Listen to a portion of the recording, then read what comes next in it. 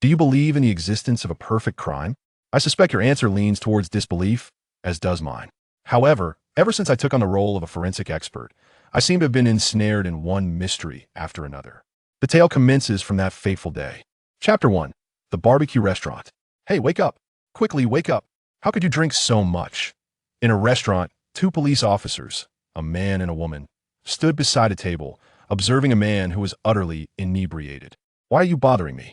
Can't you see I am drinking? Xiao Yunshan muttered in displeasure, reaching for his glass once more. Upon discovering it was empty, he then grabbed the nearby bottle, only to realize it too was devoid of its contents. Bring me another bottle, he shouted before slumping onto the table. The bottles toppled over, clattering noisily. The two officers exchanged glances, silently lamenting the sight of the numerous empty bottles before them. Given his state, it seems we won't be able to question him. Let's seek out others first, the female officer suggested. Agreed. After a brief discussion, they resolved to disregard the inebriated man and inquire with others. Thud! Ugh! Just as they turned away, a sound pierced the air. They glanced back only to find Xiao Yunshan sprawled on the floor, his body limp, as he continued to retch. An unpleasant odor swiftly permeated the atmosphere. The two rushed forward to administer first aid.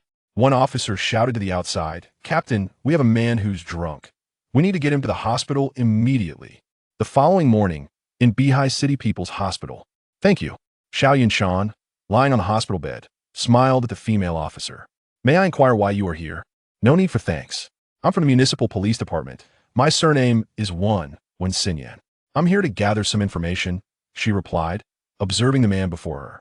It was hard to fathom that this polished young man was the same one who had been so intoxicated and unkempt the previous night. What is your name? Where were you last night? What were you doing? She asked while taking notes. My name is Xiao Yunshan. Last night, I was at the restaurant drinking. I can't recall how much I had, and I'm quite embarrassed that I didn't settle the bill, he confessed, scratching his head awkwardly. When Xinyan regarded him thoughtfully and said, "There's no rush to settle the bill. A homicide occurred at the restaurant where you dined last night. Could you share what you remember about the incident?" Homicide? Xiao Yunshan's eyes widened in disbelief. No way. Indeed, when Xinyan nodded. A homicide. Do you have anything to add? Xiao Yunshan sighed, staring blankly at the ceiling. I remember arriving around 9 o'clock, and nothing seemed particularly unusual. Then, as per usual, I ordered some food and drinks, indulging in them alone, and I must have consumed quite a bit of alcohol. During that time, I believe I heard some commotion outside, but I'm not one to indulge in gossip, so I didn't go out to investigate. When Xinyan noted his demeanor and thought to herself that this seemingly refined individual was, in fact, a drunkard. After exchanging a few pleasantries, she took her leave. Once everyone departed, Xiao Yunshan lay in a stupor on the bed. Knock, knock, knock. A nurse approached, rapping on the door. Xiao Yunshan, you are cleared for discharge. Upon hearing this, Xiao Yunshan appeared to be oblivious, staring blankly at the ceiling. Seeing his lack of response, the nurse entered. Xiao Yunshan, I understand. I'll handle the discharge paperwork shortly. 3 days later at the Beihai City Public Security Bureau in the corridor on the second floor. Notify the team to convene for a case discussion at 10 o'clock sharp. The officer leading the team instructed a colleague beside him. Make sure to bring Old Zheng along. Captain Zhang, when Xinyan interjected, Old Zheng isn't at work again today. What? Captain Zhang exclaimed. Old Zheng is absent again? Have we managed to contact him? No, when Xinyan shook her head. He isn't answering calls or responding to messages. That Old Zheng. Captain Zhang scolded in frustration. If he doesn't want to work, he should just leave. His constant negligence will inevitably lead to significant issues. At that moment, when Xinyan spoke up, there's also a new forensic expert joining us today. What do you think? A new forensic expert? Captain Zhang's face lit up with surprise. Are you implying someone is here to take Old Zheng's position? Exactly, when Xinyan nodded. We no longer have to rely on that unreliable forensic expert. Wonderful. We are in need of a forensic expert for the establishment of a special task force. Captain Zhang remarked eagerly. Please welcome him and then return to the meeting. Understood. Just then, a figure approached the entrance of the police department. The newcomer donned casual attire and carried a bag. As the two watched through the window in the corridor, Captain Zhang pointed and said, Is that him? It should be, when Xinyan replied, but I can't shake the feeling that he looks familiar. Do you know him? Captain Zhang inquired. When Xinyan shook her head, I can't recall. I'll go ask. All right, Captain Zhang said. Take him to the forensic office first, and remember to return for the meeting. With that, He headed towards the conference room at the other end of the corridor.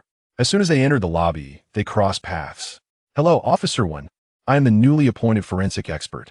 Upon seeing the female officer before him, Xiao Yunshan couldn't help but marvel at how small the world is.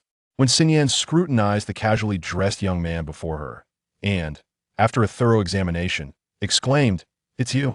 Xiao Yunshan, 5 minutes later, in the forensic office on the 3rd floor. When Xinyan perused the file in her hand, Xiao Yunshan, male, born November 25, 1999, from Bihai, majoring in forensic medicine at the Provincial Medical University, ranked first in his class, a prodigy. Such compliments. Xiao Yunshan smiled modestly. "Don't be too pleased yet." When Xinyan put away the file. "Recently, there have been several heinous criminal cases, and you're currently the only forensic expert in the criminal investigation team. So, rest assured," Xiao Yunshan replied confidently. "As a forensic expert, I will certainly do my utmost to serve my country and government." When Xinyan regarded his self-assured demeanor with skepticism, "On the day you were drinking, 2 homicides occurred at that barbecue restaurant." "Really?" Xiao Yunshan's eyes widened in shock. 2 homicides. "Indeed," when Xinyan confirmed.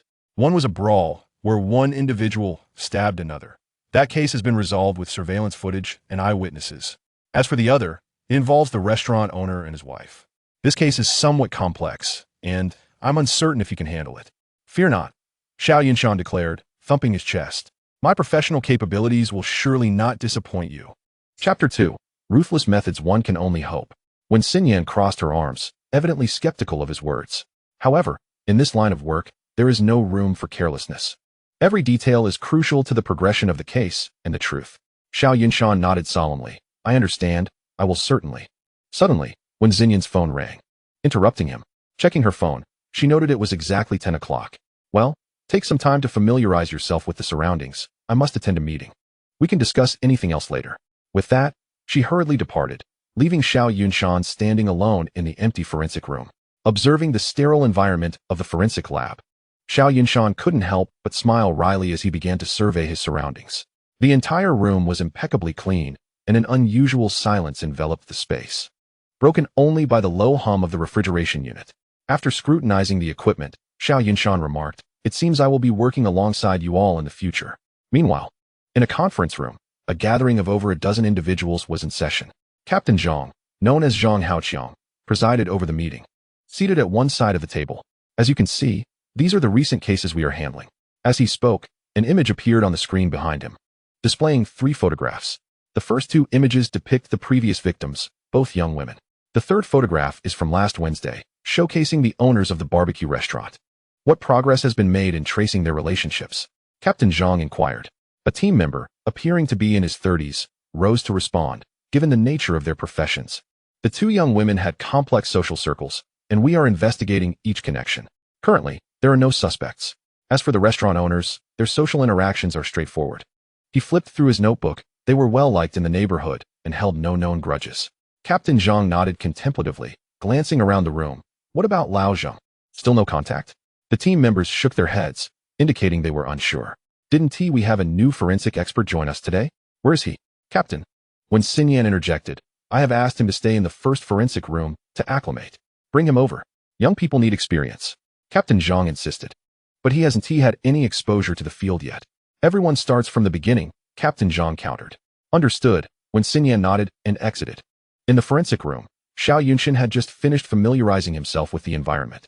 With nothing else to occupy his time, he settled onto a stool and began browsing short videos. Just as he was engrossed in his viewing, when Xinyan re-entered. Looking up, Xiao Yunshan's curiosity piqued.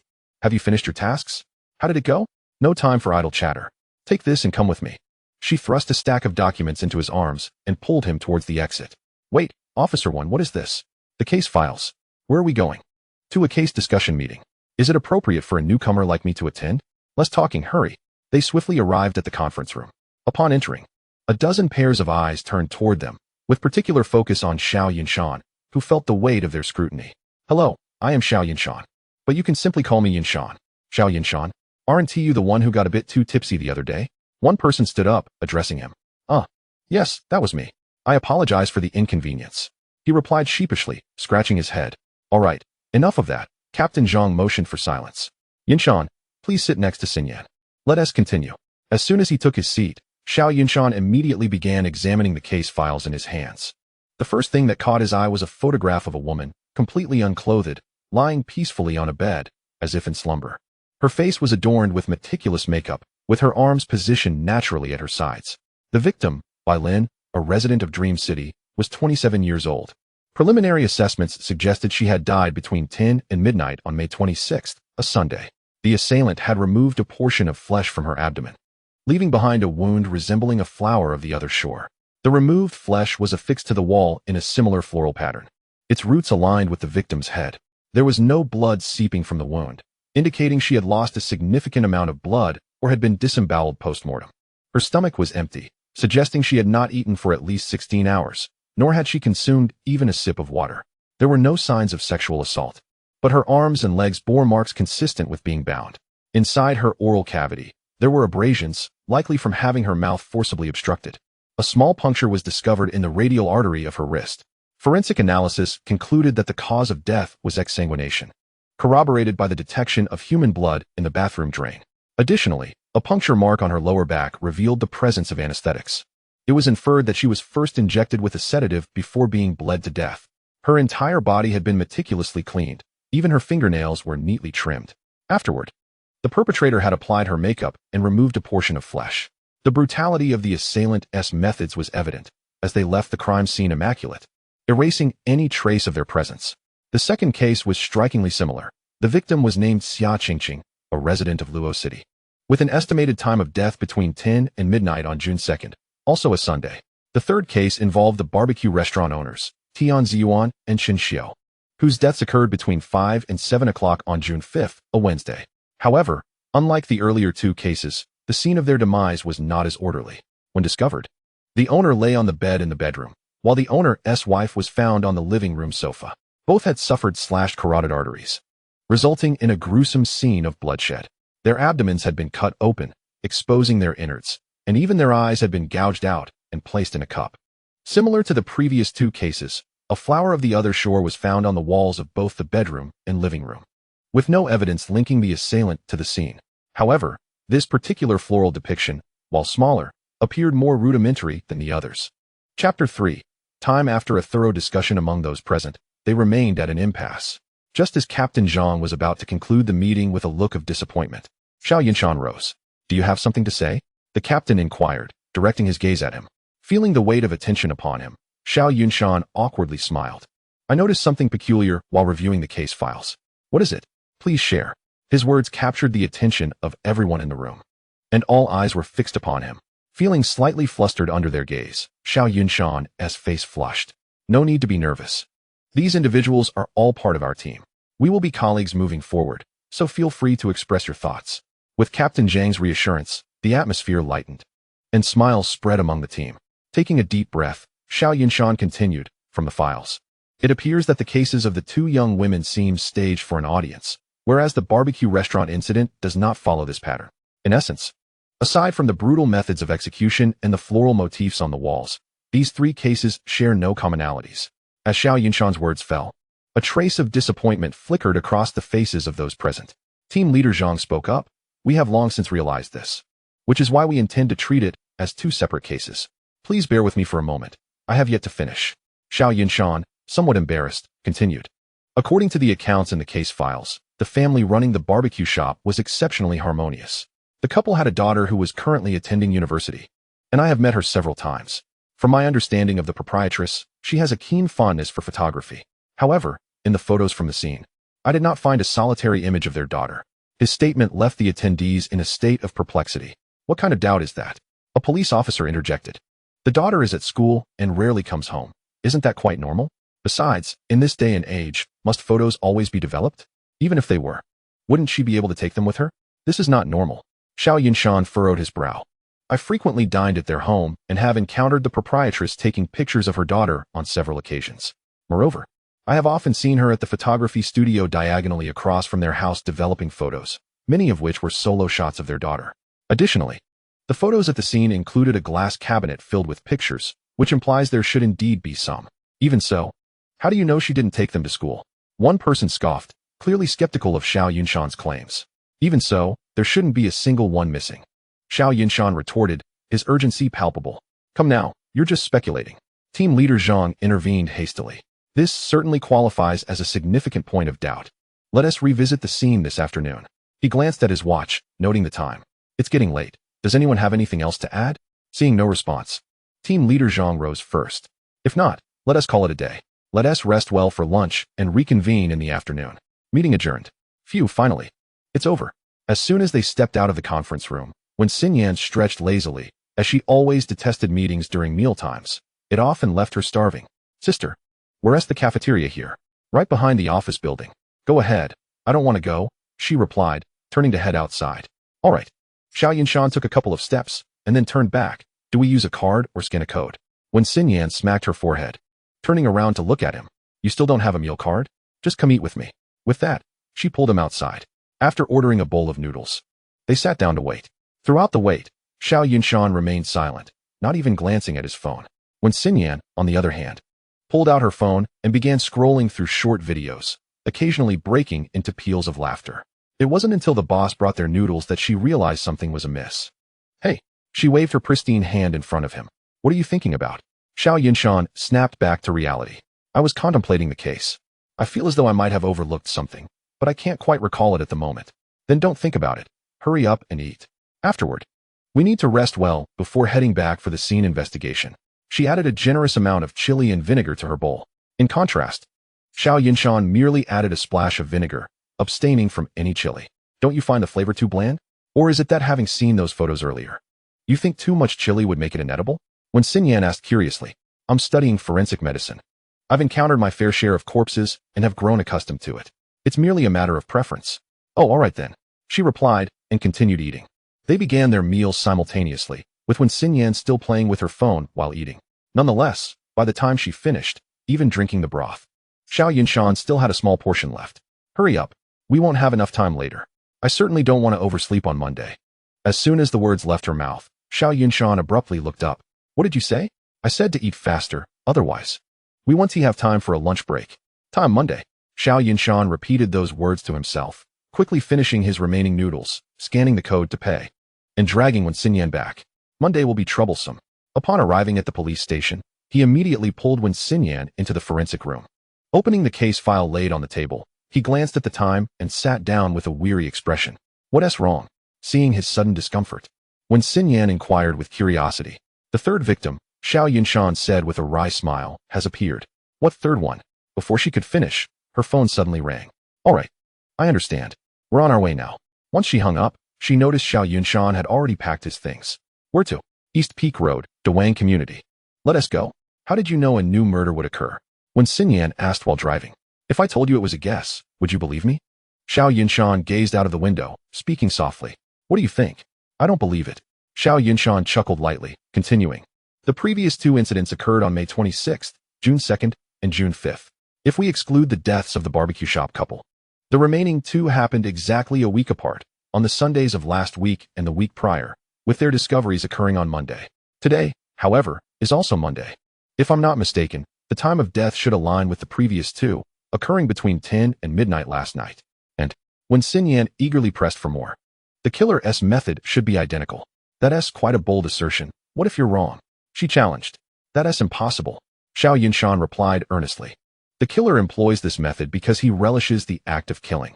This can be evidenced by the meticulous makeup he applies to the victim's post-mortem, as well as the remarkably tidy crime scenes. He perceives this process as a means of self-indulgence. The terror of the victim's last moments and the panic of the onlookers are akin to the cheers of an audience for a victor, a sensation he is utterly captivated by. Once that feeling wanes, he will strike again.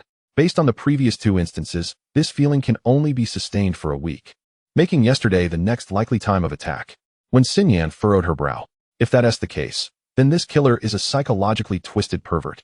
But even if your reasoning holds true, we currently lack any leads on the killer. How can we apprehend him? Xiao Yunshan sighed, resting his forehead in his hand. Since he revels in the spectator's panic, he will undoubtedly be present at the scene. However, this is merely a conjecture. We currently possess no concrete evidence. After all this, don't tell me you're just good at talking. When Xinyan scoffed, accelerating the car, the vehicle sped down the highway, and soon they arrived at the crime scene. The area had already been cordoned off by the police, a palpable tension hanging in the air. Just before exiting the vehicle, Xiao Yunshan suddenly grasped Wen Xinyan's arm. Pay close attention to the people around us. Observe if anyone's behavior seems unusual. Who do you look down upon? Wen Xinyan shot him a glare. Don't worry. I'll be vigilant. With that, the two opened the car doors and made their way to the scene. Along the way, Wen Xinyan was on her phone, frequently glancing at the crowd. They soon reached the entrance, where she displayed her credentials to the police officer at the door before entering. Dawang Community is a village within the city of Bihai, predominantly inhabited by outsiders. The body lay on the third floor, and a large crowd had gathered at the foot of the building, idly watching the unfolding drama. Hey, who asked the deceased? I hear it's a young woman named Huang. Is it Huang Yidan? How did she die? I have no idea. Upon entering the corridor, a figure in his 30s stood at the door. He was a detective named Wang Peng. Xiao Yunshan recognized him instantly, but chose not to greet him. The deceased was a tenant who shared an apartment with a friend, both of whom were engaged in the adult entertainment industry. What about the other person? Wen Xinyan inquired. She has been located. At the time, she was in a hotel with a man, leaving no opportunity for her to commit the crime. Wearing shoe covers, they opened the bedroom door and glanced inside. The scene closely resembled that of Bai Lin and Xia Qingqing's demise. A woman lay naked on the bed, and on the wall was a grotesque flower made of flesh and blood. The flesh was evidently taken from the victim's abdomen, where a similar flower was also present. Although the photographs had revealed little, witnessing the scene firsthand left Xiao Yunshan in awe of the perpetrator's technique. It is known that all living beings possess elastic flesh, particularly in the abdominal area. Extracting flesh from a person's abdomen and crafting such a large design is exceedingly challenging. The incision was remarkably clean, indicating the killer's precision and expertise. The room was immaculate, with even the trash can sporting a freshly replaced bag. To delay decomposition, the air conditioning had been set to its lowest temperature. What are you dawdling for? Get in there and start working, Wen Xinyan urged, pushing Xiao Yunshan forward as he stood motionless at the entrance. He was meticulously comparing the scene to his memories of the other two victims.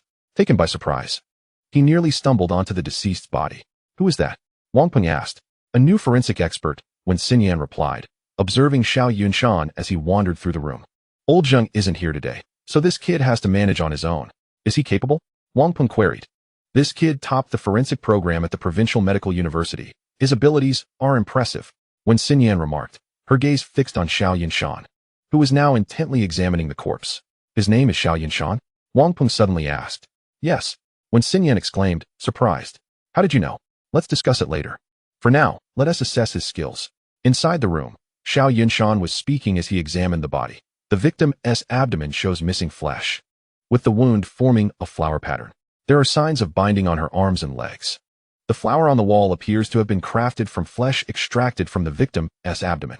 The incision is remarkably neat. The killer seems highly skilled, having made no mistakes. There is no sign of retraction or blood seepage around the cut, indicating that the dissection began post-mortem. Upon gently opening the mouth, he observed minor abrasions within. The victim's oral cavity was damaged, likely due to being gagged with a cloth or towel. Her pallor and lack of blood in the lips suggest significant blood loss.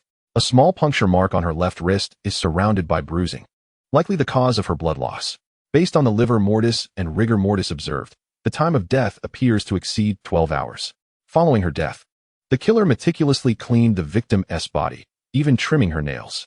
As he gently lifted the corpse to examine the back, he noted a small puncture mark on the lower back. With these observations, the autopsy was nearly complete. He carefully collected a sample of blood from the body and gingerly removed the wall's flower for safekeeping.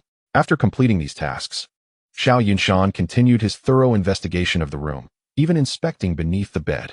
Indeed, the scene has been meticulously cleaned. There is not a trace of blood, not even the bed linens, which appear brand new. Positioning himself by the window, he glanced down to observe the crowd gathered below. He promptly waved to Wen Xinyan, who was standing at the bedroom entrance. After she approached, he pointed to a well-dressed man in the crowd and declared, he could very well be the killer. Let us conduct the autopsy first. Wen Xinyan stated, scrutinizing the man for a moment before continuing, it's already concluded. With that, he began to gather his belongings, enlisting assistants to place the body in a body bag. All right, we'll handle the rest. Looking outside the bedroom, he noted the presence of 4 or 5 detectives from the criminal investigation team at the entrance. After securing the body, he intended to leave. As he passed the restroom, he turned back to Wen Xinyan and advised, pay special attention to the floor drain, bathtub drain, and toilet. There should be traces of blood there. Chapter 5. Autopsy. With that, He and Wang Peng descended the stairs with the body. Upon reaching the ground floor, the onlookers shielded their eyes, gasping in shock. The man Xiao Yunshan had observed from above bore a slight smirk. As they placed the body in the vehicle and returned downstairs, the man had already departed. "What are you staring at?" Wang Peng approached him and inquired. "Nothing. Let us head back," Xiao Yunshan replied. "Do you think this case is straightforward?" "Far from it." Xiao Yunshan gazed out the window, responding without hesitation. "The perpetrator has considered every detail. There are virtually no clues at the scene." "Did you suddenly get out of the car because you suspected something?" "Yes, but the individual has already left." He rubbed his forehead, pondering the killer's method. Each incision appeared practiced, which could be a lead. After that, he fell into deep thought, and Wang Peng, recognizing his concentration, remained silent and focused on driving. Soon, they arrived at the police station, where they worked together to carry the body to the forensic room. Upon entering the hall, they were met with a cacophony of cries. They exchanged glances and decided to enter through the back door. Shortly after placing the body down, when Xinyan returned, "I didn't expect you to have such skill. You guessed correctly that the blood was placed in the bathtub." As she spoke, she entered the forensic room. "What is the status?" "Not started yet," Xiao Yunshan replied, casting a glance at her. "What is happening outside?" The daughter of the couple who owned the barbecue restaurant, Tian Yao, along with her boyfriend and another girl, suddenly arrived. "Tian Yao is causing a scene over there. I detest such scenes. Let me hide here for a moment," she said, finding a chair to sit in. "You carry on. I won't be a bother." Xiao Yunshan chuckled, realizing she had come to seek peace. He resumed his work, while Wang Peng also settled into a chair, seemingly unwilling to leave. The forensic room was filled with the sounds of machinery and Xiao Yunshan moving about. As he had anticipated, the body had been cleaned thoroughly, leaving almost no clues. The killer had executed the design with precision, making no mistakes throughout the entire process. A small blood sample was extracted from the abdominal cavity and set aside for testing. The autopsy was nearing completion. Observing that he had concluded so swiftly, both Wang Peng and Wen Xinyan were filled with curiosity. "Is that it? You're finished?" Wang Peng asked, puzzled. "Aren't you going to take a closer look?" There's nothing further to examine. The killer meticulously cleaned every inch of her body, leaving little to chance. "This is quite challenging," Xiao Yunshan responded, preparing to retrieve a covering for the body before placing it in the cold storage. "All right," both expressed their disappointment. They understood that the body would likely yield little information, yet they remained hopeful. However, as Xiao Yunshan approached the body once more, a small patch of skin on the victim's arm caught his attention. Suddenly, an unexpected sound captured the attention of both individuals. The patch of skin was situated high on the left wrist. He gently touched it with gloved fingers, feeling no discernible difference. Bringing his fingers to his nose, he immediately leaned over the deceased's arm, scrutinizing it intently. Hey, don't get too close."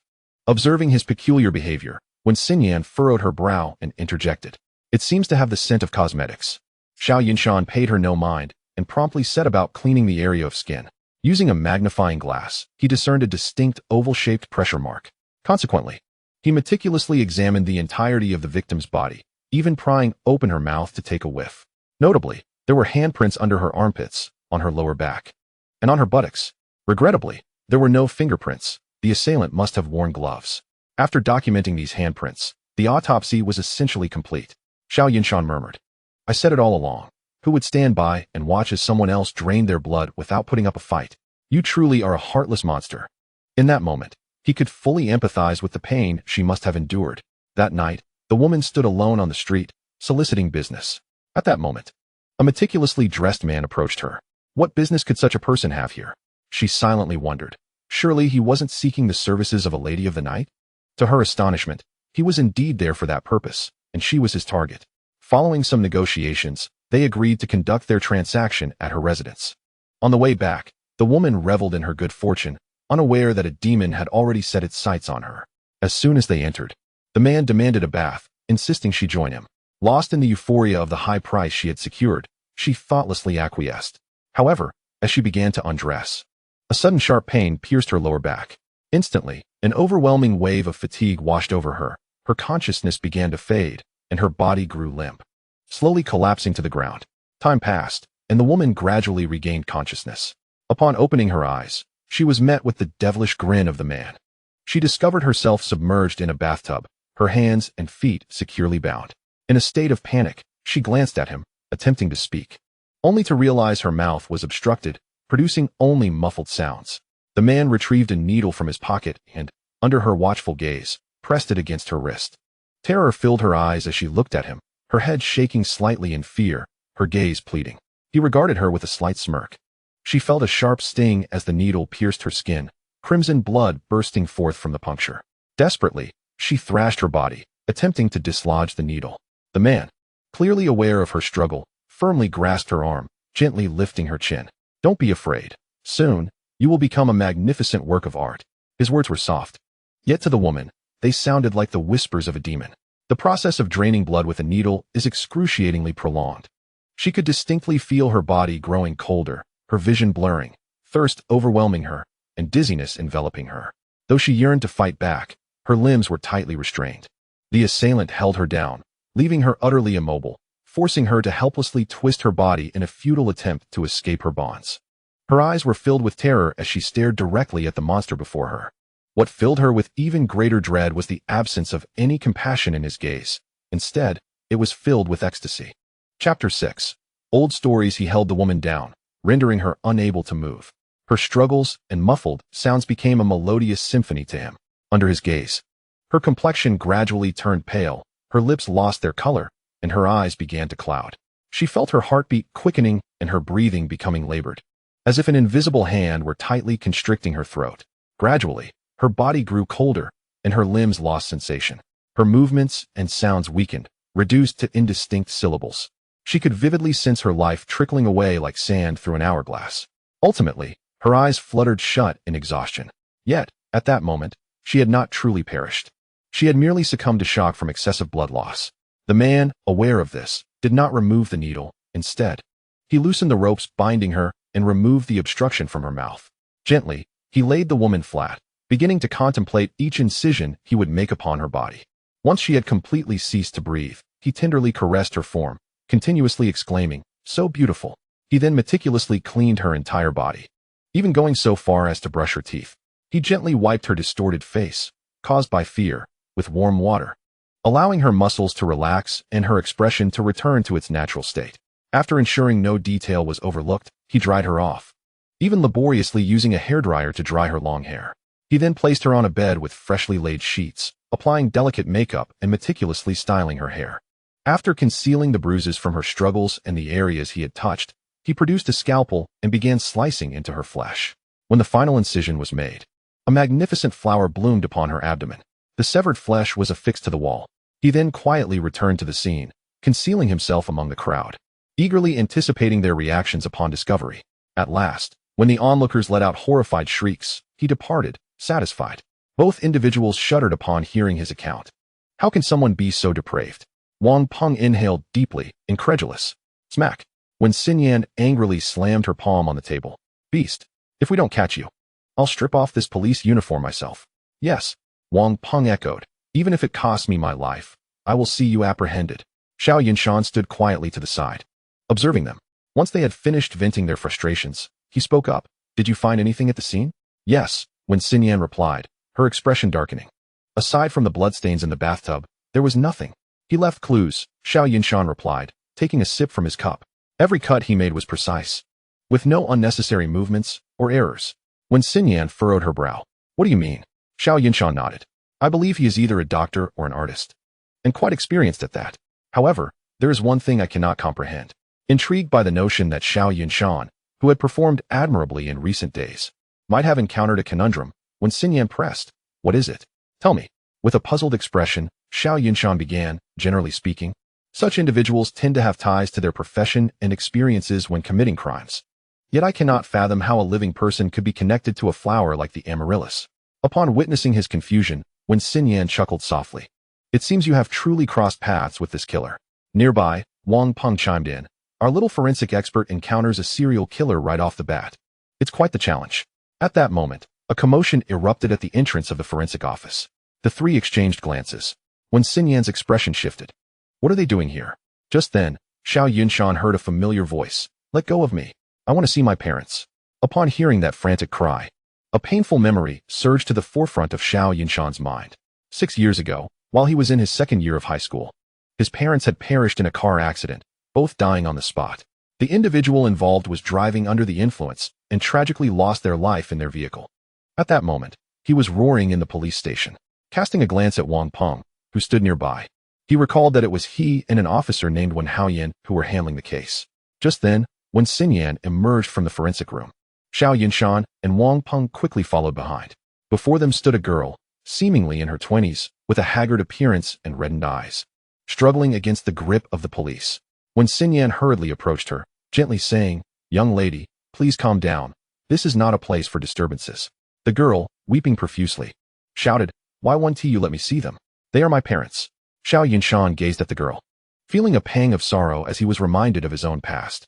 Wang Peng stepped forward, speaking earnestly, "Child, we understand your feelings, but we must adhere to the procedure. The forensic team is performing essential work to provide you with a clear explanation." As these words resonated, others present stepped in to comfort her. The girl's emotional state softened slightly, yet she continued to sob, "Dad, Mom, I refuse to believe you have left just like that." At that moment, when Xinyan signaled for the police to release the girl and led her to a nearby lounge to offer her comfort, Xiao Yunshan shook his head and entered the forensic room. Just then, Wang Peng followed him in. "6 years ago, you all comforted me in the same manner," Xiao Yunshan remarked without lifting his gaze. His words confirmed Wang Peng's suspicions. This individual was indeed the child from that earlier incident. Lost in memories, he sat beside him. "Indeed, it has been quite a while. You must have been around 15 then?" 16, came the reply. "Have you been well these years?" "Quite well." Xiao Yunshan gently closed his eyes, holding back tears. "Since that day, my teachers and classmates have taken great care of me." The forensic room fell into a profound silence. After a lengthy pause, Xiao Yunshan finally spoke. "She is just like I was back then. The pain of losing parents is unbearable, and she should not be blamed." "Xinyan is prudent," Wang Peng added. Just as he finished speaking, when Xinyan entered the room, noticing the tension between the two men, particularly the slight redness around Xiao Yunshan's eyes, she furrowed her brow and asked, "What's wrong?" "Nothing." Wang Peng shook his head. "How is the victim's daughter faring?" "There are others observing." When Xinyan replied with suspicion, "If all is well, let us proceed to a case discussion meeting." Chapter 7. The victim's daughter in the conference room. A dozen officers gathered to listen to Xiao Yunshan's analytical report. Once he concluded, Captain Zhang rubbed his temples and said, "So it appears the perpetrator's methods are exceedingly brutal, with a strong psychological profile and counter-investigation awareness. Moreover, this is a serial killer, making them quite formidable." Indeed, when Xinyan stood up to speak, "We have also surveyed the surveillance near the crime scene and the locations where the victim solicited business. The cameras were either damaged or outdated and inoperative." "Is that so?" Captain Zhang inquired, visibly puzzled. "Yes," he continued, lightly tapping the table. "The killer seems to operate weekly, always on Sundays. This indicates they take the intervening days to scout for new targets." As he spoke, he marked a broad area on the map, encompassing the previous 2 cases, indicating it was likely within this zone. "We need to expedite our search for sex workers in this area. We have only 5 days left, and time is of the essence." Turning to Wen Xinyan, he asked, "What about the barbecue restaurant?" Wen Xinyan switched to a new PowerPoint slide, displaying the details of the murder case at the barbecue restaurant. The victim met a tragic end, and the killer's methods seemed to stem from a place of fury. "I believe we can approach the victim's daughter, Tian Yao, to seek information on any enemies her parents may have had." "Yes, that sounds viable," Captain Zhang nodded. "However, given that she has just lost her parents, we must be cautious with our words and demeanor." Noting that no one in attendance objected, Captain Zhang declared, "The barbecue restaurant case will be handled by Wen Xinyan and Wang Peng, while I will lead the investigation into the serial killings." With that, he promptly concluded the meeting. Wen Xinyan, a decisive woman, immediately took Wang Peng and Xiao Yunshan to conduct interviews. As Tian Yao's emotions began to stabilize, Wen Xinyan and Wang Peng engaged her in conversation in the lounge. Meanwhile, the boy and girl who accompanied her waited in the hallway, accompanied by Xiao Yunshan. The boy, Ma Juanjia, and the girl, Jiang Jiaojiao, were students in the same major as Tian Yao. After exiting the lounge, Ma Juanjia paced anxiously in the hallway, while Jiang Jiaojiao sat beside Xiao Yunshan, her face etched with concern. "Can you please calm down and wait patiently?" Xiao Yunshan finally said, unable to bear Ma Juanjia's restless fidgeting. "I'm worried," he exclaimed. "Yao's parents have passed away. She must be utterly devastated." "Rest assured, Officer 1 is a seasoned detective and will handle the situation with care," Xiao Yunshan reassured him. Ma Juanjia took a deep breath and halted his pacing, nervously wringing his hands. "I hope so," he murmured. At that moment, the lounge door swung open, and when Xinyan and Wang Peng emerged, Ma Juanjia and Zhang Jiaojiao immediately stood up, their eyes filled with anticipation. When Xinyan slightly furrowed her brow and said, "The situation is quite complex. We require further investigation." Ma Juanjia asked impatiently, "What about Tianyao?" Wang Peng replied, "Her emotions remain somewhat unstable, but she has calmed down a bit." Jiang Jiaojiao bit her lip and softly inquired, "What about us?" When Xinyan pondered for a moment before responding, "You should return home for now. If needed, we will reach out to you." After saying this, she and Wang Peng returned to the lounge. "All right, you should head back," Xiao Yunshan said, preparing to escort them out. "Officer, what is your name? Could you share your contact information?" Jiang Jiaojiao suddenly asked. "I'm not an officer. I'm merely a forensic doctor." Xiao Yunshan replied with a smile as he pulled out his phone. "If you don't mind, we can connect." "Wow, a forensic doctor." Jiang Jiaojiao's eyes sparkled with excitement. "I absolutely have to have your contact. How long have you known Tianyao?" Xiao Yunshan curiously inquired. "We've known each other since high school. It's been 5 years now," Ma Juanjia replied, gazing at the lounge door. "Are you her boyfriend?" Xiao Yunshan asked, looking at him. "Have you met her parents? What do they think of you?" "Yes. We plan to get married right after graduation." Ma Juanjia nodded. Xiao Yunshan then turned his attention to Jiang Jiaojiao. "And you?" "I often visit her home, and she comes to mine frequently," Jiang Jiaojiao replied. "Our families are quite familiar with each other." Just then, Xiao Yunshan suddenly remarked to Jiang Jiaojiao, "I think I heard Tianyao crying again. You should go check on her." Upon hearing this, the two immediately rose to enter the lounge. However, Ma Juanjia was firmly held back by Xiao Yunshan. "There are only girls in there. It's not appropriate for you to go in. She can go. You should stay here with me." Ma Juanjia attempted to protest, but Xiao Yunshan's grip was unyielding, leaving him no choice but to remain behind, while Jiang Jiaojiao pushed the door open and entered. Once the door closed, Xiao Yunshan turned to Ma Juanjia and asked, "You must have both met each other as parents, right?" He then inquired, "Does Tianyao have many photos at home, particularly of herself?" Caught off guard by the abrupt question, Ma Juanjia responded, "Yes, she has quite a few. Her parents love taking pictures of her." "Why do you ask? Do you have any photos of you and Jiang Jiaojiao?" "Indeed," replied Ma Juanjia, "but all of ours are group photos taken in Yao Yao's room." Xiao Yunshan, deep in thought, did not respond immediately but continued to inquire, "Does their family possess any specialized photo albums?" "Yes, they have 2 or 3. Ma Juanjia answered without hesitation. "One is in my uncle and aunt's bedroom, another in the living room." A glimmer of excitement flashed in Xiao Yunshan's eyes as he continued, "Are there many suitors vying for Tianyao's affection?" Ma Juanjia nodded. "There are a few, but Yao Yao pays them no mind. Her heart belongs solely to me." Xiao Yunshan squinted slightly and pressed further, "Among these suitors, has anyone been particularly aggressive or persistent?" After a moment's reflection, Ma Juanjia shook his head. "It seems not. At least, I haven't heard Yao Yao mention anything." With a furrowed brow, Xiao Yunshan persisted, "Is there anyone besides you who knows her family?" "I cannot say for certain," Ma Juanjia replied, shaking his head again. Xiao Yunshan nodded gently, falling silent.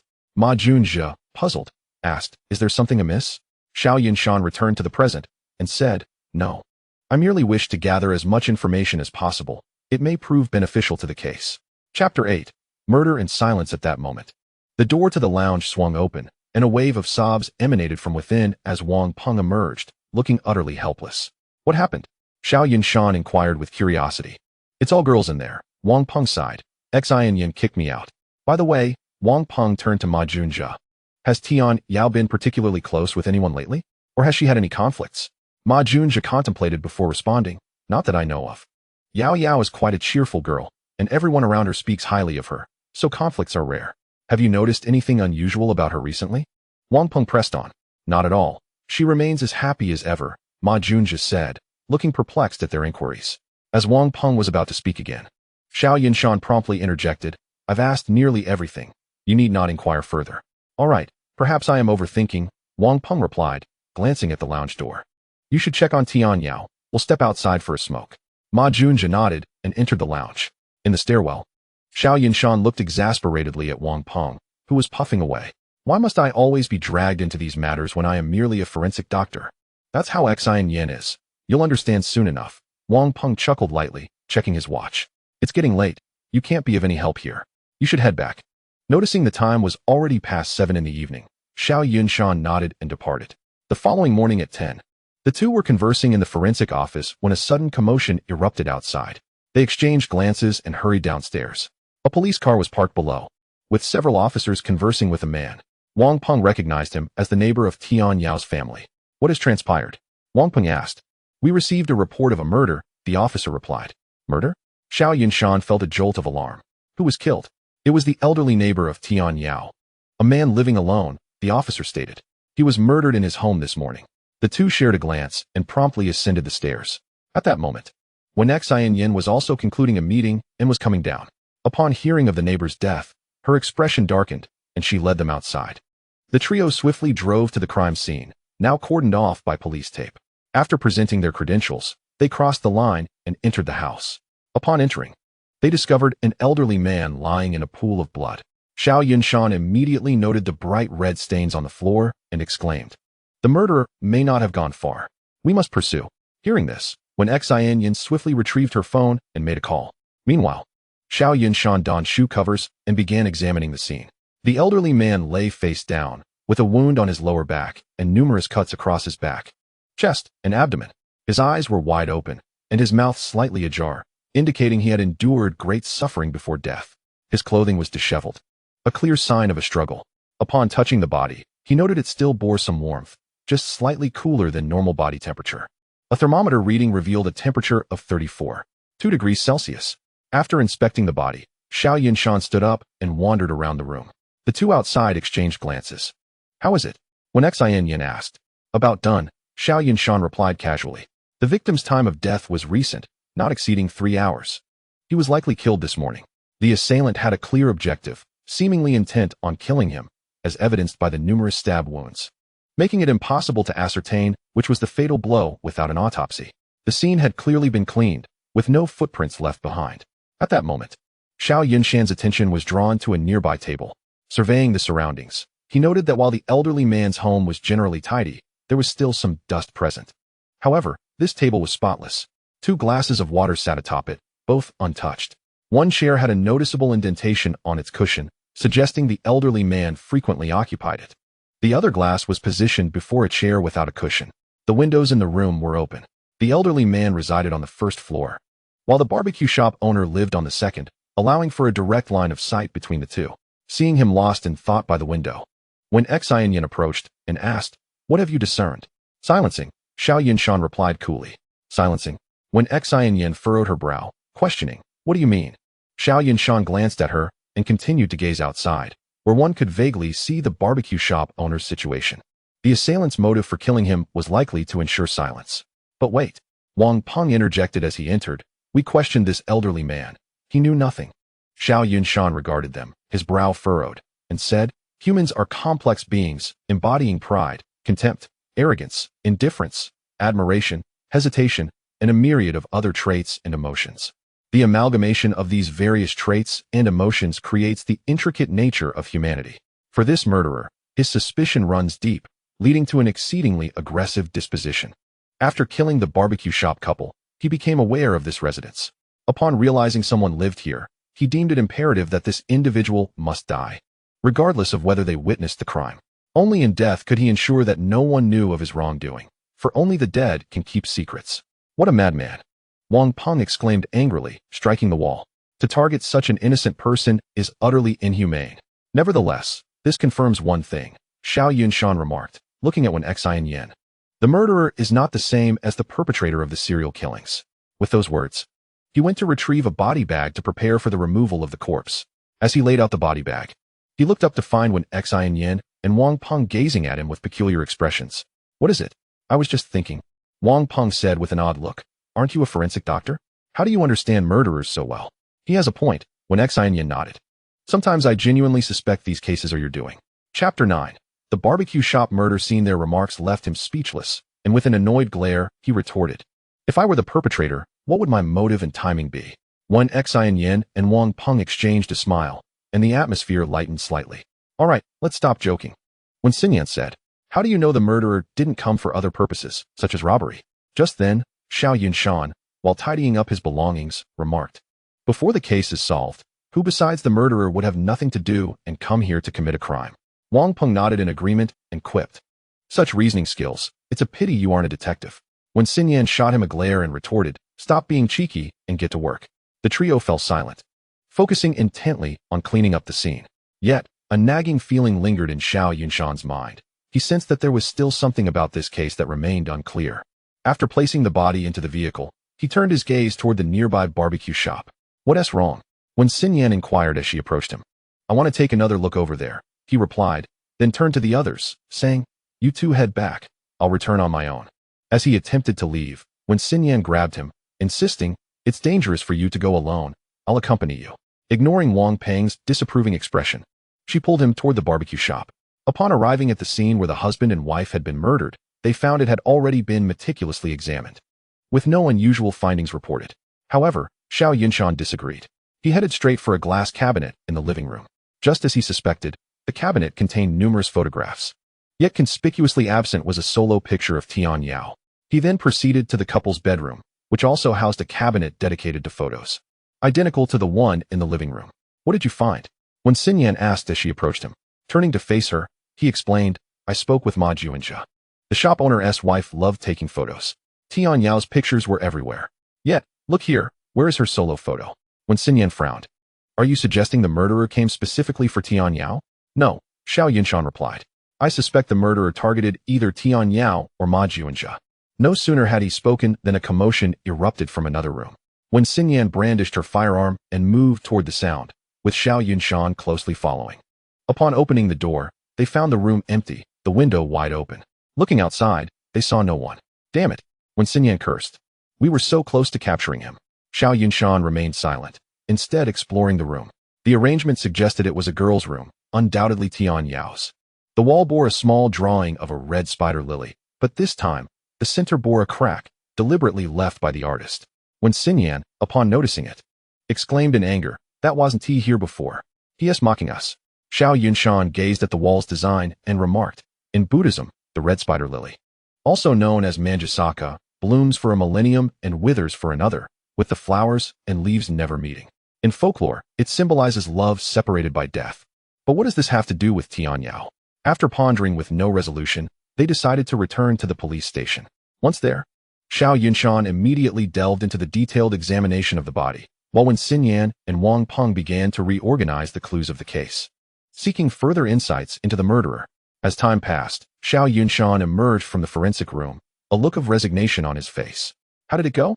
When Xin Yan and Wang Peng asked in unison, handing them the autopsy report, Xiao Yunshan took a deep breath and said slowly, there's little to verify.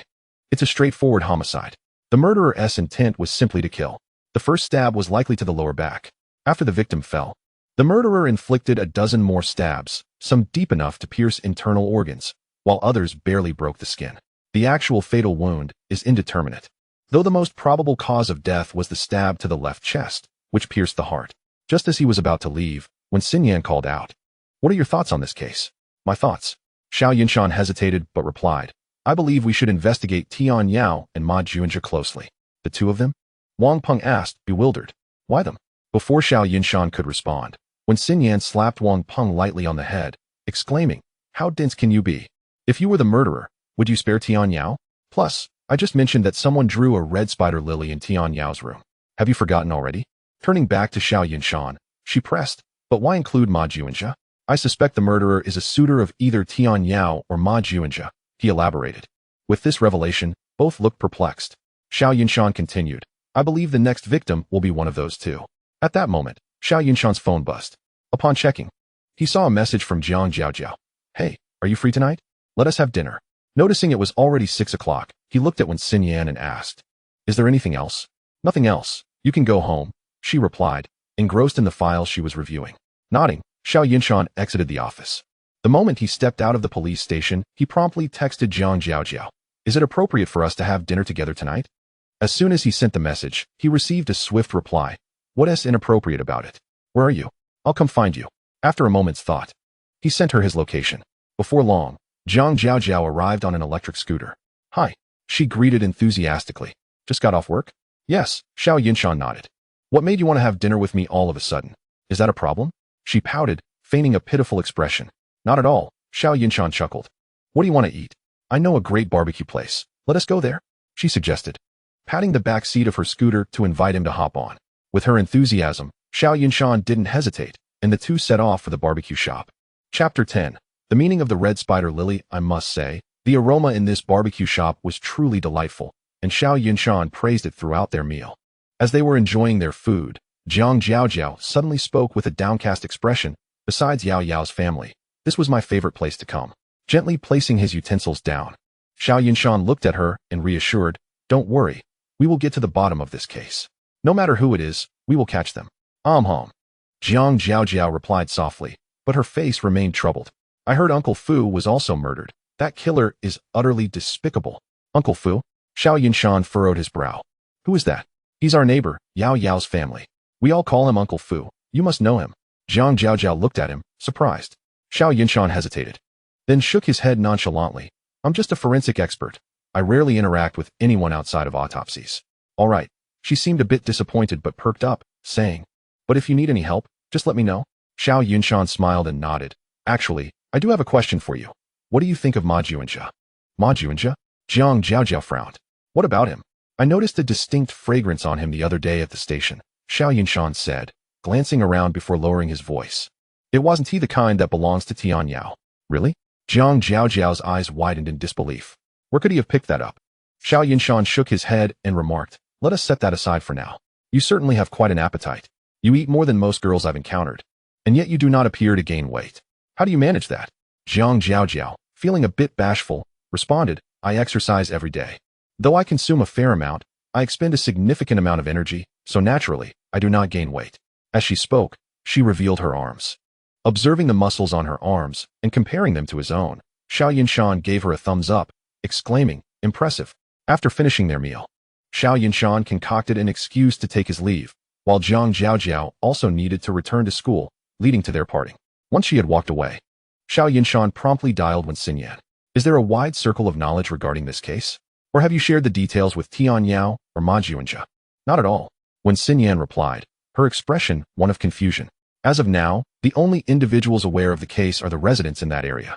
After we questioned them yesterday, they returned to school, and I even drove them back myself." "What is going on?" Xiao Yunshan recounted their earlier conversation over dinner, to which Wen Xinyan furrowed her brow and said, "There is something off about Jiang Jiaojiao. How could a student be privy to such information?" Xiao Yunshan murmured, "Were they really at school yesterday?" Wen Xinyan appeared equally perplexed. "I personally witnessed them entering." "Wait," she suddenly interjected, "I did see them return. But they need not remain on campus. What if Tian Yao requested a leave of absence citing a family emergency, and then Ma Juanjia and Jiang Jiaojiao accompanied her? They could easily leave the school." Contemplating this, Wen Xinyan quickly hung up and called their counselor. At that moment, Xiao Yunshan noticed Jiang Jiaojiao had sent him a message. "Recently, Yao Yao has been quite distressed. Perhaps it would be best not to inform her about that incident for now." His fingers flew across the screen as he replied, "Let us wait a while. At the very least, let us discuss it after this case is resolved." After pondering for a moment and finding no issues with his response, he sent it off. Coincidentally, when Xinyan's call came through again, "I just spoke with their counselor, Wang Jing. She mentioned that only Tian Yao has taken a leave of absence, expressing concern about potential issues, thus allowing her to stay at her home. However, Jiang Jiaojiao and Ma Juanjia did not. According to their roommate, Jiang Jiaojiao has been returning very late and leaving early. She claims she is studying late for upcoming exams in a quiet place." After hanging up, Xiao Yunshan hurried back to the barbecue shop at Tian Yao's home. The evening had descended, and he stood in the center of the living room, the lights unlit, meticulously recalling the scene photographs he had seen.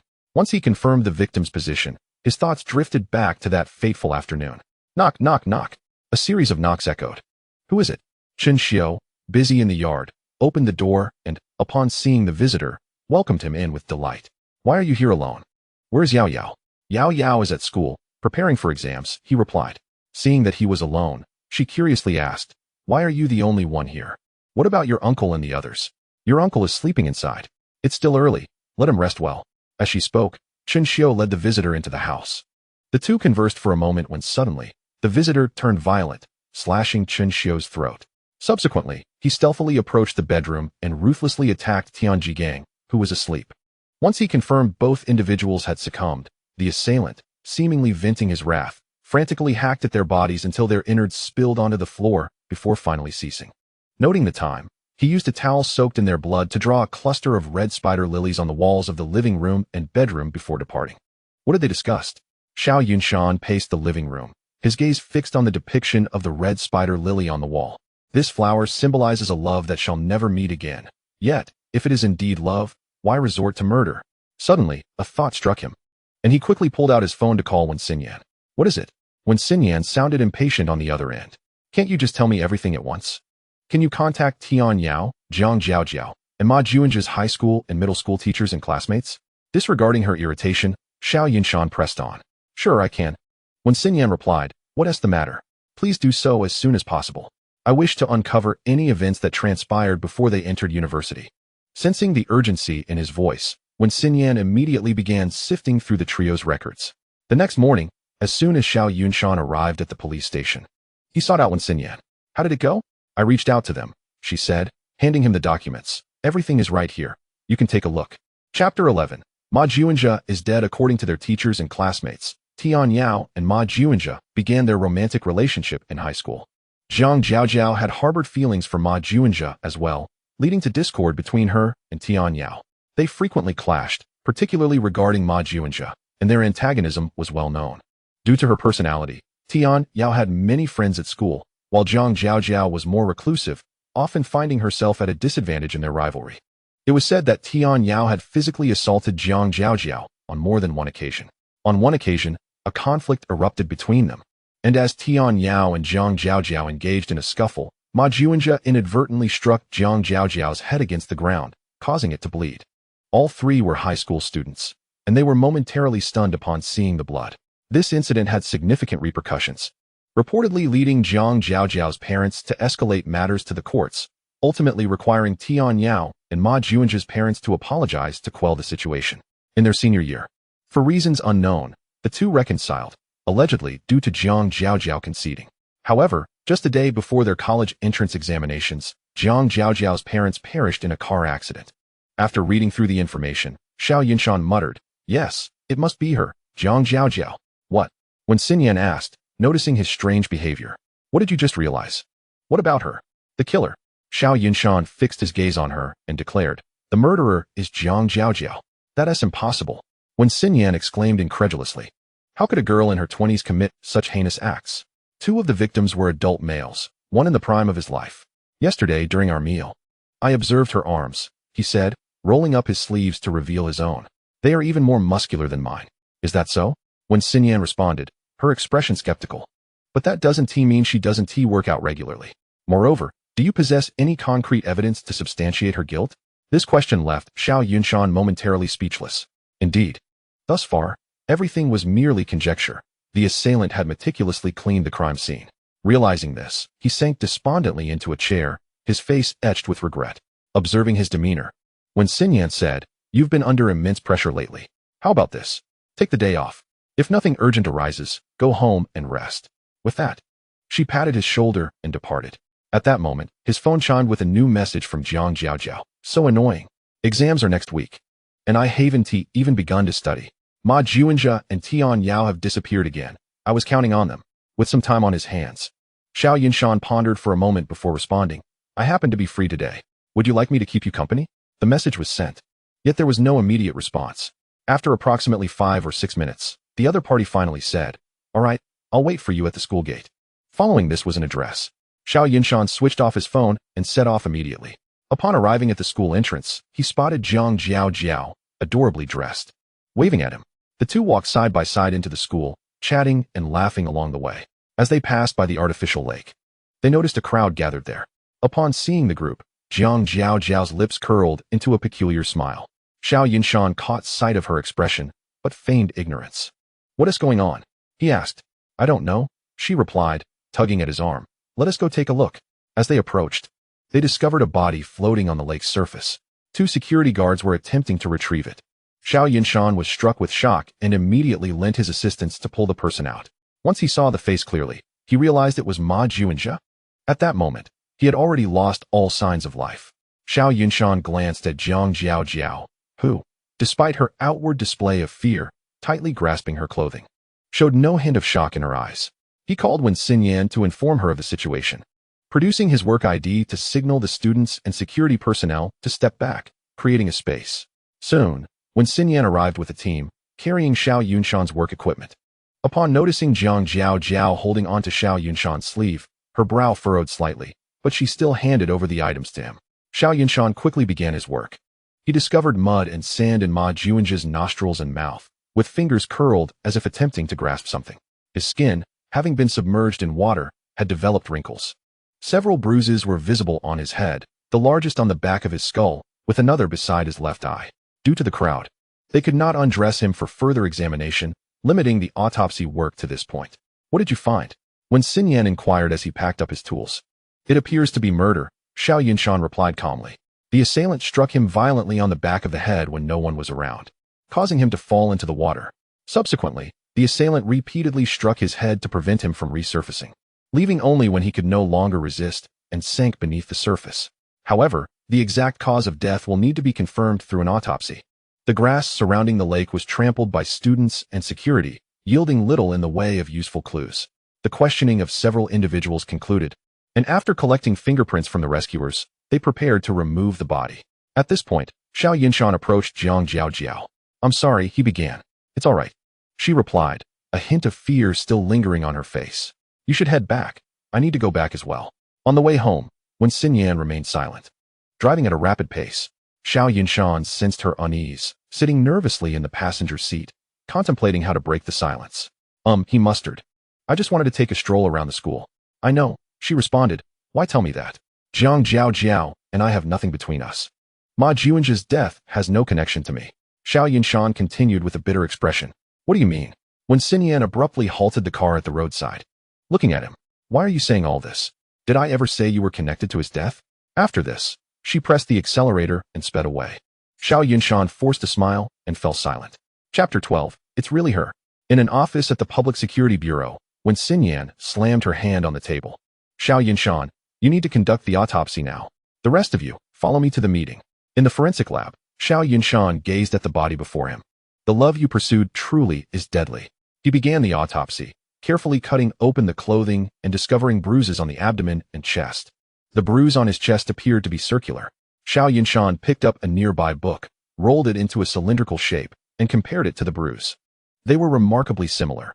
It was indeed from a book. Further examination of the bruises on his head revealed a different cause. It seemed he had been struck with something akin to a wooden stick. After conducting the autopsy, he found the lungs filled with water containing mud and sand, indicating a classic case of drowning. A thorough examination confirmed this conclusion. Upon finishing the autopsy report, he promptly delivered it to Wen Xinyan. Upon entering, he saw several individuals seated with grim expressions, each with a dossier before them. As he approached, Wen Xinyan immediately asked, "What did you find?" Handing her the autopsy report. He said, Ma Juanjia was first attacked unawares and was pushed into the artificial lake. The assailant then continually struck his head, preventing him from surfacing, until he could no longer resist and sank. The group fell into deep contemplation.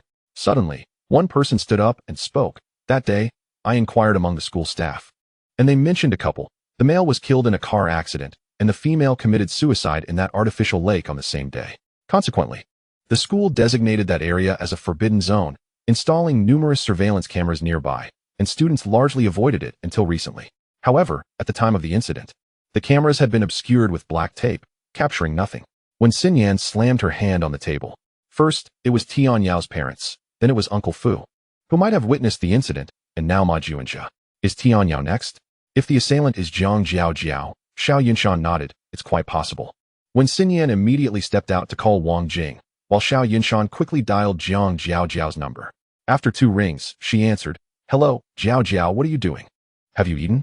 "I have, but not much. I saw Ma Juanjia's body today and lost my appetite. What about you?" Xiao Yunshan glanced at the others, speaking nonchalantly. "Just finished the autopsy. I was supposed to have a day off and thought I'd accompany you for some studying, but it turned out to be quite exhausting. I wanted to ask if you had time this afternoon. I have some questions I'm struggling with." Xiao Yunshan's eyes brightened. "Sure. I'll come find you this afternoon." "Okay." Jiang Jiao's voice suddenly perked up. "By the way, I haven't asked you how Ma Juanjia died?" Xiao Yunshan's eyes darted. "He drowned. But we found several strands of hair tangled in his clothing. DNA testing revealed they do not belong to Tian Yao. We suspect they belong to the assailant." "Really?" Jiang Jiao hesitated slightly before responding. "We must catch the assailant quickly." "Indeed," Xiao Yunshan replied. "I want to need to conduct the DNA test. I'll come to your school around 3 this afternoon." "Oh, no need. I plan to visit my grandmother this afternoon. She hasn't been well. I have a call coming in. I need to hang up." As soon as the call ended, a commotion erupted at the door. It was Wen Xinyan's voice. How did she manage that? This question was no longer important. Xiao Yunshan quickly opened the map, searching intently. The priority now is to determine where Zhang Jiao could have run off to. Are you foolish? Wen Xinyan chuckled lightly. She may not even be able to run yet. What do you mean? Xiao Yunshan inquired, lifting his gaze. Last time you deceived her by saying there was a fragrance on Ma Juanjia, and this time you claimed there were 2 strands of hair. How could she possibly know whether those strands belonged to her, or were fabricated about that girl you made up? Indeed, Xiao Yunshan exclaimed, suddenly enlightened. Moreover, Tian Yao is still alive, and her objectives remain unfulfilled. How could she leave? Exactly. Wen Xinyan replied as she gathered her belongings. I just inquired. And Wang Jing informed me of Zhang Jiao's dormitory location. Let's first ascertain the situation. Sis, can we please go a bit slower? On the highway, Xiao Yunshan sat in the passenger seat, gripping the safety handle tightly, his voice barely above a whisper. Life is at stake. How can we afford to slow down? Wen Xinyan retorted. Xiao Yunshan turned back with a wry smile, glancing at Wang Peng in the back seat, who mirrored his anxious grip. What if we encounter Zhang Jiao? Xiao Yunshan asked softly. You've already mentioned that she is highly suspicious, so she must be hiding in a place where she believes we cannot find her. We want to come across her. Wen Xinyan replied without turning her head. We've arrived. Before long, the 3 of them reached the girls' dormitory. Due to impending exams, there were few classes, and many students were in classrooms or libraries studying, yet the dormitory was bustling with activity. Having made prior arrangements, Xiao Yunshan and Wang Peng faced no obstacles upon entry. The dormitory was a quadruple occupancy with bunk beds and desks. The other 3 girls, aside from Zhang Jiao, were present. Although they were aware of the police's impending visit, facing them in person still made the 3 girls somewhat tense. You 2 go find Zhang Jiao. I will conduct the questioning. After issuing her instructions, Wen Xinyan promptly directed the 3 girls to sit aside. Xiao Yunshan and Wang Peng immediately began to rummage through Zhang Jiao's desk. As expected, it wasn't long before Xiao Yunshan discovered a book that had been tightly rolled up on the bookshelf. Although it was currently placed neatly on the shelf, it retained a curved shape. Opening the first page revealed a bloom of a ghost flower. The 2 exchanged glances and promptly tucked the book away. Wang Peng found an album in the drawer filled with group photos of the 3 girls, but at the end of the album was a picture of a ghost flower, accompanied by a caption, with the blood of the deceased, the ghost flower blooms in fiery red, leading straight to the gates of hell through a sea of blossoms. Forever trapped in the cycle of hell, unable to escape. Chapter 13. Zhang Jiao makes an appearance. The 2 continued their search until Wen Xinyan finished her inquiries and provided the 3 girls with a few instructions before promptly leading the 2 men away to find Wang Jing. On the way back to the police station, Wen Xinyan finally eased up on the accelerator. Although the trio maintained their silence, the atmosphere in the vehicle had noticeably improved. Xiao Yunshan, seated in the passenger seat, squinted his eyes in contentment. Just as he was about to doze off, Wen Xinyan suddenly asked, How did you deduce that the murderer was Zhang Jiao? Taken aback by her unexpected question, Xiao Yunshan pondered before opening his eyes. Zhang Jiao and Tian Yao are good friends. After her best friend's parents died, she still had the emotional capacity to flirt with boys. That's one. I revisited the crime scene alone. During the incident, Tian Jigang was asleep in his bedroom, while Chen Xiu was alone in the living room with the murderer. And both were killed without any defense. What kind of person could sit beside her without raising any suspicion? That's 2. The third and most crucial point is that such a serial murder case is generally kept confidential. The surrounding populace cannot possibly disseminate the information to the school within a day.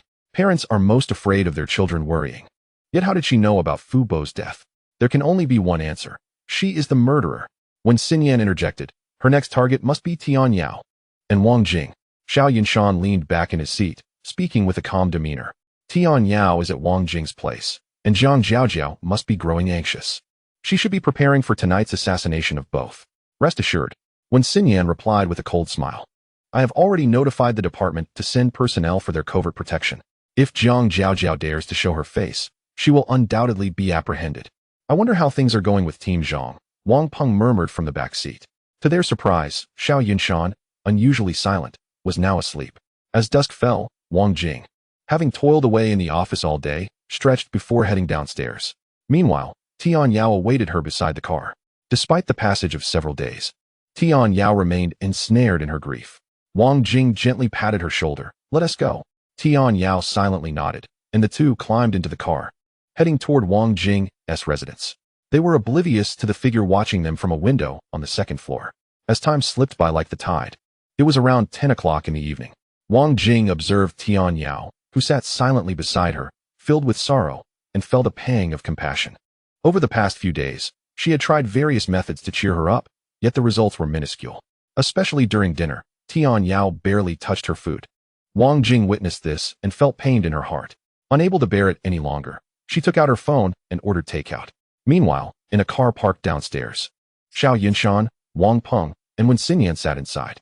Wen Xinyan and Wang Peng occupied the front seats, while Xiao Yunshan reclined in the back, asleep. Watching his languid demeanor, Wang Peng felt a surge of frustration. Are you really just going to sleep? Why not? Xiao Yunshan yawned. Jiang Jiao must be thoroughly prepared, undoubtedly equipped with a weapon. As a mere scholar, I cannot contribute anything to the chaos. Capturing criminals is your forte. With that, he turned over and continued. After a long, tiring day, I'm both exhausted and hungry. Can a person get some sleep? Wang Peng was about to retort when Xinyan intervened. He has a point. Ma Juanji's parents are out of town on business and won't return anytime soon. Thus, Tian Yao has become Jiang Jiao's last target, and naturally, Wang Jing will not be spared. As she spoke, she glanced back at Xiao Yunshan, indicating that his presence would only complicate matters. At that moment, Xiao Yunshan, still reclining in the back, mumbled, "Thank you, Officer Wen, for your understanding. I am immensely grateful." Upon hearing this, when Xinyan continued, Xiao Yunshan, "Isn't it uncomfortable for you to sleep here? Should I help you find a more comfortable place? Perhaps a soft bed, food, air conditioning, and most importantly, the company of two lovely ladies?" At this, Xiao Yunshan immediately sat up. Where? Wang Jing's house. A few minutes later, on the sofa in Wang Jing's home, Xiao Yunshan sat there with a bitter expression. Before him lay a glass of water and some fruit. "I just ordered takeout," Wang Jing said, sitting beside him. "It'll arrive in a few minutes, so you can have some fruit in the meantime." "Thank you, Teacher Wang." Although he expressed gratitude, Xiao Yunshan felt a deep ache in his heart. At that moment, the doorbell rang. Wang Jing stood to answer it, revealing that the takeout had arrived. She placed the food on the table and opened it to reveal steaming dishes. "Eat quickly, don't starve yourself." Wang Jing smiled at Xiao Yunshan. Xiao Yunshan, no longer polite, picked up his chopsticks and began to devour the meal. In the midst of eating, Wang Jing suddenly asked, "Officer Xiao, why do you think Jiang Jiao is doing this?" Xiao Yunshan sighed. Perhaps she has harbored too much resentment in her heart, leading her down this misguided path. Wang Jing nodded thoughtfully, while Xiao Yunshan continued to focus on his meal. Before long, when Xinyan hurried over, "How is it? Any new developments?" Wang Jing inquired eagerly. When Xinyan shook her head, "Not yet, but we have intensified our efforts and I believe results will come soon." Xiao Yunshan wiped his mouth and added, "I hope we can catch her soon. These anxious days are truly unbearable." The expressions of everyone present were grave, the room thick with tension. "What about Tian Yao?" When Xinyan suddenly asked. "She's inside," Wang Jing replied. "I'll go check on her." With that, when Xinyan made her way to see Tian Yao, just then, a knock echoed through the room, and both their nerves tensed instantly. Wang Jing smiled slightly. "It's probably my drinks arriving." As she opened the door, to her surprise, it was none other than Jiang Jiao, clad in a delivery uniform, holding a takeout bag. At that moment, both their pupils constricted. Wang Jing clearly did not expect Jiang Jiao to actually come here, while Jiang Jiao's expression shifted upon seeing Wen Xinyan standing behind her. Jiao, come in." When Xinyan urged, "No need, I have other deliveries to make," Jiang Jiao replied coldly, attempting to leave. However, as she turned to go, Wen Xinyan swiftly stepped forward and grasped her arm. "I have a few questions for you. It won't take much time. Besides, you're at your teacher's home. How rude would it be to leave without a word?" She firmly led Jiang Jiao to the living room sofa, placing her right next to the visibly uncomfortable Xiao Yunshan. Xiao Yunshan shot Wen Xinyan a glare, shifted over, and awkwardly chuckled. Jiao, it's quite late. Why are you still delivering food?" "I'm an orphan," Jiang Jiao replied. "My living expenses and tuition come from my delivery earnings." "I see," Wen Xinyan continued. "Then I'd like to ask where you were last Wednesday and what you were doing." "Delivering food." "What kind of food were you delivering? Could you show me?" Wen Xinyan pressed, her gaze piercing. "Our company has regulations. I can't disclose that as it would violate client confidentiality," Jiang Jiao answered expressionlessly. "What about Monday and Tuesday evenings this week?" When Xinyan's tone turned icy as she resumed her questioning, Jiang Jiao suddenly stood up from the sofa. "I was also delivering food those 2 days. I certainly returned to my dormitory at night." Her sudden movement startled Xiao Yunshan, who instinctively shifted further away, still feeling uneasy. Well, you two chat slowly. I just ate too many spicy peppers and my stomach hurts a bit. I'll just go to the restroom. He hurriedly made his way toward the bathroom. Alas, reality proved harsh. Upon reaching the restroom door, he discovered it was locked. From inside came Tian Yao's voice. Please wait a moment. I'll be out shortly. Upon hearing Tian Yao's voice, a flash of malice crossed Jiang Jiao's face, quickly masked. With the sanctuary of the restroom occupied, Xiao Yunshan could only approach when Xin Yan with a distressed expression, watching her anxiously. What are you looking at me for? If you have something to say, then say it. When Xin Yan admonished him with a glare. Well, I will say it. He retorted. Go ahead. When Xin Yan's face was marked with impatience, as though he were hindering her.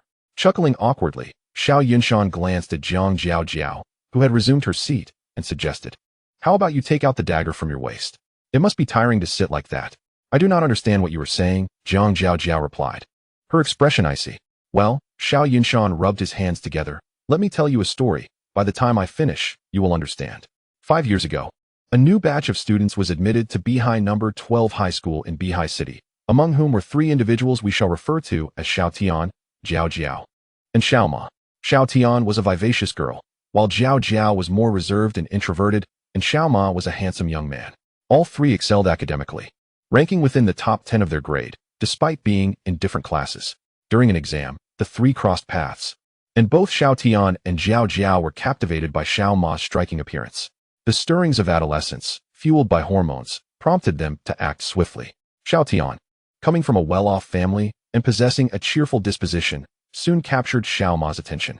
In contrast, Jiao's introverted nature prevented her from expressing her innermost feelings, leaving her to watch helplessly as her beloved boy embraced another girl.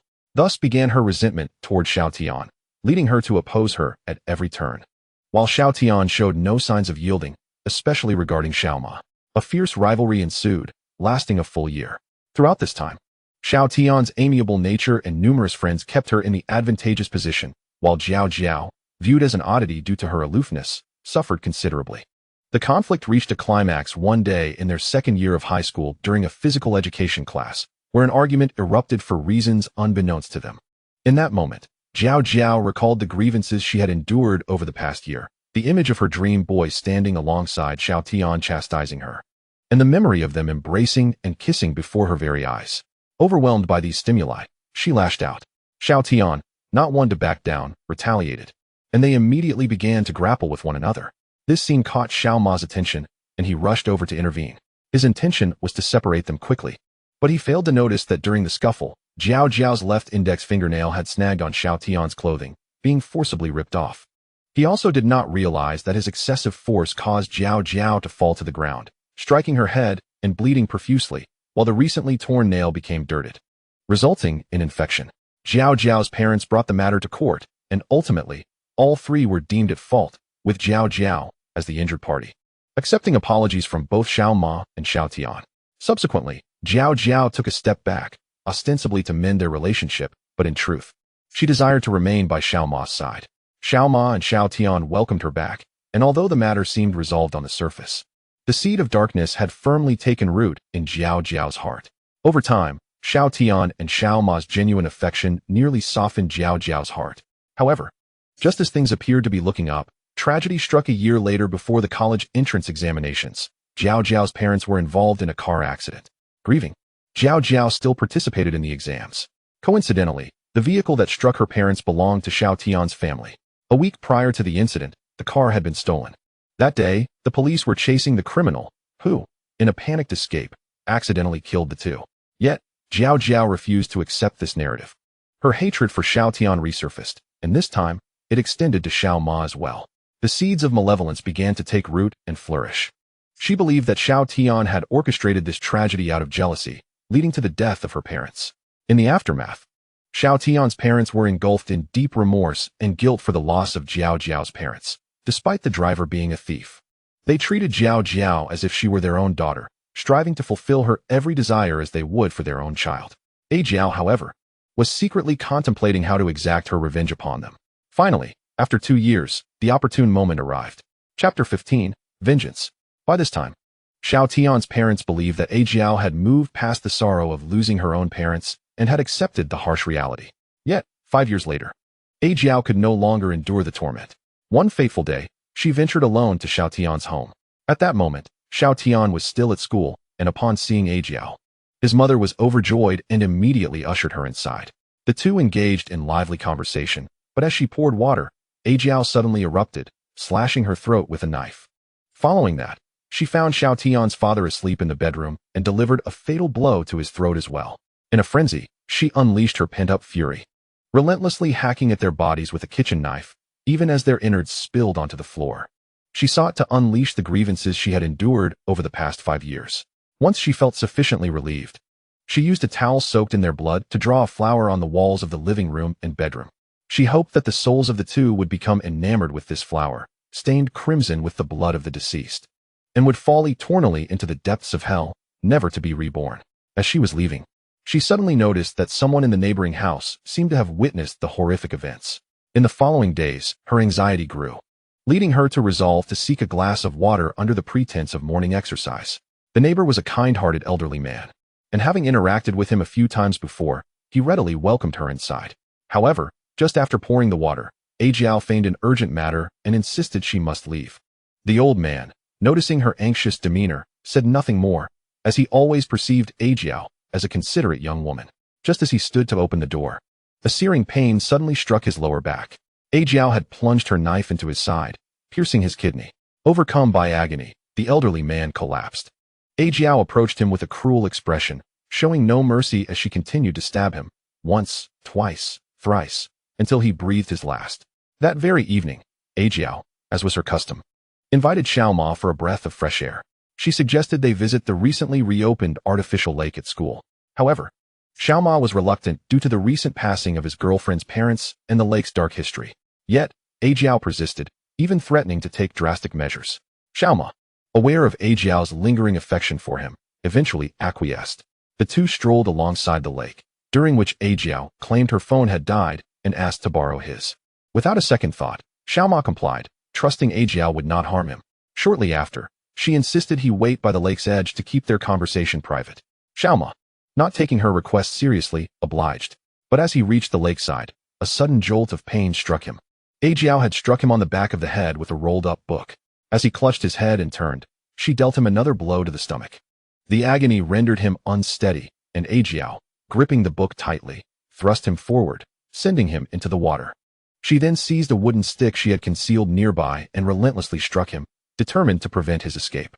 After an unknown number of blows, she landed one final strike on his left eye socket, rendering him unconscious and causing him to sink into the depths.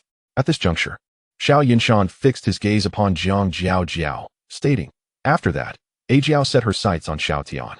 Today, she has finally found her opportunity, armed and ready." Would you agree, Jiang Jiao, that this narrative is rather compelling? He leaned slightly forward. You've maintained this posture since your arrival. It must be exhausting. You hesitate to move because you've concealed a dagger at your waist. Draw it now. The police are outside, and escape is impossible. As his words hung in the air, when Xin Yan coldly placed handcuffs on the table before Jiang Jiao, "Will you put them on yourself, or shall I assist you?" Wang Jing and Tian Yao looked on in shock, with Wang Jing exclaiming, "This can't be true." She struggled to comprehend that her student could be a ruthless killer responsible for 4 murders within a week. Similarly, Tian Yao could not believe that the friend she had cherished was the one who had slain her parents. At that moment, Jiang Jiao sneered and remarked, "Your tale is intriguing, but I am curious how you deduced that A Jiao is indeed me." Xiao Yunshan smirked and replied, "I noticed your left index finger at the police station. The nail's peculiar shape indicated it had been injured and subsequently infected, which explains its unsightly appearance." Jiang Jiao glanced at her finger but remained undeterred, pressing for more. "How can you be certain I am the murderer? After all, we girls are not known for our strength. While others may falter, you certainly possess the capability," Xiao Yunshan responded. "I have researched you. You won the championship in women's free fighting during your freshman year. In the finals, you faced an opponent towering at 179 meters and weighing 180 pounds. Yet you dominated her effortlessly. If you could defeat such a formidable adversary, how could you not eliminate several unsuspecting individuals while wielding a weapon? Moreover, during our dinner together, you admitted to maintaining a regular exercise regimen, claiming to be stronger than many men who do not. What truly confirmed my suspicions was your comments regarding Uncle Fu during our meal." "Oh, Uncle Fu?" Zhang Jiao inquired, puzzled. What of him? What of him? When Xinyan interjected with a cold laugh. Our police have explicit regulations prohibiting the disclosure of case details to non-police personnel before resolution. Yet, you were aware that Uncle Fu had been murdered that very night. Pray tell, who but the murderer could possess such knowledge? As the weight of her oversight dawned on Zhang Jiao, Xiao Yunshan pointed an accusatory finger at her, exclaiming, "The 2 strands of hair found on Ma Juanjia belong to you. At this juncture, will you still not confess?" Chapter 16. Zhang Jiao's arrest. Haha. Zhang Jiao erupted into laughter upon hearing this. Indeed, I killed Ma Juanjia, Uncle Fu, Tian Jigang, and Qin Xiu. They are deserving of their fates for having caused my parents' demise. She abruptly rose, drawing a dagger from her waist and pointing it at Xiao Yunshan. I never anticipated that you, a mere forensic doctor, would possess such skill. I intended to glean information about police movements from you. Yet instead, I have exposed myself. Witnessing this, Wang Jing instinctively shielded Tian Yao and retreated into the bedroom, slamming the door shut. Xiao Yunshan, gazing at the closed door, felt a rush of disbelief. Must they flee so hastily? When Xinyan aimed her firearm at Zhang Jiao, declaring, "Your actions have been unveiled. Do you still wish to resist?" Faced with the gun, Zhang Jiao exhibited no fear. Instead, her expression was one of madness. I have already killed 5 people. Do you believe I would fear you? 5. Xiao Yunshan furrowed his brow and bellowed, "How could you, Zhang Jiao, even spare an innocent delivery person?" Indeed, Zhang Jiao retorted through gritted teeth, "What choice did I have? I offered to bring him his takeout, yet he obstinately refused. I had already extended my invitation, but he failed to appreciate my kindness. Since he insists on being difficult, I shall assist him in meeting the king of hell ahead of schedule." "You lunatic!" When Xinyan exclaimed angrily, "Drop your weapon and surrender, or I shall fire." "Do you think I fear you?" Zhang Jiao shouted with wild abandon. Before her words had fully escaped her lips, she lunged at Wen Xinyan with a dagger in hand. Wen Xinyan immediately pulled the trigger, but Zhang Jiao was swift, seizing her wrist. The gunshot echoed against the wall as the 2 women grappled fiercely. Xiao Yunshan discreetly stepped aside, grasping a broom from the floor. However, the 2 were already entangled, leaving him no opportunity to intervene. At that moment, Zhang Jiao aimed the dagger at Wen Xinyan's throat. Just as the situation reached a critical point, Xiao Yunshan dashed forward and struck Zhang Jiao's wrist with the broom, sending the dagger flying. In pain, she released her grip on Wen Xinyan's wrist. Seizing the chance, Wen Xinyan broke free, and together with Xiao Yunshan, they cornered Zhang Jiao against the wall. "You cannot escape," Xiao Yunshan declared sternly. Breathing heavily, Zhang Jiao's eyes still radiated madness and defiance, even in death. "I shall not allow you to have it easy." Sharing a knowing glance, Xiao Yunshan and Wen Xinyan cautiously approached Zhang Jiao once more. Suddenly, she turned and crashed through the window, attempting to flee. With remarkable speed, Wen Xinyan grasped the edge of her clothing. "You think you can run? Not so easily." Xiao Yunshan quickly joined in, gripping Zhang Jiao's leg to prevent her escape. Just then, police officers hidden nearby heard the gunfire and rushed to the scene. Together, they pulled Zhang Jiao back into the room. She fell heavily to the ground, and as she attempted to rise, Xiao Yunshan immediately pinned her down, firmly gripping her wrists. When Xinyan swiftly approached and handcuffed Zhang Jiao, stating, "At last, we have captured you." "Oh my goodness, that scared me to death." Relieved that she was under control, Xiao Yunshan exhaled deeply. "Sister, could you refrain from bringing me to such perilous tasks in the future? I can barely handle it." "Stop lying on the floor," Wen Xinyan said, lightly kicking his backside. "Get up, we need to take her back." "But," Xiao Yunshan exclaimed, gazing at the multitude of officers in the room, "why am I the one they come to? To those capable, more work befalls them." When Xinyan shot him a sidelong glance, pulling him up from the ground. After instructing Wang Jing and Tian Yao to report to the police station the following day, she took hold of Xiao Yunshan with one hand and Zhang Jiao with the other as they departed. The next morning, when Xinyan was preoccupied with tasks, while Xiao Yunshan languidly sat in the forensic room, engrossed in his phone, as the ongoing serial murder case did not involve him, he was enjoying a rare moment of respite. In an office nearby, when Xinyan and Wang Peng were briefing team leader Zhang about the case's progress. Zhang nodded. "It seems the new forensic expert is quite competent. His mind works swiftly." However, as she spoke, when Xinyan's expression darkened. "But what?" Zhang raised an eyebrow, urging her to speak plainly instead of hesitating. When Xinyan frowned, "I can't shake the feeling that he understands the psychology of criminals all too well. I'm somewhat concerned about him." "Well," Zhang waved his hand dismissively, "let's observe him a bit longer." That case has been cold for quite some time. I don't mind waiting a little longer. All right. Before long, lunchtime arrived. After a stroll through the cafeteria, Xiao Yunshan ultimately decided to indulge in instant noodles within the forensic room. After executing the task with fluidity, he sat contentedly, ready to savor his meal. Just then, the door swung open. So bothersome.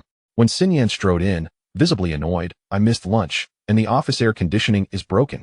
Upon taking a seat, she noticed Xiao Yunshan staring blankly at her while holding a bowl of noodles. What are you eating? Share some with me. With that, she snatched the bowl and fork from his hands and began to eat voraciously. Though Xiao Yunshan bristled with discontent, he ultimately chose to let it slide, recognizing the disparity in their combat prowess. After all, a wise person does not suffer losses in front of others. However, just as he prepared a new bowl, when Xinyan snatched it again, I'm starving.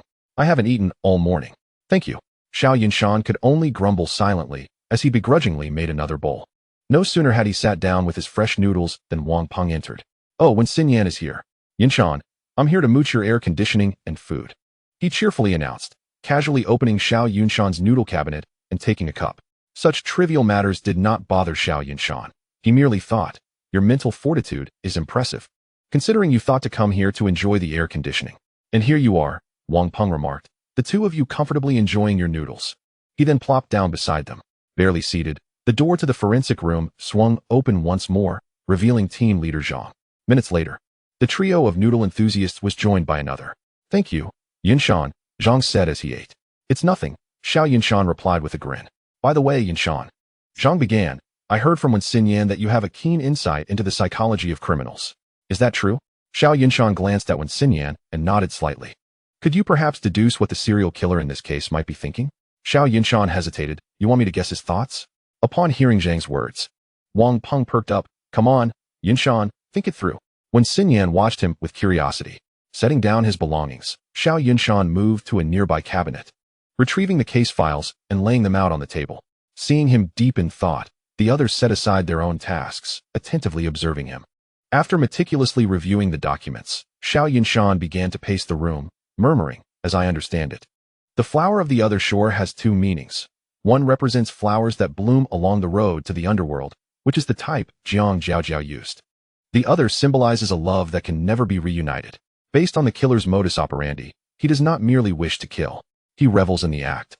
It provides him with immense satisfaction. Once the victims are deceased, their bodies become mere objects to him. The flower of the other shore he leaves on the corpses and walls likely expresses his sentiments. What sentiments? The trio in unison queried. How should I know? My understanding of this killer is limited to what is in the file, Xiao Yunshan replied with a wry smile. However, I suspect it may be a longing for a beloved who has passed away. A deceased beloved? Zhang asked, his brow furrowing in confusion. These are merely my conjectures. Xiao Yunshan shrugged. I believe it would be more prudent to focus on his method of carving the flower of the other shore into the victims. What have you disowned? Wang Peng inquired. Xiao Yunshan glanced at him, then rose to retrieve 3 bodies from the refrigerator. Look, he lifted the white cloth covering the corpse, revealing the murderer's abdomen, from which a portion of flesh had been removed. Each incision was remarkably precise, and although the grooves left by the missing flesh appeared uneven, he spread out a piece of cloth and extracted the bloodied remnants that clung to the wall, arranging them neatly. Look, he remarked. These pieces of flesh correspond perfectly to the form of the red spider lily, and in the photographs, the flowers on the wall are vividly lifelike. The 3 of them gathered closer to examine. Goodness, it really is. Wang Peng exclaimed in astonishment. It's as if they are real red spider lilies, so lifelike. Thus, I assert, Xiao Yunshan mused, stroking his chin, this individual is undoubtedly an artist, skilled in both painting and sculpture. Indeed, team leader Zhang nodded in agreement, every incision, the force applied, and the manner in which each piece of flesh was extracted all indicate an intimate understanding of the human body. Such expertise could only stem from years of dedicated practice. Moreover, Xiao Yunshan added, there is another point. He produced a photograph and handed it to the 3 of them. According to legend, the red spider lily is dyed with the blood of the deceased. Observe this photograph. Does it not align perfectly? Now that you mention it. It truly does. When Xinyan interjected, the residual blood within the flesh of the deceased enhances the vividness of the spider lily pattern. Yes, Wang Peng continued. This implies he possesses an extraordinary comprehension of human anatomy. Precisely, Xiao Yunshan nodded. He could even regulate the amount of blood loss from the victim. Therefore, I believe he has undoubtedly committed such acts before. When Xinyan slammed her fist on the table, and we have no idea how many lives he has already taken. Xiao Yunshan nodded, falling silent. Team leader Zhang's expression darkened as he spoke. We must immediately investigate the recent cases of missing persons in this area. Xiao Yunshan agreed. We must act swiftly. Such refined skills could not have been acquired without extensive practice.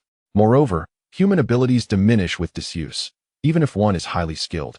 Neglecting practice would lead to regression. Thus, he must have been continuously honing his craft during this time. Additionally, we should inquire with sanitation workers about any garbage bins frequently containing pork. Pork? Wang Peng turned back, puzzled. What does that have to do with anything? The density of pork is most similar to that of human flesh. All right, let us proceed. Wang Peng was invigorated, particularly by the prospect of encountering attractive women.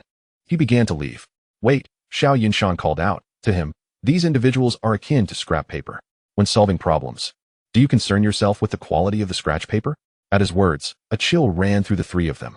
Ugh, Wang Peng crossed his arms, feeling goosebumps. Your thoughts are quite disturbing. Indeed, you are truly twisted. When Xinyan echoed, casting a disdainful glance at Xiao Yunshan. With that, the three departed. Gazing at the closed door of the forensic room, Xiao Yunshan sighed in exasperation. Honestly, you all asked me to analyze, yet you find my methods disturbing. He picked up the dossier left on the table and continued. Besides, this murderer doesn't seem that twisted. After tidying up, he resumed his seat and began browsing videos. Perhaps by chance, he stumbled upon a video titled Manxia Art Class, which announced its summer enrollment. Initially a mundane advertisement. It caught his attention when the beautiful host showcased the art gallery, revealing a painting of a red spider lily hanging on the wall behind her. This art gallery was situated precisely between the locations of 3 recent homicides. After contemplating for a moment, Xiao Yunshan immediately stood up, informed Wen Xinyan of his departure, and left the police station for that location. Upon arriving at the building indicated in the video, a girl approached him. Hello, handsome. Are you interested in enrolling your child in a painting class? Do I look like someone with children? Xiao Yunshan replied, intrigued. The girl smiled awkwardly. No children? Siblings would work too. Our teachers are excellent. Would you like to have a look? She handed him a flyer. As he glanced at the flyer, he noted it contained various promotional phrases and artworks. What captured his attention was the name of the instructor, Shahua. Chapter 18. Shahua the Red Spider Lily is also known as Munju Sha. Xiao Yunshan pondered, then inquired, does your teacher have the surname Sha? Yes. The girl nodded. This Shahua is also our boss. He founded this art class. Interesting, Xiao Yunshan remarked, contemplating the flyer. Moments later, he suddenly looked up. I see many of his works on this flyer. Can you take me inside to see them? Of course. The girl beamed. Follow me. She led him to the 5th floor. As they exited the elevator, an advertisement stand greeted them, detailing awards and teaching experience. Xiao Yunshan, unfamiliar with such accolades, did not scrutinize it closely. Among the materials was a portrait of a man dressed in a pristine suit, his hair meticulously styled, a gentle smile gracing his face. Is this the esteemed Shahua? Yes. The girl confirmed, gazing at the photograph. Our summer class is personally taught by him. Xiao Yunshan nodded. Can you show me his works? Absolutely, this way, she replied, guiding him into the art class. With classes still in session, the room was sparsely populated, with only a few parents meandering about. The girl led Xiao Yunshan on a tour, finally stopping before a painting depicting the red spider lily. What a beautiful red spider lily, Xiao Yunshan proclaimed, taking out his phone. May I take a picture? Of course. Seeing his earnestness, the girl asked, do you like this painting? Xiao Yunshan nodded. The painting bursts forth like flames, its colors vibrant and intense, as if igniting the passion of life. The red spider lilies, amidst the interplay of light and shadow, possess distinct layers of brightness and darkness, seemingly harboring a soul, captivating viewers. Upon finishing, he turned to the girl. According to legend, the vivid red of the spider lily is stained with the blood of the deceased. This artist has captured that essence perfectly, truly a genius. The girl nodded, though her expression suggested she merely worked there and grasped little of the subject. He shifted his gaze to another painting beside them, depicting a stone-paved road, with numerous figures walking towards the road's end, flanked by blooming red spider lilies. Legend has it that the red spider lily blooms along the road to the underworld. Is this painting depicting that place? The girl scratched her head, a sheepish smile on her face. I'm just a university student working part-time nearby. I really don't know much about these things. Haha. At that moment, a sudden burst of laughter echoed through the air. This gentleman is quite knowledgeable. Every word he speaks is accurate. A man approached, appearing as if he had stepped out of a fashion magazine. Clad in a crisp, snow-white shirt. His collar was perfectly stiff, adorned with delicately crafted buttons, devoid of any wrinkles or flaws. His trousers were impeccably tailored, reaching just above his shoes without excess fabric. The shine of his polished shoes reflected a captivating glow. At first glance, Xiao Yunshan was almost certain this man was the serial killer. Indeed, he was the very individual from the photograph, Xiaohua. As soon as he stood still, he turned to the girl beside Xiao Yunshan and said, "Xiaoya, weren't you supposed to be handing out flyers downstairs? How is it that just a few minutes have passed and you've come up to drink water?" Upon seeing the newcomer, the girl pouted, "No way. I'm just bringing a guest up to have a look around. Hurry back." After the girl left, the newcomer extended his right hand towards Xiao Yunshan. "Hello, I am Xiaohua from the Manxia art class. May I know your surname?" "My surname is Xiao Yunshan," he replied. "Hello, Mr. Xiao." Xiaohua smiled warmly at him. "You appear to be in your early 20s. Are you here to enroll your younger brother or sister? How old are they?" Xiao Yunshan chuckled and shook his head. "I am a student at the nearby Communication University, currently in my 3rd year. This semester, our teacher assigned us a project to create a piece of art. However, I have yet to conceive any ideas.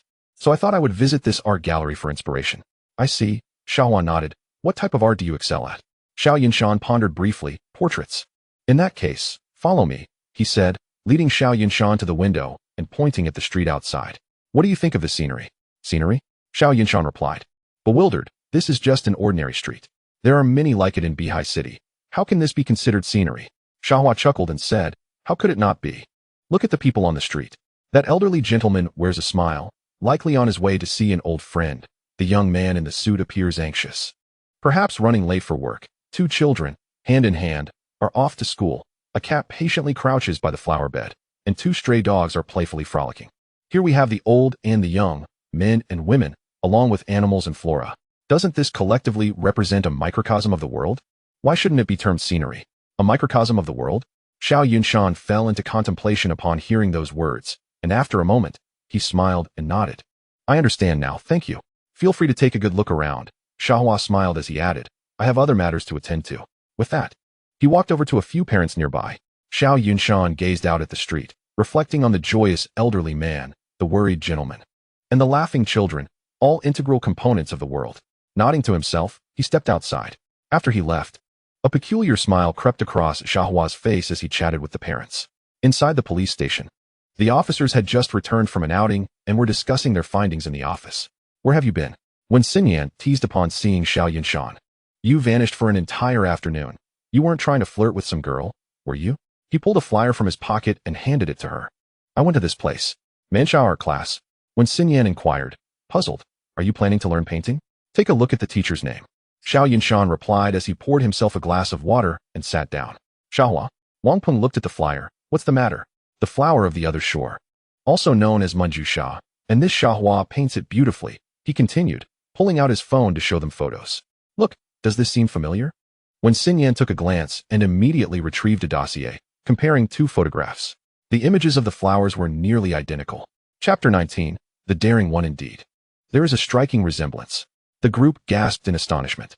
Observing their examination of the 2 photographs, Xiao Yunshan remained silent, sipping his water. "Where's this place?" Wang Peng suddenly stood up. "Let's go apprehend him." "Calm down." When Xinyan pulled him back, "This is just a painting. We still lack sufficient evidence." Just then, a person walked in. "Team Leader 1, we have results." "What?" When Xinyan asked. "We compiled reports of missing persons from recent years." The newcomer handed her a document. "In the past year, there have been frequent disappearances on Youth Road, over a dozen individuals. Their bodies tend to appear in unmonitored alleyways a week later, each missing a portion of flesh from their abdomen. Additionally, according to sanitation workers, remnants of pork, particularly fatty cuts, have been frequently found in that area during the first half of this year." "Youth Road," Wang Peng exclaimed, grabbing the flyer, which prominently stated Youth Road Freedom Square. "It seems Xiaohua is indeed the prime suspect." When Xinyan stood up, "In that case, Wang Peng, take 2 people and go question him. Xiao Yunshan, you will accompany me to investigate his background." "Understood." "Huh, me?" Unlike Wang Peng's excitement, Xiao Yunshan appeared bewildered. "Why me? I'm a forensic expert." "Enough with the nonsense. Come with me." When Xinyan replied, pulling him out of the office. The others watched Xiao Yunshan, who looked troubled, shaking their heads. "Poor Xiao Yunshan," a young officer remarked. Indeed, with old Jing absent, Captain Zhang assigned Xinyan to take him along. "He'll likely be uncomfortable for quite some time." I don't think so. Wang Peng whispered. In my view, it's lucky if Xin Yan doesn't make a move on him. As soon as he finished speaking, everyone in the office nodded in agreement. In one of the offices, when Xin Yan was busy at a computer while Xiao Yunshan sat beside her, looking distressed. Sister, why did you drag me here? I don't know how to operate these, he complained. Sister, I feel like we've been working all day. Shouldn't we take a break? Also, there's still some work left in the forensic lab, he suggested. Are you annoying me? When Xin Yan frowned, slamming the mouse down. I just need you to help me find some information. Is that too much to ask? No problem, I'll do it right away, he replied, starting to sift through the data on the computer. Found it. When Xin Yan said softly, come take a look. Reluctantly, Xiao Yunshan walked over, and the screen displayed, Xiaohua, male. Born in 1990, widowed 3 years ago, graduated from the Provincial Art Academy, with numerous awards. Wow, so many accolades. Xiao Yunshan exclaimed, impressed by his resume. Indeed, he is quite accomplished, when Xin Yan replied with a cold smirk, but that doesn't absolve him of murder. Huh, how do you know it's him? Xiao Yunshan asked, confused. Look for yourself.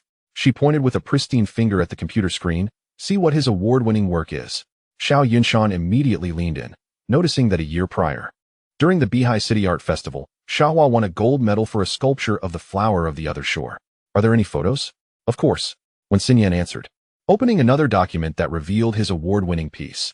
A photo depicting 2 carved flowers of the other shore, one recessed, and the other protruding, perfectly fitting together. Reportedly, this is why he won the award, when Xin Yan explained. What? Xiao Yunshan replied in disbelief. Are you saying these 2 stone slabs can fit together? Yes. How remarkable. Xiao Yunshan murmured, just like that serial killer. Let us not dwell on that. When Xin Yan said as she rose from the computer, Wang Peng has gone to find him. The time should be about right. I'll go check in. With that, she left.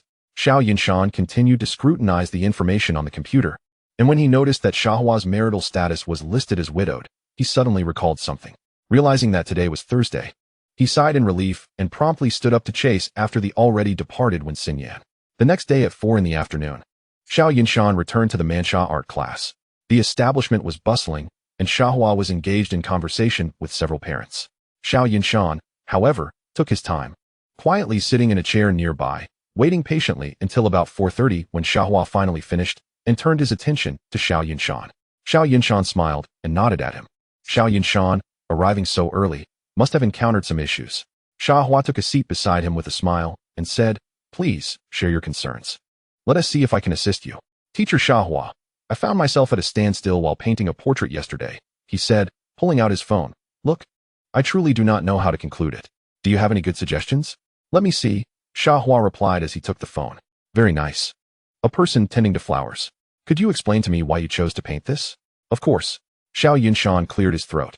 "Your suggestion from yesterday was truly insightful. On my way back, I kept pondering how to approach it. Once I arrived at the school and saw the gardener watering the flowers, I was inspired."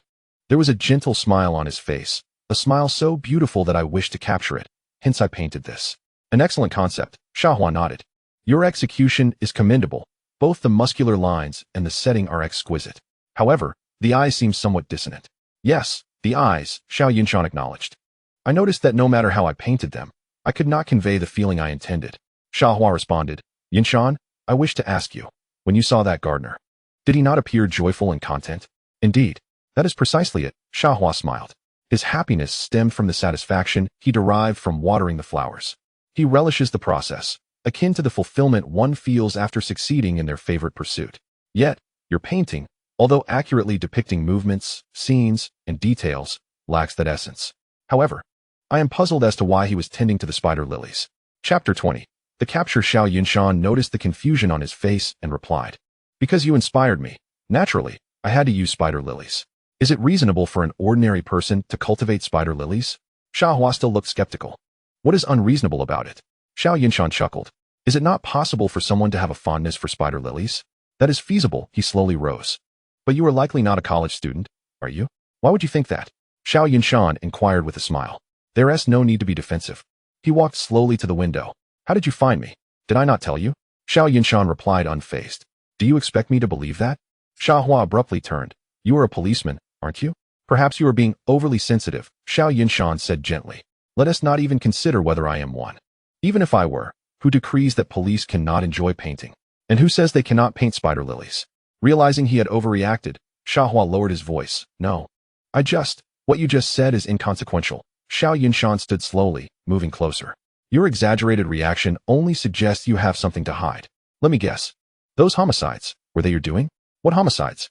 I know nothing. Xiaohua's expression changed, his voice low. Is that so? Xiao Yunshan remarked casually.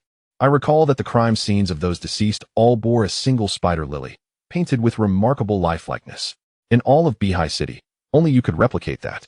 As he spoke, he slammed his hand on the table. If you are not the perpetrator, then who else could be? With those words, Xiaohua's expression darkened. I did not kill those 3 individuals. The moment the words left his mouth, he realized he had misspoken, his face growing even more pallid. Did I mention 3? Xiao Yunshan's demeanor turned cold. Now it appears that even if you are not the culprit, you are still implicated. At that moment, when Xinyan, who had been lurking outside, quickly entered with her team. Xiaohua, you are under arrest. Upon entering, when Xinyan revealed the arrest warrant in her hand, Xiaohua's face turned a deep shade of distress, especially upon seeing when Xinyan and the several detectives behind her. He understood he could not escape today and resigned himself to being handcuffed. I didn't expect this little forensic expert to have such prowess. When Xinyan remarked, observing Xiahua being led to the police car. It is not my prowess. It is his arrogance, Xiao Yunshan responded calmly. Had he not left behind that spider lily painting, we would not have located him so swiftly. An hour later, in the interrogation room of the municipal police department, when Xinyan glared at the man before her, feeling the urge to strike him. Since his arrival, he had maintained a stoic silence, refusing to utter a word regardless of what Wen Xinyan and her colleagues asked. When Xinyan, being rather impatient, was on the verge of confronting him when Wang Peng quickly intervened, pulling her away.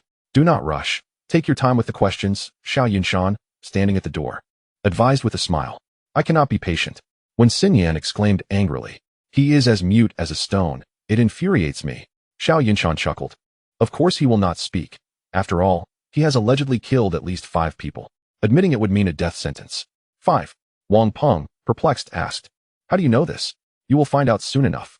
Xiao Yunshan teased, then turned to Wen Xinyan. Allow me to handle this. He then pushed the door open and entered.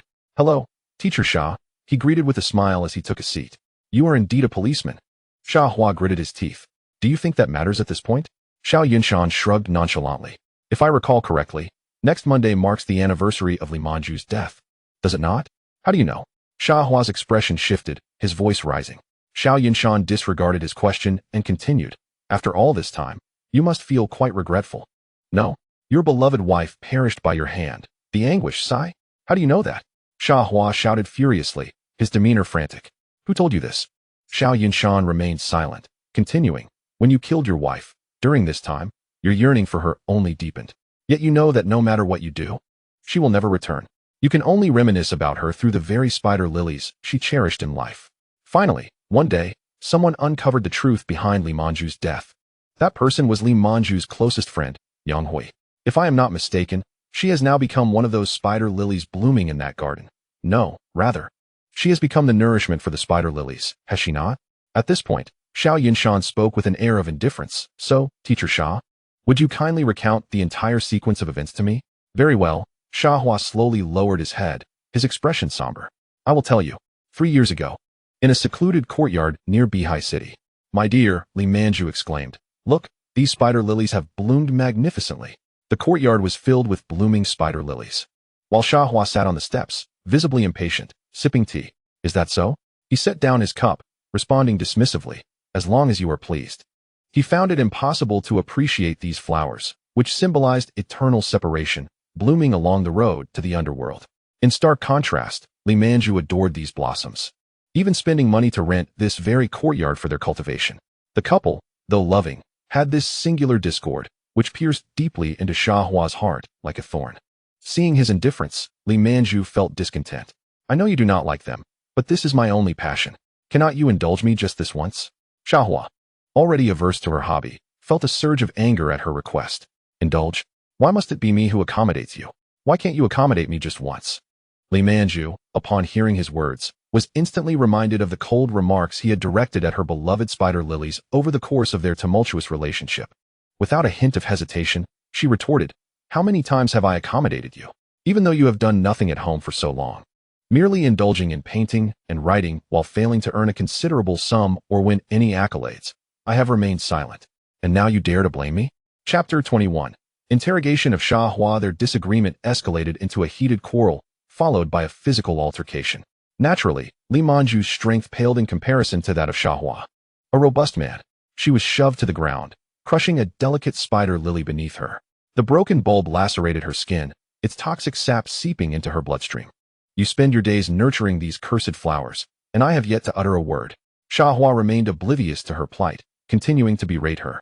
If you adore those flowers so much, why not leave with them? With that, he stormed out of the courtyard without a backward glance. Witnessing her beloved husband utter such callous words shattered Li Manju's heart, prompting thoughts of divorce to arise. At this juncture, Xiao Yunshan interjected. The sap of the spider lily has entered her system. She must be poisoned. However, that should not be the cause of her death, right? Xiao nodded, indeed. After our argument that day, as soon as I left the courtyard, regret washed over me, and I intended to apologize. Yet, I waited at the entrance for what felt like an eternity, only to find her collapsed on the ground, in agony. Upon seeing her wounds, I immediately realized she had succumbed to the poison of the spider lily. In retrospect, I wish she had perished then, but I saved her. It was only after her recovery that I learned she had made up her mind to divorce me. When Xinyan spoke up, so from that moment onward, you contemplated her demise? Yes. Xiaohua's face bore a sinister expression. I devoted myself entirely to her, yet she sought to abandon me. I could not allow such a thing to transpire. When Xinyan slammed her palm against the table, so you resorted to poisoning her? Exactly, Xiaohua declared, pride radiating from his countenance as he gazed at Xiao Yunshan. The spider lily was her most cherished flower, and I used her greatest love against her. The day after her discharge, she sought a lawyer and drafted a divorce agreement. But I stalled, refusing to sign, and from that day forth, I showered her with affection, especially while she tended to the spider lilies. Naively, Li Manju believed he had recognized his errors and intended to make amends. Xiao Yunshan narrowed his eyes. In reality, you had already plotted your attack, hadn't you? Indeed, Xiaohua replied. I added minute quantities of spider lily sap and fragments of petals to the meals I prepared for her. The alkaloids contained within would induce discomfort, lower her blood pressure, and hinder her speech. Xiao Yunshan continued. You sent her to that courtyard under the pretense of recovery, and then killed her? Yes, Xiaohua confirmed. Initially, she thought her ailments were due to stress and took medication regularly. Eventually, I encouraged her to resign and focus on her health. Once she arrived at that courtyard, I ended her life. In that moment, her eyes were filled with terror. She never anticipated I would harm her. Her blood stained the spider lilies in the courtyard. It was the first time I had witnessed such exquisite flowers, and I, too, fell in love with the spider lily. And what of Yonghui? When Xinyan inquired, her expression icy. She sought her own demise. Xiaohua gritted his teeth. Upon learning of Li Manju's disappearance, she was convinced I was responsible for her death. Yet you police could find no evidence, but she remained adamant. Consequently, she began to stalk me. When I discovered her, I lured her to that courtyard. Upon seeing the spider lilies flourishing, she dug into the soil and unearthed Li Manju's hand. Terrified, she reached for her phone to call the authorities, but she failed to notice I was right behind her. After her death, you buried her there as well? Xiao Yunshan asked, his tone frigid. Indeed, Xiaohua said proudly. I wrapped her body in plastic wrap and scattered fertilizer throughout the courtyard to mask the scent from your police dogs. And you, Xiao Yunshan, you think I truly loved her? Xiaohua gazed at him. I never loved her. Our relationship was merely a facade, while I had long desired her demise. Ha ha ha. Seeing his deranged expression ignited when Xinyan's fury. You beast. We should step outside.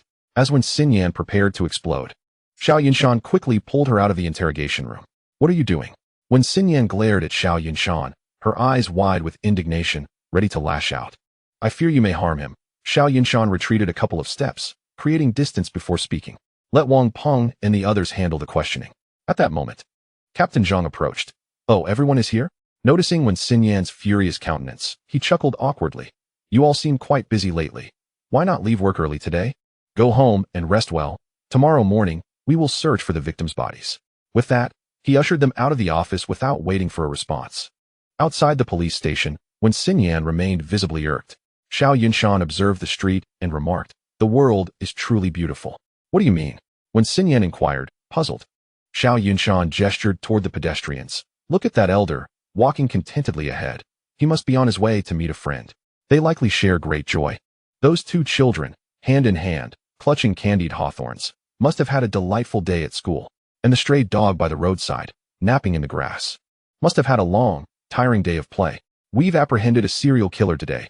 He will kill again, yet we have saved these lives. Is that not worthy of happiness? When Xinyan, watching Xiao Yunshan drift further away, fell into contemplation. The following day, Captain Zhang and Wen Xinyan led a team to search for the victims' bodies as per Xia Hua's directions.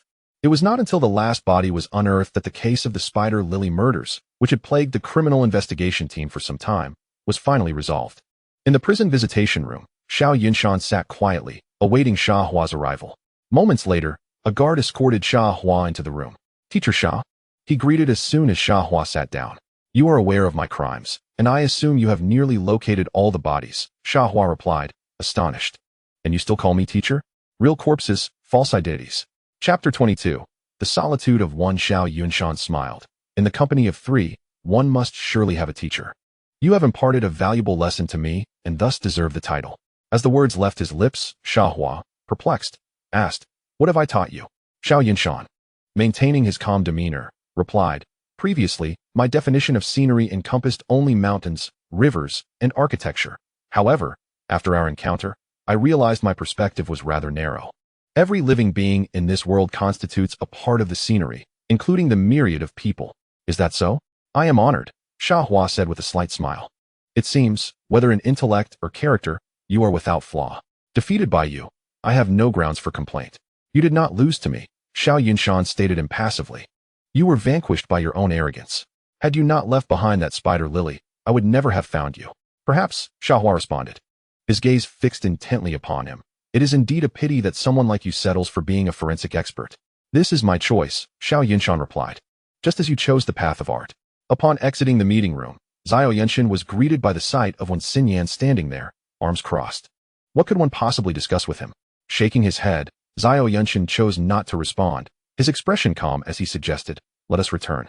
The resplendent city resembled a beautiful mirror, reflecting the glamorous lives of its inhabitants while concealing the struggles that often go unnoticed.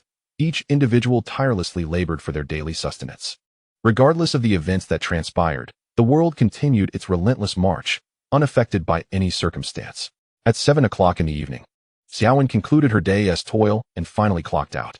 "That insufferable old man, always making me work overtime," she muttered, following her departure from the office. She hurried home to change her attire, heading to a bar to indulge in the night's revelries. Under the intoxicating embrace of alcohol, people could liberate their true natures. Xiaowen frequently sought refuge in bars, relishing the sensations bestowed upon her by the spirits. With the weekend approaching, she reveled in the prospect of an all-night binge of drinking, free from the constraints of slumber. At 2 in the morning, while lost in the rhythm of the dance floor, a sudden wave of unease washed over Xiaowen. Instinctively, she turned around, only to find the source of her apprehension had vanished. Checking the time, she attributed her discomfort to exhaustion and resolved to return home for rest. Monday morning arrived swiftly. "Where is Xiaowen? Why hasn't she shown up for work?" inquired the rotund manager after the morning meeting, directing his question toward a nearby girl. "I'm not sure. I even asked her if she wanted me to bring breakfast this morning, but she hasn't responded," the girl replied. "Call her," commanded the manager. "I already tried," the girl lamented, but no one answered. "Really?" With a furrowed brow, the manager took out his phone and dialed her number. After a moment, the sound of an unanswered call echoed from the device. "Let us not dwell on her for now. Let us continue with our work," he said, suppressing his frustration. Assuming Xiaowen had merely overindulged the previous night and was sleeping it off at home. As afternoon approached, still no word from Xiaowen. A sense of concern welled up within the manager. "Xiaojia, could you please check on Xiaowen at her home? It's been the entire morning without any news." "Sure. I'll head over once I finish my current tasks." Xiaojia, the girl from earlier, had a close relationship with Xiaowen and knew her address well. Eager for the opportunity to step outside, she agreed. Once she completed her work, it was already 4 in the afternoon when she set off for Xiaowen's residence. Located not far from the office, Xiaowen's home was in an aging complex that Xiaojia had helped her find. After knocking on the door repeatedly, she was met with silence. A sense of unease began to creep into Xiaojia's heart, prompting her to contact the landlord. The landlord, an elderly gentleman in his 70s, hurriedly arrived after receiving her call. "That girl," he began, "the last I saw her was on Saturday when she went out, and since then, I haven't seen her." Xiaojia's anxiety heightened upon hearing this. After a brief discussion, they decided to call a locksmith to ascertain whether Xiaowen was home before determining their next steps. Finally, In the forensic office, Xiao Yunshan stretched and yawned, realizing it was nearly time to leave. He picked up a pile of documents from his desk and knocked on Wen Xinyan's office door. "Sister Wen, here are those documents from last time. I've placed them here for you." "Thank you," she replied without looking up. "You've worked hard. You may leave now." "All right, I'm heading out," Xiao Yunshan said before departing. It was only his second week as a forensic doctor. Since joining the police department, he had solved 2 serious cases within a week, earning accolades from his colleagues.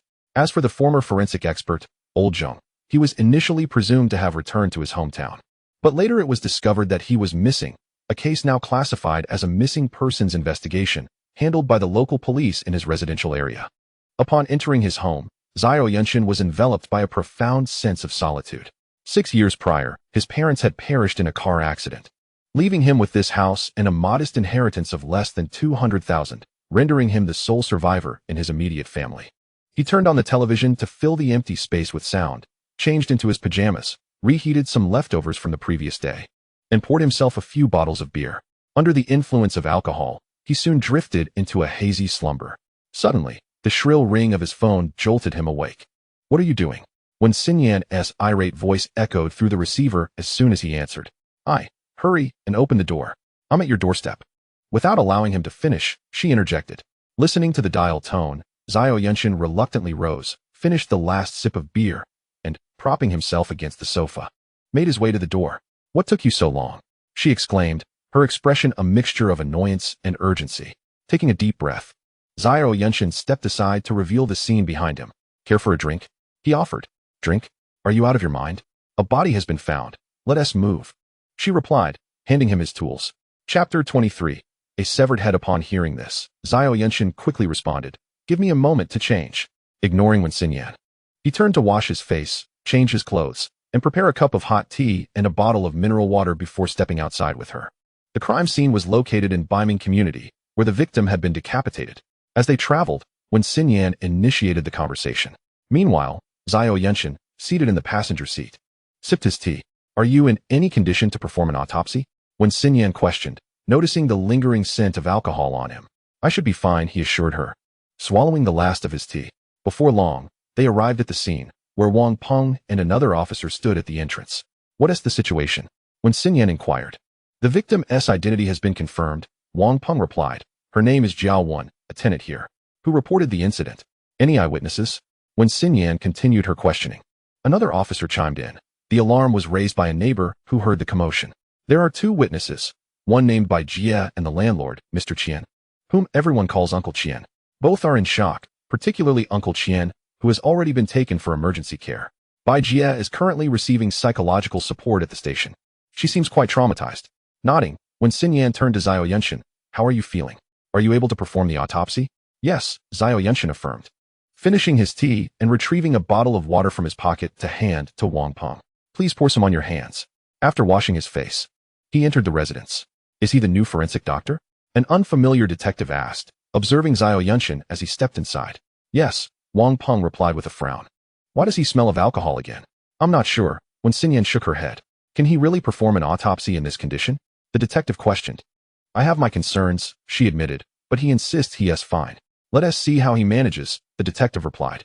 Inside was a disheveled 2-bedroom apartment, cluttered with clothing and discarded undergarments strewn about haphazardly. Various snack wrappers lay scattered on the floor. As Xiao Yunshan stepped inside, a wave of discomfort washed over him. This individual truly had no regard for hygiene. The master bedroom, where the corpse was discovered, was currently sealed behind closed doors. Upon opening the door, a chilling draft rushed forth. Looking up, he noticed the air conditioning was set to a frigid 16 degrees. Inside the bedroom, a pillow lay carelessly discarded on the floor. Where the pillow should have been, there rested a metallic tray, which ominously housed a bloodied human head. The quilt was spread across the bed, stained a deep crimson with blood. Beneath it appeared to be a human form, albeit lacking its head. The floor bore little trace of blood, and due to the closed windows and doors, there were scarcely any flies present. After observing the scene from the doorway, Xiao Yunshan cautiously stepped inside. He fixated on the severed head for a moment before speaking. "Wang Peng, could you assist me in lifting this quilt?" When no response came, he exited the bedroom only to find Wang Peng standing in the living room, his expression one of outright refusal. "Allow me," the detective interjected. Xiao Yunshan regarded him with a deep gaze and nodded slowly. Be careful. There might be something beneath. Understood, the detective replied. Donning gloves. He and Xiao Yunshan each grasped the corner of the quilt and gently lifted it. To their surprise, beneath the quilt lay not a body, but a plush toy. Its head removed. What on earth is happening? When Xin Yan queried, frowning at the sight on the bed. Xiao Yunshan did not respond directly, instead asking, Have you examined the scene thoroughly? Yes, came the reply. We've checked everywhere but this bedroom. No sign of her body or any missing valuables. So her limbs and torso have vanished? Xiao Yunshan furrowed his brow. That's peculiar, Wang Peng interjected. I spoke with the security guard, who confirmed he saw the victim return last night. Xiao Yunshan ignored him, focusing intently on the severed head. The deceased's eyes were wide open, bulging unnaturally. Aside from the neck wound, there were no visible signs of trauma or evidence of a struggle. He laid the head flat, pried open the mouth for a closer inspection, even leaning in to catch a whiff. The neck bore slashing marks, bloodied and mangled, yet without signs of contraction, indicating the head had been severed post-mortem. Blood filled the deceased's mouth and nasal cavity, consistent with asphyxiation. There was no foul odor, but the head was cold to the touch, and the tray bore water stains, suggesting it had been frozen before being placed there. After making his observations, he removed his mask and began to wander around the room. The detective followed suit, scanning the area. When he glanced under the bed, he remarked, There's a bag here. Reaching down, he retrieved a plastic bag, stained with red liquid, which smeared across his gloves. Xiao Yunshan took it, his brow furrowing in confusion as he scrutinized it. After a moment, he stowed the bag away, producing several cotton swabs to dab against the quilt, the plush toy, the severed head, and the neck wound, each time bringing them to his nose for a sniff. What are you doing? The detective asked, puzzled by his actions. Take a whiff, Xiao Yunshan offered a swab. This isn't human blood. Skeptical, the detective accepted the swab, sniffing it cautiously before awkwardly admitting, I can't tell.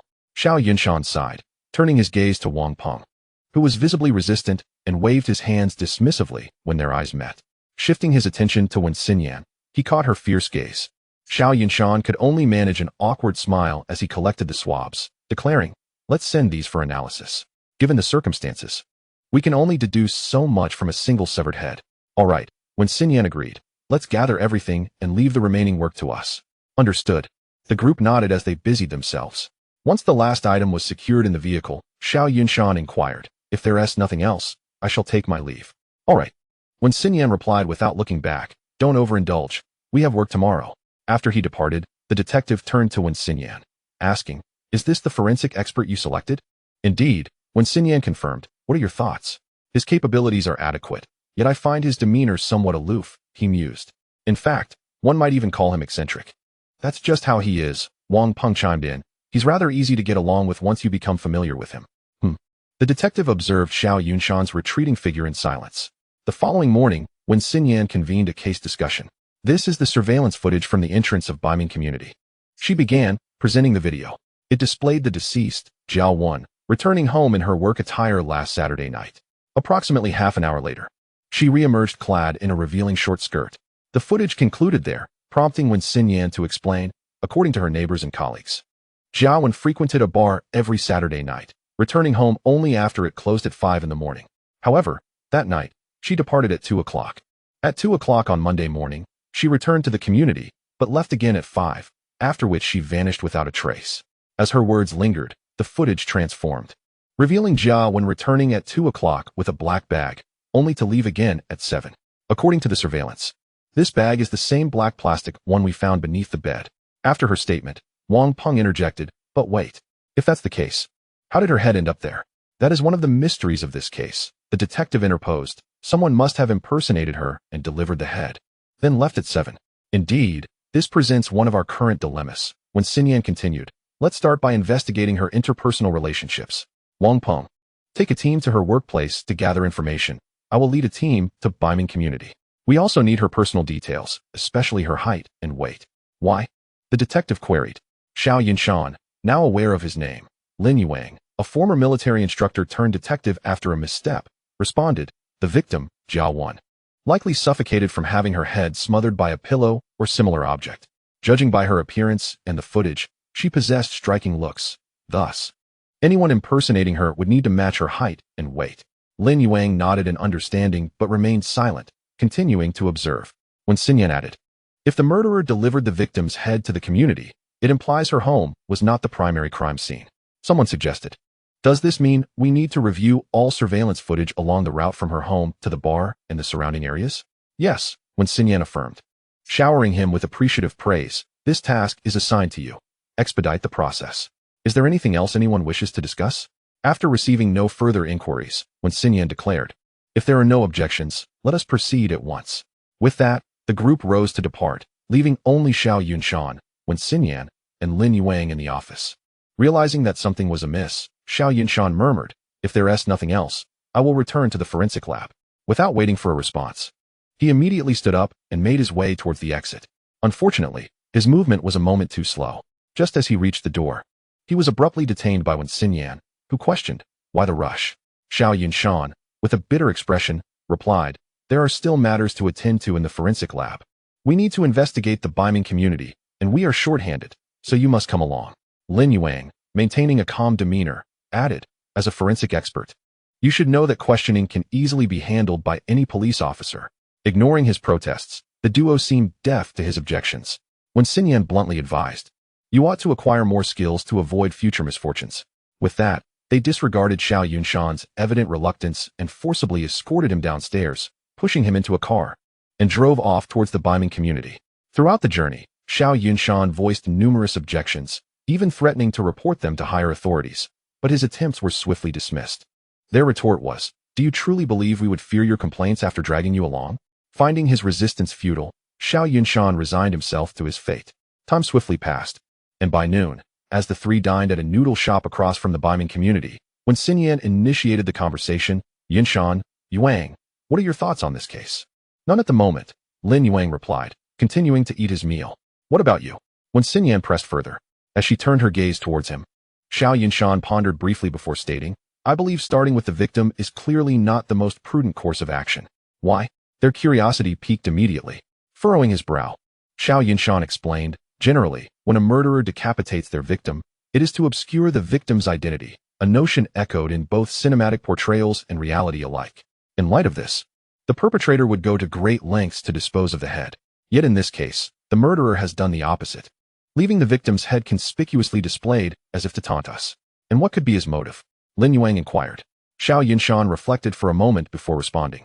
He is confident we will be unable to locate him, which is why he has acted in such a manner. That makes sense, Wen Xinyan remarked, her brow furrowing. His actions can be interpreted as a provocation towards us. Indeed, Lin Yuang added gravely, we must apprehend him swiftly. Upon hearing their exchange, Xiao Yunshan frowned and asked, what do you think happened to Jiaowen's body? Both Wen Xinyan and Lin Yuang shook their heads in response. This is precisely the conundrum we are grappling with. Wen Xinyan articulated, how could such a large body simply vanish? As her words lingered in the air, a figure entered from outside, exclaiming, Boss, one bowl of noodles, please. Certainly, just a moment, the proprietor replied. Before long, the owner arrived with a steaming bowl of noodles, inquiring, how's business today? Not too bad, the newcomer responded. We've had quite a few customers buying meat.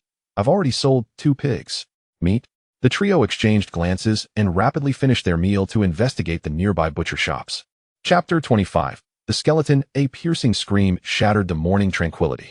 Sister Wang, the vegetable vendor, had entered the market that morning, feeling elated after a successful delivery. Optimistic about the day's profits due to the favorable prices and fresh produce. As usual, she arrived early at the market, ready to display her goods. However, upon her arrival, she noticed a black bag at the entrance. What on earth is this? Why is it here? Curiosity piqued, she approached it. Finding no stall nearby and no indication of ownership, the bag appeared clean, as if deliberately placed there. What a careless person. Leaving it out in the open without concern for mix-ups, Sister Wang muttered, contemplating taking it back to her stall to return it if someone came looking for it. Resolutely, she decided to lift the bag. What on earth is in here? It's heavy. The contents were inexplicably weighty. With a sudden rip, the bag tore open, spilling its contents onto the ground. What a shoddy bag.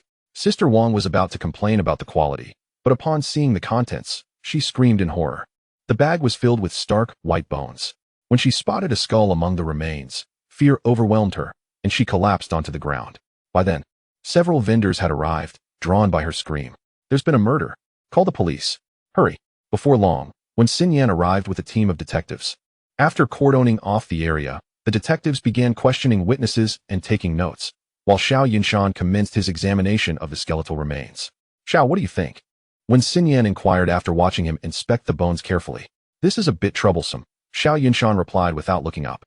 Upon his first glance at the bones, he sensed something was off. As the sun rose higher, some bones shimmered under the light. He gently lifted a skull, inhaled its scent, and tapped it beside his ear. The skull emitted a crisp sound upon being struck. He then picked up the non-lustrous bones, noticing remnants of flesh still clinging to them, which caused him to frown deeply. Xinyan, come over here. Upon hearing his call, when Xinyan approached quickly, Xiao Yunshan whispered something into her ear, and she regarded him with a knowing look.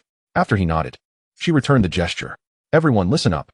When Xinyan stood and declared, we are from the Municipal Public Security Bureau's Criminal Investigation Team.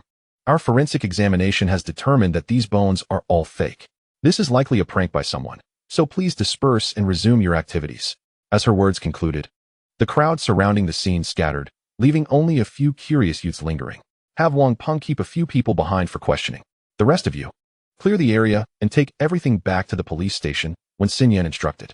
In the forensic lab, after an hour of diligent work, Xiao Yunshan finally extracted and assembled the actual human bones, completing the autopsy report. You seem quite adept at this, when Xinyan remarked upon seeing him pause. What have you determined? Setting down his tools, he leaned against his aching back and replied, the spine, pelvis, sacrum, finger bones, and toe bones are genuine. The rest are all fake. Based on the cuts on the cervical and lumbar vertebrae, they should belong to Jiao 1. The finger and toe bones will require DNA comparison for confirmation. The murderer must have meticulously removed all the flesh from her body and mixed it with these fake bones, which were then left at the market entrance. His technique was rather unrefined, as evident from the clear incisions on the bones. Is that all? When Xinyan asked, scrutinizing him. Yes, that is all. Very well, take a moment to rest. We will convene for a case discussion once the DNA results are in. With that, she departed. As the door to the forensic lab closed once more, Xiao Yunshan's gaze fell upon the fake bones strewn across the floor. That afternoon, the DNA results confirmed that the bones indeed belonged to the deceased Jiao 1. At 4 in the afternoon, within the familiar confines of the meeting room, a group of well-known faces gathered around the table to discuss the case at hand. At that moment, when Xinyan entered, providing a brief overview of the case, while each participant contributed their gathered clues, the identity of the deceased was confirmed as Jiao 1. Following investigations, it became evident that she had led a rather reclusive life, rarely interacting with others. Apart from her visits to bars, she maintained a monotonous routine of commuting between her home and workplace. Investigations into the nearby butcher shops yielded no motive or opportunity for the crime. The crime scenes were identified as the vegetable market and Baiming community, yet neither was the primary site of the incident. Once everyone had voiced their thoughts, when Xinyan turned to Xiao Yunshan, inquiring if he had anything to add, he stood and remarked, I believe starting with Jia 1 might prove difficult. We could instead focus on the counterfeit bones. Seemingly intrigued, when Xinyan encouraged him to elaborate, Xiao Yunshan nodded and continued, I have thoroughly examined those fake bones. They are medical-grade human skeleton models, brand new, and still carry a faint residual odor. We can trace the manufacturers. Based on the craftsmanship, these models should cost over 1,000 yuan, and there are only 2 producers of such models in Beihai City. While medical institutions and private clinics may order these items, their orders are infrequent and generally not in large quantities. When Xinyan acknowledged, that indeed presents a viable approach. But how can you be certain the perpetrator did not procure them from elsewhere? Xiao Yunshan retrieved a list from his pocket and projected its contents onto the screen, stating, at the top of this list are the 2 manufacturers in Beihai City, which are among the few in our province producing such medical models. Below are the addresses of courier stations near Baiming community. Based on the models we discovered, a complete human skeleton model weighs approximately 10 kilograms, accompanied by storage boxes and other items. We should inquire with the staff here if they have received any such deliveries recently. Chapter 26. Rongxing Clinic. Wang Peng, curious, looked at him and asked, are we just going to ask? Why do you look so hesitant? Xiao Yunshan sheepishly smiled. If none of those packages contain anything, we will have to search the entire city. This would be a monumental task. Beihai City has over 1,000 courier stations, receiving countless packages daily, and a single courier would deliver a vast number of parcels. Moreover, if the orders weren't from medical institutions, the suspect would likely choose to ship anonymously, complicating matters further. Given that we are but a handful of people, the magnitude of this undertaking became apparent to all present, eliciting exasperated reactions. One side faced thousands of stations, with packages numbering in the tens of thousands. On the other side stood two manufacturers, whose order volumes, despite being numerous, were relatively manageable. This comparison clearly indicated that the latter option would be more feasible. When Xinyan promptly began delegating tasks, the first step involved visiting the two manufacturers to ascertain who had purchased such models recently, particularly within the city, as well as the addresses for shipping. As anticipated, Xiao Yunshan's assertion proved accurate. The order volume for these human skeleton models was indeed minimal, especially from local sources, with both manufacturers combined accounting for only about 20 orders. Upon contacting the proprietors of the two companies, they readily provided the order records from the past 6 months. With the data in hand, the team hurried back to the police station. Inside the office, Xiao Yunshan perused the orders and remarked, "Look at this. The Rongxing Clinic ordered one model from each of the two suppliers within the span of 2 days. Is that so?" When Xinyan also examined the order sheet and confirmed the finding, the records indicated that the clinic had purchased one model from the first manufacturer on June 11th, without any returns, and then another on June 12th from the second supplier. The delivery address was conveniently close to Baiming community. The two exchanged glances, instantly suspecting the clinic's involvement. When Xinyan was eager to set out immediately, but Xiao Yunshan stopped her. "It's 7 o'clock. They must have closed for the day. Let's go tomorrow morning." "Oh, I see," when Xinyan responded, her gaze suggesting a foreboding feeling to Xiao Yunshan. The following morning at 10, a weary Xiao Yunshan stood outside the Rongxing Chinese Medicine Clinic, when Xinyan and Lin Yuang flanked him, each gripping one of his arms. "We're already here. Could you please let go of me?" Xiao Yunshan complained, his discomfort evident. "Are you sure you won't run away?" When Xinyan warned, her eyes filled with a stern admonition. "Where would I run?" Xiao Yunshan replied bitterly. "I couldn't possibly escape from both of you." Only then did they release their hold. Rubbing his wrists, Xiao Yunshan muttered, "Really? So much force. You two are just ganging up on a scholar. Enough chatter, let's go." When Xinyan declared, shaking her delicate fist in front of him, "If you keep talking, I'll give you a taste of my strength." With that, she snorted and strode inside. Lin Yuang moved to Xiao Yunshan's side, patting his shoulder, heedless of his reluctance, and pulled him along.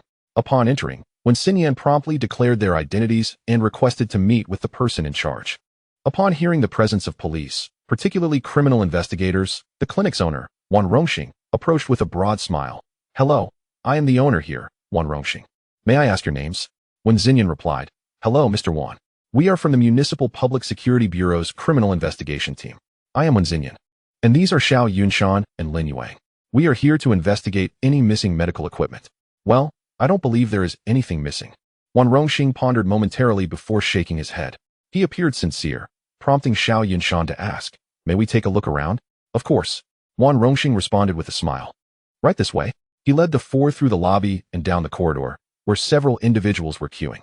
In addition, there were 4 or 5 offices, each occupied by a doctor attending to patients. Notably, each office contained a human skeleton model. At this point, Wan Rongxing remarked, "This clinic is privately owned by me, staffed by descendants of renowned traditional Chinese medicine families. Each doctor possesses nearly a decade of experience. While I cannot guarantee that every patient who enters will be cured, I can assure you that each patient will receive the best treatment we can offer." Listening to him speak, when Xinyan and Lin Yuang remained outside, while Xiao Yunshan greeted him before entering the offices for inspection. After inspecting the last office and finding nothing of interest, the three exchanged glances. Xiao Yunshan then addressed Wan Rongxing. "Mr. Wan, you are not a practitioner of traditional Chinese medicine, are you? What prompted you to open such a clinic?" With a smile, Wan Rongxing replied, "You are correct, Officer Xiao.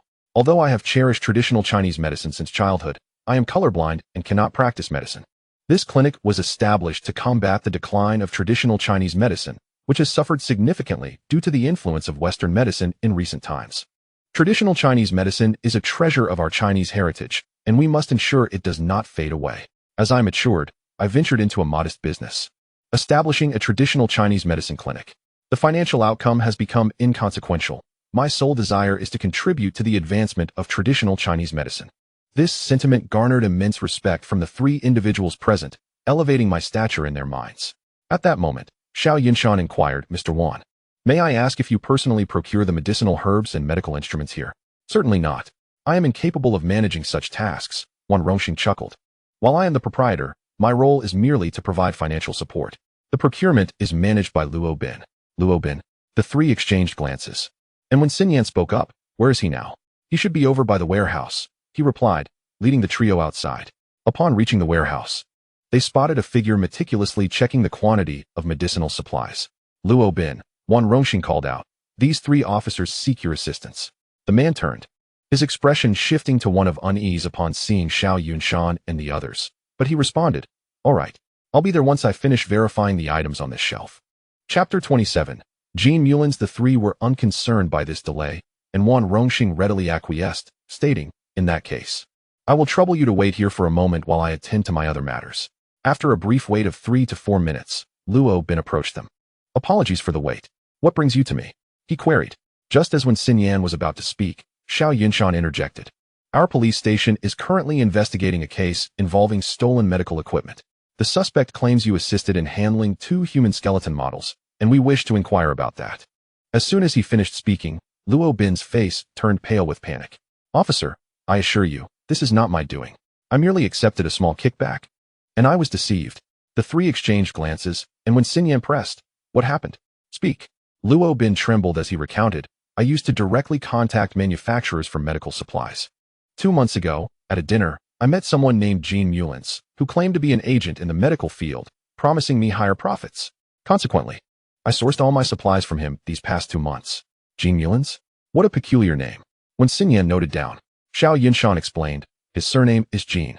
Perhaps he feels a lack of wood in his fate, and considering the 5 elements, metal overcomes wood, hence the name." "You are quite knowledgeable," when Xin Yan remarked, turning to Luo Bin. "Did he mention that although his prices might be slightly elevated, he could offer you a rebate?" "Yes," Luo Bin admitted, avoiding their gaze. "How much have you profited?" When Xin Yan inquired, "Not a single dime. That scoundrel has yet to pay me, and 2 weeks ago, a model in Dr. Su's office broke. I sought to purchase a new one from him, but he insisted he had already delivered it." "So, you bought a new one from a different factory?" "Yes," Luo Bin said fearfully. "I truly had no idea those items were stolen. Do you know where he lives? Do you have his contact information?" "I am unsure of his address, but I do have his contact number." He retrieved his phone. "Here is his number." "Who introduced him to you?" Xiao Yunshan suddenly asked. "Do you have any contact information for that person?" "A distant relative of mine, named Zheng Lin," he replied, scrolling through his phone. "Here is his number." At this point, Luo Bin remained unaware of the gravity of the situation, his expression betraying trepidation. "Could you refrain from informing Mr. Wan about this? After all, I have a bedridden mother and a 3-year-old child at home. Do you believe we could keep this a secret?" When Xin Yan remarked, putting away her notebook, her brow furrowed. "I am a criminal investigator. Why else would 3 detectives be here seeking you? Could it be that this lad committed murder?" Luo Bin's face turned pale with terror, on the verge of tears. "I swear I know nothing. I only interacted with him to purchase his goods. Your claims hold little weight. We must investigate and gather evidence." When Xin Yan said coldly, fixing him with a stare, "From now on, you are not permitted to leave Bihai City, nor can you go off the grid." With that, she exchanged farewells with Wan Rongxing and departed. "Do you think he is involved?" As they entered the vehicle, when Xin Yan immediately asked. "I doubt it," Xiao Yunshan replied. "Though Luo Bin is greedy, he is fundamentally timid and unlikely to commit murder." "And you, Lin Yuang?" Meeting her gaze, Lin Yuang responded, "I too believe he is innocent." "Then we must delve into this Jean Mullins," when Xin Yan declared, looking at Xiao Yunshan, who met their scrutinizing stares. "Indeed, we must pursue this Jean Mullins. However, we should first contact Zheng Lin to avoid raising suspicion." Xiao Yunshan raised his head, catching their knowing glances. "You want me to handle this, don't you? We all graduated from the police academy," when Xin Yan asserted. "Precisely," Lin Yuang added. "Only you possess insight into the medical field." "Ugh," Xiao Yunshan began to protest. But before he could finish, when Xin Yan snatched his phone to call Jean Mullins. Beep, beep, beep. "Hello? Who's this?" The call connected after 2 rings. "Jean Mullins?" Xiao Yunshan said, gazing at Wen Xin Yan, who wore a threatening expression. "It's me. What can I do for you?" "I wish to purchase some medical teaching supplies." "I hear you have them for sale?" "Teaching supplies? What exactly do you need?" "Primarily human models and instrument replicas." "Do you have any available?" Xiao Yunshan maintained his composure. "Of course. If you manage to reach me, you must know what I do." "Indeed, otherwise I wouldn't be contacting you." "All right, what specifics do you require? And when do you need them?" "As soon as possible, preferably this afternoon." "It's urgent. I'll send over a list shortly." "Understood. Let us say 5 o'clock this evening. A deposit of 500 to ensure you don't back out." 500? Xiao Yunshan glanced at the others, who nodded in agreement. "Very well. This phone number will serve as my WeChat. I'll send you the deposit." "Great." After hanging up, a friend request promptly appeared on his screen. Once accepted. Xiao Yunshan's fingers flew across the screen as he compiled and sent a list of medical teaching supplies. The response was immediate. Deposit of 500. Xiao Yunshan cast a pitiful look at the others, only to find Lin Yuang ignoring him entirely. When Xinyan reassured him, go ahead and make the transfer. You can reclaim it later. But what if he absconds? Xiao Yunshan asked, a hint of dismay in his tone. Oh, it's just 500. If he vanishes, I'll reimburse you. Upon hearing this, Xiao Yunshan reluctantly suppressed his inner turmoil and transferred the 500, adding a note. 5 o'clock this evening. At the unfinished building in the west of the city. After receiving a simple "oh" in response, he felt a mixture of relief and exasperation. All right, enough of this. Seeing his glum expression, when Xinyan said, once the case rewards come through, I'll treat you to dinner. You better keep your word. Have I ever deceived you? When Xinyan flicked her hair back, starting the car and speeding towards the police station. At 5 o'clock, Xiao Yunshan, and when Xinyan arrived punctually at the base of the unfinished building in the west of the city. Just as they stepped out of the car, a voice called from behind them. Hey, little brother, which school are you helping with supplies? Chapter 28, the capture operation turning around. They encountered a portly middle-aged man in his 30s, descending from a van. Dressed in a tank top and oversized shorts, he bore a rather rotund figure. Brother, you brought your girlfriend along to make purchases? Upon discerning the appearance of Wen Xinyan, his eyes widened in disbelief, and with a cheeky grin, he inquired, beautiful lady, how old are you this year? What do you do? Would you like me to help you find a job? When Xinyan frowned, a hint of displeasure crossing her face. Just as she was about to unleash her anger, she was abruptly pulled behind Xiao Yunshan, who confronted Jean Mulin. Are you Jean Mulin? Where's the item? That's me. The item is right here. With that, he approached the nearby van, opened the trunk, and revealed its contents. Let's inspect the goods. Xiao Yunshan stepped forward, peering into the box, which contained precisely what he had mentioned earlier. After Jean Mulin closed the box, he asked, everything all right? Indeed. With that, Xiao Yunshan turned his gaze towards Wen Xinyan. Jean Mulin, with his squinting eyes darting between the two, began to speak. These items are merely for educational use. But before he could finish, Wen Xinyan and her concealed comrades sprang into action. Hey, what are you doing? Though Jean Mulin appeared somewhat portly, he was clearly no match for the expertly trained Wen Xinyan. Moreover, her sudden attack, coupled with the assistance of others, led to his swift subjugation. Evidently incensed by his lewd gaze and shameless remarks, Wen Xinyan struck him with considerable force, leaving Xiao Yunshan unable to bear the sight. After binding him, Wen Xinyan finally released her grip on his arm and turned to Xiao Yunshan, saying, have you laughed enough? All right. Xiao Yunshan forced down the corners of his mouth. You were a bit too harsh, don't you think? Are you police officers? At this moment, Jean Mulin finally grasped the situation and bellowed, why are you arresting me? When Xinyan brandished her badge, enough chatter. We suspect you are linked to a dismemberment case. Come with us. Upon seeing the credentials, Jean Mulin exclaimed, officer, I usually just indulge in petty theft and flirtation, never anything heinous. Clearly uninterested in his protestations. When Xinyan waved her hand, take him away. Together, they forced Jean Mulin into the vehicle. Upon opening the door, they found Lin Yuang stifling laughter inside the car. What is so funny? Keep an eye on him. When Xinyan retorted, shoving Jean Mulin inside, and instructing Wang Peng, drive that vehicle back. With that, she entered the car and headed back to the precinct. At the police station, Xiao Yunshan, clutching a bag of pastries in one hand and a packet of spicy strips in the other, ambled unsteadily to the interrogation room door. How did it go? He asked, handing Lin Yuang a pastry. This guy is a slippery character. He hasn't divulged anything useful, but he has shared plenty of his petty antics. Just then, when Xinyan exited the interrogation room, and they could hear Jean Mulin's loud protests of innocence. Naturally, she seized a pastry and pilfered half of Xiao Yunshan's spicy strips. As this was not his first time in custody, and he was well acquainted with the procedures. Really? I'll go ask him, Xiao Yunshan declared, having finished his last bite of pastry. Inside the interrogation room, Jean Mulin sat with bloodshot eyes. Upon seeing Xiao Yunshan enter, he immediately shouted, officer, I merely have a knack for petty mischief. I might steal a chicken today and pluck some green onions tomorrow, but surely that doesn't warrant a criminal investigation, does it? Furthermore, my trade in medical supplies is just to make a living. That's not illegal, is it? I have an elderly mother to support. Xiao Yunshan dismissed his words, calmly taking a sip of water. My apologies, I was a bit hasty while eating and choked. As Jean Mulin attempted to speak again, Xiao Yunshan quickly waved his hand. What you've said is irrelevant to me. I'm a forensic expert, not a police officer. I'm merely here to supervise you while others are away. With a defeated demeanor, Jean Mullin slumped in his chair. Xiao Yunshan continued. What you mentioned doesn't warrant your arrest, and your business is indeed legal. This is the Criminal Investigation Unit. They wouldn't detain you for such trivial matters. Hearing this, Jean Mullin lifted his head slightly. Then why was I brought here? Didn't I just say? Setting down his water bottle, Xiao Yunshan replied. You are being implicated in a murder and dismemberment case that occurred last week, which is why we brought you in. Murder and dismemberment? Jean Mullin was taken aback. I didn't kill anyone. I swear. Xiao Yunshan gestured for him to calm down. Don't be alarmed. Many who enter here claim innocence, but we require evidence. Evidence? What proof do you have that I committed murder? After a moment's thought, Xiao Yunshan slyly glanced outside. I'll let you in on a secret. We discovered a human skeleton model at the crime scene, and the fingerprints on its packaging match yours. Furthermore, the very item that caused the victim's demise was this model. That is not me. I swear. Jean Mullin's agitation intensified. I'm merely a dealer in supplies. It's not unusual for my fingerprints to be on such items. Someone is framing me. I could never commit murder.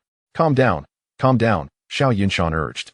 As I mentioned, I'm a forensic expert, not a police officer. I'm just here to fill in temporarily. Brother, you have to help me. Jean Mullin pleaded. I'm not the killer. Xiao Yunshan deliberately glanced at the door, speaking softly. Think carefully about what you've sold recently, to whom, and what actions you've taken. But, Jean Mullin replied with a forlorn expression, I sell so many items daily. How can I remember? After he spoke, he looked at Xiao Yunshan with pleading eyes. Brother, if you help me get out, I'll give you 50,000. No, 80,000. I'll give it to you the moment I'm free. Are you really that foolish? Xiao Yunshan glanced at the overhead camera with disdain. I've just told you it's a human skeleton model. Many people purchase those. Chapter 29. The Great Deceiver. After hearing Xiao Yunshan's words, Jean Mullin began to recount the various human skeleton models he had sold over the past few months, providing details of his chat logs, delivery lists, and videos. Once he finished, Xiao Yunshan had taken sufficient notes. While reviewing his records, he inquired, What did you do last week? Me? Jean Mullin hesitated, muttering, Nothing much, just smoking, drinking, dining, playing cards, and visiting ladies. Upon hearing this, Xiao Yunshan immediately looked up, his expression turning serious. You visited ladies last week? Yes, twice. Jean Mullin replied, puzzled. Is that a problem? You must never win the lottery. Your luck is truly abysmal. Xiao Yunshan shook his head, grimacing. The unfortunate truth is that one of the deceased was indeed a lady of the night. What? Jean Mullin exclaimed. You need to think about what you did last week, down to the exact day and time, preferably with someone who can vouch for you or with surveillance footage. As he spoke, he glanced at the time. They'll be back soon. I need to head out for DNA testing. With that, Jean Mullin promptly began detailing his activities from the previous week. Meanwhile, in the monitoring room, Wang Peng observed the footage and remarked, This kid looks like a harmless bookworm. Yet he is quite the smooth talker. Indeed, when Xinyan replied, his mind works exceptionally well. He doesn't even need to draft a script to lie. After glancing at the time, she stated, It's about time for us to step in. Let us go.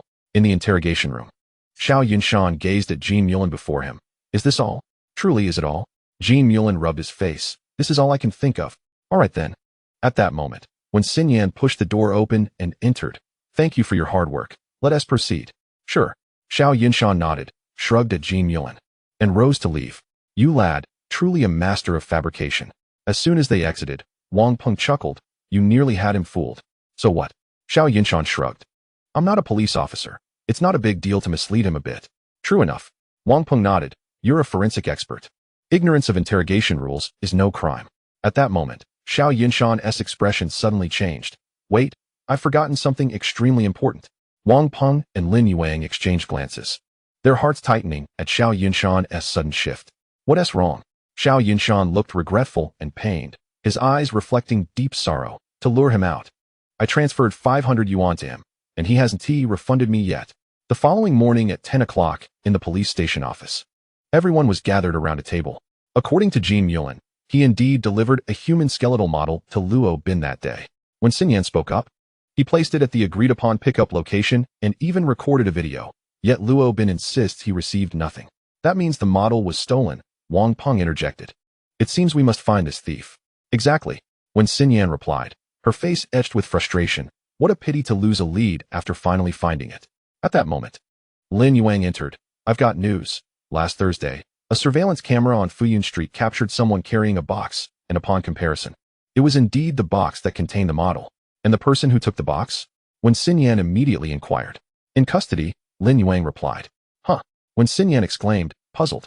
Yes, Lin Yuang confirmed. He was arrested last Saturday for participating in a brawl. And the model? Xiao Yunshan asked. He claims it's at his home, Lin Yuang sighed. But we haven't found it. Gone again? Wen Xinyan was taken aback.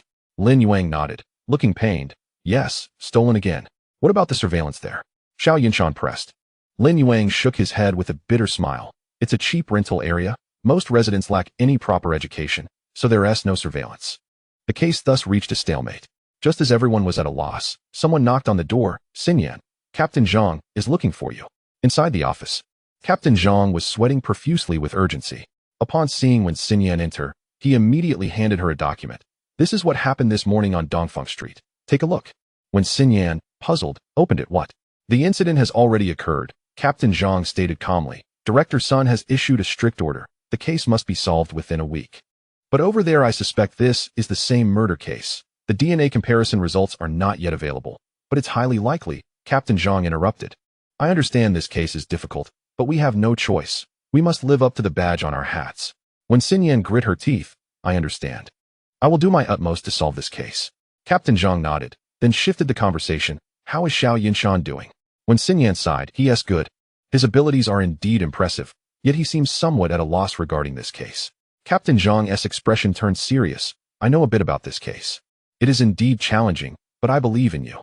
Don't put too much pressure on yourselves. If necessary, I will try to secure more time for you. Emerging from the office, lunch had already passed. Thinking that the cafeteria would have no food left, she decided to visit Xiao Yunshan again for some instant noodles. However, upon arriving at the forensic office, she found Wang Peng and Lin Yuang standing at the door, looking uneasy. What are you two doing here? Acting as gatekeepers? As she spoke, Wen Xinyan attempted to push the door open but was held back by the two. Both looked distressed, their heads shaking like rattles. Wen Xinyan, puzzled, asked, What is wrong with you? Nothing, Wang Peng replied seriously, but you should really not go in. Why? Trust me, don't go in. Wang Peng insisted without elaboration. Yunshan is busy in there, Lin Yuang added. Let us not disturb him. No way. Wen Xinyan shook her head. I'm starving. I'll just grab something to eat and leave. It won't disturb him. With that, she forcefully pushed past them, entering the room. Chapter 30. Fragments of a corpse. Seeing Wen Xinyan stride into the forensic office, Wang Peng and Lin Yuang exchanged glances before bolting down the corridor. One went to fetch water while the other grabbed a trash can. Sure enough, they had barely returned when Wen Xinyan rushed out of the forensic office, covering her mouth, and immediately seized the trash can to vomit into it. The door of the forensic office swung open, and a calm Xiao Yunshan emerged, holding a cup of water. Gently patting Wen Xinyan's back, he said, Didn't I tell you to stop anyone from entering? Why didn't you stop her? We tried, Wang Peng said, pinching his nose. But she wouldn't listen. Lin Yuang added, frowning at Wen Xinyan, who was still retching. Xiao Yunshan shot them an incredulous look, handed his cup of water to Lin Yuang, and began to massage Wen Xinyan's left hand. Once she stopped retching, he finally released her, taking a couple of deep breaths and rinsing her mouth. When Xinyan finally spoke, Why didn't you stop me from going in? We did, but you wouldn't listen, Wang Peng replied, looking weary. Then why didn't you say he was inside cutting up a corpse? Lin Yuang covered his face, lamenting. Because we truly didn't want to relive the scenes in the forensic office. Why didn't you react? The two exchanged glances, and Wang Peng awkwardly admitted. Because we just vomited too. They extended their arms, revealing patches of redness on their skin, precisely where Xiao Yunshan had just massaged them. All right, remember to drink your water, Xiao Yunshan said nonchalantly, seeing that she had ceased retching. I'll return to my task of assembling the body parts. Why does he show no reaction at all? When Xinyan asked, staring at the now closed door of the forensic office. That's why they say he is a forensic expert. His psychological resilience is remarkable. Lin Yuang remarked with admiration. Wang Peng wholeheartedly agreed. Let us not intrude on this spectacle. Let us just stand guard here. As the afternoon wore on, at 3 o'clock, beside the autopsy table in the forensic office, Xiao Yunshan was slurping a bowl of instant noodles. When Xinyan entered, holding a DNA test report, Are you done? Xiao Yunshan nodded, gesturing with his chin toward the autopsy table covered by a white cloth. The flesh fragments are from the same individual. As for whether it's Jiao 1, I can't say. When Xinyan handed him the report, It's hers. Just set it aside, Xiao Yunshan replied without looking up. When Xinyan glanced at the autopsy table, then at Xiao Yunshan, who was casually eating noodles beside it, saying with a strange expression, Eating instant noodles in a place like this, Your psychological resilience is commendable." The words seemed to burn, spoken in a vague manner, but Xiao Yunshan hardly heard them. Nor did he care. With a raspy voice, Xiao Yunshan took a couple of sips of soup and remarked, "There's no choice. I've been busy since around 11. And now my stomach aches from hunger." "You have remarkable composure," Wen Xinyan retorted. "Do you even know what transpired today?" "Indeed," Xiao Yunshan replied while eating. In the early hours, sanitation workers on Dongfeng Street discovered 2 plastic bags piled together while cleaning the street. The exterior was soaked, and upon opening them, they found chunks of meat inside. The workers presumed it was pork and, feeling it a waste to discard it, took the meat home to wash and consume. However, during the cleaning, one of them found a piece resembling a woman's breast and suspected it to be human flesh, prompting them to call the police. Their suspicion was not unfounded, but it wasn't entirely accurate. The bags contained not only human flesh, but also some pork and internal organs. Xiao Yunshan casually tossed his empty instant noodle bowl into the trash and continued. The perpetrator had meticulously diced the body and pork into uniform pieces of 4 to 5 centimeters, blending them with the organs. Perhaps he wore gloves, leaving no fingerprints. Coupled with the fact that the workers had already done a rough cleaning, almost no clues were left behind. I've separated the pork and handled the organs appropriately. As for the meat, I've pieced it together. Would you like to take a look? With that, Xiao Yunshan gestured towards the white cloth covering the dissection table, subtly indicating her to lift it. Wen Xinyan approached the dissection table with skepticism, slowly extending her hand as if grappling with an internal conflict. Just as her fingers were about to touch the cloth, she swiftly withdrew them. After careful consideration, she ultimately decided against it. The previous scene here remained vividly etched in her mind. Xiao Yunshan picked up a cup from the dissection table, took a few sips, and remarked, "Oh, by the way, I suddenly recalled that we seem to have overlooked 2 very important individuals in this case." "Important individuals?" Wen Xinyan inquired, puzzled. "Her parents," Xiao Yunshan stated, glancing at the body covered by the cloth. "No," Wen Xinyan exclaimed firmly, "the loss of a child is an immense blow to any parent. How unbearable is it to send a child off before one's own time?" "The events have transpired," Xiao Yunshan replied calmly. "I understand your desire to shield them from further distress, but this does not mean they will remain oblivious forever. But their child was dismembered. How can you expect them to accept that?" Wen Xinyan protested, suddenly pulling back the cloth covering the body. Upon seeing the visage of the corpse, she gasped in shock. "What have you done?" "I merely reassembled her remains," Xiao Yunshan asserted. Wen Xinyan shouted, "But you needn't have arranged it so meticulously." On the dissection table lay the front half of a body, stitched together from various chunks of flesh, grotesquely sprawled without the support of bones. It appeared utterly horrifying. Wen Xinyan swallowed hard. "Your actions are too extreme. The family of the deceased will come to claim the body." Xiao Yunshan rubbed his temples and replied, "Ultimately, it must be pieced together. It's better to do so while the body is still fresh. I, too, wish to spare them unnecessary anguish." "Enough." Wen Xinyan waved her hand, evidently reluctant to discuss further. "What about the other half?" "It's behind you." Xiao Yunshan pointed to the dissection table behind her. "Do you wish to see it?" "No." Wen Xinyan pressed her hand against her chest, forcing down the turmoil in her stomach. "I can't bear it. Let us focus on your deductions instead." Chapter 31. Lu Yuanyuan. Upon hearing this, Xiao Yunshan approached another dissection table covered by a white cloth, reaching to unveil it, only to be stopped by Wen Xinyan gripping his arm. "No need to open it. Just tell me." Xiao Yunshan sheepishly withdrew his arm and addressed the 2 dissection tables. The deceased had consumed some alcohol before the incident. The assailant seized the opportunity to take her back to their residence, where he killed her and dismembered her body. "Is that it?" Wen Xinyan's eyes widened in disbelief. "That is all." "Yes," Xiao Yunshan affirmed. "You've revealed nothing substantial." Wen Xinyan expressed her disappointment. "No," Xiao Yunshan countered. "From the bar surveillance, we can see that although Jia Wen had a bit to drink when she left on Saturday night, her steps were steady, indicating she was quite lucid. However, tests on her blood and liver reveal she had consumed a considerable amount of alcohol." Wen Xinyan furrowed her brow. "So someone must have taken her away, and then they drank heavily together?" "Precisely."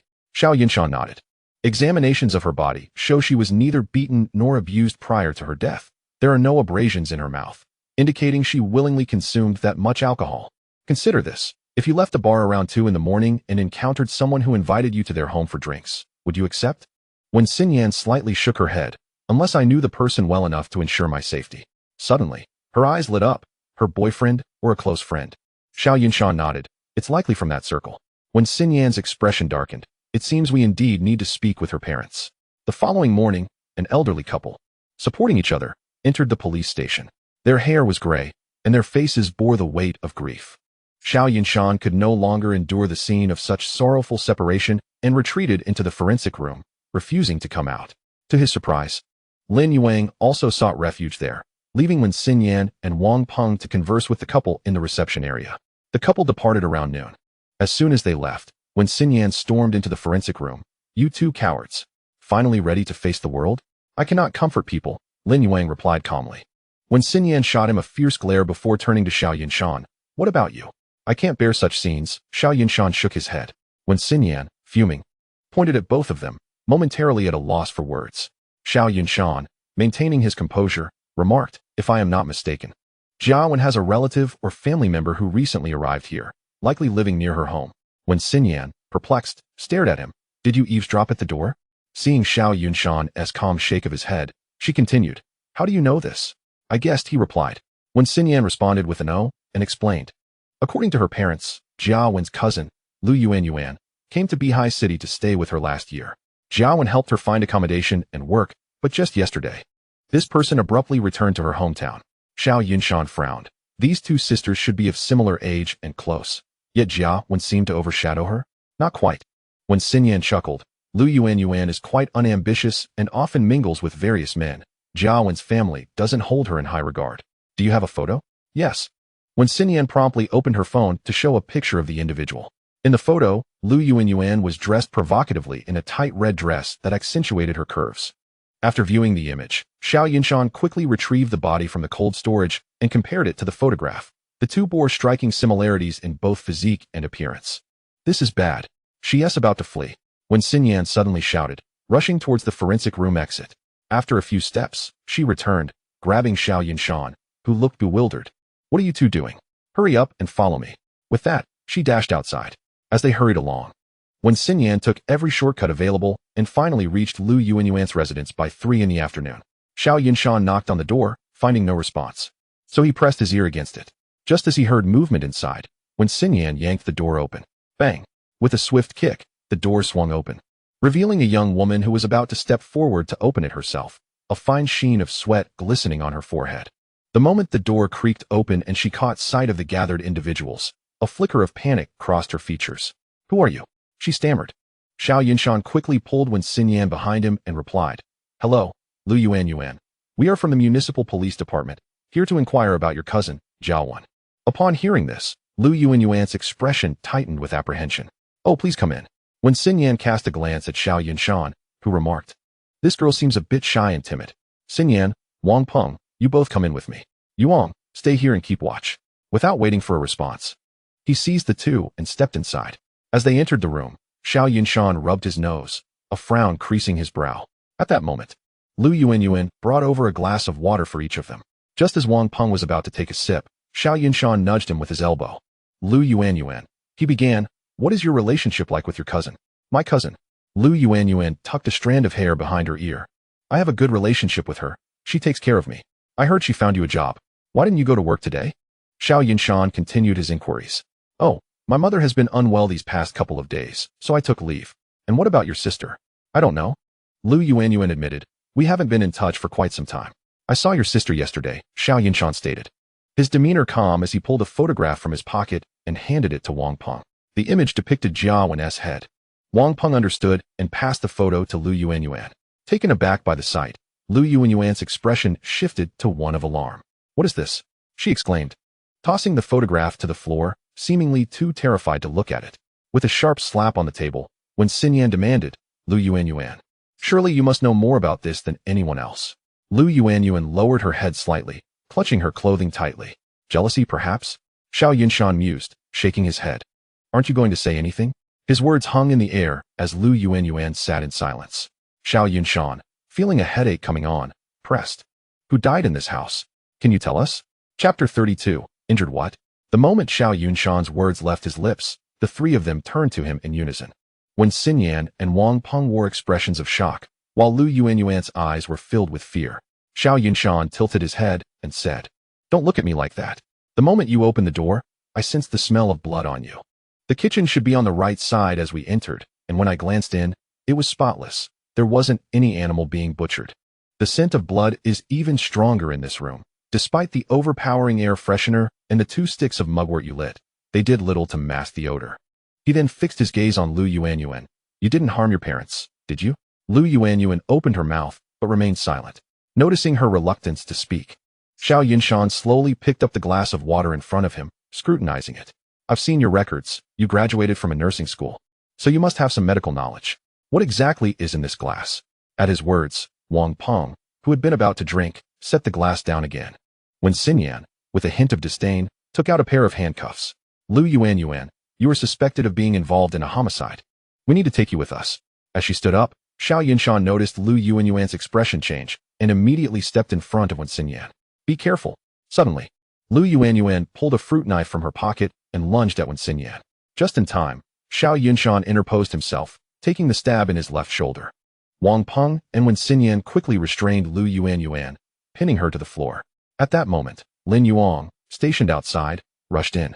Upon seeing Xiao Yunshan lying on the floor, clutching his shoulder with blood seeping through his fingers, he was taken aback. He moved to assist him, but Xiao Yunshan shook his head, gesturing towards the closed door of a nearby room. There should be a body in there. Following his gaze, Lin Yuang approached the door, and Xiao Yunshan cautioned, be careful. Lin Yuang drew his sidearm and slowly opened the door. Inside, he found a man and a woman lying on the floor, both with numerous stab wounds. Upon seeing the bodies, Lin Yuang instinctively called out, get the coroner over here to examine the bodies. Are you blind? When Xinyan snapped, helping Xiao Yunshan to his feet. Can't you see he's injured? Call an ambulance first. In the interrogation room of the police department, when Xinyan slammed her palm on the table. Lu Yuanyuan, why did you kill Jiaowen? Speak up. Lu Yuanyuan, upon hearing this, glanced at her but remained in a daze, refusing to utter a word. Be gentle, it hurts. Outside the hospital room, Wang Peng and Lin Yuang exchanged glances, chuckling softly. Why is Xiao Yunshan so afraid of pain? Lin Yuang remarked with a smile. Wang Peng shook his head. How would I know?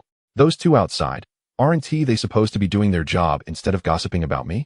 Listening to the chatter from inside, both men wore expressions of exasperation. This fool is indeed daft, but his ears are quite sharp, Lin Yuang muttered before leaving. Wang Peng grinned as he entered the hospital room, just in time to see Xiao Yunshan grimacing in pain on the bed. A doctor and 2 nurses were attending to his shoulder injury. Stop laughing. Xiao Yunshan glared at Wang Peng, his frustration evident. Did you come here just to enjoy my misfortune? Not at all, Wang Peng said, covering his mouth. Does it still hurt? Xiao Yunshan shot him an incredulous look. Isn't that obvious? Want me to stab you and see how you feel? Wang Peng chuckled as he sat down on a nearby chair. Why didn't you just dodge at the moment? Your question is as ludicrous as asking why I didn't foresee that you two wouldn't expect her to turn on us.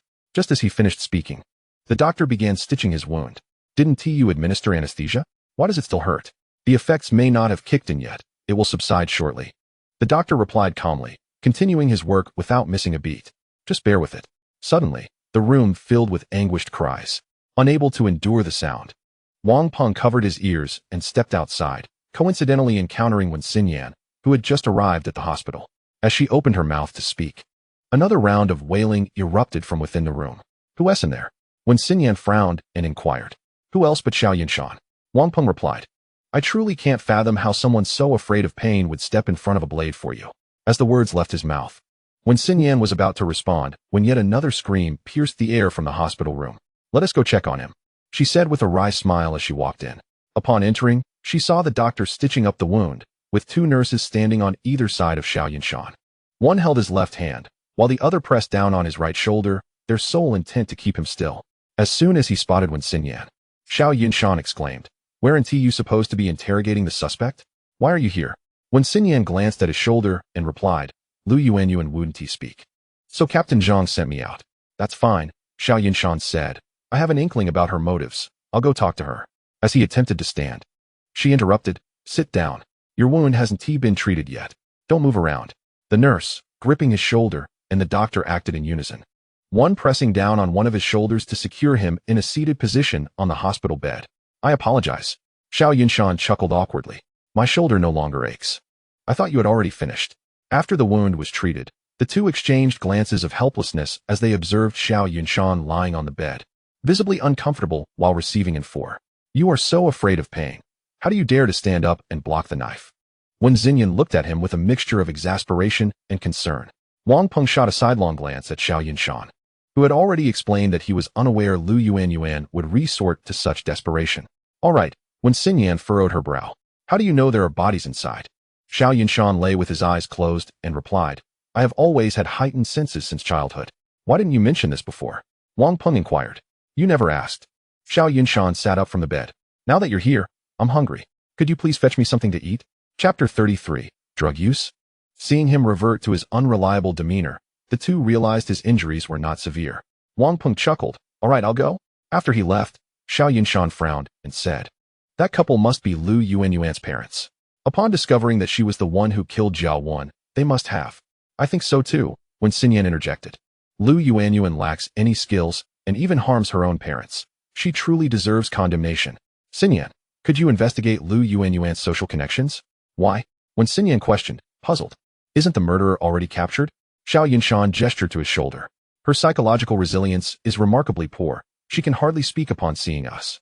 How could she possibly commit murder and dismemberment alone? Moreover, as a woman with delicate limbs, she only managed to inflict a minor wound on me. It is nearly impossible for her to carry out such deeds unnoticed. So you believe she has accomplices? Wen Xinyan frowned. This accomplice must share a significant bond with her. Xiao Yunshan sighed. To kill her own parents for him suggests a romantic relationship. We shall investigate. Scrutinize her social circle. Xiao Yunshan added, especially those who frequent internet cafes, nightclubs, and gaming venues, and who have criminal records for theft or gang fights. At that moment, Wang Peng entered with a bag of baked buns. Still pondering the case? Come with me. Wen Xinyan immediately pulled him out, disregarding Xiao Yunshan's eager gaze fixed on the buns. Hey, save some buns for me. The sound of the ward door slamming shut was his only response. With a considerable amount of fluid left, Xiao Yunshan had no choice but to endure his hunger while lying on the bed. In the interrogation room, the detective in charge glared furiously at Lu Yuanyuan. Upon the arrival of Wen Xinyan, he immediately exclaimed, Officer 1, this girl is as mute as a statue. She hasn't uttered a single word. Wen Xinyan frowned. Lu Yuanyuan, who are you protecting? Lu Yuanyuan's expression darkened, yet she remained silent. Smack. Wen Xinyan struck the table. Do you think your silence will keep us from finding him? Seeing her still unresponsive, Wen Xinyan took out her phone, immediately dispatched personnel to search the internet cafes, nightclubs, gaming venues, and billiard halls in Bihai City. She then turned to Lu Yuanyuan. Search her residence and all her contacts on her phone, especially those with criminal records. I refuse to believe we cannot find this worthless individual. He is not worthless. Lu Yuanyuan shouted, her eyes blazing with rage. He is not. And yet, despite having committed murder, you still require assistance to shield him from accountability, Wen Xinyan retorted through gritted teeth. You are correct. He is not worthless, but a coward. You would even kill your own parents for such a person. You are no better. Lock her up for now. We will address this once we locate that individual, she declared before storming out of the interrogation room, slamming the door behind her, leaving Lu Yuanyuan to rage alone. Lu Yuanyuan gazed at Wen Xinyan's retreating figure, lost in her thoughts. The following morning at 10:30, Xiao Yunshan, bandaged and in pain, walked into the police station. What brings you here? Upon entering, he encountered Wen Xinyan. Shouldn't you be resting at the hospital?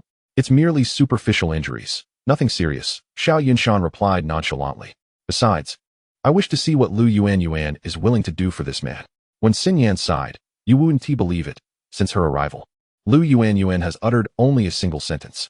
As they entered the office together, Wen Xinyan handed Xiao Yunshan Lu Yuanyuan's interrogation record. Look for yourself. It's infuriating. Xiao Yunshan's eyes widened. Wow. Such restraint? Wen Xinyan, visibly irritated, remarked, we are currently investigating her social relations, but these delinquents are elusive. We have no idea where they have wandered off to. May I have a word with Lu Yuanyuan? What do you wish to speak with her about? Wen Xinyan asked while sending a message to have Lu Yuanyuan brought to the inquiry room. I intend to find a way to make her speak. Before long, Lu Yuanyuan was brought into the interrogation room. Upon her entrance, both noticed something was amiss. Lu Yuanyuan was trembling, her body slick with cold sweat. What is wrong with her? Xiao Yunshan inquired. No idea, replied the officer who had brought her in. She was fine last night and moments ago, suddenly, she changed. Have the people who went to her home returned? Not yet. Instruct them to search thoroughly, see if there are any drugs in her house. As he spoke, Xiao Yunshan stepped forward, seizing her arm to check for needle marks. Suddenly, Lu Yuanyuan began to thrash wildly, even attempting to bite him. With his injured shoulder preventing him from restraining her effectively, he stepped back and let Wen Xinyan take over. Indeed, there were 2 needle marks on each of Lu Yuanyuan's arms, now fully healed, but visible nonetheless to Xiao Yunshan. You use drugs? He pressed, brow furrowed.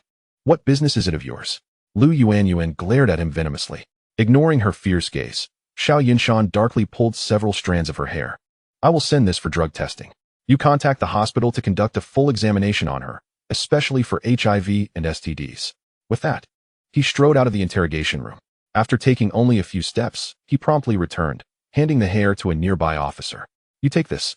I must hurry to the hospital for my own checkup. And with that, he dashed outside, catching a taxi and heading straight for the hospital, his movements fluid and purposeful. Inside the interrogation room, only a pair of bewildered officers and a frenzied Lu Yuanyuan remained. Half an hour later, Wang Peng called Wen Xinyan. Yunshan was indeed correct. We found a small packet under the floorboards at Lu Yuanyuan's residence containing syringes and white powder. We haven't confirmed what it is yet, but it is undoubtedly drugs. At the hospital, Xiao Yunshan, having just been discharged less than an hour earlier, returned. While awaiting his blood test, he received a call from Wen Xinyan. All right. This is truly troublesome, Xiao Yunshan remarked over the phone. However, I believe that once Lu Yuanyuan speaks, everything will fall into place. But how do we make her talk? Xiao Yunshan contemplated. Through psychological manipulation. Chapter 34. Psychological manipulation. That afternoon, Xiao Yunshan sat in the forensic office, a look of discomfort etched on his face. On the autopsy table lay the bodies of Lu Yuanyuan's parents. Despite his left shoulder injury, he pressed on, completing the autopsy before immediately starting the report. Why don't you take a break? When Xinyan entered, observing his tireless efforts. I cannot pause, Xiao Yunshan replied, lifting his gaze. As a forensic investigator, my work is not yet complete. I cannot rest. You have just been discharged from the hospital. Take the time to rest, for it is of no great consequence. Xiao Yunshan did not cease his writing, as Song Ci recorded in the Washing Away Injustice. In matters of the prison, nothing weighs heavier than the death penalty. In the death penalty, nothing is graver than the initial feelings, and in initial feelings, nothing surpasses examination. Thus, he continued to diligently compose the autopsy report. When Xinyan observed his persistence with a hint of exasperation. What about Lu Yuanyuan? Lu Yuanyuan? Xiao Yunshan lifted his gaze. Did I not tell you? Focus on the mind. Are you not aware that we cannot induce confessions during interrogations? Ah, right. Xiao Yunshan frowned. You do not intend to let me. What other choice do you have? When Xinyan shot him a glance. Who else can go? Then wait for me. The autopsy report will be completed shortly. He intended to resume writing. Who has the time to wait for you? As her words fell, when Xinyan seized him and marched towards the interrogation room. Inside the interrogation room, Lu Yuanyuan had been confined since morning, hardly moving an inch. Upon seeing Xiao Yunshan enter, she glanced up and offered him a cold smile. What? You returned so soon. Do you long to see me? Of course. Xiao Yunshan frowned. I must ascertain the tenacity of the person who nearly took my life. Lu Yuanyuan did not respond, but continued to stare intently at him. Xiao Yunshan, maintaining a calm demeanor, sat in a chair and even pulled a piece of candy from his pocket to enjoy. I forgot to mention. The syringes found at your residence tested positive for the HIV virus. Each one did. Do you comprehend the implications? He looked at her, noticing she seemed unaware. Allow me to enlighten you. If you have used those syringes, you too are infected, along with anyone who has had intimate relations with you. You all were consuming meth. Were you not? After using it, your sexual urges would amplify, resulting in a multitude of men and women congregating to indulge. Quite the extravagant lifestyle you lead. I recall one among you who is perpetually covered in clusters of small blisters, appearing lethargic day by day, and only revived by the drug. Lu Yuanyuan lifted her head slightly, surprised by Xiao Yunshan's words. From him, the HIV virus was detected. It is likely he transmitted it to you and your boyfriend. I advise you to visit a hospital immediately for an examination. There may still be time. Upon finishing, he raised his head in sudden realization. Ah, but wait. You cannot leave here. Oh dear, it seems you truly care. How pitiful that you remain here concealing the truth for him. Have you considered what he was doing when you were apprehended? Let me tell you. He was lounging in bed, smoking, with a girl in his arms, muttering that he could never marry a woman like Lu Yuanyuan, expressing how he found even touching you to be repugnant. Impossible. Su Jie would never treat me this way. Lu Yuanyuan spoke in a daze. Xiao Yunshan observed her with a composed expression, his words unceasing.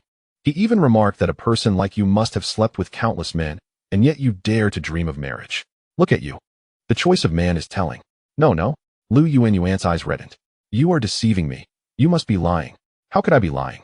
Xiao Yunshan remained calm. You should be aware that police cannot induce or fabricate confessions during interrogations. Su Jie bears signs of syphilis, and so do you. He gestured towards Lu Yuanyuan's arm. Is that not so? Do not tell me those are merely mosquito bites. A person of good character would not contract syphilis. No, no. Lu Yuanyuan's anger flared. Her teeth clenched. You are lying. You must be lying. Xiao Yunshan chuckled coldly. Whether I am lying or not, you know yourself. Since your arrival, you have spoken not a word. How could I know Su Jie's name otherwise? He loves me. He truly loves me. Lu Yuanyuan seemed to hear nothing. Her screams echoing. You are lying. You must be lying. Is that so? Xiao Yunshan leaned back in his chair. Once you consume the virus, your sexual desire surges. There must be more than one man who has been with you. He could be watching or participating in the violation of you. As an accomplice, you know in your heart I speak the truth. The syphilis and HIV you bear are his doing. Remember, love is selfish. He would never allow you to come to harm. Think for a moment. Would a man who loves you act thus? No, no. Lu Yuanyuan clutched her head, shouting, stop. Just stop. Xiao Yunshan did not relent.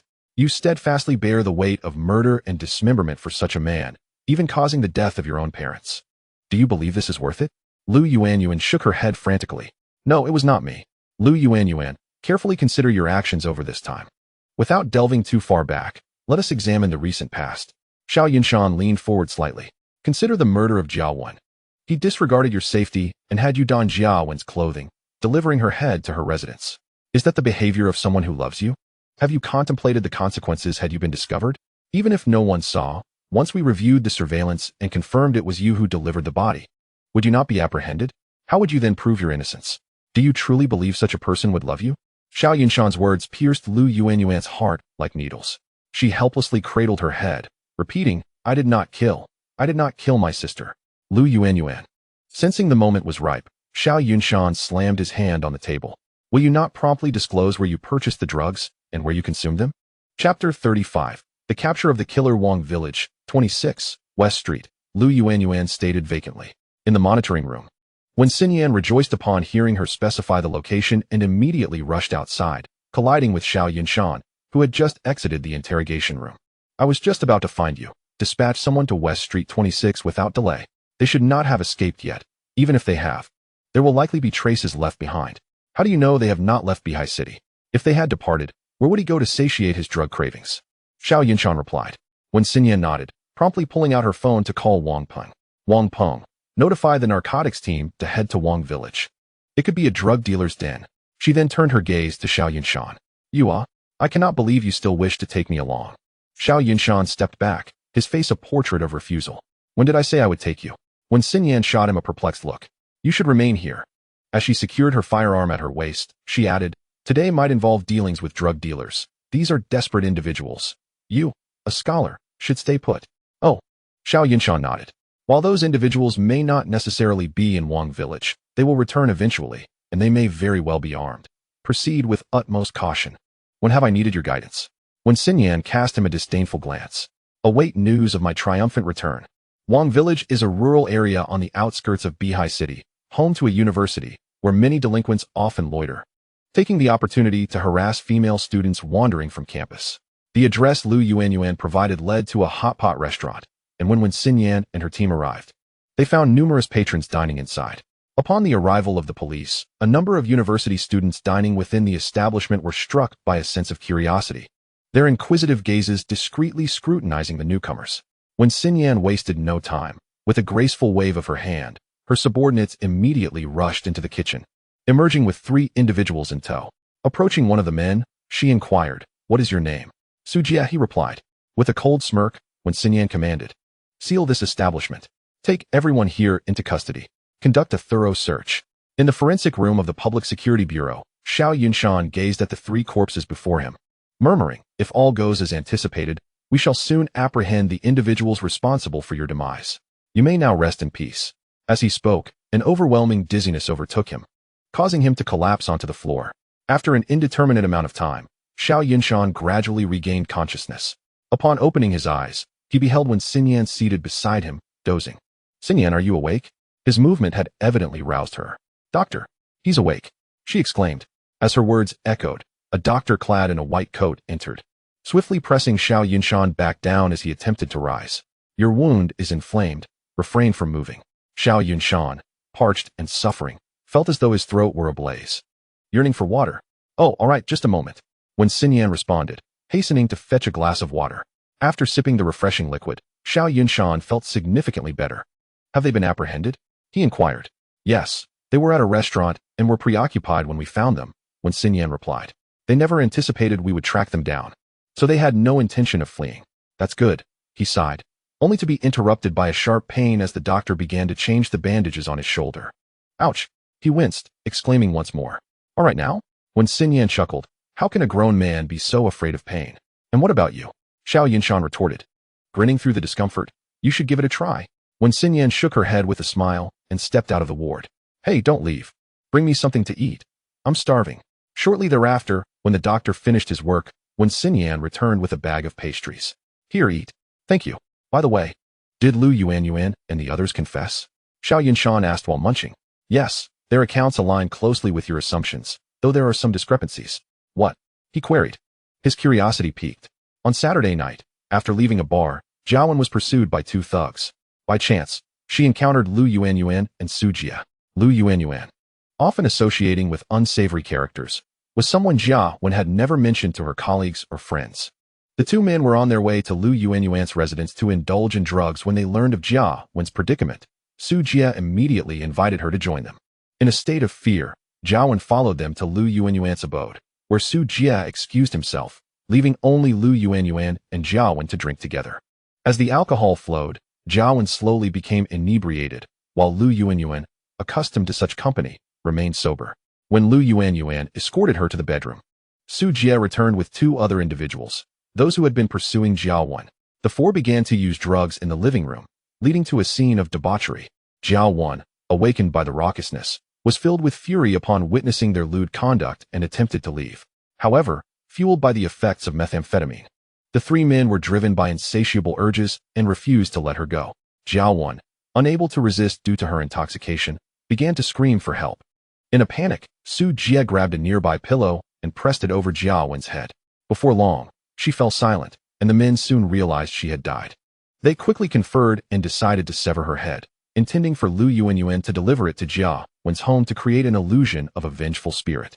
Unbeknownst to them, the police were not considering such a scenario, as the authorities began to investigate Jiawen's relationships. One individual suggested they dispose of a recently stolen skeleton model alongside Jiawen's remains. Any leftover flesh would simply be discarded in the streets under the cover of night. Following Jiawen's death, Lu Yuanyuan grew increasingly anxious and decided to fetch some money to escape. However, her parents, already aware of her unsavory associations with Su Jia, confined her to the house. As Su Jia awaited her return, he grew impatient and stormed inside. When her parents refused to let them leave and threatened to call the police, a confrontation ensued. Chapter 36. A live broadcast. The couple, simple farmers by nature, were ill-equipped to contend with the streetwise Su Jia. They were quickly overpowered, enraged, and sought to call the authorities. Having recently indulged in drugs, Su Jia and Lu Yuanyuan feared exposure if they were apprehended, leading them to commit the unthinkable and murder the couple, just as they planned their escape. When Xinyan and her team arrived, Xiao Yunshan exhaled in relief. With the case reaching this point, it could be considered resolved, allowing him to concentrate on his recovery. You still dare to speak? When Xinyan interjected sharply, you were supposed to rest, yet you insisted on leaving the hospital to inspect the corpse, resulting in an infected wound. Had it not been for the timely discovery, you would be in quite a predicament. Regardless, I have nothing pressing at the moment. Surviving is merely a trivial matter. Xiao Yunshan replied nonchalantly, reclining comfortably in bed, content that the perpetrators had been caught. Oh, I forgot to mention, when Xinyan continued, her gaze shifting. All of them are HIV positive. Do you think I'm trying to frighten you?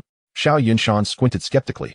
HIV test results take 5 to 6 days to process. And I was merely teasing her that day. You're not trying to scare me now, are you? When Xinyan's eyes sparkled with mischief as she brandished a report. Allow me to read you the contents of this report.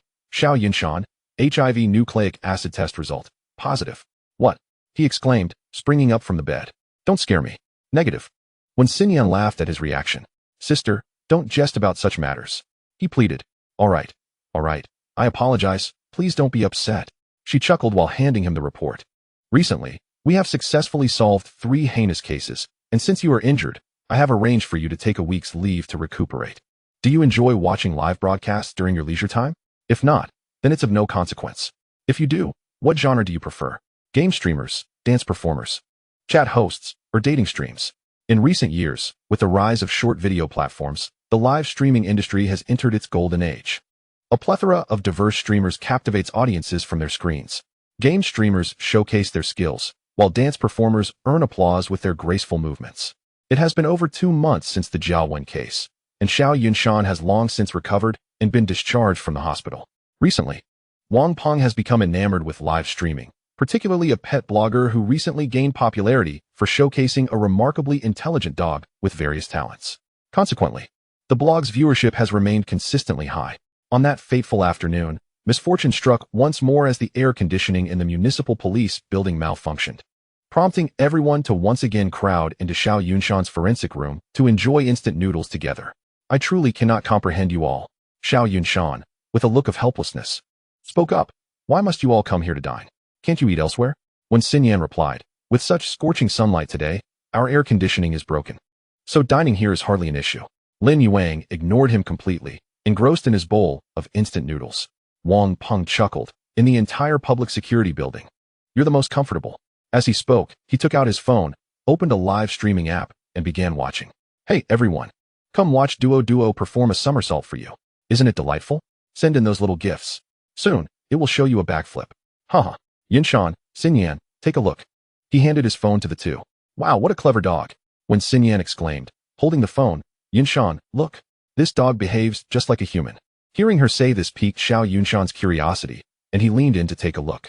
However, his expression changed drastically after just a moment, and he quickly set his instant noodles aside, snatching the phone from her grasp. What's wrong? What happened? The two looked at him, puzzled by his reaction. Xiao Yunshan did not answer, but continued to stare intently at the dog on the screen. Are you okay? When Xinyan asked. This is not a dog, Xiao Yunshan said. His face paling. It's a human. What? No way. The two were astonished and immediately grabbed the phone to check. No way, this is clearly a dog. Wang Peng said, bewildered. How can a human mimic this effect? Xiao Yunshan did not respond, saying instead, we'll discuss it later. Xinyan, come with me. He then swiftly took Wang Peng's phone, pulling Wen Xinyan along towards Captain Zhang's office. At that moment, Captain Zhang was conversing with Director Sun when they were interrupted by a series of loud knocks on the door. Without waiting for a response, Xiao Yunshan burst in. Yunshan, Xinyan, what's the rush? Captain Zhang asked with a smile. Indeed, barging into your superior's office without permission, what's going on? Director Sun added, equally amused. Look at this, Xiao Yunshan exclaimed, handing over the phone. I suspect this dog is actually a human.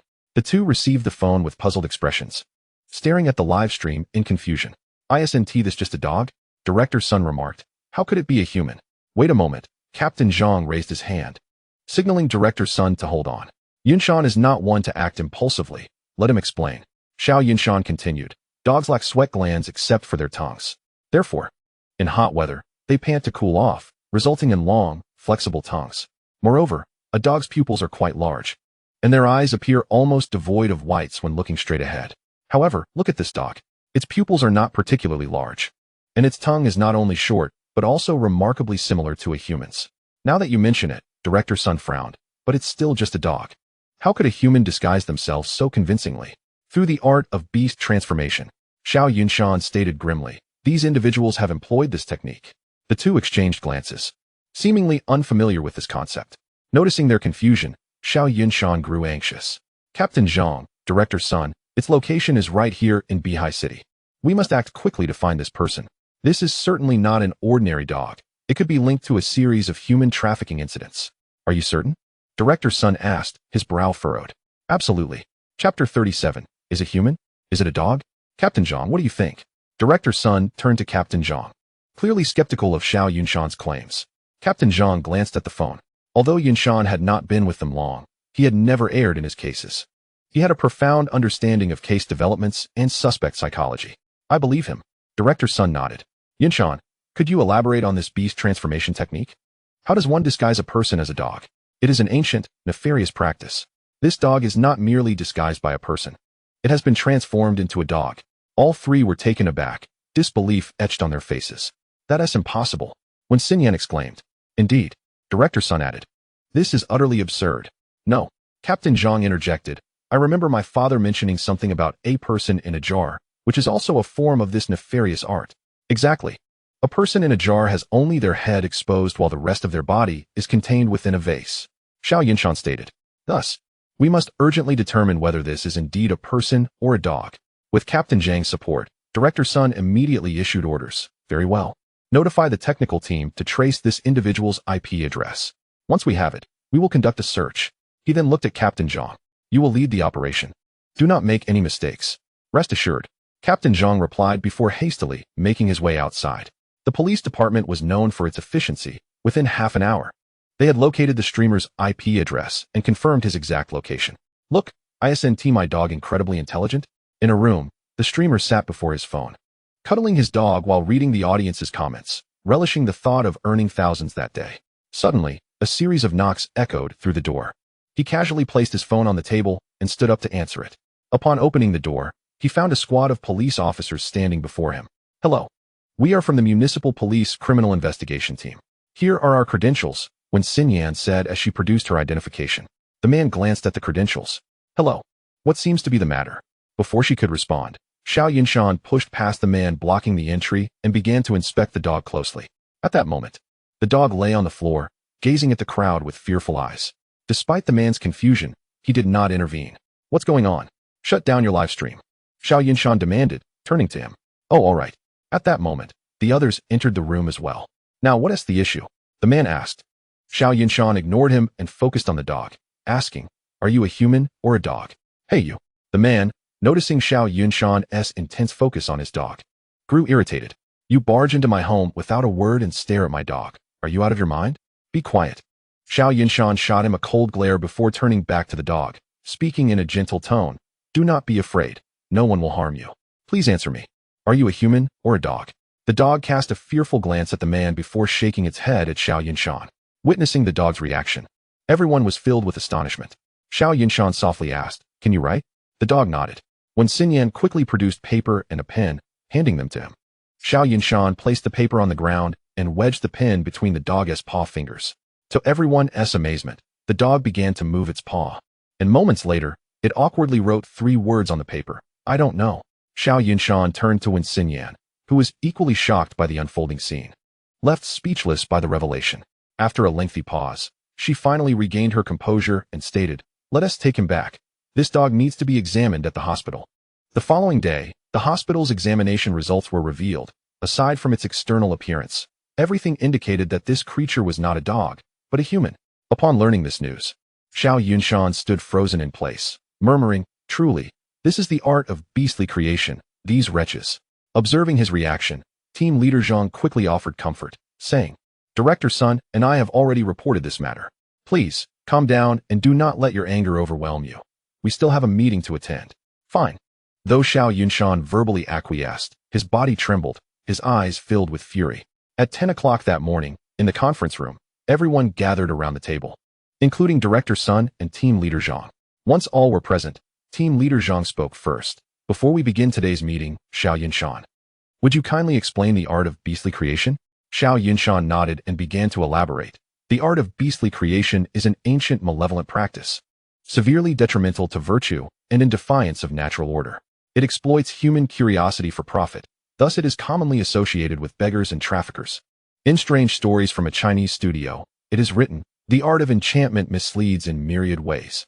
Some employ alluring bait, deceiving others into consuming it, leaving them bewildered and following the deceiver, colloquially referred to as the art of enticing. In the Jiangnan region, it is known as pulling threads. Innocent children are often the victims. There are also those who transform humans into beasts, known as the art of beastly creation. This technique is rare in the north, yet prevalent south of the Yellow River. This implies that the methods of deception are numerous. Some use delicious food to entice, thereby confusing their victims into following them. This is further elaborated in the text, which notes that children, in their ignorance, frequently fall prey to such schemes.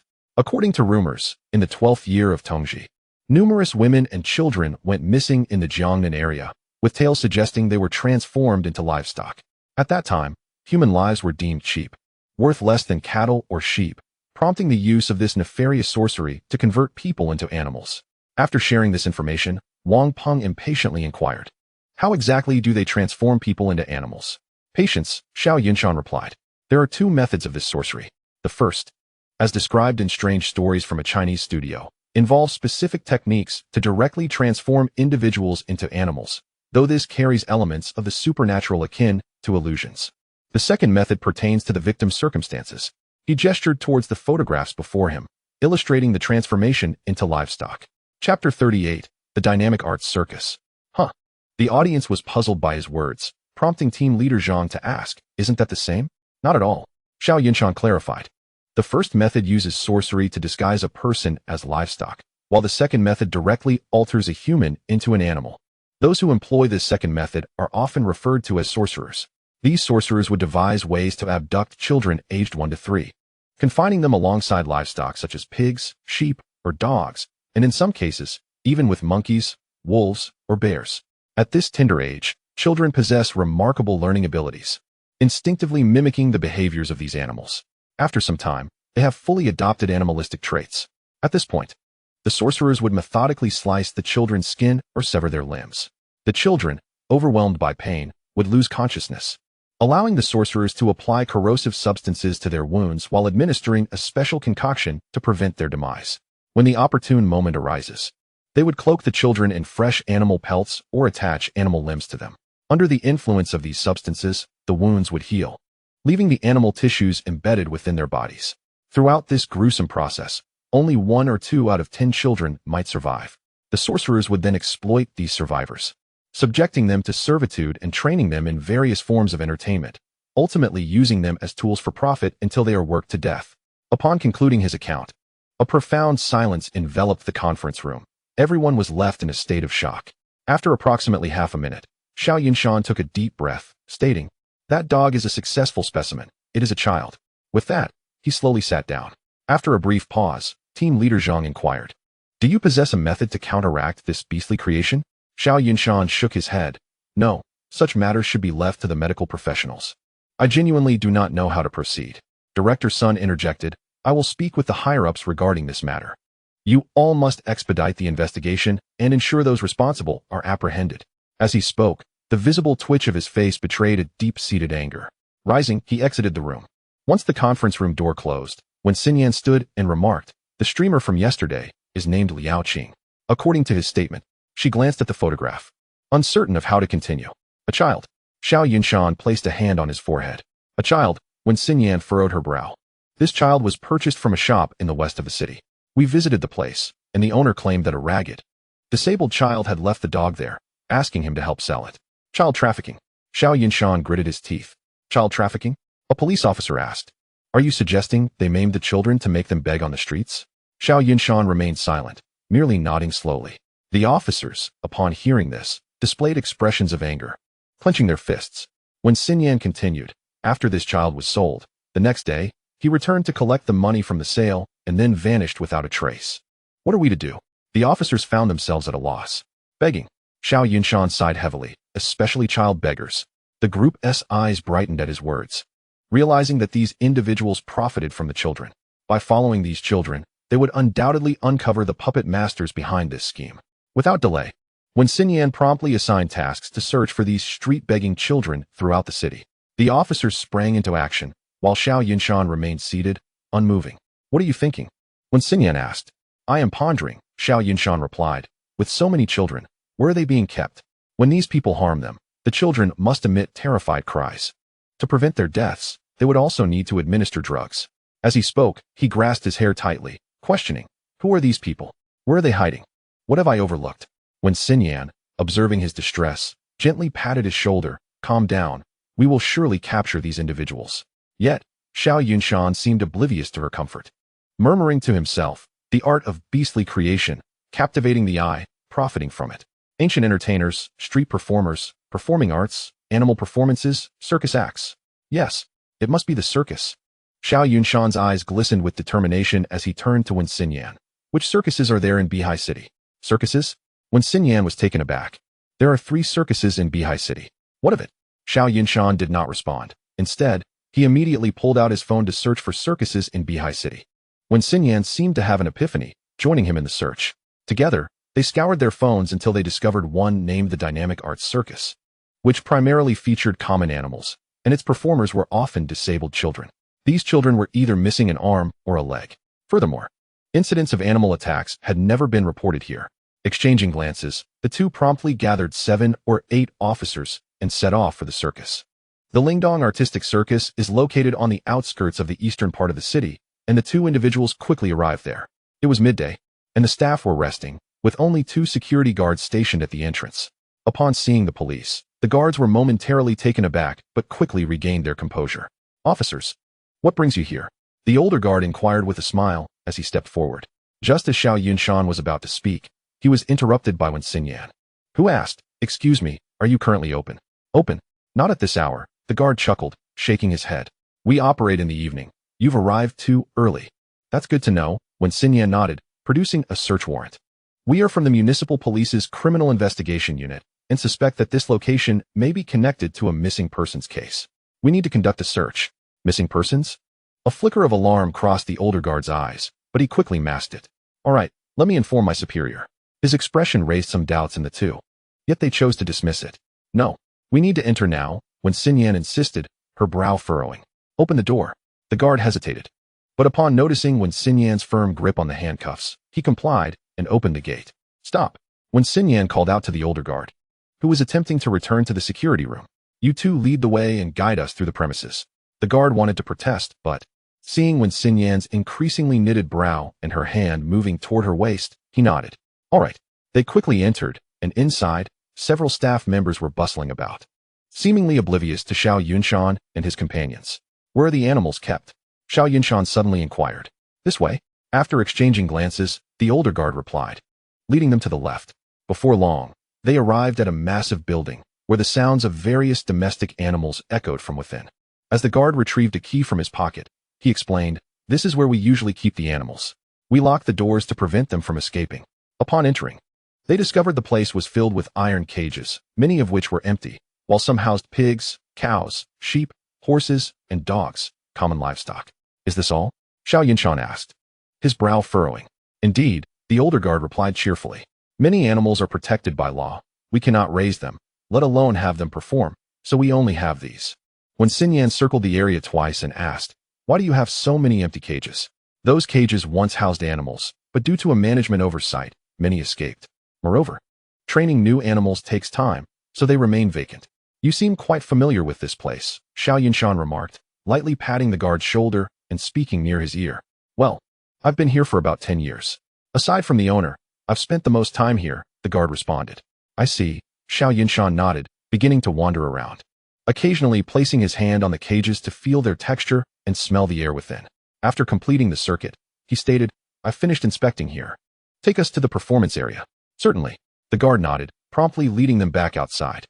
Unbeknownst to them, as he turned his head, he discreetly wiped the cold sweat from his forehead. Under their guidance, they swiftly toured the performance venue, storage, the performers' resting area, and even the circus office, sparing no corner, including where they prepared meals. Unfortunately, nothing appeared out of the ordinary. As they were about to leave, Xiao Yunshan queried, "Do you only perform here?" "Of course not. We also livestream online," the guard replied. "On which platform?" "What is your account?" "We're on all platforms," he answered. "Just search for our circus name, and you'll find us." "All right," Xiao Yunshan nodded. "How long have you been working here?" "I've been with this circus since its inception, 19 years now." Back in the car, Xiao Yunshan rubbed his temples, feeling a headache coming on. How could there be no traces at all? When Xinyan expressed her frustration, "Could it be that you guessed wrong? This isn't the place." "There is only one peculiar aspect about this circus," Xiao Yunshan pondered, "which is that they keep all the animals together. But that doesn't necessarily indicate anything," when Xinyan sighed. Gazing out at the scenery, Xiao Yunshan mused, "Could there be other venues for animal performances beyond the circus?" "Certainly. Although they may not feature performances," when Xinyan replied from behind the wheel, "like a zoo." "A zoo?" Xiao Yunshan repeated, realization dawning upon him. "Yes, the zoo. Let us hurry there." "Do you even check the time?" When Xinyan responded with a hint of exasperation.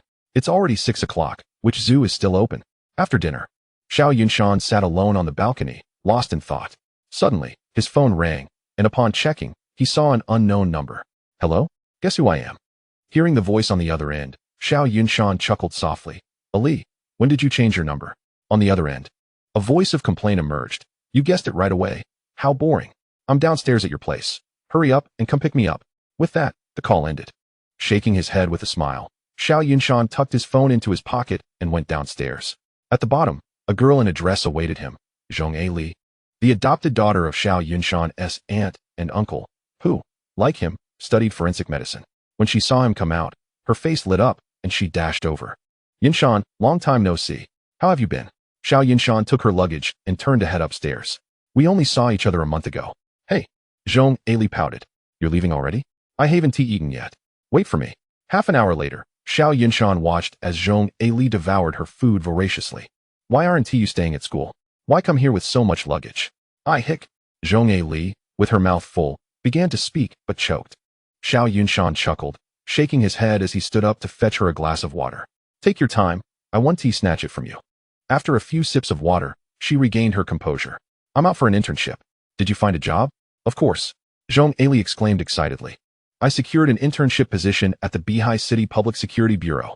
Xiao Yunshan suddenly recalled that Team Zhang had mentioned a new forensic intern would be joining them the next day and quickly asked, an intern forensic doctor? Yes. Zhong Li replied enthusiastically, starting tomorrow, we can research corpses together every day. You have no idea. I'm so tired of the corpses at school. Why don't you stay at home instead of coming here? Well, you see, Zhong Li began, her eyes sparkling. I begged my parents for a long time before they finally agreed. I cried and threw a fit over the phone. They finally relented. Aren't you happy?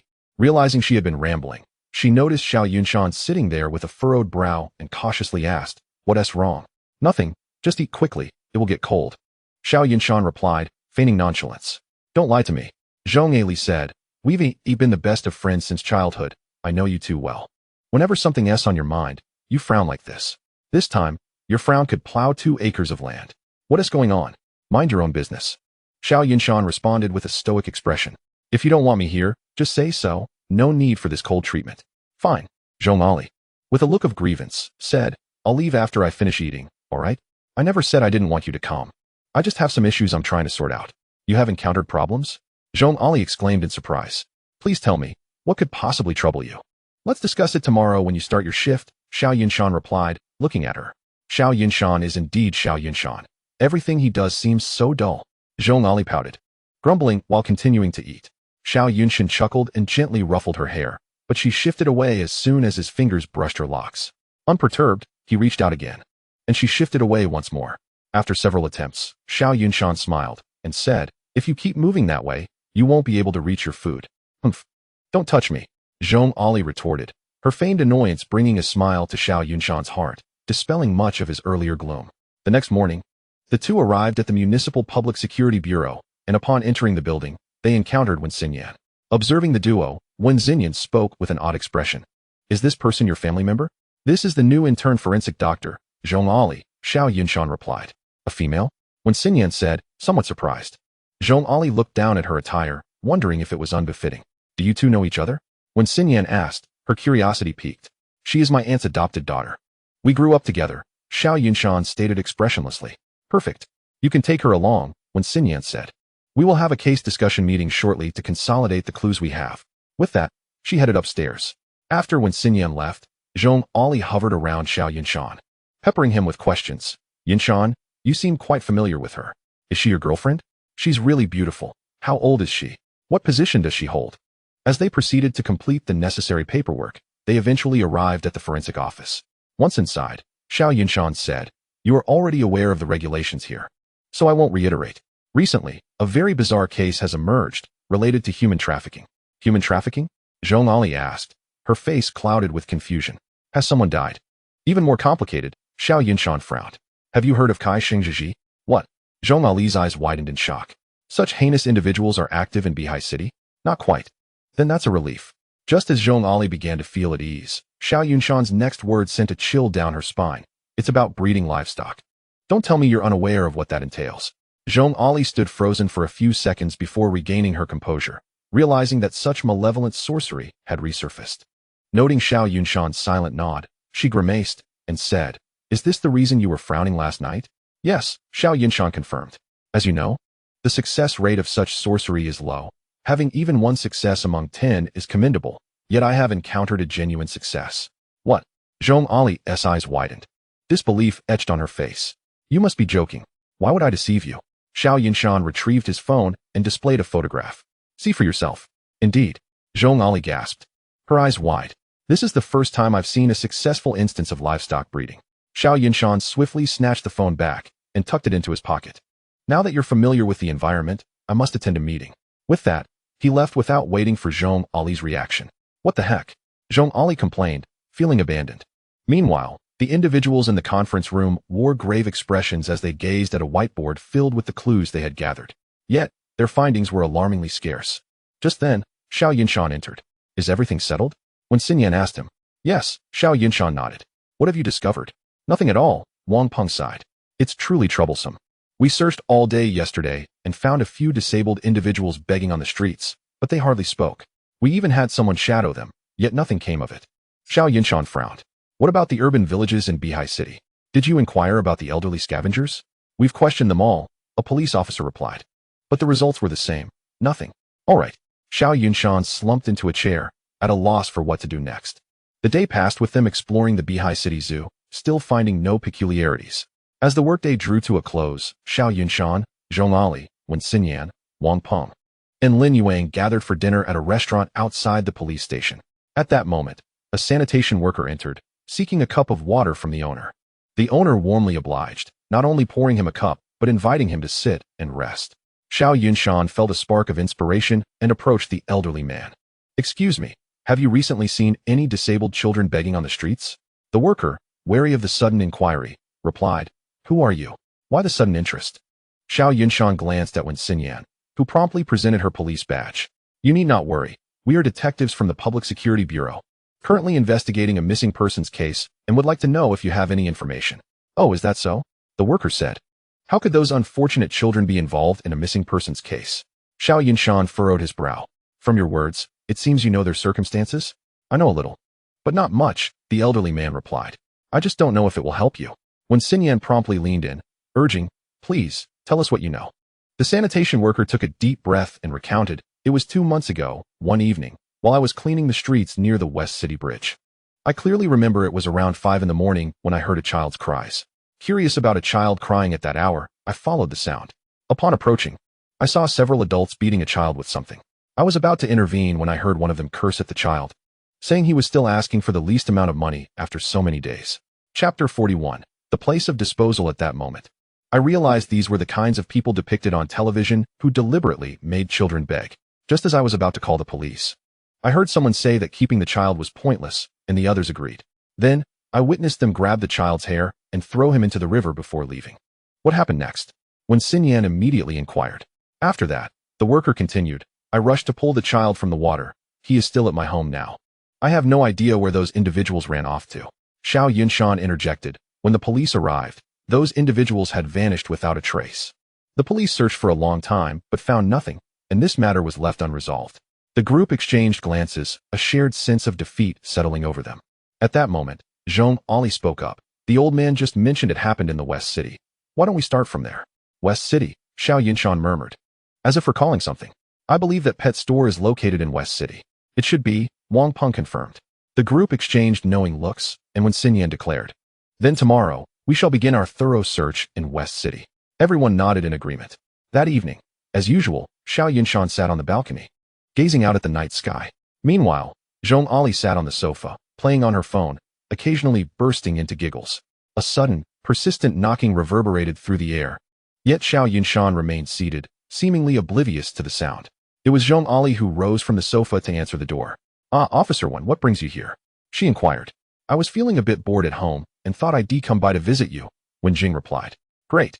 I was just thinking how dull it was here, Zhong Ali remarked, casting a glance at Xiao Yunshan, who sat still on the balcony like a statue. What is wrong with him? When Xinyan asked, noticing Xiao Yunshan's immobility. You needn't worry about him, Zhong Ali replied. Ever since that incident years ago, he often sits there in silence, lost in thought. Curiosity piqued, when Xinyan stealthily approached Xiao Yunshan and was about to speak when he preempted her. What do you want? How did you notice me?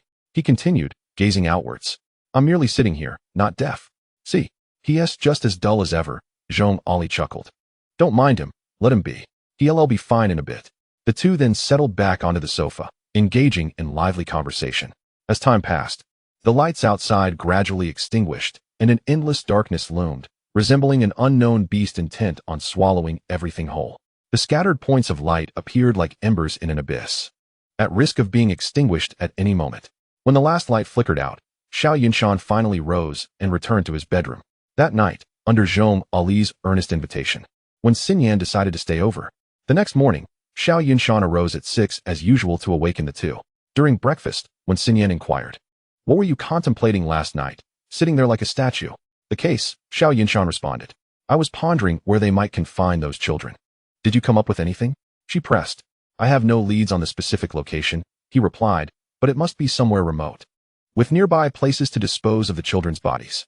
"Is there such a place in Bihai City?" When Xinyan questioned, her expression perplexed. "There must be," Xiao Yunshan asserted. "The success rate of creating livestock is low. Failing to dispose of the bodies would lead to significant complications." When Xinyan found this notion strange. How would they dispose of the bodies? Most likely through incineration or by feeding them to animals, Xiao Yunshan stated nonchalantly, then fell silent. When Xinyan remained preoccupied with the thought of whether such a place existed in Bihai City. Early in the morning, she took Xiao Yunshan and Lin Yuang to the western part of the city, to the large bridge mentioned by the sanitation worker. Xiao Yunshan scanned the surroundings and spotted a fishing farm, pointing and saying, "What's that?" "That's a fishing farm in Bihai City." "Why do you ask?" When Xinyan queried with curiosity. "I'd like to take a look." The three promptly made their way over. It was still early, and the workers had yet to arrive. Only a security guard stood at the entrance. Upon seeing them approach, the guard hurried over, asking, "Who are you?" "Hello. We are from the cafeteria management of the Provincial Medical University. We're looking to introduce new dishes that require fish, so we wanted to see what you have available." When Xinyan explained, "Really?" The guard looked at Xiao Yunshan. "You're quite young to hold a management position at a university cafeteria." When Xinyan frowned and interjected, "What is wrong with that?" Before the guard could finish his sentence, a vehicle arrived and parked at the entrance of the fishing farm. The guard quickly approached to open the gate, but the car didn't enter. Instead, a man in a suit alighted from it. "Brother Wang, what is going on?" the boss inquired, and the guard recounted the events that had just transpired. After listening, the boss said, "Guests are always welcome. Allow me to show them in." He then invited the three into the vehicle without hesitation. They were soon inside the office, where he poured each of them a glass of water. "I'm the owner here. My surname is Wu. I know the cafeteria manager from your university, but I'm not familiar with you. Please state your purpose for being here," he said. The three exchanged glances, and when Xinyan presented her credentials, stating, "We are with the city's criminal police and are investigating a recent case of missing persons. Do you suspect it's related to us?" the owner asked. "Not exactly." When Xinyan clarified, "We're merely searching for any clues." "Of course," he nodded. "I'll have Assistant Xiao show you around." He then made a phone call.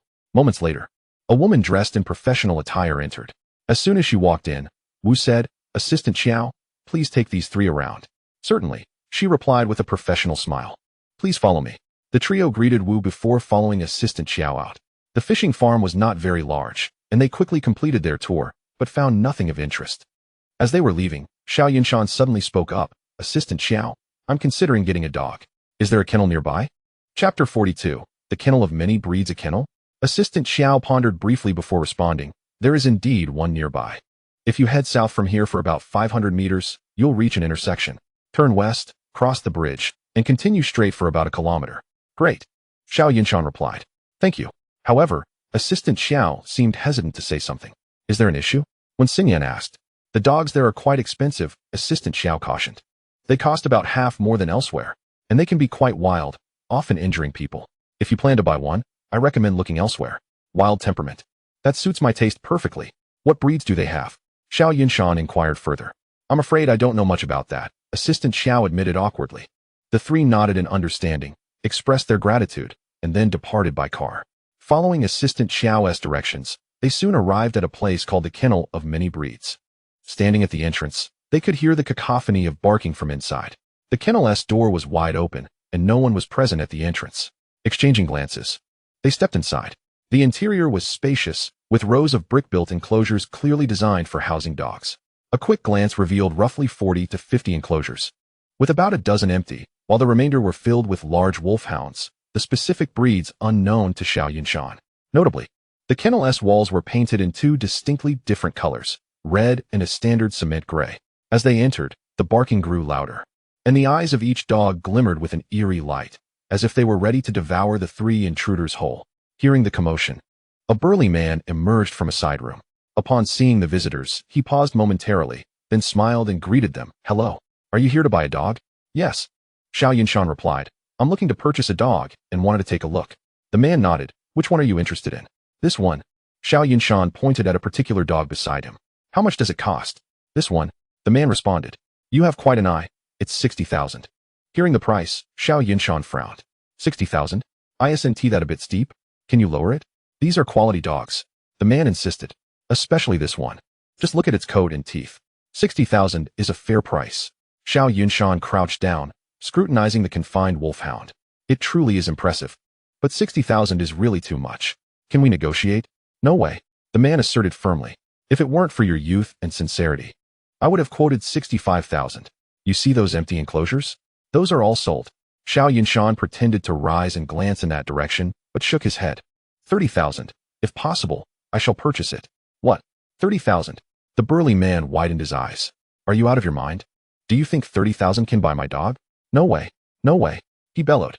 "It's 60,000. If you wish to buy, then do so. If not, just leave." "Then we shall take our leave," Xiao Yunshan replied, shaking his head, and proceeded to walk outside. When Xinyan and Lin Yuang promptly followed suit. The burly man, seeing them exit, did not attempt to retain them. He merely snorted and retreated indoors. Once back in the car, when Xinyan remarked, "This man truly does not understand the art of business." Xiao Yunshan surveyed the myriad of dog kennels before him and mused, "He is not a businessman. Investigate this place." The dog's gazes are unsettling. "What do you mean?" When Xinyan inquired. "When dogs bite, their eyes should radiate ferocity and menace." Xiao Yunshan frowned. Yet here, the dog's eyes are filled with avarice, akin to famished wolves beholding their prey. They may have been raised on human flesh. Both were taken aback by his words. Lin Yuang was about to exit the car to apprehend someone, but he was stopped. "Wait a moment," when Xinyan interjected. "We currently lack evidence." With that, she immediately contacted the police to investigate the owner of the kennel. Upon their return, results had already emerged. Information from the Industrial and Commercial Bureau revealed that the kennel's owner was named Wang Ning, along with his detailed address. The group promptly set off for his location. Upon arrival, they found Wang Ning looking bewildered, seemingly unaware of the situation at hand. After listening to the police explain their purpose, he obediently accompanied them to the police car, even requesting to not be handcuffed. At the police station, he answered questions with remarkable candor. And within the span of less than an hour, the interrogation concluded. In the conference room, Xiao Yunshan sat with Wang Peng and Lin Yuang, awaiting results. When Xinyan entered with a beaming face, placing her notes on the table. According to Wang Ning, this kennel has never been profitable, and he had long wished to close it. However, 2 years ago, a man named Huang Yu approached him, claiming to be a dog enthusiast seeking to use his kennel. Wang Ning initially intended to transfer all the kennel's credentials to him, but Huang Yu insisted that he only needed a space to raise dogs. He even promised Wang Ning a yearly sum of 100,000 yuan, but requested the construction of several basements and demanded confidentiality. "Is this Huang Yu the burly man?"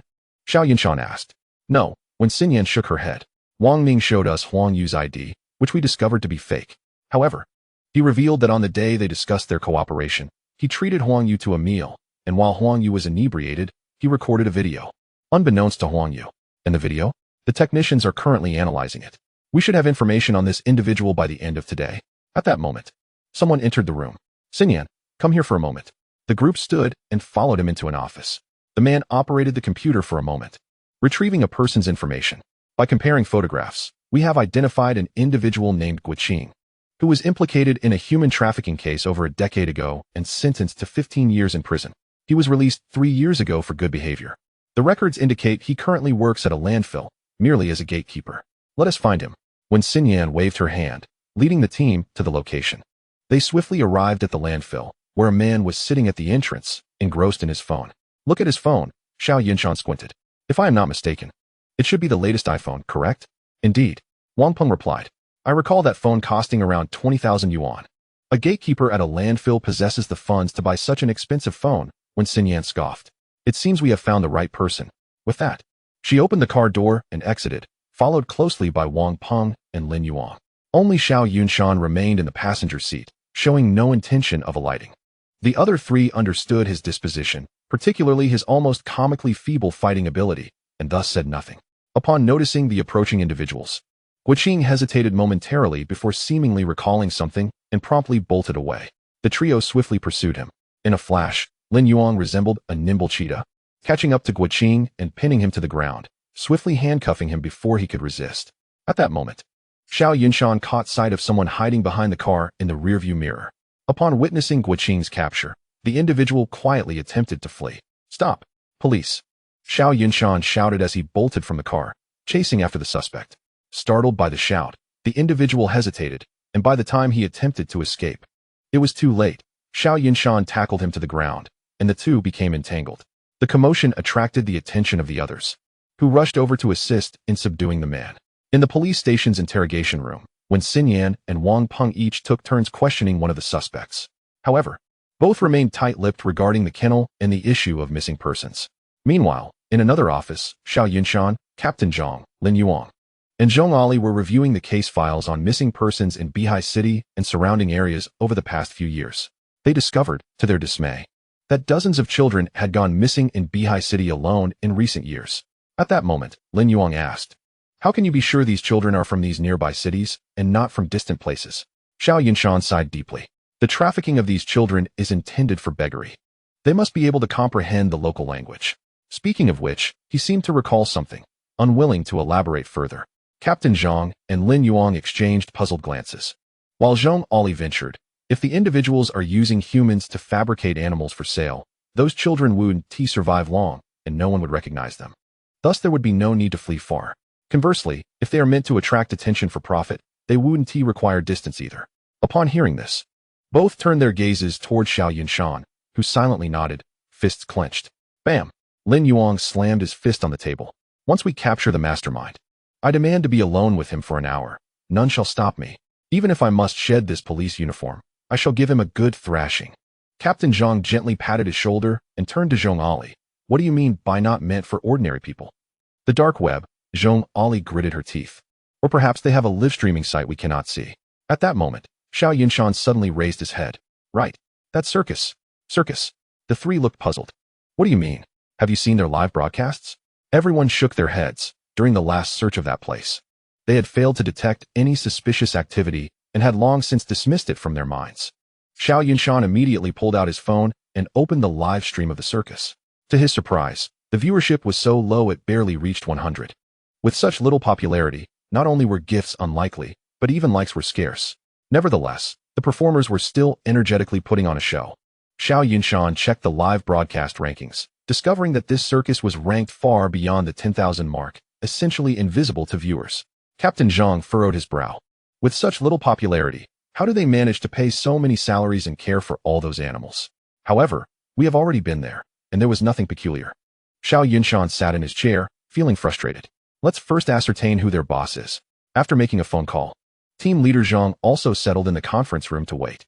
After a while, when Xin Yan pushed the door open and entered, it was revealed that these two individuals were involved in child trafficking, handing over the children they obtained to a man named Kong Siwen, who was the one financing the rental of Wang Ning's dog kennel. As she spoke, Xiao Yunshan noticed some dried bloodstains on the back of her hand and beads of sweat on her forehead, realizing she must have been involved in a scuffle. Both team leader Zhang and Wen Xinyan noticed his gaze, but after exchanging a glance, they said nothing. Wen Xinyan continued, stating that according to what they said, their boss was a man named Kong Siwen, and the children they captured were turned into commodities. These children were either sold at exorbitant prices or live-streamed on an unknown website. This website was extremely clandestine, and even Kong Siwen had to pay a hefty sum to gain live-streaming privileges. Minutes later, everyone closed the interrogation records before them, still in shock. This Kong Siwen is truly a beast. Zhong Ali gritted her teeth, exclaiming that nearly 100 children had been harmed in 3 years. Team leader Zhang furrowed his brow, noting that the dog kennel was the place where they abused those children and disposed of the bodies. But where were they live-streaming? Xiao Yunshan interjected. Let's set that aside for now. Team leader Zhang rose, saying they should immediately check the dog kennel and rescue the children inside. Wait. Call the dog-catching team and gather more people. Xiao Yunshan stopped the others, who were about to rise. Though there may be few people there, the dogs, having been raised on human flesh, are ferociously dangerous. You needn't worry about that. Team leader Zhang replied, stating that if those dogs attacked, They could simply be killed. As they exited the conference room, Xiao Yunshan discreetly pulled Wen Xinyan aside, asking if she had given him a few extra hits earlier. Rest assured, Wen Xinyan whispered. There were some. Lin Yuang also approached, praising her efforts. After exchanging a few words, Xiao Yunshan planned to return to the forensic room with Zhong Ali.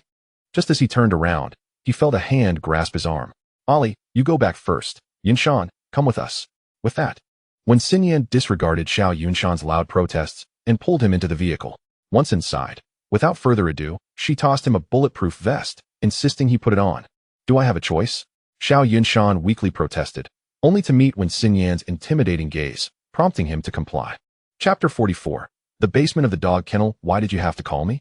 I am but a scholar, incapable of lifting a finger. Why are you so talkative today? Wen Xinyan shot him a glare, recalling how aloof he had been the previous night. The two sitting in the back seat immediately let out a chorus of "Oh, what are you all saying?" Wen Xinyan glared at them, insisting she was going to find Ali. The two exchanged knowing glances. Ignoring their teasing, Wen Xinyan pressed the accelerator, driving towards the dog kennel. Despite the cheerful atmosphere during the drive, tension mounted as they arrived at the kennel, knowing there were 30 to 40 dogs raised on human flesh. The dog-catching team also appeared anxious and prepared. Lin Yuang, clad in a bulletproof vest, led the way, and upon seeing that the area was clear, he tossed in 2 tranquilizer darts. Under the influence of the anesthetic, over 30 vicious dogs collapsed. After a brief wait, Lin Yuang gestured to the armed team, who immediately stormed into the dog kennel. At that moment, a burly man lay on his bed watching adult videos, caught off guard as he was pushed out at gunpoint. The police rushed in, discovering 3 locked entrances to the basement. Wen Xinyan turned to the burly man, demanding, "Where are the keys?" Initially reluctant to answer. Upon seeing Wen Xinyan draw her sidearm and chamber around, he quickly confessed, "I'll tell you." The keys are at that moment. He suddenly broke free from the officer holding him and shoved something into his mouth. By the time they attempted to intervene, it was too late. After swallowing the object, the man sneered, "The keys are in my stomach. Unless you cut me open, you won't get them. Without the keys, they wouldn't even last through the night." Damn it, Wen Xinyan cursed, charging back into the kennel. The entrance to the basement was on the ground of the room, secured with a burglar-proof lock. After assessing the situation, they realized that forcibly blowing open the basement door could harm the children inside and might even cause the building to collapse. Xiao Yunshan examined the door, his expression grim, calling for Zhong Ali. Zhong Ali? Wen Xinyan was taken aback, asking why they needed her. Ali used to be an orphan. Before being adopted, she often sneaked out and picked locks. Such a lock wouldn't deter her. After hearing Xiao Yunshan's explanation, Wen Xinyan immediately took out her phone to call. Half an hour later, Zhong Ali arrived by car. As soon as she stepped out, Xiao Yunshan spoke up, "Ali, the basement door is locked, and the keys are in his stomach. Can you open it?" "Isn't that simple?" Zhong Ali retorted disdainfully, "Just cut him open." With that, she retrieved her toolbox and pulled out a scalpel. "You all hold him down and keep him still," she commanded before beginning to trace her scalpel over the burly man's abdomen, seemingly searching for where to make the incision. "Do we really need to cut him open?" Xiao Yunshan sighed, pulling her aside. "I called you to pick the locks." "Pick locks?" Zhong Ali looked puzzled. "What locks?" Taking a deep breath, Xiao Yunshan explained that the children were locked in the basement, and the door was secured. He urged her to hurry, as the children's lives were in danger. Upon hearing this, Zhong Ali gasped, "Why didn't you say so earlier?" She rushed over to one of the basement entrances. Lying on the ground, she pressed her ear against the door, tapping on it before quickly running to the yard, where she swiftly found a piece of thin wire. She then returned to the door, pressed her ear against it again, and gently inserted the wire into the keyhole, turning it. With a soft click, Zhong Ali stood up, declaring, "It's done." Hearing this, everyone hurried forward to open the basement door. Seeing the door open so easily, the burly man stared in disbelief, muttering that it was impossible, as it was the latest burglar-proof lock. Zhong Ali shot him a cold smile. "I learned to pick locks and steal at the age of 5. You think such a thing could stop me?" With that, she dashed to the entrances of the other 2 basements to unlock them. The rest rushed into the basement. As soon as the door opened, a foul stench assaulted their senses. Xiao Yunshan frowned. It was the smell of human blood mixed with feces, and it had been there for quite some time. He glanced at the burly man, saying, "If it weren't for regulations, I would truly want to cut you open to see what color your heart is." As his words fell, he stepped inside. The basement lights flickered on, revealing the horrific scene before them. Upon entering, they gasped in horror. The entire basement was filled with a repugnant odor. Scanning the area, they found nearly 20 cages. Each cage contained a naked child and 2 dogs. one large and one small, likely a mother and her pup. As they entered, they witnessed a child sucking milk from the mother dog's belly. Each cage was locked to prevent the children from escaping. The bottom of the cages was approximately 10 centimeters off the ground, and the gap was filled with the excrement of both the children and the dogs. Several children in the cages have perished, and judging by their wounds, they appear to have been savaged by a mother dog, leaving a pool of blood on the floor. The air in the basement has become foul, tainted by the excrement and blood. Upon hearing someone enter, the mother dogs displayed wary expressions. Some children even mimicked the dogs, baring their teeth in a menacing fashion, while others stared vacantly. A police officer rushed to the nearest cage, intending to free the child inside.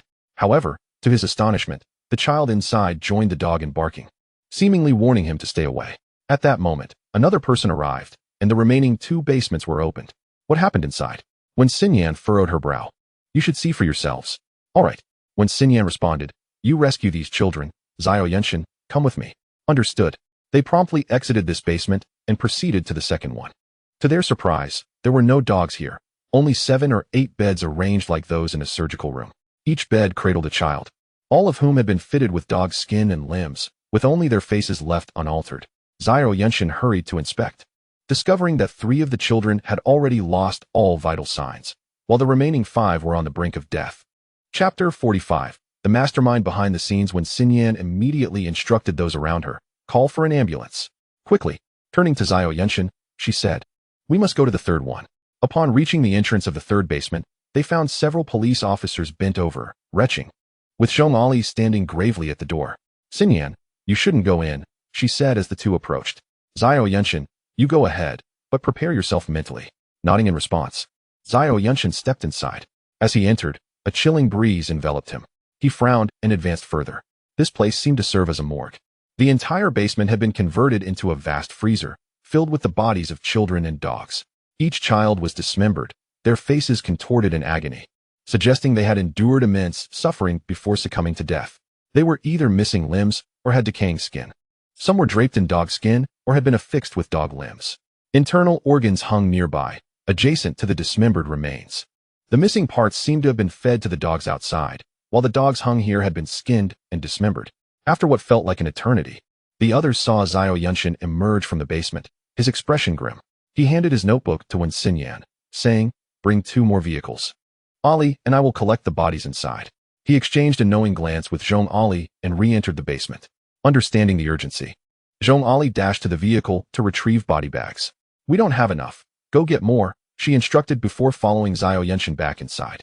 When Xinyan observed the darkening sky and urged, let us hurry and assist.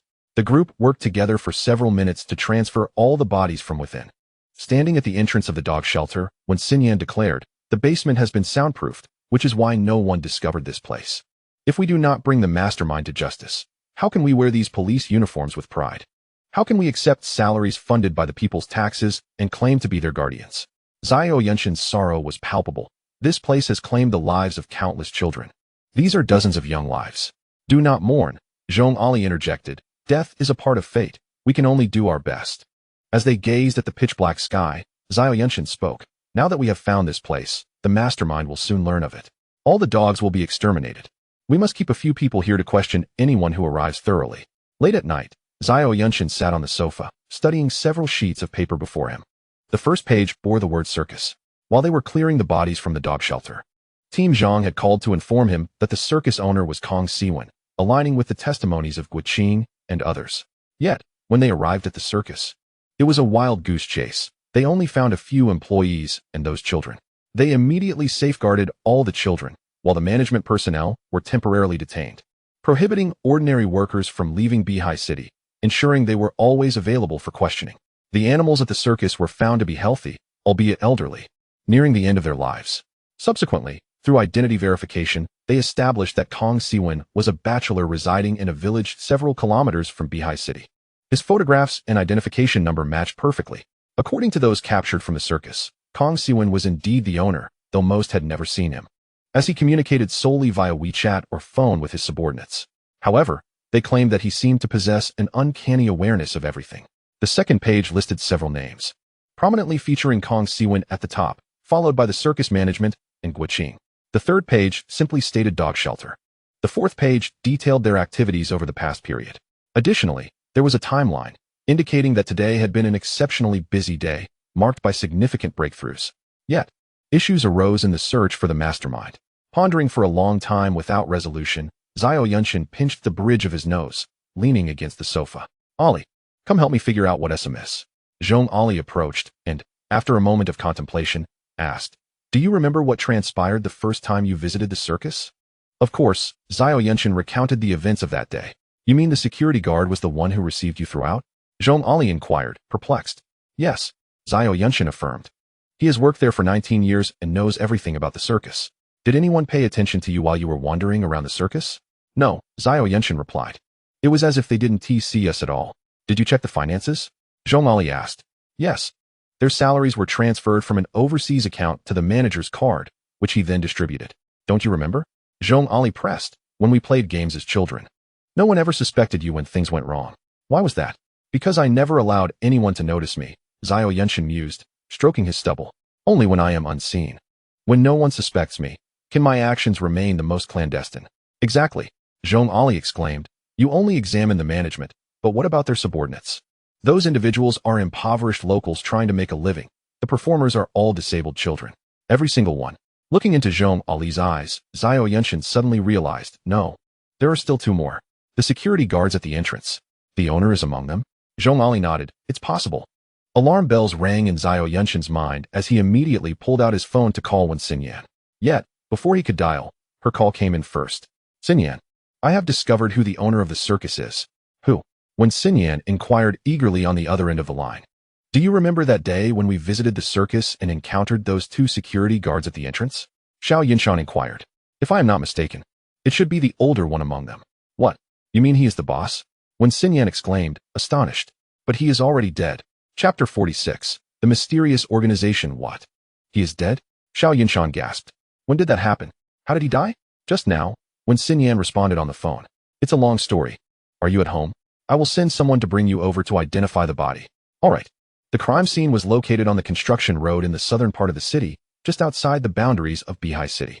By the time Xiao Yunshan and Zhong Ali arrived at the scene, it was already 2 in the morning. When Xinyan and Lin Yuanong stood at the roadside, their faces etched with worry. Upon seeing them, Wen Xinyan immediately approached and said, "The bodies are over there. See for yourself." Xiao Yunshan nodded and followed the direction indicated by Wen Xinyan. There, on the ground, lay 2 bodies. Both deceased were the security guards from the circus entrance, and their demise was rather peculiar. Exchanging a glance, Xiao Yunshan approached the body of the older security guard while Zhong Ali examined the other. The corpse was divided at the neck, presenting 2 distinctly different conditions. The face was contorted in terror, eyes wide open, clearly indicating immense suffering before death. The flesh around the neck had shriveled slightly, emanating a faint scent of cooked meat, suggesting it had been scorched. Below the neck, the body was charred to a crisp. A wound was visible on the chest, and lifting the skin revealed that the heart had been removed. 2 cards were placed at the site of the wound. One was the deceased's identity card, indicating his name as Yu Qing, and the other was a bank card. The body seemed to have been discarded here only recently, still warm to the touch. Xiao Yunshan quickly raised his head. The murderer should not have gone far. When Xinyan replied, "I know, Wang Peng has already taken people to pursue." Xiao Yunshan nodded and continued his examination. Gently prying open the mouth, he noticed some damage. A blood-soaked thread was caught between the front teeth. After retrieving the thread, he brought it closer to his nose and detected no foul odor. "Are you really going to sniff it like that?" When Xinyan frowned and asked, "Aren't you worried about toxins?" Without lifting his gaze, Xiao Yunshan replied nonchalantly, "The body has been burned to this extent. Any toxic gases would have dissipated long ago." Upon realizing the implication of his words, he quickly added, "The remaining substances won't kill me with just a sniff." He then used a cotton swab to gently check inside the nasal cavity, finding it free of dust. Scratches identical to those on the neck were present on the wrists, while the hands appeared normal. Observing the hands, Xiao Yunshan frowned slightly. Turning the body over to find additional abrasions on the back of the neck, he murmured to himself, "A yoke? What did you say?" When Xinyan approached and asked, Xiao Yunshan did not respond immediately, but continued his thorough examination before slowly rising. "I believe he was forced to wear a wooden yoke. And while still alive and fully conscious, his heart was removed before he was incinerated." "What?" When Xinyan's eyes widened in disbelief, Xiao Yunshan sighed deeply. "Let's wait for Ali's findings." As soon as he finished speaking, Zhong Ali also concluded her examination, and her results mirrored Xiao Yunshan's precisely, even down to the placement of the identity card and bank card. At this moment, when Xinyan asked, "How can you claim he is the mastermind behind this?" Xiao Yunshan regarded the body and replied, "In the entire circus, he concealed himself the most effectively. Do you recall what the circus members said? This boss has never shown his face, yet he is intimately familiar with all affairs of the circus. He knows precisely who is late and who missed a day of work. I ask you, who besides the security guards could possess such knowledge?" When Xinyan shook her head, "But now, they are all dead," clearly silenced.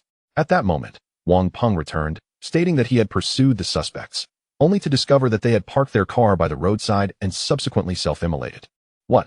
The group was taken aback, their eyes widening in shock, followed by a solemn silence as they contemplated the implications. With no witnesses left, Xiao Yunshan gazed at the moon above. "It seems we have encountered an organization." A heaviness settled in everyone's hearts, as they understood that this organization would prove formidable. After completing the autopsy, it was already 6 in the morning. The group opted not to return home, but instead headed directly to the municipal police station. During the journey, Xiao Yunshan learned more about the situation. It turned out that shortly after they returned home from the police station, they received an emergency call from Yu Qing, who claimed that someone was attempting to kill him. However, before he could finish his statement, the line was seized by another individual, who ominously declared, "South City, Construction Road. Come collect the bodies." The call was then abruptly terminated. The operator recognized the potential for a kidnapping and murder case and promptly escalated the matter. After some twists and turns, it eventually reached Captain Zhang, who immediately informed Wen Xinyan. By the time she and her team arrived, they witnessed the perpetrators abandoning the 2 bodies on the road and fleeing. Wen Xinyan quickly dispatched several officers to pursue them, leading to the disheartening outcome they now faced. Gathered in the conference room, they deliberated but ultimately yielded no decisive results. As dawn broke, around 8 in the morning, Captain Zhang and Director Sun entered the office, their faces heavy with concern. "Wen Xinyan, please step outside for a moment." The team exchanged glances, all aware of the gravity of the situation. Moments later, Wen Xinyan returned, her expression dejected. "Guiqing and all the witnesses are dead." "What?" Xiao Yunshan stood up in shock. "How is that possible?" Wen Xinyan nodded gravely. "Yes. They hanged themselves in their prison cells using bed sheets twisted into ropes. All of them." "Indeed." Wen Xinyan confirmed, the scenes were nearly identical.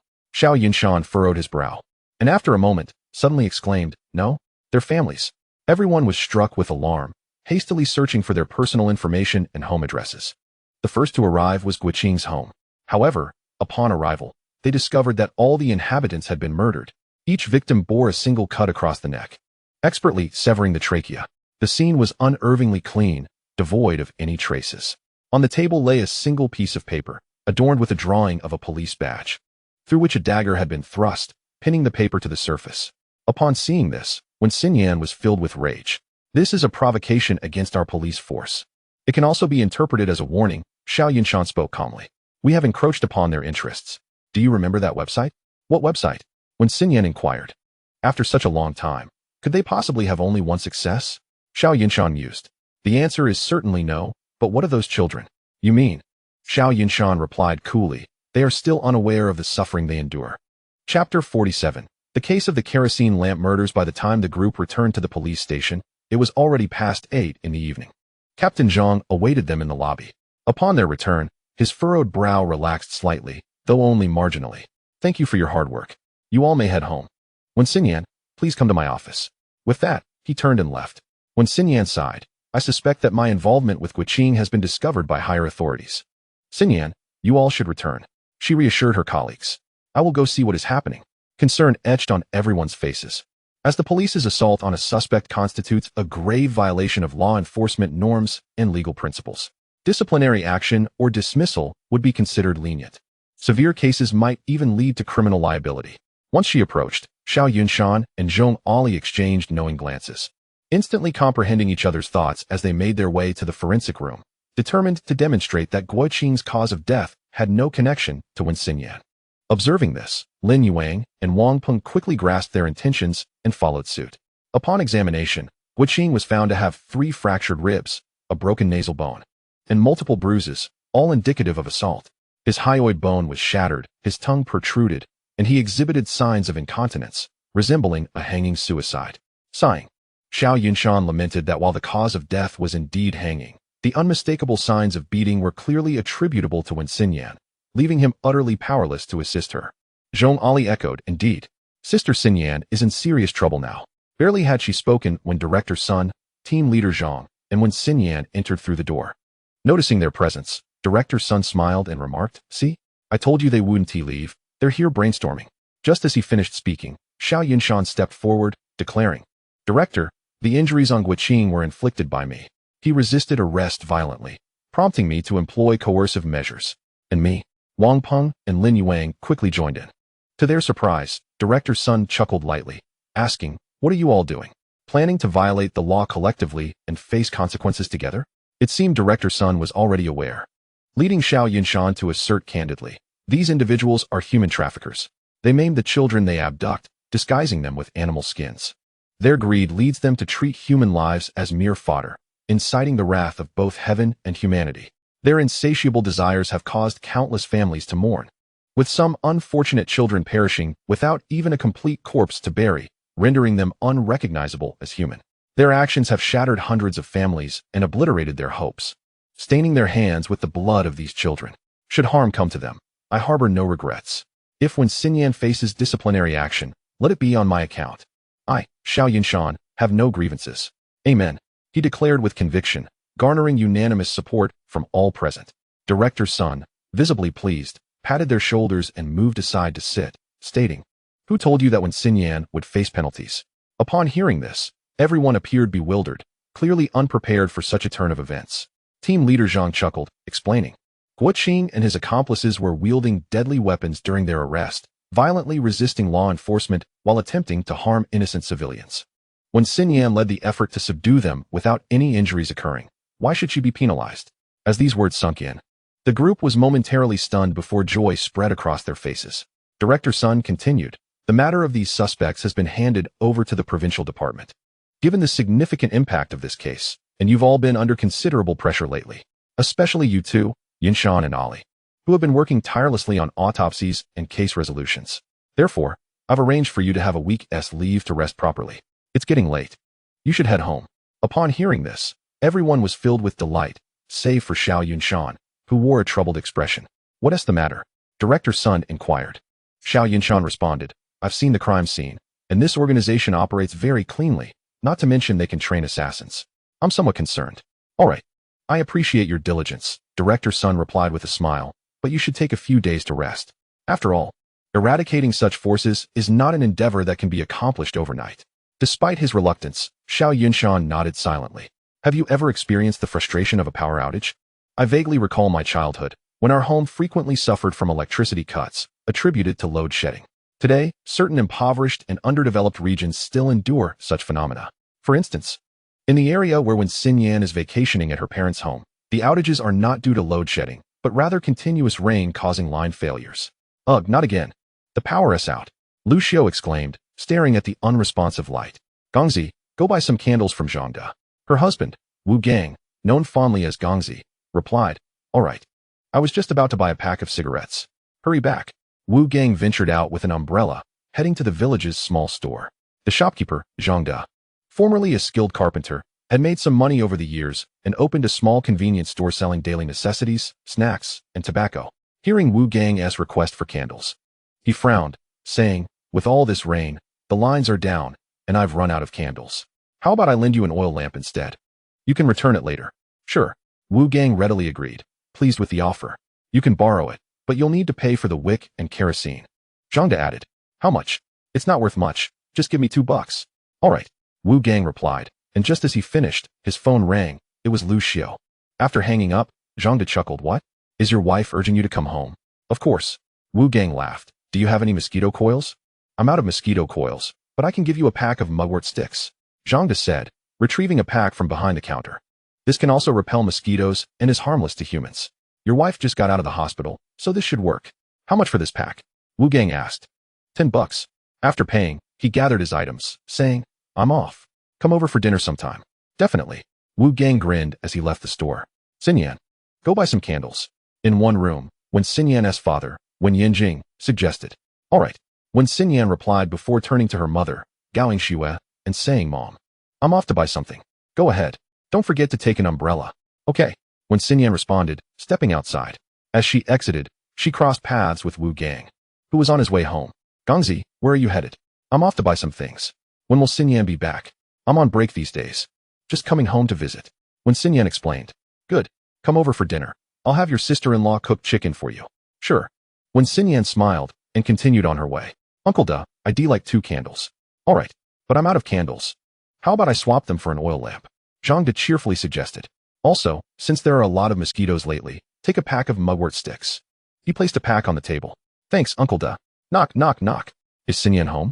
The following morning, when Xinyan, still groggy, was awoken by a series of knocks. Who is it so early? Gao Xue went to open the door. Aunt Lu, what is the matter? Aunt Lu inquired, is Xinyan home? I need to speak with her. She is still asleep. What is going on? Aunt Lu, what happened? When Xinyan yawned as she emerged. Wu Gang's family is in trouble. Aunt Lu replied. Her face filled with urgency. What happened? When Xinyan asked, her brow furrowing. Aunt Lu explained, I went to their house early this morning, hoping to invite Lu Xiao for mahjong, but no matter how much I knocked, there was no response. Is that all? When Xinyan shook her head. They probably just haven't woken up yet. There's no reason to worry. But no one answered my calls. Aunt Lu was anxious. Neither she nor Wu Gang answered the door. With no other option, when Xinyan sighed and said, all right, just wait a moment. I'll change my clothes, and then we can go take a look together. Hurry up, Aunt Lu urged. A few minutes later, a disheveled when Xinyan and Aunt Lu arrived at Wu Gang's doorstep. Look, Aunt Lu said, no matter how many times we knock, there's no response from inside. When Xinyan furrowed her brow and gently tapped on the door, calling out, Brother Gang, sister-in-law, are you home? After a long pause, there was still no reply. She tried turning the doorknob, but the door was locked from the inside and wouldn't budge. A sense of foreboding washed over when Xinyan, prompting her to ask Aunt Lu to call them until someone picked up, while she hurried next door to borrow a ladder. At that moment, villagers passing by began to realize something was wrong and gathered around. After a while, when Xinyan brought the ladder and climbed over the wall into the house, quickly opening the door, everyone rushed inside. Upon seeing the scene inside, they all let out a collective scream. An hour later, Xiao Yunshan and several police officers arrived on the scene. You finally made it. When Xinyan exclaimed, hurry inside and take a look. Xiao Yunshan nodded, glancing at the crowd and frowning. Has the scene been disturbed? No, when Xinyan replied. I didn't let anyone in. That's good, he said, putting on shoe covers before stepping inside. Xinyan, who is this young man? Gao Xue squeezed to the front and pointed at Xiao Yunshan. His name is Xiao Yunshan. When Xinyan replied, he's a forensic doctor from our city's police department. A forensic doctor? Gao Xue looked at Xiao Yunshan's retreating figure, seemingly impressed. Is he married? You're not exactly young yourself, should you? Oh, Mom. When Xinyan interrupted her helplessly. We're in the middle of an investigation. Without waiting for her reaction, she called a few people over to secure the scene and followed Xiao Yunshan inside. At that moment, Xiao Yunshan was examining the bodies, hearing footsteps. He didn't need to turn around to know who it was. Why did you come in? He asked. I couldn't stand those people outside. So I came in to help you, when Xinyan replied. Where's Ali? She went home to be with her parents, Xiao Yunshan said, focusing on the body. You can help me take notes. All right, when Xinyan said, pulling out her notebook. Have the identities of the deceased been confirmed? Yes, she replied. The one you're looking at is called Wu Gang, and next to him is his wife, Lu Xiao. In another room are their children. The elder brother Wu Qi and the younger brother Wu Di. Xiao Yunshan slightly turned his head. A massacre? When Xinyan nodded silently. There is also a bit of trouble. Lu Xiao's brother is the village chief, Lu Xian, and their father is the former village chief, Lu Quanshan. That indeed complicates things, Xiao Yunshan frowned. Open all the doors and windows and prohibit anyone from smoking in the vicinity. I already did. I smelled gas earlier, when Xinyan stated. Good, Xiao Yunshan continued. The bodies show no obvious external injuries. The skin is cherry red, with the color of the lips and face particularly pronounced. This indicates carbon monoxide poisoning. When Xinyan nodded, quickly jotting down the information. Wu Gang's home was a 2-story duplex, with the first and second floors connected. Have you seen their kitchen? Yes. The gas stove was not turned on, and the pipe had a tiny hole gnawed by a rat. Exactly, Xiao Yunshan said. Did you note everything I just mentioned? Yes. She confirmed. The time of death should be between 2 and 4 in the morning. The deceased's mouth was slightly open. His tongue was dark purple. There were no foreign objects in the mouth or nostrils. His eyes were wide open with dilated pupils, his arms raised high, and his hands claw-like with blackened nails. The veins were prominent, and some capillaries had ruptured. Does he have a history of varicose veins? No. When Xinyan replied firmly. Then it can't be simply carbon monoxide poisoning, Xiao Yunshan asserted. What do you mean? He explained. In cases of carbon monoxide poisoning, the nail beds would also turn cherry red, and the tongue might appear red as well. However, Wu Gang's nails are dark purple, and his veins are protruding. I haven't determined the exact cause of death yet, but it certainly is not just carbon monoxide poisoning. As he spoke, he examined the other bodies and found their conditions identical to Wu Gang's, except the two children had slightly earlier times of death. The entire house bore only their family's footprints. On the table was an oil lamp, and in the hall on the first floor and the corridor on the second, there were two small piles of ash left by burnt moxa sticks. Xiao Yunshan expressed his suspicion. In such a wealthy household, they actually use an oil lamp for lighting and moxa sticks for mosquito repellent? No, when Xinyan interjected, it has been raining recently. The village's electrical circuit is malfunctioning, and there are many mosquitoes. The only small store conveniently ran out of candles and mosquito coils. Is that so? As he spoke, Xiao Yunshan approached the oil lamp for a closer inspection, then picked up a bit of ash from the burnt moxa sticks to examine it. However, both items appeared to be ordinary oil lamps and moxa sticks at first glance. Why aren't you smelling anything? When Xinyan asked. I'm afraid of death, Xiao Yunshan replied. When Xinyan was clearly taken aback by his answer, pausing for a moment before letting out a light laugh. We used both the oil lamp and that moxa stick last night at my home, and there was no issue. Really? Xiao Yunshan murmured. Never mind. Let's examine the scene thoroughly first. With that, he began to wander around the house.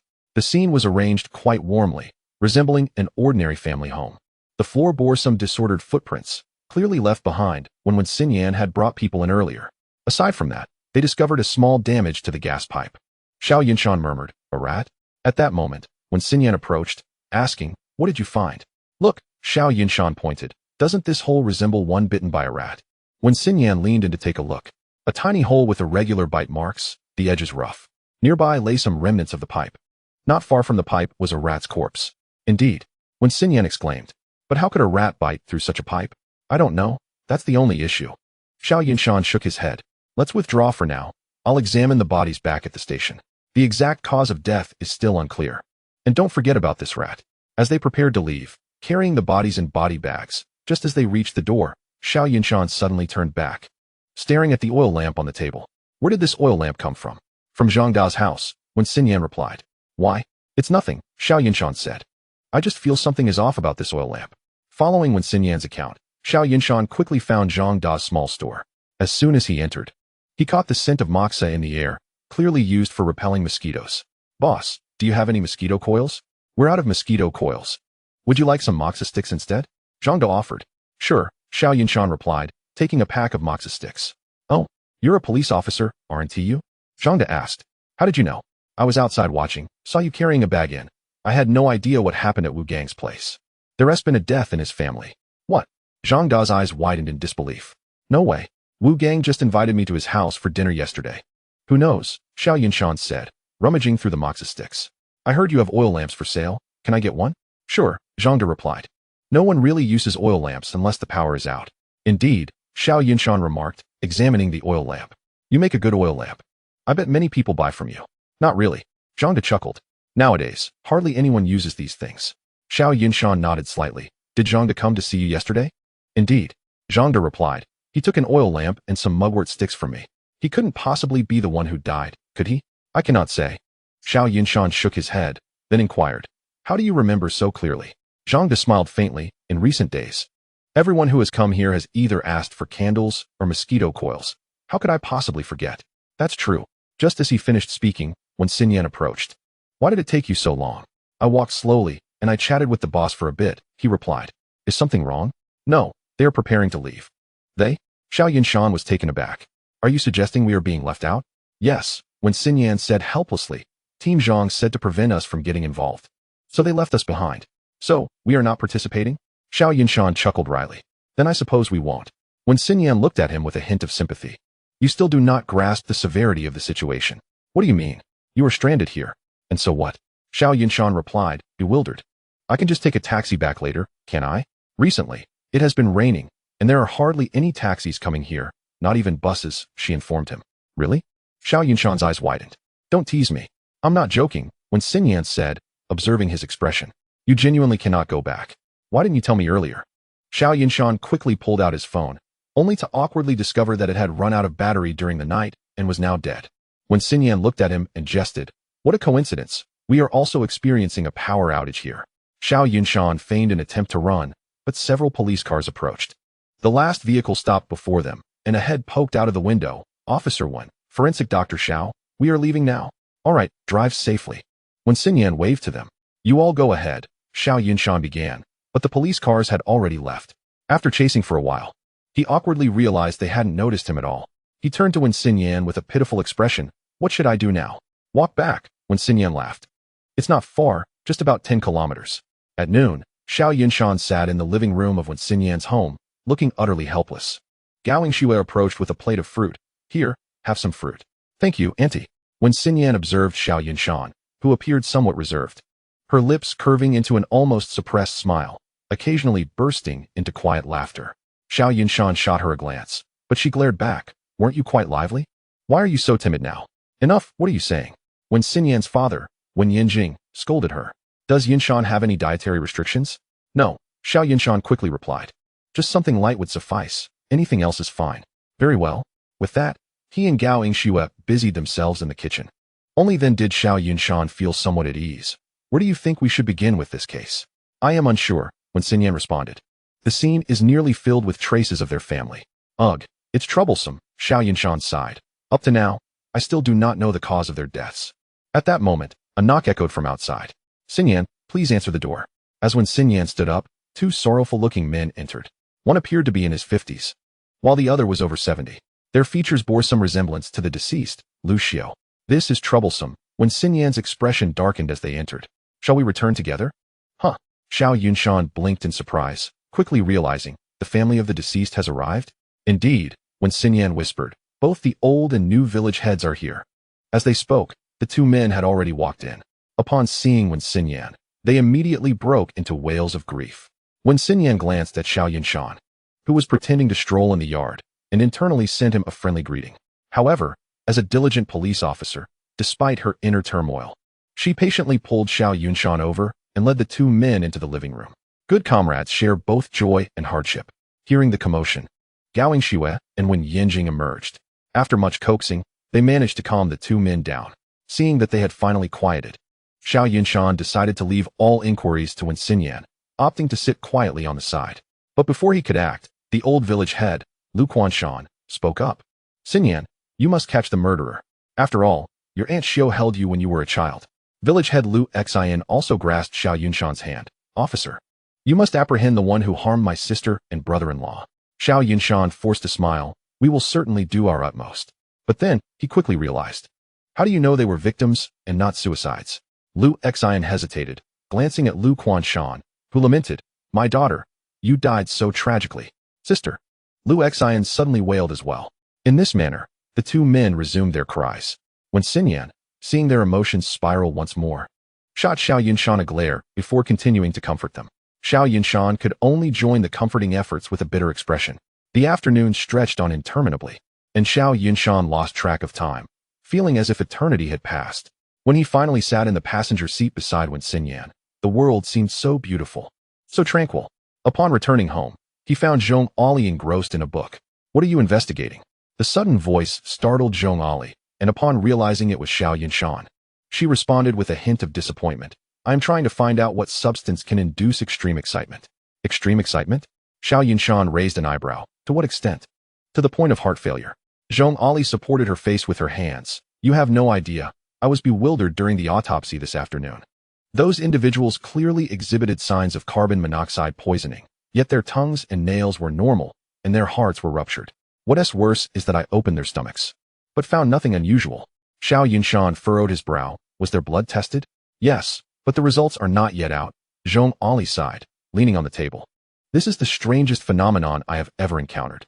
"I have never heard of such a thing either," Xiao Yunshan mused. "Does such a substance truly exist?" "I am uncertain," Zhong Ali admitted, her spirits dampened. "I am quite sure I have never heard of such a stimulant, hence my reading." "Have you examined all the items brought back from the scene?" "Do you need to ask?" Zhong Ali shot him a glance. There was nothing peculiar. Not even leftover food from the previous day, nor unusual cups or kettles. Nothing strange at all. As she spoke, she leaned back against the sofa, murmuring the names of various drugs. Xiao Yunshan chuckled and ruffled her hair. All right, since Team Zhang doesn't want us involved, let's not worry about it. We still have 2 days of vacation left. Where would you like to go? Upon hearing about going out, Zhong Ali immediately perked up, eagerly searching for places on her phone. Time flew by swiftly. That morning, as Xiao Yunshan and Ali entered the police station, they spotted Sun Yuanshan, the officer responsible for the tests, rushing over. What happened, Uncle Sun? Zhong Ali asked curiously. Sun Yuanshan, with a grave expression, spoke. The test results are in. A highly potent neurotoxin has been detected in the victim's blood. Neurotoxin? Xiao Yunshan inquired with curiosity. How potent is it? Indeed, Sun Yuanshan replied somberly. While I am yet to identify the exact nature of this toxin, its toxicity is extraordinarily severe. The human body requires only a minuscule amount to become excessively agitated. In severe cases, it can lead to hallucinations and, ultimately, death from cardiac rupture. Furthermore, their olfactory, gustatory, and language centers would all be paralyzed. Such potency, Xiao Yunshan exclaimed, his eyes widening. But how did they become poisoned? Sun Yuanshan shook his head. That remains unclear for now. I hurried over here to assist with the autopsy. However, I have already performed the dissection, Zhong Ali said, somewhat awkwardly. That's all right. I only need to take a look, Sun Yuanshan assured. Just then, when Xinyan approached, inquiring about the situation. Upon learning of the toxin that affected the 4 individuals, her expression turned grim. She could scarcely believe that someone would resort to such a formidable poison. Xiao Yunshan interjected. What we need to focus on now is, before he could finish, when Xinyan's phone rang. After ending the call, her face grew solemn. There has been another death. Xiao Yunshan paused, bewildered. Who has died? Lu Quanshan and his grandson Lu Mingho, when Xinyan disclosed, her tone grim. This morning, Lu Xin and Zhou Jinlan discovered they had not risen. Upon opening their door, they found them already deceased. What? Xiao Yunshan exclaimed, his eyes wide. How did they die? That remains unknown for now, when Xinyan replied. Let us head to the scene. Wait for me, Xiao Yunshan said, quickly heading to the forensic room. As he left, Sun Yuanshan called after him. Notify me when you return. We shall conduct the autopsy together. The scene of the 2 deaths mirrored that of Wu Gang and Lu Xiu's family, with no signs of struggle present.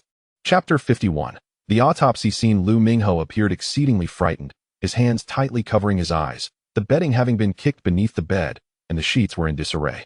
In contrast, Lu Quanshan's eyes were wide open, his brow furrowed, and his face bore an expression of rage, as if he were in a fit of fury. The veins on both their bodies had burst. Lu Xin and his wife Zhou Jinlan sat dazed in the living room, appearing entirely unperturbed despite their vacant expressions. Having returned from Lu Xin's residence around noon, Xiao Yunshan was ready to drag Zhong Ali to the forensic room, but was vigorously stopped by Sun Yuanshan and Wang Peng. Look, we've been busy all morning. I'm starving, Wang Peng remarked. As soon as he finished speaking, the group insisted on taking Xiao Yunshan and Zhong Ali out to eat. Reluctantly, they acquiesced. Oh, you can't imagine, during my days off, I crave the cold noodles from this place. Upon arriving at the restaurant, Wang Peng disregarded Xiao Yunshan's protests and ordered 6 servings of cold noodles, several side dishes, and a large bowl of noodles for each person. However, Xiao Yunshan waved his hands, saying, I don't want cold noodles. I advise you against it. Indeed.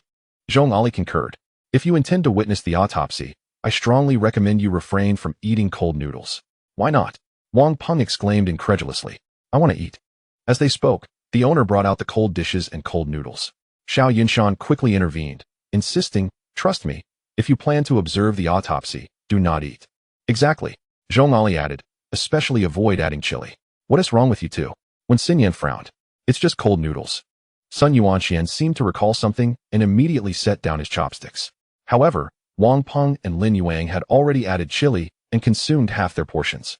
Xiao Yunshan and Zhong Ali could only helplessly abandon their objections. During the meal, they urged the others to eat less, but to no avail. These individuals, if they weighed 100 pounds, would undoubtedly be 99 pounds of stubbornness. At 1:30 in the afternoon, Xiao Yunshan and Zhong Ali commenced their work in the forensic room, while Sun Yuanshan, Wen Xinyan, Wang Peng, and Lin Yuang observed. Before beginning, Xiao Yunshan cautioned, remember, no vomiting here. Yes, Zhong Ali nodded repeatedly. We placed several trash bins at the entrance. If you must vomit, go there. Rest assured, we are aware of the rules in the forensic room. We will not vomit here, Wang Peng confidently declared. Exchanging glances, Xiao Yunshan and Zhong Ali commenced their task. With Xiao Yunshan performing the dissection and Zhong Ali recording the findings, the deceased being the old village head, Lu Quanshan. Before making the incision, Xiao Yunshan addressed the onlookers. Perhaps you should stand back a bit? Oh, please. What is the big deal? Wang Peng patted his chest confidently. We've seen plenty of gruesome scenes. Just heed his advice, Zhong Ali chuckled. When you leave, remember not to crowd. Wang Peng, slightly excited, insisted, why are you two so long-winded? Let us get started. I want to know how he died. Sighing softly, Xiao Yunshan began to slice open Lu Quanshan's chest and abdomen. As anticipated, the cause of death was cardiac rupture. Blood had filled the entire chest cavity, enveloping his internal organs.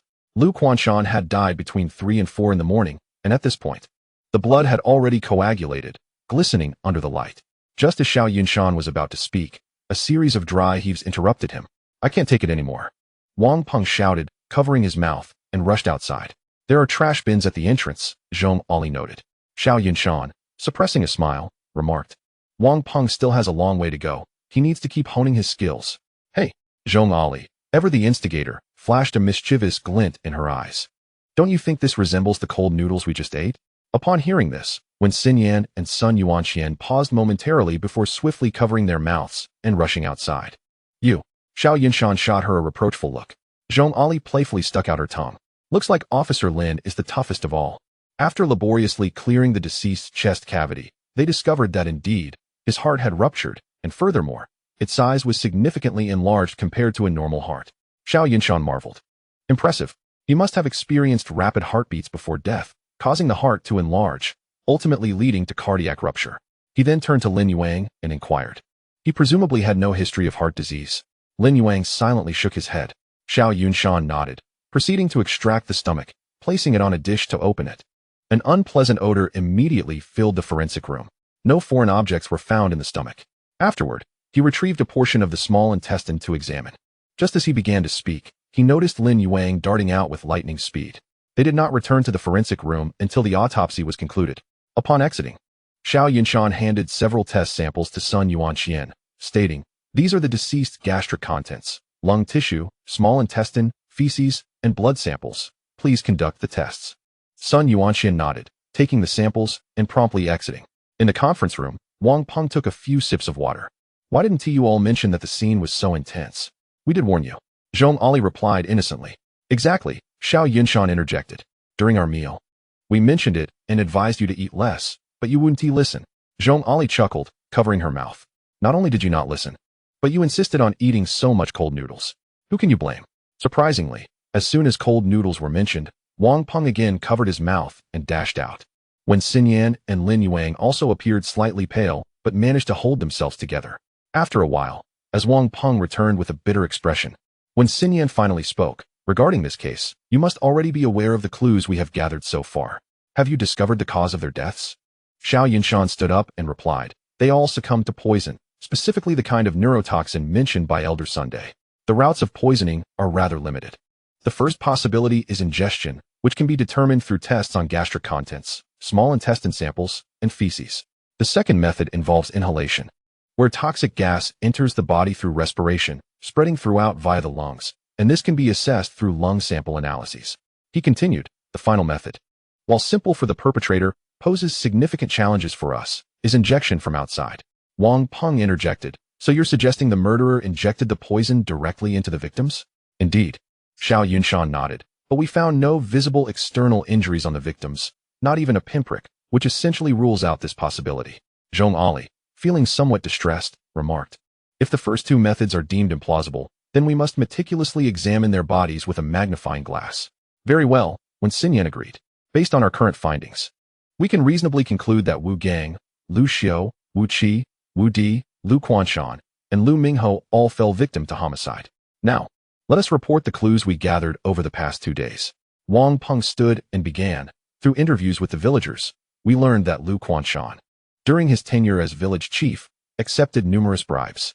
However, during his time in office, he also accomplished many beneficial deeds for the villagers, which suggests the absence of any enemies. Indeed, when Xin Yan nodded, what else? A police officer rose to speak. The victim Lu Xiu was an avid mahjong player, and from inquiries with her friends, we learned that she spent most of her time either at home or playing mahjong, and on the day of the incident. They all have alibis. Subsequently, the group engaged in lively discussion.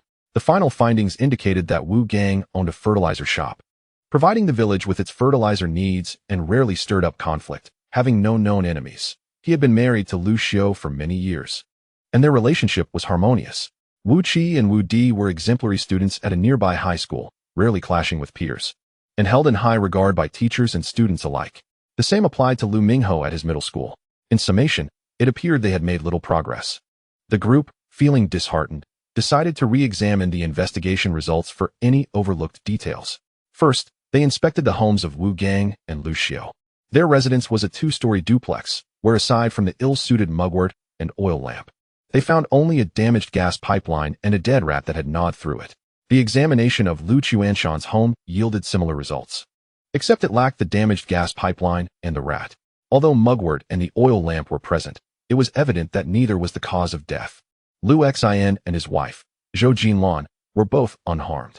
An analysis of their mugwort revealed it to be entirely ordinary, even having undergone experiments with laboratory mice, which showed no peculiar properties. The case seemed to stagnate. At that moment, Zhong Ali stood and stated, "I believe the murderer must be someone familiar with the relationships between these families and knowledgeable about pharmacology. After all, only someone who understands how to procure this neurotoxin could execute such a plan." Lin Yuang also spoke up.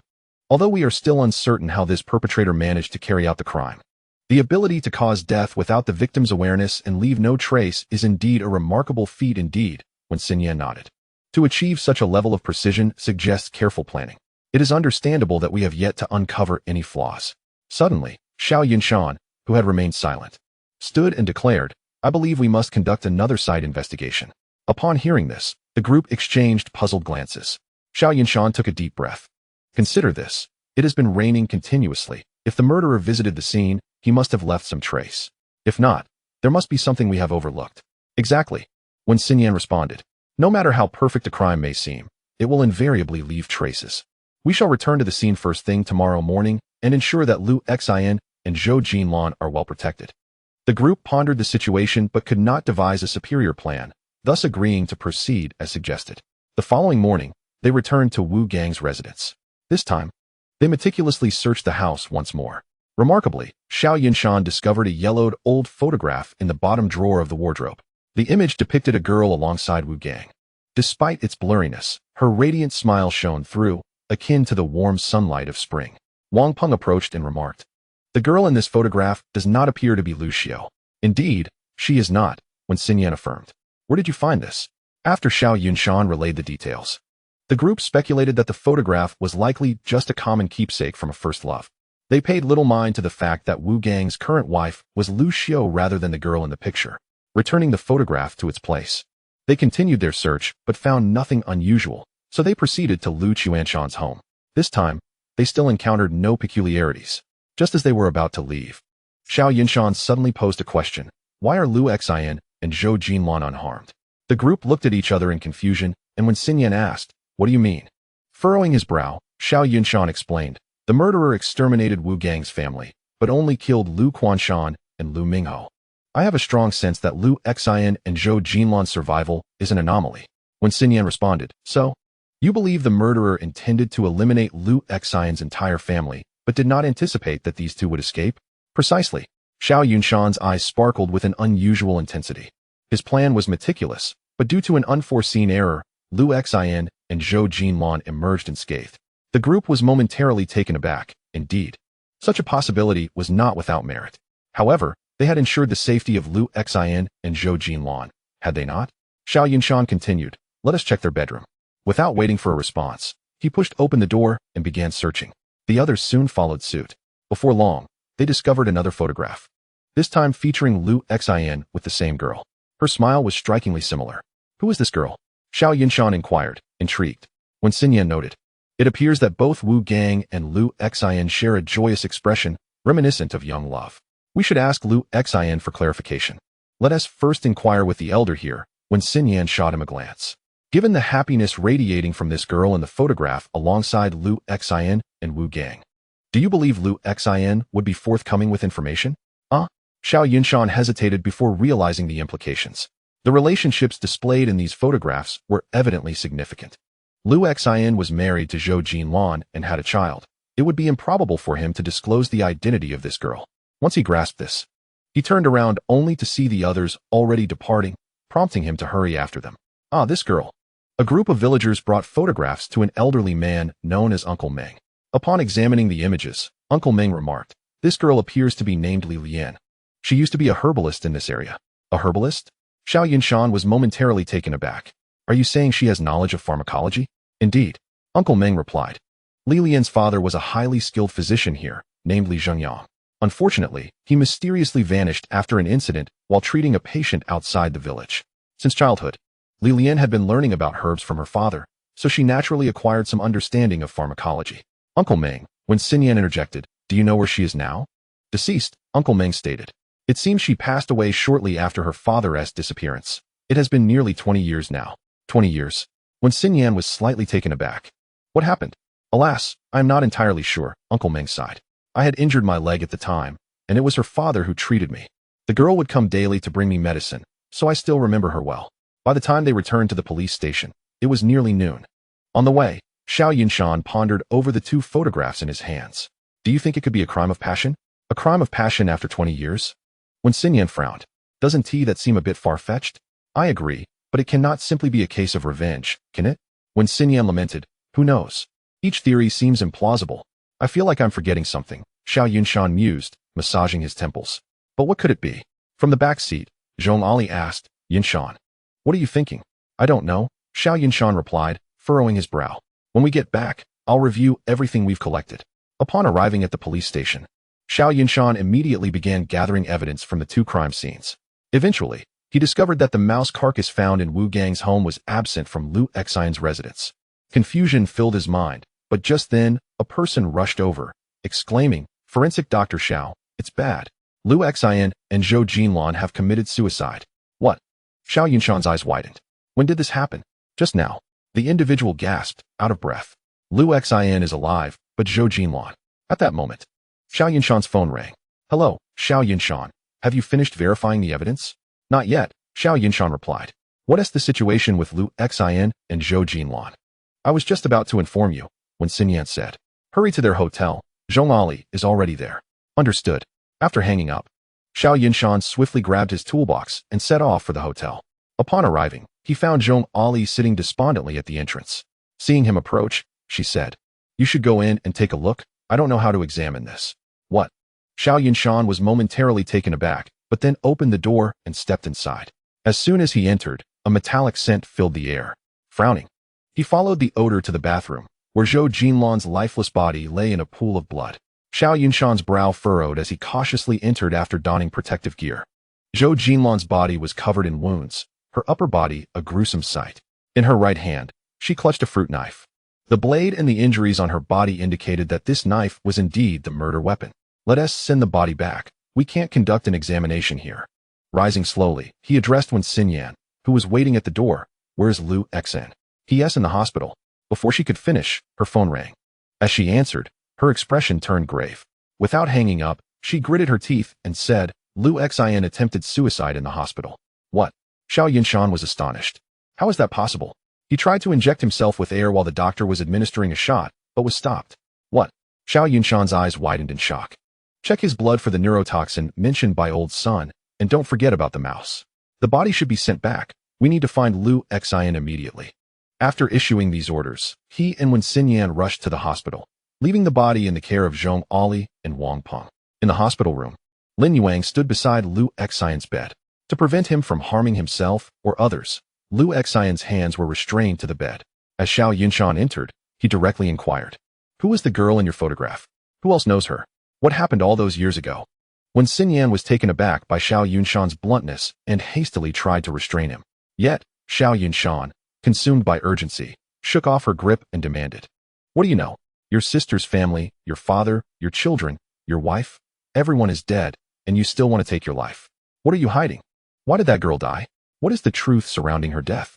A series of questions left Lu Xian stunned. After a long pause, he sighed heavily. "She has returned. She has finally come to avenge herself, her child, and her father. We are all deserving of death. Revenge." Both Xin Yan and Xiao Yunshan were astonished. Lu Xian lay sorrowfully on the bed, remaining silent despite their inquiries. Seeing this, they had no choice but to give up and turn to leave. Just as they reached the door, Lu Exine murmured, "If I die, perhaps her resentment will not run so deep." Turning back, they saw Lu Exine had closed his eyes, unwilling to speak further, leaving them no choice but to depart. Once outside the room, Xiao Yunshan addressed Wen Xinyan and Lin Yuang. His words are filled with sorrow and despair. The thought of suicide has deeply rooted itself in his mind, and he will seize any opportunity to attempt it. The perpetrator, hiding for 20 years, is indeed formidable. Assign someone to watch him 24 hours a day, even during bathing or using the restroom. They must remain vigilant. Chapter 54. Zhang Mulan. When Xinyan nodded silently, Xiao Yunshan continued, "Now, let us investigate that mouse." Upon returning to the police station, they encountered Sun Yuanxian hurrying towards them. "Yunshan, you're finally back. What is the matter?" Xiao Yunshan inquired. "We found a significant amount of that neurotoxin in the lung samples of the deceased. I believe they were poisoned through inhalation," Sun Yuanxian explained. "Also, in the blood samples we received today, we detected traces, albeit in smaller quantities. Even so, it could gradually paralyze the nervous system, leading to hallucinations. As for the mouse, I just performed an autopsy with Zhong Ali. It appears to have died from fright." In the conference room, Xiao Yunshan reviewed the case files, his mind replaying the events of the incident. Ultimately, he focused on the mugwort sticks. Although they appeared normal, it did not guarantee that the one they used was harmless. Could it be Zhang De? Xiao Yunshan pondered aloud. But what could his motive be? What toxin could have caused their poisoning without leaving any trace, ensnaring them in illusions and extinguishing their will to live? There are only so many inhalable toxins. What exactly was he using? The following morning, Xiao Yunshan returned to Zhang Da's small shop. "Officer, you're here." Zhang Da greeted with a smile. "What can I do for you?" "I'd like to inquire about something," Xiao Yunshan responded. "How long have you lived in this village?" "I've lived here since childhood," Zhang Da replied. "Whatever you need to know, just ask."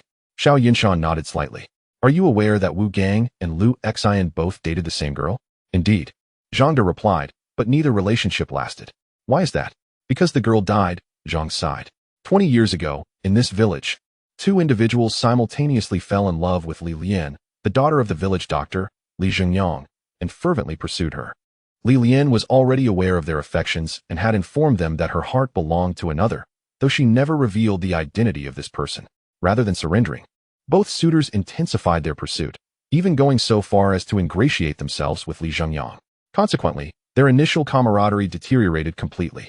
One day, Li Zhengyang mysteriously vanished, and no one knew his whereabouts or intentions.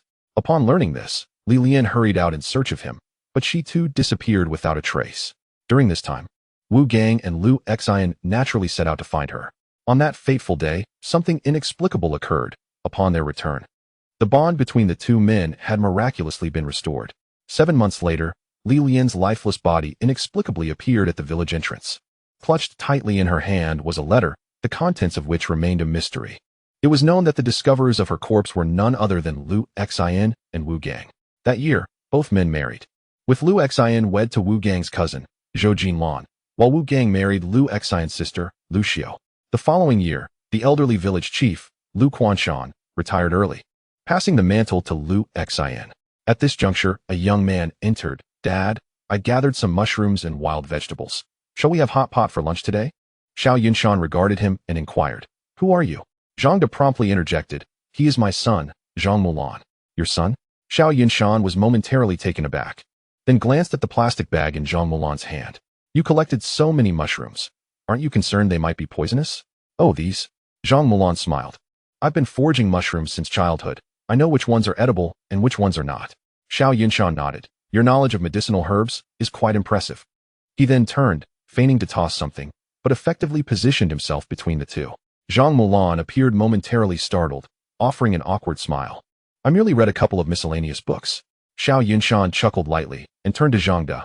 "I didn't hear Exine mention your marriage. Who is the mother?" "He is not my biological son," Zhang De explained. "I adopted him after seeing him in need while I was outsourcing." "Ah, I see." Xiao Yunshan replied with a smile. "Your father has remained unmarried for you. You must treat him well." He then asked Zhang De, "What do you think led to the demise of Wu Gang and Lu Exine's families?" "What?" Zhang De exclaimed, wide-eyed. "You mean they are dead?" Xiao Yunshan nodded. "Not a single one remains." At this revelation, a flicker of panic crossed Zhang Mulan's eyes, while Zhang Da's expression brightened with delight. "Excellent. Those two families have finally met their end." Xiao Yunshan expressed surprise. You seem rather pleased about their misfortune? Of course, Zhang De said, signaling to Zhang Mulan, who promptly retreated indoors with his findings. Those two ruffians, abusing their status, have wreaked havoc in the village, racking up debts of over 1,000 yuan with me. Not to mention their numerous instances of getting free handouts. Xiao Yunshan nodded. By the way, is there anyone nearby knowledgeable in pharmacology? Pharmacology? Zhang De pondered briefly. Aside from my son, I honestly don't know anyone. Then from where did you acquire this moxa roll? Ah, I bought this online, Zhang De explained. I marked it up a bit for resale. May I see the order? Certainly, Zhang De replied, retrieving his phone to show the order to Xiao Yunshan. All right, Xiao Yunshan said after glancing at the order. I have matters to attend to and must leave. If anything arises, please inform me. There shouldn't be any further issues. Xiao Yunshan added, nodding. If not, I shall take my leave. By the time he returned to the police station, it was nearly noon, and he encountered Wen Xinyan. She eyed the bag in his hand. What have you been up to? Xiao Yunshan replied, I made a visit to your village. What for? To investigate interpersonal connections. Xiao Yunshan smiled. If my instincts are correct, today's case should be resolved. What do you mean? She asked. I never believed Zhang De was innocent. We simply lack evidence at this moment. Chapter 55. The Thousand Illusion Grass. As they entered the office building, Xiao Yunshan inquired, where are the others? They're all in the conference room, when Xinyan informed him. Please have Ali come assist me. With that, he made his way to the forensics room. Inside, Xiao Yunshan opened the bag. It contained 3 oil lamps, 3 bundles of moxa, and 2 packets of ash. Where did you acquire these items? Zhong Ali asked. Her curiosity piqued. I suspect the suspect sold these to me and the deceased. These 2 packets of ash are from the crime scene. Zhong Ali raised an eyebrow. You suspect these items? What else could it be? Xiao Yunshan replied. Do you have a better theory? Zhong Ali shook her head. Exactly. Xiao Yunshan handed her the packet of moxa ash. Please analyze this carefully and see what you can find. At that moment, when Xinyan approached, asking, what are you analyzing this for? Xiao Yunshan continued to fiddle with the oil lamps. Don't tell me you haven't considered Zhang De. The lethal neurotoxin that caused those deaths likely entered the body through respiration. And the only items in that room that could have facilitated this are the moxa and oil lamps. But we already examined those. There was nothing unusual. When Xinyan countered, on this point, we have fallen into a significant misunderstanding. Xiao Yunshan replied seriously. Can toxic substances not be consumed? After consumption, is there truly no trace left behind? When Xinyan frowned, so you brought these items back to confirm your hypothesis? Precisely, Xiao Yunshan affirmed. I trust my intuition. An hour later, when Xinyan observed the items before Xiao Yunshan and her own book, exclaiming, it really is him.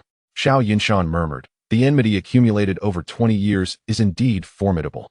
That same day, they apprehended Zhang De and his son. The following day, in the police station's interrogation room, both Zhang De and his son confessed to their actions. The process flowing unnaturally smoothly.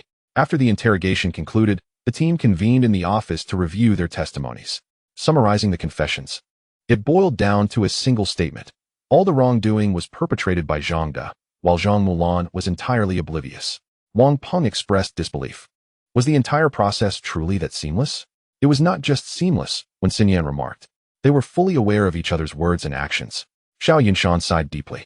This familiarity suggests either they acted in unison or had prearranged their testimonies. When Xinyan frowned, if that's the case, they must be sacrificing Zhang De to protect Zhang Mulan. Xiao Yunshan elaborated. According to Zhang De, Zhang Mulan is his adopted son. He possesses some knowledge of pharmacology. But to devise such a method of murder requires a high level of expertise, which he likely does not have. Zhong Ali added, I too believe his capabilities are insufficient. We shall find out through testing, Xiao Yunshan asserted before returning to the conference room. Seated in the interrogation room, Zhang Mulian tilted his head and inquired, what is it?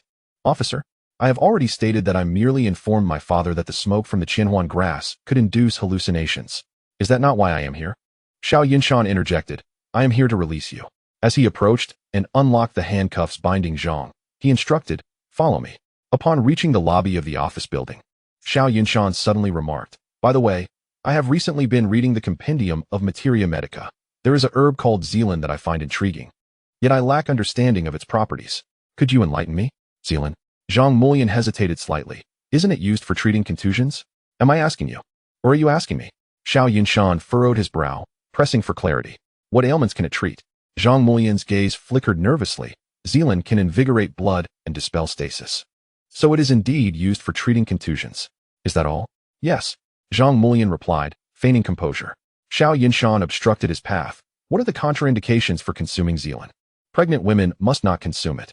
A layer of fine sweat appeared on Zhang Mulian's forehead. Why? Because it's for pregnant women, Zhang Mulian exclaimed. How can they take medication indiscriminately? Xiao Yunshan narrowed his eyes. What consequences might ensue from its consumption? Zhang Mulian stammered. Pregnant women consuming Zealand could be detrimental to fetal development, right? Indeed, Xiao Yunshan softly asserted. It would be detrimental to fetal development. I momentarily forgot. Upon hearing this, Xiao Yunshan gently patted his shoulder. I regret to inform you, Zhang Mulian, that you have not spoken the truth and thus cannot be allowed to leave. As the words fell, Lin Yuang, who had been standing beside him, promptly pulled Zhang back. Faced with the imminent loss of freedom, Zhang Mulian protested vehemently, demanding to be released. Once back in the interrogation room, he pointed at Xiao Yunshan and shouted, You scoundrel! How dare you bring me back? Simply based on your perjury. Xiao Yunshan replied calmly. The compendium of materia medica states, Zealand can break up stagnant blood, eliminate masses, and alleviate edema, often used to treat edema and gynecological disorders such as amenorrhea, dysmenorrhea, and postpartum abdominal pain. Consumption by pregnant women could lead to miscarriage. You claim to be well-versed in pharmacology, yet when I casually inquired about a herb, you failed to accurately convey its functions, therapeutic applications, and contraindications. How can you boast of your expertise? So what? Zhang Mulian shouted back. That merely reflects my lack of skill. What gives you the right to accuse me of perjury? Yes, you are indeed lacking. Xiao Yunshan fixed him with a penetrating gaze. With such limited knowledge, how dare you claim that the Qianhuan grass can induce hallucinations? You cannot even comprehend the contents of the compendium of materia medica. If you refuse to speak the truth, I shall have no choice but to consider you an accomplice. Or are you truly one? At this, Zhang Mulian's eyes darted away again. Xiao Yunshan's voice rose. Who, then, is responsible for the loss of so many lives? Do you believe they can escape justice? Zhang Mulian's expression shifted, and he grit his teeth. Humph. We have meticulously plotted for 20 years for this day.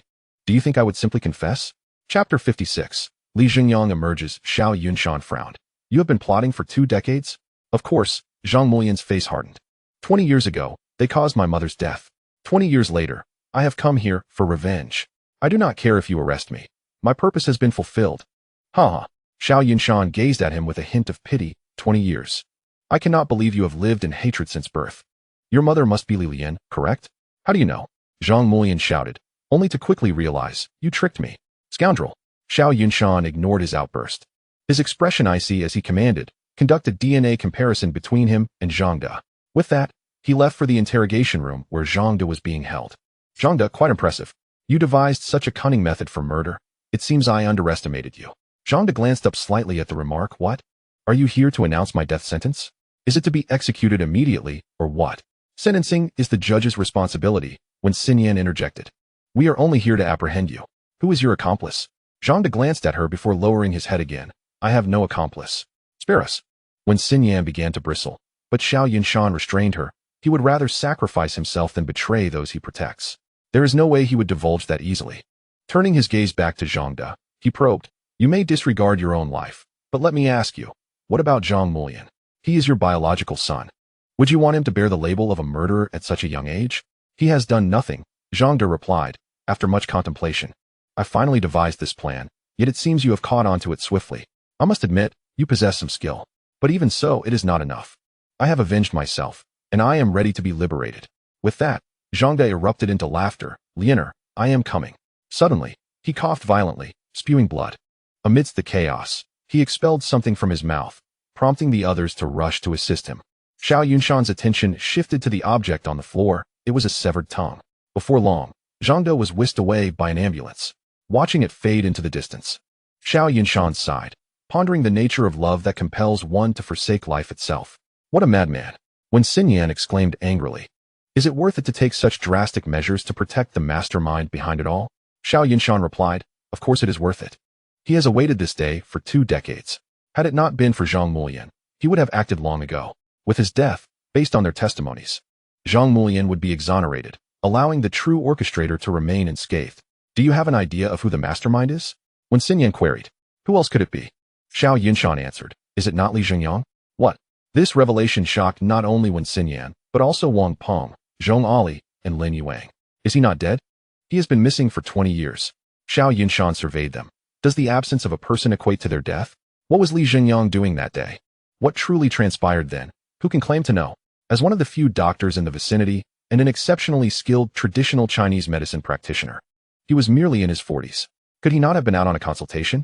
A doctor on a call may encounter unforeseen circumstances. Perhaps a patient was in critical condition, or a host family insisted on entertaining him, causing him to return home late. Is that not reasonable? As his words settled, the group fell into contemplative silence. Wang Peng broke the stillness. But if that is the case, where do we search for him? Xiao Yunshan sighed softly. The individual Zhang De referred to before his demise must be Li Lian. Few know what transpired 20 years ago. Now, Zhang De believes that the Wu Gang and Lu Xian families are dead, which is why he willingly embraced death.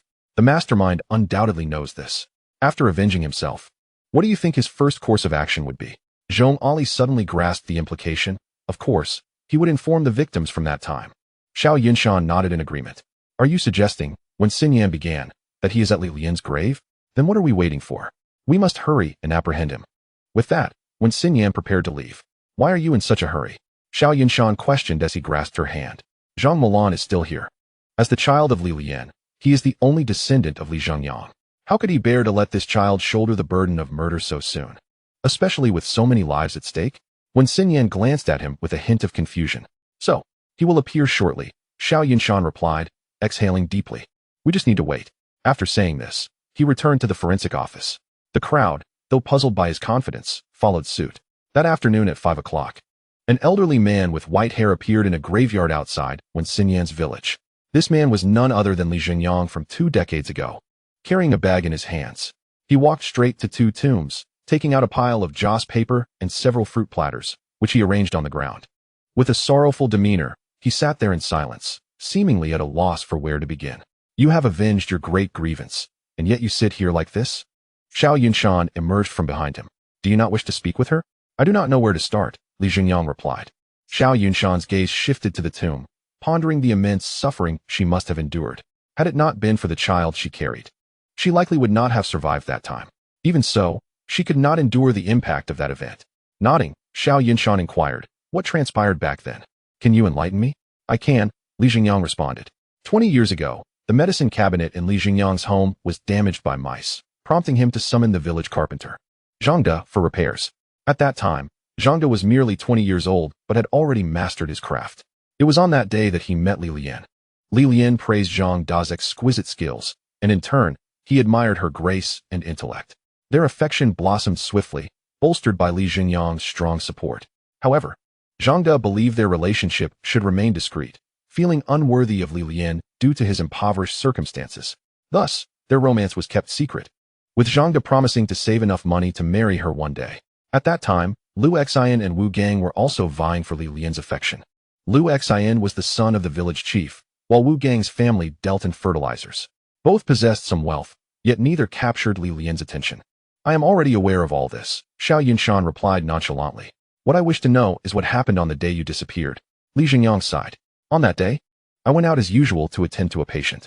The patient had been bedridden for many years, but was gradually able to walk again thanks to my treatment. It was the final session, as the patient had fully recovered. After the treatment, the family treated me as a benefactor. The wife insisted on slaughtering their pig to show their gratitude, insisting that I stay for the meal. Despite my repeated refusals, their determination prevailed. Having encountered similar situations before, I acquiesced. However, that meal caused me to miss a crucial event. As the sun set, Li Zhengyang had yet to return, causing his wife, Wang Fong, and daughter, Li Lian, to grow increasingly anxious. Just then, Lu Xian rushed in, exclaiming, not good. Wang Fong immediately inquired, what is it? What has happened? Lu Xian replied, it's bad. Aunt Fong, I just heard from my uncle that Uncle Zhenyang had an accident on his way back. What? Wang Fong's heart raced. Where? On the road west of the village, he responded. Without further ado, Wang Fong rushed out after giving Li Lian a few instructions. I'm going to find help, Lu Xian declared as he followed her, leaving Li Lian alone at home. Only minutes after Lu Xian left, Wu Gang arrived. Aunt Fong. Aunt Fong.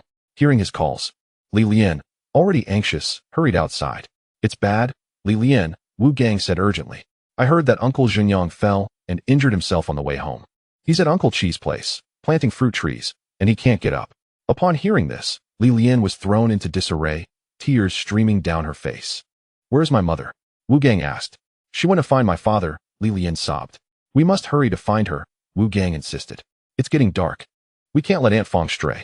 Li Lian, overwhelmed with worry, agreed without a second thought. As they reached the village's outskirts, Wu Gang urged, you go find Aunt Fong. I'll fetch Uncle Zhengyang. Li Lian, already anxious, felt even more reluctant to comply. However, Wu Gang's next words quelled her concerns. Uncle Zhengyang is injured. You can't help there. It's better to find Aunt Fong and ease her worries while I bring Uncle Zhengyang back. Understanding his reasoning, she hurried off to search for Wang Fong. Little did she know that this very action would enable Wu Gang and Lu Xian's sinister plan to succeed. Meanwhile, Li Zhengyang was walking back unscathed. Li Lian searched high and low but could not find her mother. However, she did encounter Lu Xian and Wu Gang, who were not their usual selves. With a dark expression, Wu Gang sneered. Who would have thought you were such a wretched person, putting on a high and mighty facade in front of us, yet being so promiscuous behind our backs? Alarmed, Li Lian retorted, what do you mean by that, Wu Gang? What else could it mean? Lu Xian interjected. You are already pregnant and still trying to deny it. What? Li Lian gasped in shock. How could you know? Not just him, we all know, Wu Gang declared. If it weren't for your father telling us, we would still be in the dark. Faced with their accusations, Li Lian stood her ground. I told you long ago that my heart belongs to someone else. You are the ones who refused to let go and now blame me? Yet, her words only fueled Lu Xian's anger. I have been nothing but kind to you, yet you are already with child. Wu Gang's expression twisted in rage. Indeed, you shameless woman, we have invested so much effort in you, and you dare to speak to other men. Lu Xian continued, removing his shirt. Today, let us brothers have a taste of you as well. With sinister laughter, they assaulted Li Lian in the wilderness. As Li Zhengyang recounted this, tears streamed down his face. My poor daughter, she was already over 2 months pregnant when they violated her. The child must have been Zhang Da's, Zhang Mulan, correct? Xiao Yunshan inquired. Li Zhengyang nodded in affirmation. Xiao Yunshan continued. I heard from Uncle Meng that on that fateful night, you, Wang Fong, and Li Lian all went missing. What transpired? Li Zhengyang sighed. When I returned, I encountered my disheveled daughter. I was furious and intended to take her home when I ran into Wang Fong, who was searching for me. Upon learning of Li Lian's ordeal, she was so enraged that she fainted. He lowered his voice, succumbing to tears once more. Xiao Yunshan nodded, glancing at the nearby grave. If I am not mistaken, the grave beside Li Lian's belongs to Aunt Wang Fong, does it not? Indeed, Li Zhengyang began. The one she cherished most in life was Lianer. Upon learning that Lianer had been violated by those two beasts, she suffered a cerebral hemorrhage out of rage. At that time, I was already flustered due to Lianer's situation. Seeing her in such a state rendered me incapable of providing the care she required. Fortunately, perhaps due to heaven's compassion, or perhaps because I have saved countless lives throughout my lifetime, the fetus in Lianer's womb remained unharmed. After she gave birth, however, she took the opportunity to seek death at the village entrance while I was away. By the time I arrived, Xiao Yunshan interjected. Why didn't you report it to the police then? It was futile, Li Zhengyang exclaimed. Once Lu Quanshan and Wu Gang's father, Wu Xingli, learned of their deeds, they manipulated the situation. We were expelled from the police station as soon as we arrived. I was filled with hatred. Hatred for having spent decades honing my medical skills yet being powerless, for having no means to vindicate my daughter, and for being unable to avenge my wife. I have treated countless patients for 10 years, yet I possess no wealth to contend with them. Truly, it is a case of officials protecting one another. Xiao Yunshan sighed. So you resolved to take matters into your own hands, seeking their ruin? Yes. Li Zhengyang gritted his teeth. I shall bring them to destruction. From that moment onward, I took Lianer far away, immersing myself in literature, and ultimately discovered Qianwanko in a book of strange tales. Xiao Yunshan nodded, but why wait until now to act? They struck during the happiest time of my life, causing the deaths of my daughter and wife. I too shall shatter their happiness. 20 years have passed. Xiao Yunshan sighed deeply. Tell me, what methods did you employ? Chapter 58. A Father's Love. Li Zhengyang replied. I crushed Qianwanko and mixed it with mugwort to create moxa sticks, utilizing the vapor of kerosene or the gas escaping into the air to bring about death. Xiao Yunshan furrowed his brow. We found a dead rat in Wu Gang's home. That must have been your means of releasing the gas. Indeed, Li Zhengyang confirmed. Before the incident at Wu Gang's home, he had commissioned Zhang De to create a new bowl rack, which played right into my hands. I had Zhang De apply a special concoction onto their gas pipeline. This concoction attracted rats, prompting them to gnaw through the pipeline. Xiao Yunshan remarked. Yet Lu Xian's family had no such opportunity, relying solely on the gas vapor to cause death. Correct, Li Zhengyang affirmed. Thus, only Lu Quanshan and Lu Mingho perished that day, while Lu Xin and Zhou Jinlan took their own lives. The Qian Huangko induces visions of one's greatest fears and regrets. Xiao Yunshan suddenly understood. No wonder Lu Xin and Zhou Jinlan appeared unaffected but were in a daze. I had assumed they were merely overwhelmed by grief.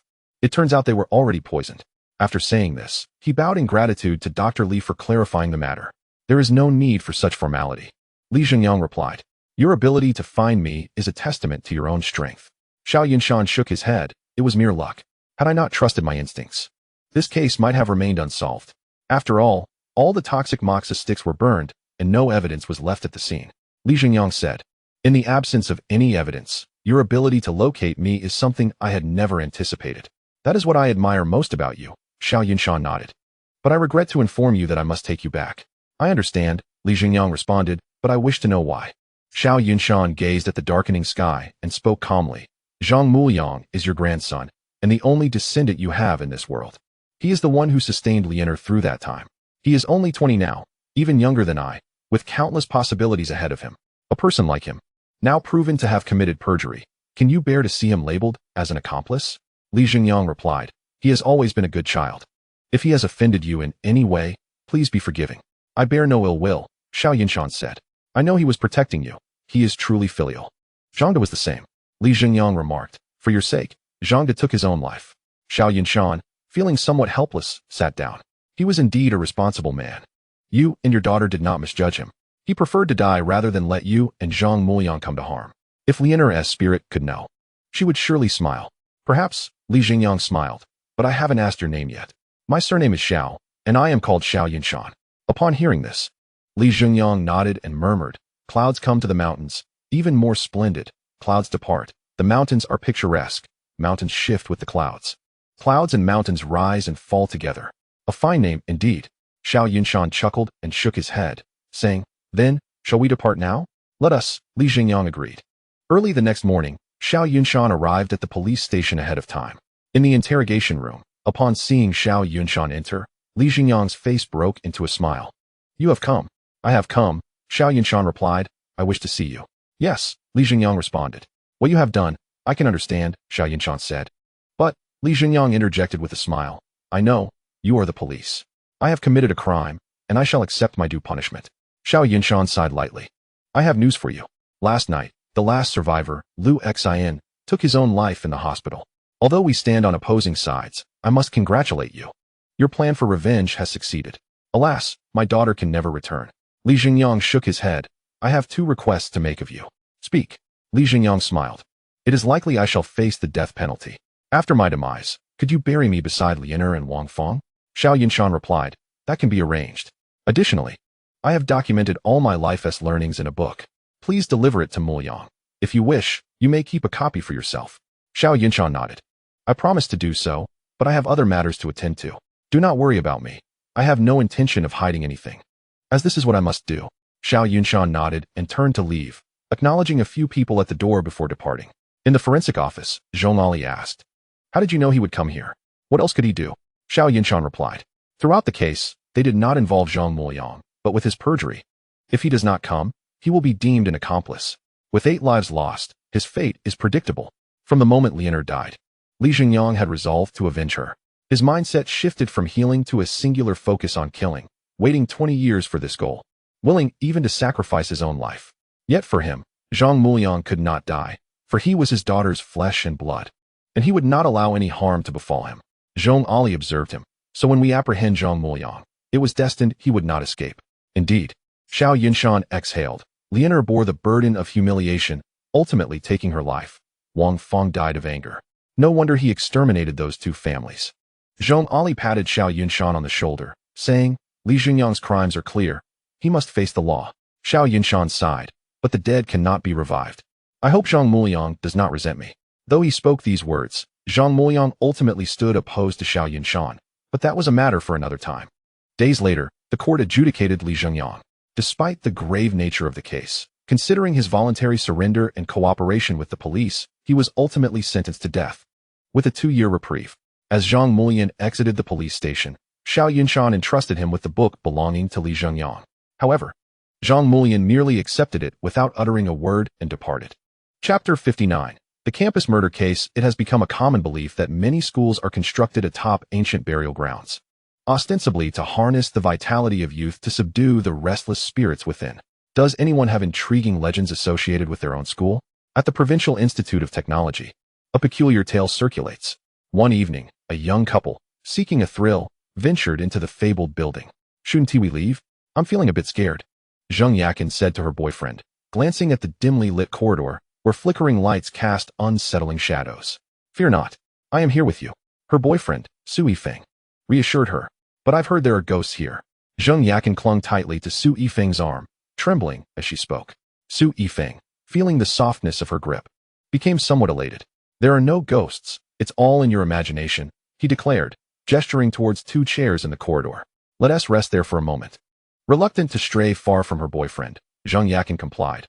But as soon as she sat down, an urgent need to use the restroom overwhelmed her. Yifeng, I need to go to the bathroom, she exclaimed. Now you're not scared? Su Yifeng teased as he escorted her to the restroom at the end of the corridor. He intended to accompany her inside, but as they reached the door, Zheng Yakin playfully pushed him away. After a while, Zheng Yakin emerged from the restroom, only to find Su Yifeng had vanished, sending a wave of panic coursing through her. In her frantic search for him, she was suddenly enveloped from behind by a pair of arms. Ah! She gasped, startled, and immediately recognized the familiar laughter in her ear. Ha ha! Su Yifeng laughed as he pulled her close. You're so timid, realizing it was just her boyfriend trying to tease her. Zheng Yakin feigned annoyance and attempted to push him away. Su Yifeng held her tighter, soothing her until she calmed down, then leaned in as if to kiss her. Just as their lips were about to meet, Zheng Yakin's face turned pale as she caught sight of something behind him. Ah! A piercing scream echoed throughout the building.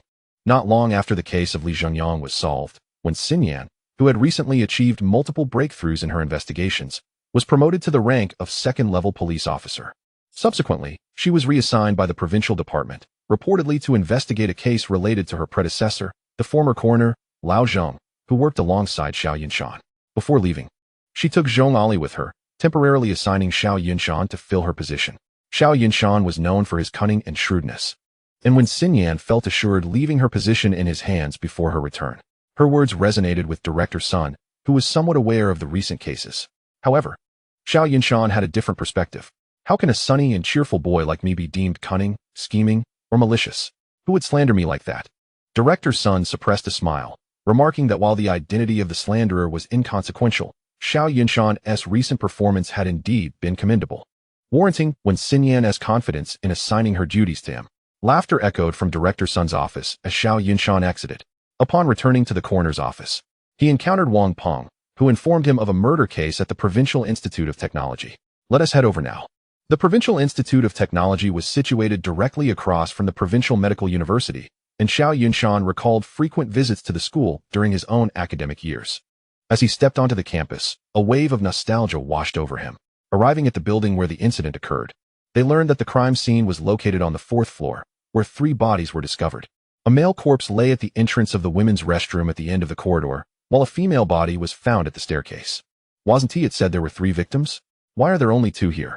Xiao Yunshan inquired, perplexed. The third is inside, replied the school's administrator, Duan Liming, who then led them to a classroom door.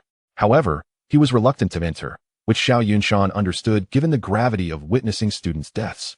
Upon entering, they found a body on the floor, blood pooling around it. After exchanging a few words with those present, Xiao Yunshan proceeded to examine the scene. The deceased lay on the ground, their chest brutally opened. Gently peeling back the flesh around the wound, he noted that the heart had been removed, leaving a gaping void. The edges of the wound were jagged, indicating a sawing motion, and multiple ribs were fractured. After a moment of silence with no response, Xiao Yunshan turned to see Wang Peng and Lin Yuang smoking at the window. Wang Peng, come over and help me take notes. Hearing this, Wang Peng extinguished his cigarette with a resigned expression. Why am I the only one being called? Because you are exceptional, Xiao Yunshan replied, repeating his earlier statement. Once Wang Peng had documented the details, he meticulously examined the deceased's hands and feet. There are no obvious external injuries on the limbs. The body exhibits dark purple liver mortis with streaks, suggesting a time of death between 6 to 12 hours ago. Lifting the corpse revealed extensive bruising at the back of the neck, and upon gentle probing, he discovered the skull was fractured, yet the skin remained intact. It seems they had consumed a significant amount of alcohol, as the scent still lingers. Huh, Wang Peng replied, slightly taken aback. I didn't smell anything. Xiao Yunshan shot him a glance. Your cigarette odor is overwhelming. How could you possibly detect anything else? With that, he moved to the side of the female corpse. What was her name? He inquired. Zheng Yakin, Wang Peng responded. Xiao Yunshan nodded. The deceased, Zheng Yakin, bears knife wounds on her hands, with additional stab wounds to her chest, abdomen, and lower back. There are bruises on her neck, resembling the imprint of a hand. Hair has been pulled from the roots, indicative of a struggle prior to her death. As he finished speaking, Wang Peng leaned in and asked, Yunshan, we heard before coming here that a female ghost haunts this place. Could these victims have been killed by her? Xiao Yunshan frowned. A ghost? Chapter 60, A Ghostly Murder? Seeing Wang Peng's earnest expression, Xiao Yunshan rolled his eyes. Let me finish examining the bodies first. The male corpse exhibited no signs of struggle. He had been stabbed directly in the back. Long strands of hair were discovered on his body, likely belonging to Zheng Yakin. After completing the examination, Xiao Yunshan stood and asked, what was that about a ghost? Wang Peng explained, while you were examining the bodies. The administrator mentioned that someone had died in this classroom before, a woman who met a tragic end. Hence, the legend of the female ghost arose. Indeed, Xiao Yunshan mused. Perhaps it was merely someone in white wandering the campus. Let us not frighten ourselves unnecessarily. Wang Peng spoke up, it's hard to say.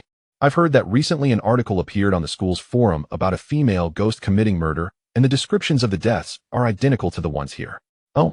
Xiao Yunshan raised an eyebrow, intrigued. Let me see. He took the phone from Wang Peng and began to read.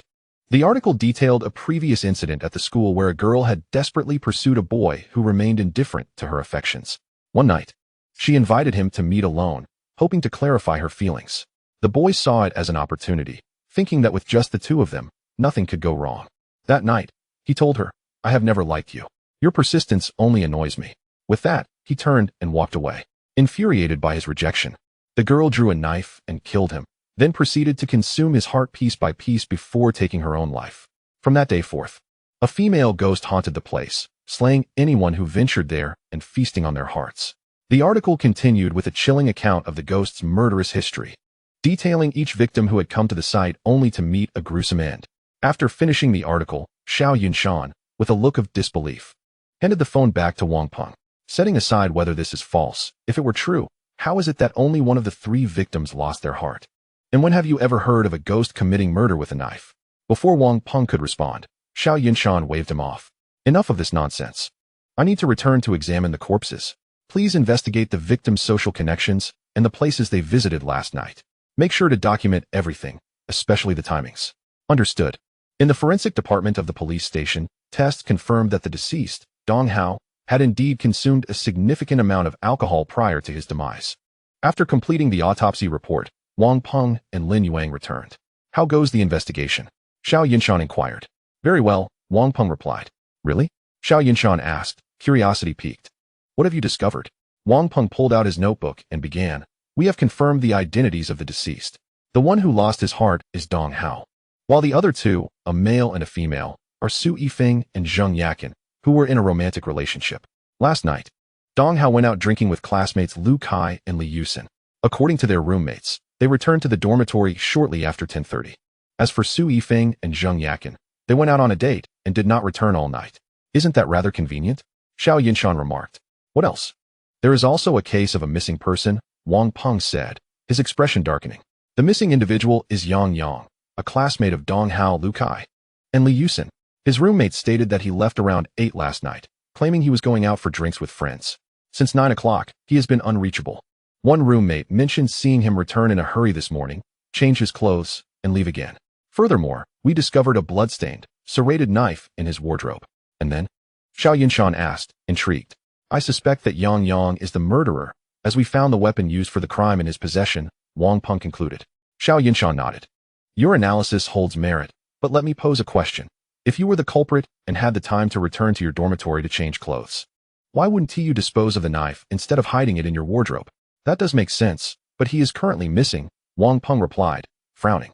Missing does not necessarily equate to fleeing due to guilt, Xiao Yunshan sighed, directing his gaze toward the 3 corpses on the autopsy table. It is possible he has already fallen victim himself. What? Both Wang Peng and Lin Yuang exclaimed in surprise. Xiao Yunshan lowered his voice. If my suspicions are correct, this is a case of framing. The true murderer, having committed the crime, intentionally left behind clues that lead directly to Yang Yang. The fingerprints on the knife belong to Yang Yang because it was originally his. The bloodstains should belong to the deceased. Wang Peng's eyes widened, and he spoke with growing unease. It seems we are entangled in a rather complicated case. I find it quite fascinating, Xiao Yunshan said with a smile. At this point, I cannot think of a solid breakthrough. How is your investigation into the victims' relationships proceeding? I was just about to mention, Wang Peng continued. Dong Hao, while academically proficient, did not excel in interpersonal relationships. He had a sharp tongue and often found himself at odds with others. Aside from Lu Kai and Li Yusin, few were willing to associate with him. Xiao Yunshan pondered Wang Peng's words with a frown. So, it appears Dong Hao has made quite a few enemies. Wang Peng nodded, and Lin Yuang interjected. As for the deceased Su Yifeng and Zheng Yakin, their social circles are quite amiable. Both are cheerful and generally do not have conflicts with others. Xiao Yunshan squinted, trying to piece together the puzzle. One is surrounded by conflict, while the other is not. What did the three of you get involved in?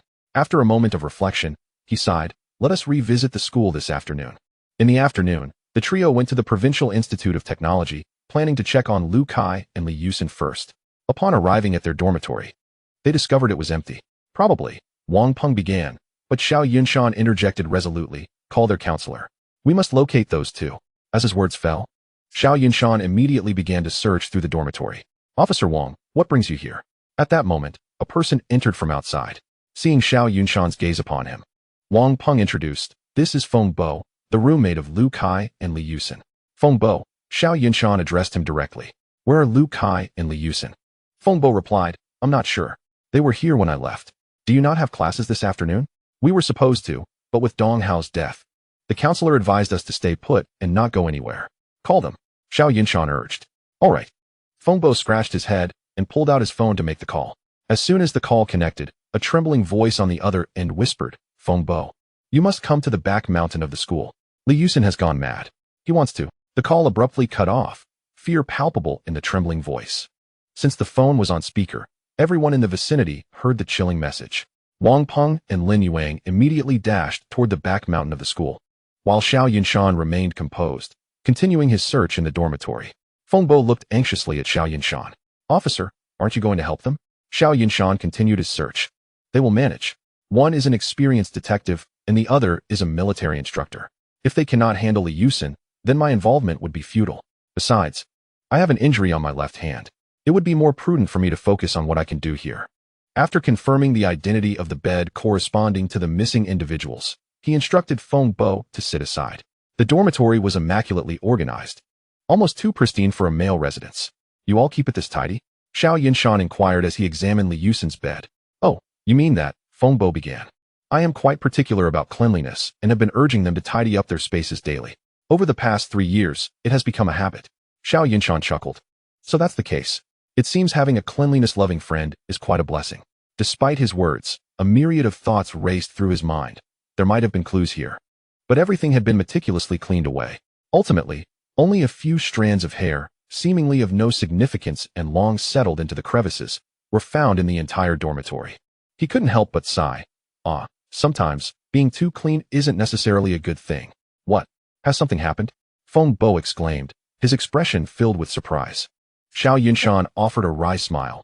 Nothing serious, nothing at all. Your habit is commendable. Do continue. Is that so? Seeing Feng Bo still puzzled, Xiao Yunshan gently patted his shoulder. If nothing comes up in the next few days, you should consider moving to another dormitory. It's best not to stay here for now. Until the case is resolved, you mustn't be alone and definitely shouldn't leave the school. I'll speak to your counselor about changing your dormitory and aim to have it sorted today. What? Feng Bo, who had been calm, was on the verge of tears upon hearing this. Officer, please don't scare me. No, don't frighten yourself. I'm only being cautious, Xiao Yunshan reassured with a smile. I mentioned this to prevent you from inadvertently disturbing the scene. However, no matter how Xiao Yunshan tried to reassure him, Feng Bo wore an expression of dread. I've seen those short videos. They say serial killers often return to the scene. Is this the scene? Xiao Yunshan was momentarily at a loss for words and switched the subject. Well then, let us go find your counselor together. Without another word, he took hold of Feng Bo and led him outside. Unbeknownst to them, just as they exited the dormitory building, a pair of sinister eyes watched them from a nearby convenience store. After what seemed like a struggle to communicate with the school, Xiao Yunshan's phone rang. It was Wang Peng. "Yunshan, hurry to the back mountain." Xiao Yunshan inquired. "You didn't find anything but a corpse?" "Yes," Wang Peng replied, his face grim. "You were right. The victim's head was smashed beyond recognition." "All right." After hanging up, Xiao Yunshan turned to Fengbo. "Do the people in your dorm often work out?" "Yes," Fengbo responded. "Because Dong Hao is on the school basketball team, he dragged a few of us into it." Xiao Yunshan chuckled wryly. "Fine, I need to get busy. You carry on with what you need to do, but remember, you mustn't be alone until the case is solved, and definitely don't leave the campus." "Got it. I will remember." After giving him a few more reminders and confirming the location of the back mountain, he departed. Upon reaching the foot of the mountain, he spotted Wang Peng anxiously pacing. "You finally made it," Wang Peng exclaimed as he rushed over. "Come quickly to examine the body. The death was gruesome." "What is the rush?" Xiao Yunshan replied nonchalantly. "Did you forget I didn't bring my toolbox this afternoon?" But Wang Peng was undeterred, pulling Xiao Yunshan forward. After a strenuous trek up the mountain, Xiao Yunshan was breathless. "My goodness, can't you run a little slower? I'm nearly dead. You really need to exercise." Wang Peng chuckled, suppressing laughter. "Wait," Xiao Yunshan gasped. "Look at how treacherous this path is. You ran so fast, and then you had to drag me along. I didn't bring anything. How do you expect me to examine the body? I can't just stare at it." "You actually can," Lin Yuang chimed in. "Look behind you." "Behind me?" Xiao Yunshan asked, puzzled. "What's behind me? Is there a ghost?" As he turned around, he was confronted with the sight of a naked male corpse, its head so brutally smashed that the victim's identity was nearly unrecognizable. "My goodness," Xiao Yunshan gasped. "How could it be so mangled?" "That's why I said you could examine the body," Lin Yuang remarked. "Can you deduce the cause of death?" Xiao Yunshan sat up, scrutinizing the corpse. "I didn't bring gloves, so I'm unsure what's on his back. But from this view, it seems he died from a severe head injury." Chapter 62. "A matter of time you didn't need to tell me that," Lin Yuang replied, exasperated. "Did you not notice anything else?" "He is not wearing clothes." The two took considerable time to suppress their urge to hit him. Wang Peng added, "There's a pile of partially burned clothing over there. It was already halfway burned when we arrived." Xiao Yunshan stood up, pulled out his phone, and said, "That's quite fortunate. Let us find someone to identify the clothing and see if there's anything inside." After a while, a team of detectives arrived, struggling to catch their breath. With Fengbo in tow, "Bring the toolbox over," Xiao Yunshan instructed. "Wang Peng, help me take notes, and Yuang, you take Fengbo to identify the clothing." With that, he donned gloves and began examining the corpse. Aside from the head, the victim had an octagonal indentation on the outer side of the right knee, positioned towards the back. The degree of the knee's bend clearly indicated a fracture. There were no signs of restraint, but some abrasions were visible on the body. It appeared that the murderer had forcibly stripped him of his clothing, even taking his shoes and socks, though the body still bore warmth, indicating a recent death. The face was unrecognizable, leaving his identity unknown. The nature of the injuries suggested they were inflicted by a hammer and a sharp, angular object. Xiao Yunshan mentally reconstructed the sequence of events leading to the victim's demise.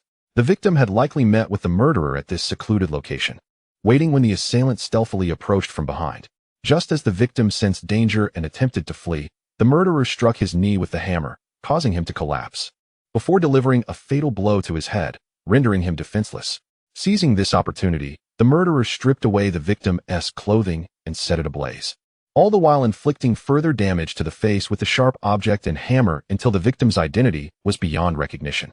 Only after the victim's features were rendered indistinguishable did the murderer depart.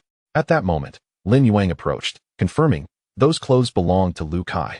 We also found a partially burned student ID in one of the pockets. The last 4 digits of the student number confirm it is indeed Lu Kai." Xiao Yunshan nodded. "You all take the body back. Fengbo and I will visit their dormitory once more." He had barely taken a few steps when he paused, turning back. "Did you manage to find the place where they drank last night, as I asked this morning?" As soon as he finished speaking, Wang Peng and Lin Yuang exchanged awkward glances, both reluctant to speak. Xiao Yunshan frowned slightly. "Why not?" Wang Peng scratched his head. "After we found that knife, we assumed the murderer was Yang Yang and didn't think to look for the barbecue shop." "What nonsense!" Xiao Yunshan retorted quietly. "If you want to go, I will." Without further ado, he grabbed Wang Peng and headed downhill, scarcely glancing back at the others or the corpse. Upon arriving at the dormitory, Xiao Yunshan immediately knocked on Yang Yang's door, only to be told that he hadn't returned since last night and wasn't answering calls or messages. After gathering some hair, skin flakes, and other DNA-containing materials from his bed, He also searched Lu Kai's bunk for a few strands of hair. Although these details may not be of utmost significance, they still possess a hint of potential relevance. Inquiring with Feng Bo about the address of their frequently visited barbecue restaurant, they promptly set off. The owner of the barbecue establishment, holding a photograph, exclaimed, "Ah, I remember them. They were here drinking last night, and even got into a conflict with the people at the neighboring table." His recollection was particularly vivid. "Oh," Xiao Yunshan raised an eyebrow. "Do you have surveillance footage?" "Certainly." The owner swiftly opened the monitoring software on his computer, rewinding the footage to 9 o'clock the previous evening. The video clearly displayed Lu Kai, Li Yusin, and Dong Hao engaged in a heated argument with a young man at the adjacent table. Had it not been for the intervention of those nearby, a physical altercation would have surely ensued. Among those restraining the trio were the owner and 2 staff members, while a woman, dressed in matching attire with the young man, appeared to be pulling him back, suggesting they were in a romantic relationship. Observing the individual on the screen, Xiao Yunshan skeptically retrieved his phone to compare it with a photo of Yang Yang. "Yes, that's the one," the owner suddenly interjected. He was indeed arguing with those 3 last night. If it hadn't been for his girlfriend holding him back, I suspect he might have resorted to violence. He was quite impulsive. "Are you certain it's him?" Xiao Yunshan inquired, still perplexed. "Absolutely," the owner affirmed. "After the argument, he left immediately. And it was his girlfriend who paid the bill. I remember it distinctly." "What time did they leave?" The owner pondered for a moment before responding. "I can't recall." "Let's check the footage." "That's unnecessary," Xiao Yunshan replied. "Please copy the surveillance from the time they entered until they departed." Upon returning to the police station, Xiao Yunshan immediately began cross-referencing the timestamps on the surveillance footage with the testimonies. The footage indicated that the group departed just before 10 o'clock, while Feng Bo claimed they returned to their dormitory shortly after 10:30. "This timeline doesn't align," Xiao Yunshan murmured. He had specifically walked to the barbecue restaurant that afternoon, a journey that took him nearly 50 minutes. This route was familiar, and he had only taken a few extra minutes while searching for the restaurant, perhaps 5 or 6. If it took him that long to traverse the distance alone, how could 3 people, who had been drinking, possibly arrive there faster? Unless... Xiao Yunshan narrowed his eyes. Someone is lying, or the actual timeline is not as I've perceived.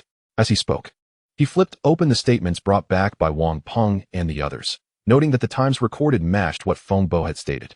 He dialed Feng Bo, inquiring, "What about the time?" "I'm hesitating to share this with you," Feng Bo responded. "What do you mean?" Xiao Yunshan asked. "My phone seems to be malfunctioning," Feng Bo explained. "The time appears to be an hour late today." "An hour late?" Xiao Yunshan pondered. "Does your phone not have a password?" "It doesn't," Feng Bo replied. "I only set passwords for a few important applications. The lock screen is unprotected." Xiao Yunshan nodded. "All right, I understand." He then requested the contact details for Yang Yang's girlfriend, Chen Bijuan. Upon calling, he discovered that since parting ways the previous night, she had been unable to reach Yang Yang. He also contacted Wang Peng, instructing him to search diligently for Yang Yang's whereabouts around the school. After hanging up, Xiao Yunshan jotted down on a piece of paper, "Yang Yang is deceased." Chapter 63. Who is the culprit? The following morning, Wang Peng conducted a thorough search of the school, but unfortunately found nothing. After learning of this, Xiao Yunshan contemplated for a moment before telling Wang Peng over the phone, "You should meticulously inspect the building where Dong Hao's body was found. I'm heading there now." After ending the call, he grabbed his toolbox and took a taxi towards the Provincial Institute of Technology. Upon arrival, Wang Peng immediately remarked, "Impressive. Who would have thought Yang Yang's body would be here?" Xiao Yunshan replied, "You all scoured the school and found nothing, so it's evident he must be here." "You're right," Lin Yuang interjected, "and the body is in the same classroom as Dong Hao." "What?"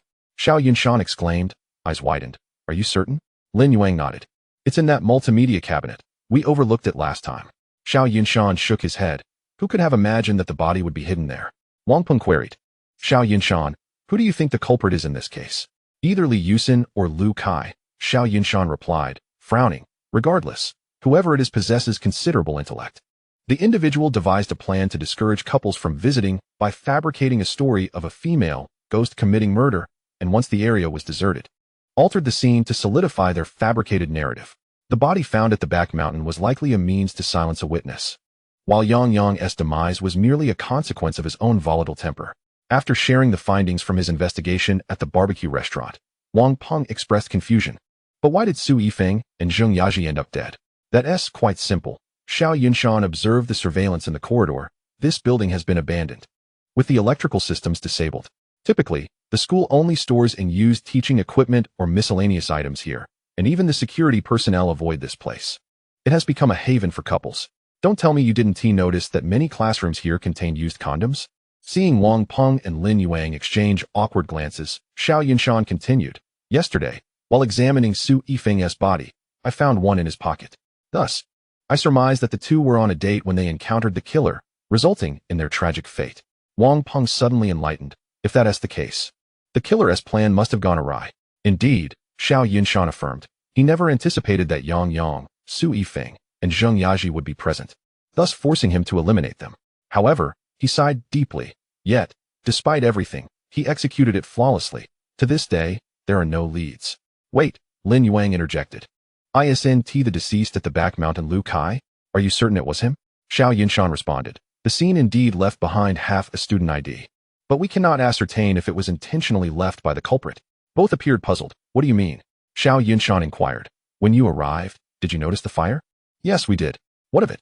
Was it already extinguished when you arrived, or did you put it out? It was already out, Lin Yuang replied. Exactly, Xiao Yunshan stated. The fire was extinguished before your arrival, yet look around. The area is covered in grass. Why did it not catch fire? Indeed, Wang Peng realized. So this was deliberately left by the culprit. The aim was to confuse us. Xiao Yunshan remained silent, merely nodding. Wang Peng concluded. So the culprit must be Lu Kai. That seems plausible, Xiao Yunshan replied, his expression calm. Let us hope I am not mistaken this time. And if you are wrong, then it would indicate that I have erred, and the real culprit is Li Yusin. Just then, a few officers arrived, and Xiao Yunshan beckoned them to assist in retrieving the body. After hearing this exchange, the two felt as though he had not truly answered them.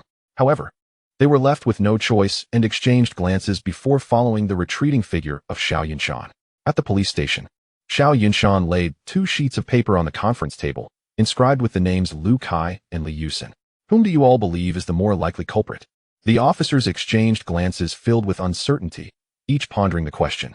Given the existing clues, it is evident that the murderer is Li Yusin. Although they were uncertain why Xiao Yunshan had posed such a question, they still expressed their opinions. Each officer believed that Li Yusin was indeed the culprit, except for Wang Peng and Lin Yuang, who insisted that Lu Kai was the one responsible, leading to a heated debate between the two factions. Observing the escalating argument, Xiao Yunshan promptly intervened, urging everyone to quiet down. Let us not concern ourselves with the identity of the murderer just yet. He is undoubtedly lurking in the shadows, monitoring the police's movements. If he is Li Yusin, he will certainly seek to ascertain whether we have confirmed the identity of the deceased in the back mountain as Lu Kai, as this directly impacts the success of his cover-up. Conversely, if it is Lu Kai, he too would share this concern, albeit with the intent to verify the success of his deceit. The group was left pondering. Does this mean the case has reached an impasse? No, Xiao Yunshan asserted with conviction. This is precisely his greatest vulnerability. He wishes to know the developments of the case, which necessitates him keeping a close eye on the police's actions. Therefore, he must be in proximity to the school, and he will likely be monitoring the situation on various websites. Having committed murder, he would dare not use his own identification to check into hotels or inns. Indeed, Wang Peng exclaimed, slapping the table. He would certainly seek refuge in inexpensive, unregulated accommodations near the school, perhaps even staying overnight in areas devoid of surveillance, all the while donning a mask. Xiao Yunshan nodded, adding, this task now falls to you, as it is not my forte. Rest assured, we shall manage this, Wang Peng declared, rallying the others to head outside. Chapter 64. A series of questions that evening. Xiao Yunshan stood alone before the whiteboard in the conference room, contemplating the relationships depicted upon it, meticulously retracing the details of the entire case in his mind. Su Yifeng and Zheng Yakin had encountered the murderer during their date, or they had happened upon him after he had yet to leave, leading to their demise. Thus, investigating them would yield no fruitful results. With this thought, he crossed their names off the board. Yang Yang had engaged in an argument with 3 individuals and sought them out, resulting in his death. Squinting slightly, he murmured, no. The other party consisted of 3 people, while Yang Yang was alone. What emboldened him to confront them? Was it merely his fiery temperament? He had not consumed alcohol, which indicated his sobriety. Under such circumstances, even the most confident individual would likely refrain from impulsively confronting 3 adversaries. The more he pondered, the more incongruous it seemed. The 3 were classmates. Yang Yang's demeanor would have been well known to them, and he too would have been aware of their characteristics. How could he possibly become irate enough over a minor dispute to seek a confrontation, let alone incite a fatal outcome? Was it possible he had witnessed the three committing murder, leading to his silencing? During the autopsy, aside from Su Yifeng and Zheng Yakin, he had found no phones. How could these individuals' phones have vanished? Or had they been discarded? Furthermore, what had become of the heart of the initial victim, Dong Hao? How did the murder weapon end up in Yang Yang's cabinet? Each question loomed like a shackle, binding Xiao Yunshan tightly. He suddenly felt an overwhelming headache. Yet he knew he must address each query one by one. He retrieved his phone and called Chun Baijun, inquiring about Yang Yang's character, especially the details of that fateful dinner. Over the phone, Chun Baijun remarked that the normally gentle Yang Yang had exhibited unusual behavior that night, engaging in an argument due to the loud gaming noises from the opposing table. Xiao Yunshan sought clarification, but Chun Baijun remained steadfast in her assertion that Yang Yang's behavior had indeed been peculiar. He then contacted Feng Bo, only to receive the same outcome. After hanging up, he erased Yang Yang's name from the victim's list, transferring him to the suspect column. In a soft murmur, he posited, it must be Li Yusin, Lu Kai, and Yang Yang who conspired to murder Dong Hao, followed by the true perpetrator systematically silencing each to ensure their own safety. But who among them is the actual killer? And what are their motives? Suddenly, he was struck by a thought. If it were he, why would he heed the instigator's persuasion to commit murder? Was it for monetary gain, fame, or some other reason? During the search of their dormitory, aside from its remarkable cleanliness, there were no phones, bank cards, or identification documents. Anything that could reveal personal information was conspicuously absent. According to Feng Bo, they had returned to the dormitory past 10 that night. Yet the surveillance along the route had been tampered with. Thus, aside from himself, no one could confirm whether they had indeed returned. The dormitory was astonishingly tidy. Feng Bo was known for his cleanliness, yet even the tittiest individual would only maintain their own bed and floor. Why were Lu Kai and Li Yusin's areas equally immaculate?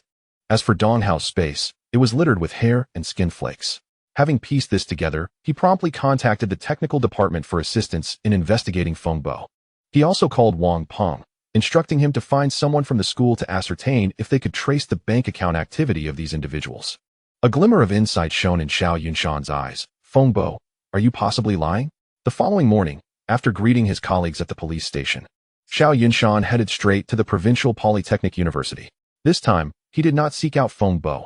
Instead, he approached their advisor, Wu Haifeng. Upon their meeting, Xiao Yunshan stated, Mr. Wu, I am here to request your assistance.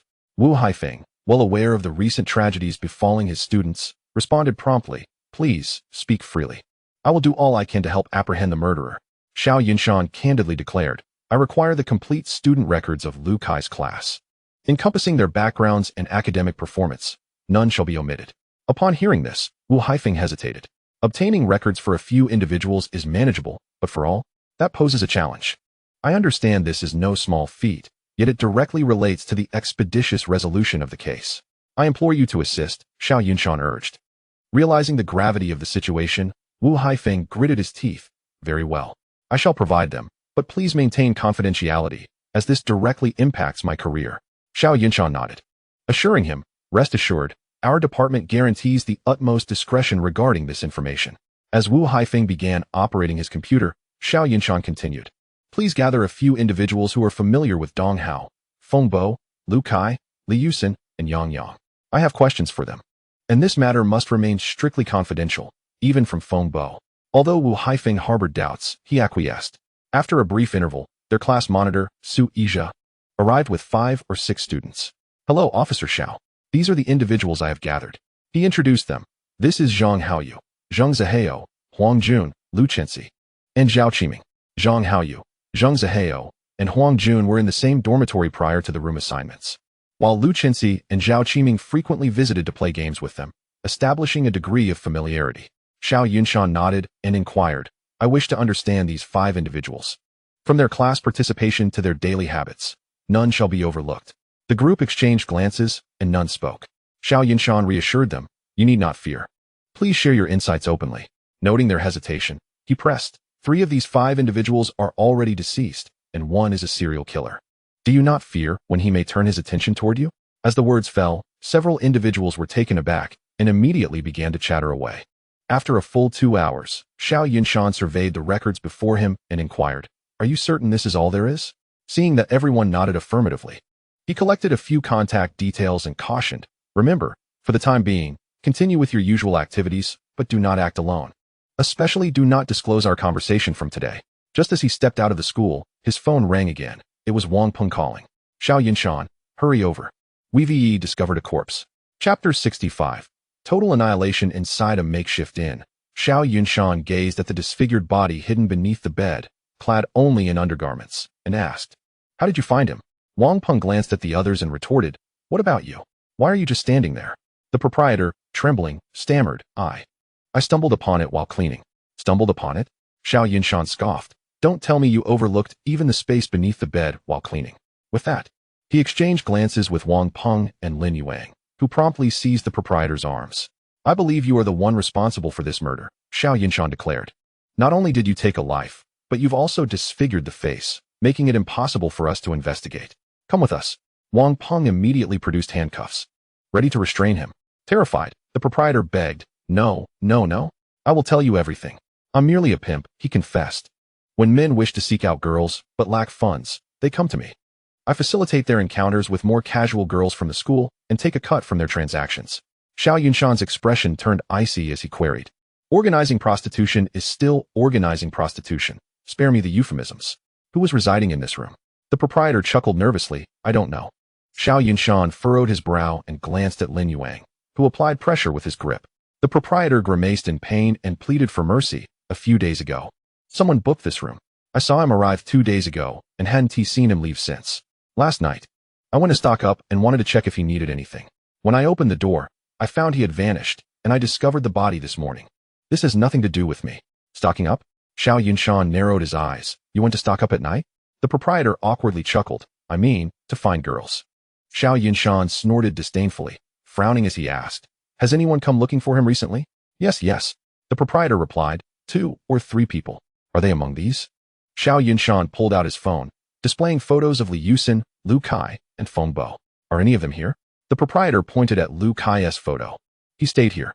Then, he indicated Li Yusin and Feng Bo's images. "He came the day before yesterday, and he came yesterday. Li Yusin was here the day before yesterday. Feng Bo yesterday," Xiao Yunshan murmured. "How many people were with Feng Bo when he left?" "1. The proprietor confirmed while pointing at Lu Kai's photo. "But it wasn't him who left. It was this person. He left with a package." "Are you certain?" Xiao Yunshan pressed. The proprietor nodded. "I'm sure. I even asked him if he was checking out, and he said no, just had something to attend to." After listening, Xiao Yunshan began to pace the room. "Where's the video you recorded?" "I have it on a portable hard drive," the proprietor replied. Upon hearing this, the proprietor's expression shifted. "What video?" "I don't understand what you mean. Are you still denying it?" Xiao Yunshan replied with a cold smile. How could a business of this size survive solely on pimping? He then moved to handcuff the proprietor, stating, "Refusal to confess will only worsen your situation."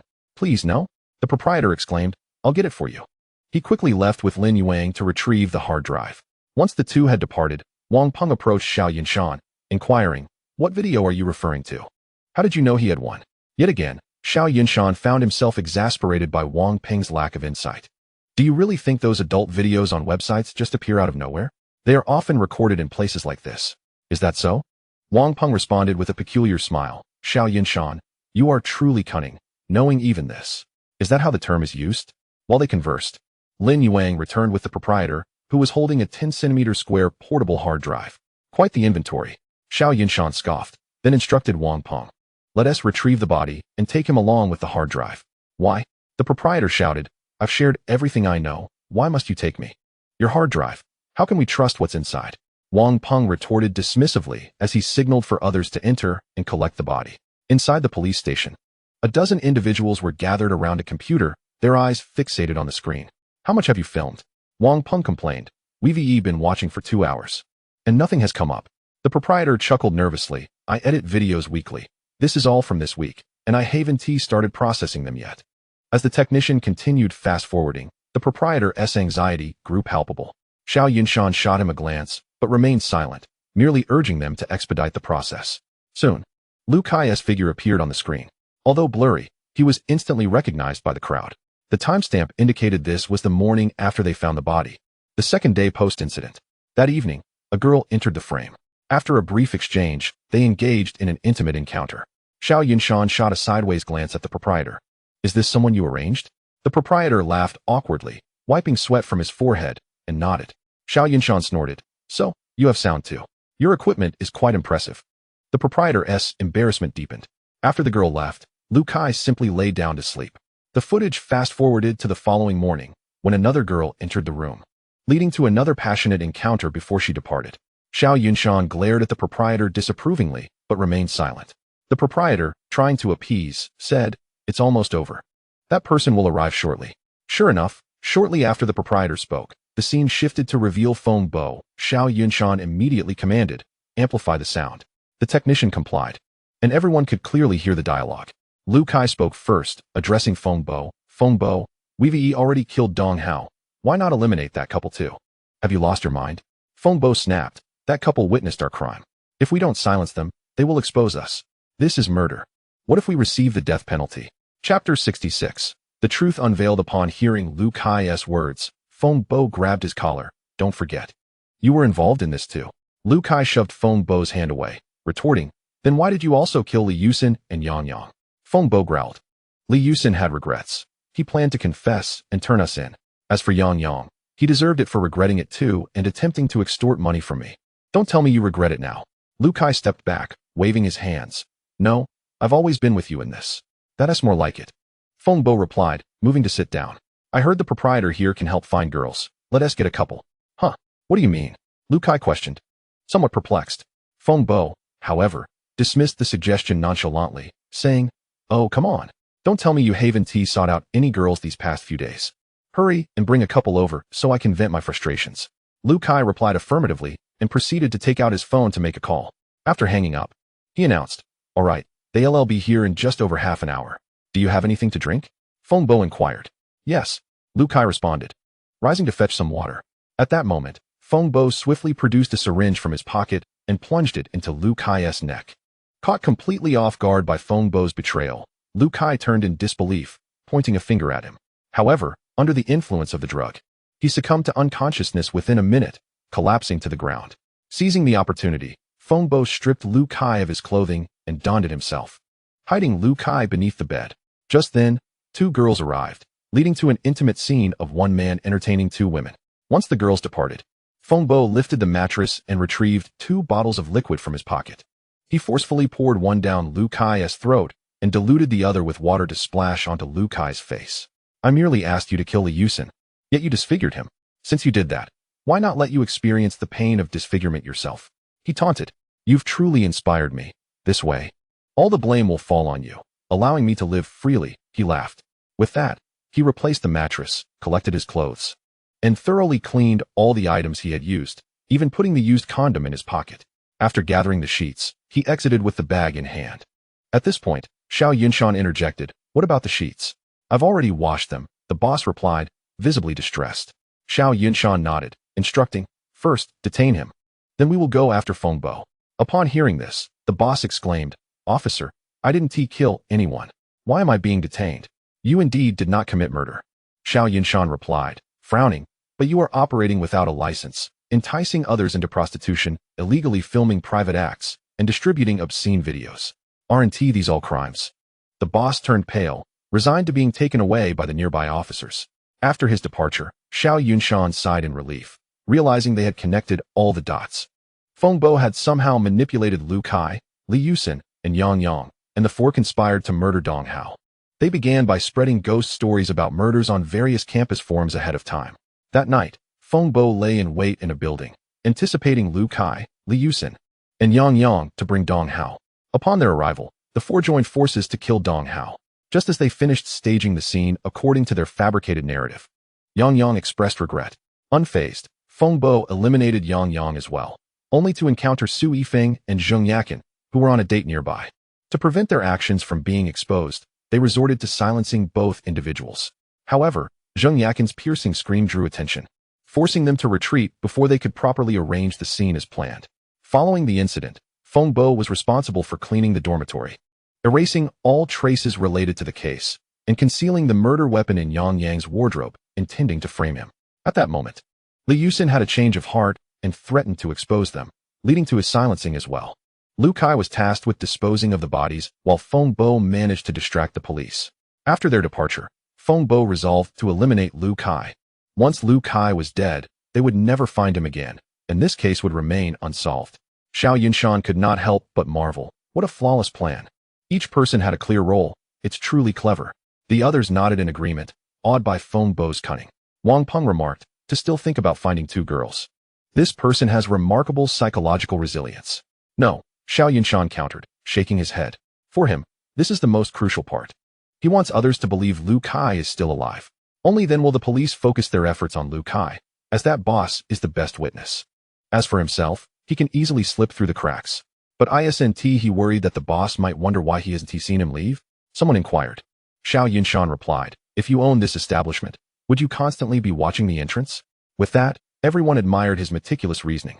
Wang Peng suggested, now that we know he is the mastermind, shall we proceed to apprehend him? But there is still one question. Where's Dong Hao's heart? Xiao Yunshan replied.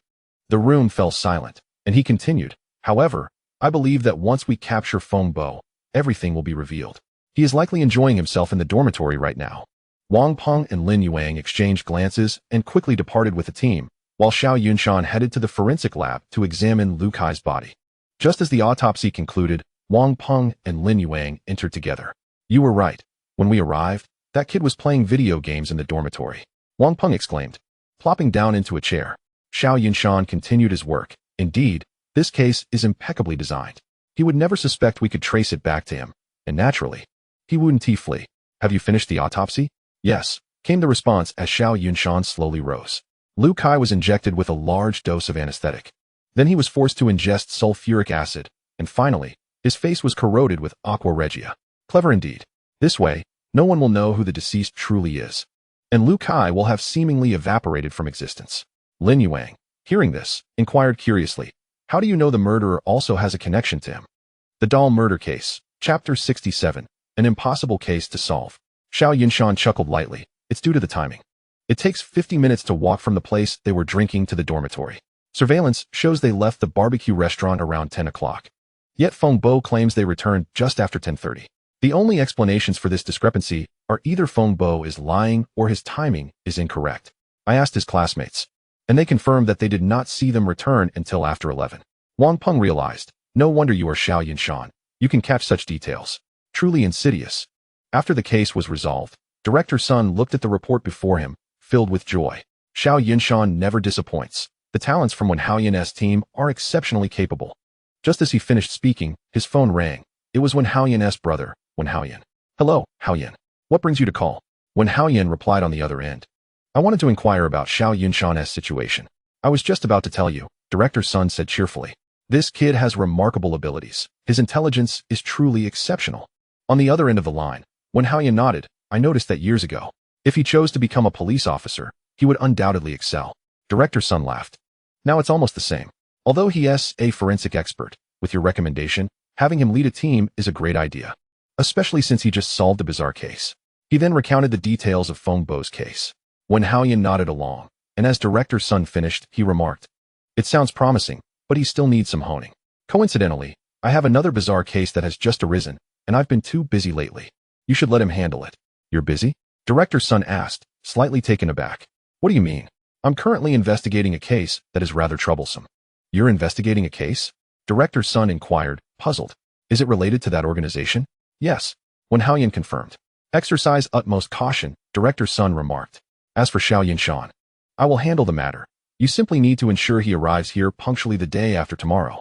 Given that Wen Haoyan had already laid out the situation, Director Sun felt it inappropriate to decline. However, he added, this is certainly manageable, but Xiao Yunshan is rather defenseless. We must arrange for his protection. Not a problem. Include Lin Yuang as well, and I will assign 2 more individuals for his close protection. Very well. Let him take the day off tomorrow and set out the day after, Director Sun replied, relieved that his primary concern had been addressed. After hanging up, he retrieved a photograph from his drawer, gazing at it as he murmured, how deeply are you concealed? Even when Haoyan found the situation perplexing. That afternoon, as the workday neared its end, Xiao Yunshan was dozing in the forensic office. Upon entering, Director Sun noticed him slumped over the desk, but chose not to wake him. Instead, quietly taking a seat beside him. As soon as the clock signaled the end of the workday, the alarm rang. Opening his eyes, Xiao Yunshan was startled to see Director Sun beside him. Director Sun, what brings you here? With a curious expression, Director Sun replied, this is the Municipal Public Security Bureau. And as the director, I have every right to be here. His reasoning seemed sound, prompting Xiao Yunshan to awkwardly smile. Director, are you here to inspect the work? Not at all. Why are you so anxious?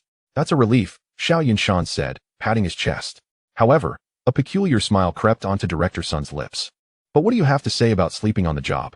Xiao Yunshan's smile faded, and he appeared distressed. I apologize, Director. It won't happen again. Director Sun found his expression amusing and waved a hand dismissively. I'm not here to reprimand you. I have something to inform you. You wish to tell me something? Xiao Yunshan raised an eyebrow. What could possibly require your personal attention? You need not come to work tomorrow. What? Xiao Yunshan's eyes widened, and he leapt from his chair. Director, we can't do this. While I admit napping at work is inappropriate, you can't just dismiss me like that. Moreover, this lacks any formal procedure. It's against regulations. Director Sun chuckled at his reaction. When did I say I was dismissing you? Xiao Yunshan paused, taken aback, as Director Sun continued. Tomorrow you have the day off. The day after, you will travel to Ningjiang City. They've encountered some issues and require your assistance in resolving them. Realizing the misunderstanding, Xiao Yunshan sighed in relief. But then quickly questioned, but why are they seeking help from us? Surely they have their own forensic experts. Well, they specifically requested you. What can I do? Director Sun replied. The necessary paperwork will be prepared tomorrow, and Lin Yuang will accompany you for your safety, coordinating with the local police. Xiao Yunshan, still puzzled, asked. What kind of case requires my expertise? According to their sources, it is said to be an unsolvable case, as the perpetrator is a doll. A doll? Xiao Yunshan blinked in surprise. Just resolved a ghost case, and now I must tackle a doll? Director Sun inquired. Do you believe a doll could commit murder? Xiao Yunshan shook his head. It cannot be a doll. Yet all evidence points to that doll. Really? Xiao Yunshan squinted, intrigued. I must see this for myself. Prepare thoroughly for tomorrow. We depart the day after, Director Sun instructed before leaving. Xiao Yunshan exhaled slowly, readying to rise when Director Sun suddenly returned. Remember, do not be afraid. Conduct yourself as needed. Director Chung, there is a college classmate of mine, so if any issues arise, you may report directly to him or contact me. Xiao Yunshan nodded affirmatively. Time swiftly passed, and soon it was time to depart. As Xiao Yunshan and Lin Yuang set out, Director Sun specifically cautioned, while there, do what is necessary. Your safety is paramount. Solving the case is important, but your lives are the priority. He then turned to Lin Yuang. Ensure his protection and your own. Return safely. Chapter 68. The crowd at the police station on the road. Xiao Yunshan ignored the materials sent from the other side, prompting Lin Yuang, who was driving, to ask, why aren't you reviewing the case file? This is a peculiar case, Xiao Yunshan replied. Reading their documents may unduly influence my perspective. And so? Lin Yuang probed. I intend to conduct the autopsy myself and re-examine the crime scene. After a moment of silence, Lin Yuang spoke again. Do you know where Feng Bo disposed of Dong Hao's heart? Dong Hao's heart? Xiao Yunshan muttered. It's likely discarded in some obscure corner. Not quite, Lin Yuang interjected. Dong Hao's heart was meticulously shredded and left in a schoolyard corner. The figure in white that night was the ghost he impersonated. Xiao Yunshan nodded, gazing out the window. This individual must be brought to justice. Before long, they arrived in Ningjiang City. Upon reaching the police station, they spotted a group of people holding banners gathered at the entrance, with several officers maintaining order. At the forefront of the crowd were two elderly individuals clad in mourning attire, kneeling and weeping profusely, a man and a woman, seemingly a couple. Before them lay a black and white photograph of a young man, who bore a resemblance to the elderly couple. As the car came to a halt, Lin Yuang prepared to exit. But Xiao Yunshan caught his arm. Hold on, let us observe for a moment. At that moment, a portly figure in police uniform emerged from the station. Lin Yuang remarked from inside the car, that man is the deputy director here, named Wang Jianghua. Xiao Yunshan remained silent, rolling down the car window to quietly observe the unfolding scene. Wang Jianghua instructed those around him to assist the elderly couple to their feet, then stood before the gathered officers, signaling for silence. He then addressed the crowd. I am aware of your grievances and have dispatched individuals to investigate. However, your presence here disrupts our operations. Do you not desire a swift resolution to the case, to deliver justice for the deceased? As soon as he finished speaking, someone in the crowd shouted, what is there to investigate? The murderer is clearly Chao Bin. Exactly. Chao Bin is engaging in illegal activities. Why aren't you apprehending him instead of conducting inquiries? Chao Bin is responsible for my brother's death, and he is likely living freely somewhere. You are all complicit.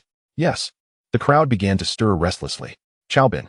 Xiao Yunshan's brow furrowed, silently noting the name. The crowd gradually dispersed by noon after officers calmed them down. Curious. Wang Jianghua pondered aloud at the police station entrance. Didn't Director Chung say he would depart early this morning? He should have arrived by now. Where is he? Just as someone nearby was about to respond, they noticed Xiao Yunshan and Lin Yuang stepping out of the car and pointed, "Is that them?" Wang Zhenghua followed their gaze and approached. "Are you Xiao Yunshan and Lin Yuang?" Xiao Yunshan nodded, retrieving his identification from his pocket. "Hello, I am Xiao Yunshan." Lin Yuang also presented his credentials. As the four individuals exchanged a few words, they observed a tall, composed middle-aged man emerge from the office building. His eyes were deep and resolute, exuding an aura of complete mastery over the situation. Lin Yuang whispered to Xiao Yunshan, "This is Chung Goen, Director Chung." Just as he spoke, Chung Goen approached the quartet, prompting Lin Yuang and Xiao Yunshan to step forward and offer their respects. Chung Goen regarded Xiao Yunshan with a slight smile and remarked, "You must be the renowned forensic expert, Xiao Yunshan?" "Director Chung, I am merely fortunate to have solved a few cases," Xiao Yunshan replied, maintaining an air of humility. Chung Goen nodded. "Time is of the essence. I've made a reservation. Let us dine while we converse." In a nearby restaurant, Chung Goen cheerfully said, "Please, do not stand on ceremony. This meal has cost me nearly half a month's salary, so let us not waste anything." Laughter erupted among the group, and Wang Zhenghua chimed in. "If the notoriously frugal Director Chung is treating us, we are indeed blessed. No one should stop me. I intend to eat my fill. No one will restrain you." Chung Goen chuckled. "But remember, we have work this afternoon, so no drinking." After a few bites, Xiao Yunshan inquired, "What kind of case has prompted our transfer from the neighboring city?" Upon mention of the case, both Chung Goen and Wang Zhenghua appeared slightly uneasy. Wang Zhenghua frowned and said, "Forensic expert Xiao, this case is rather tricky. Let us discuss it later this afternoon." Chung Goen echoed, "Yunshan, this case is quite peculiar. Let us address it after work." Observing their reactions, Lin Yuang quickly intervened. "Please do not misunderstand. Xiao Yunshan is quite dedicated to solving cases, especially enigmatic ones, which he greatly enjoys." Chung Goen smiled gently. "Not to worry. I was informed by Ziyuan that Yunshan possesses a keen intellect and is experienced in unraveling such puzzling cases."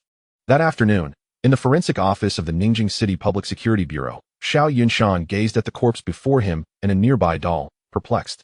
"Are you saying that when you discovered the body, the weapon held by this doll was embedded in the deceased?" "Indeed," the former officer Zhang Yong affirmed. "That's how it was when we arrived." "Are there any photographs from the scene?" "Yes," Zhang Yong replied, retrieving a folder from a nearby table and handing it to Xiao Yunshan. "Haven't you reviewed the case file?" "I have not," Xiao Yunshan replied as he examined the photographs. "I have never believed in inanimate objects committing murder. It has always been the work of deceitful humans." "Initially, we shared your skepticism," Zhang Yong continued. "But all evidence at the scene points to this doll." "Stop right there," Xiao Yunshan interjected. "These elements are likely a deliberate misdirection by the perpetrator. If we fall for it, we may unconsciously succumb to their influence. Then how should we approach this case?" Zhang Yong asked. Xiao Yunshan pondered for a moment. "You must have thoroughly examined the scene already. Further visits would be unproductive. What of the manufacturer of this toy?" "We investigated. The doll was purchased by the victim." "Zhang Yu, is there more?" Xiao Yunshan pressed. "No," Zhang Yong replied.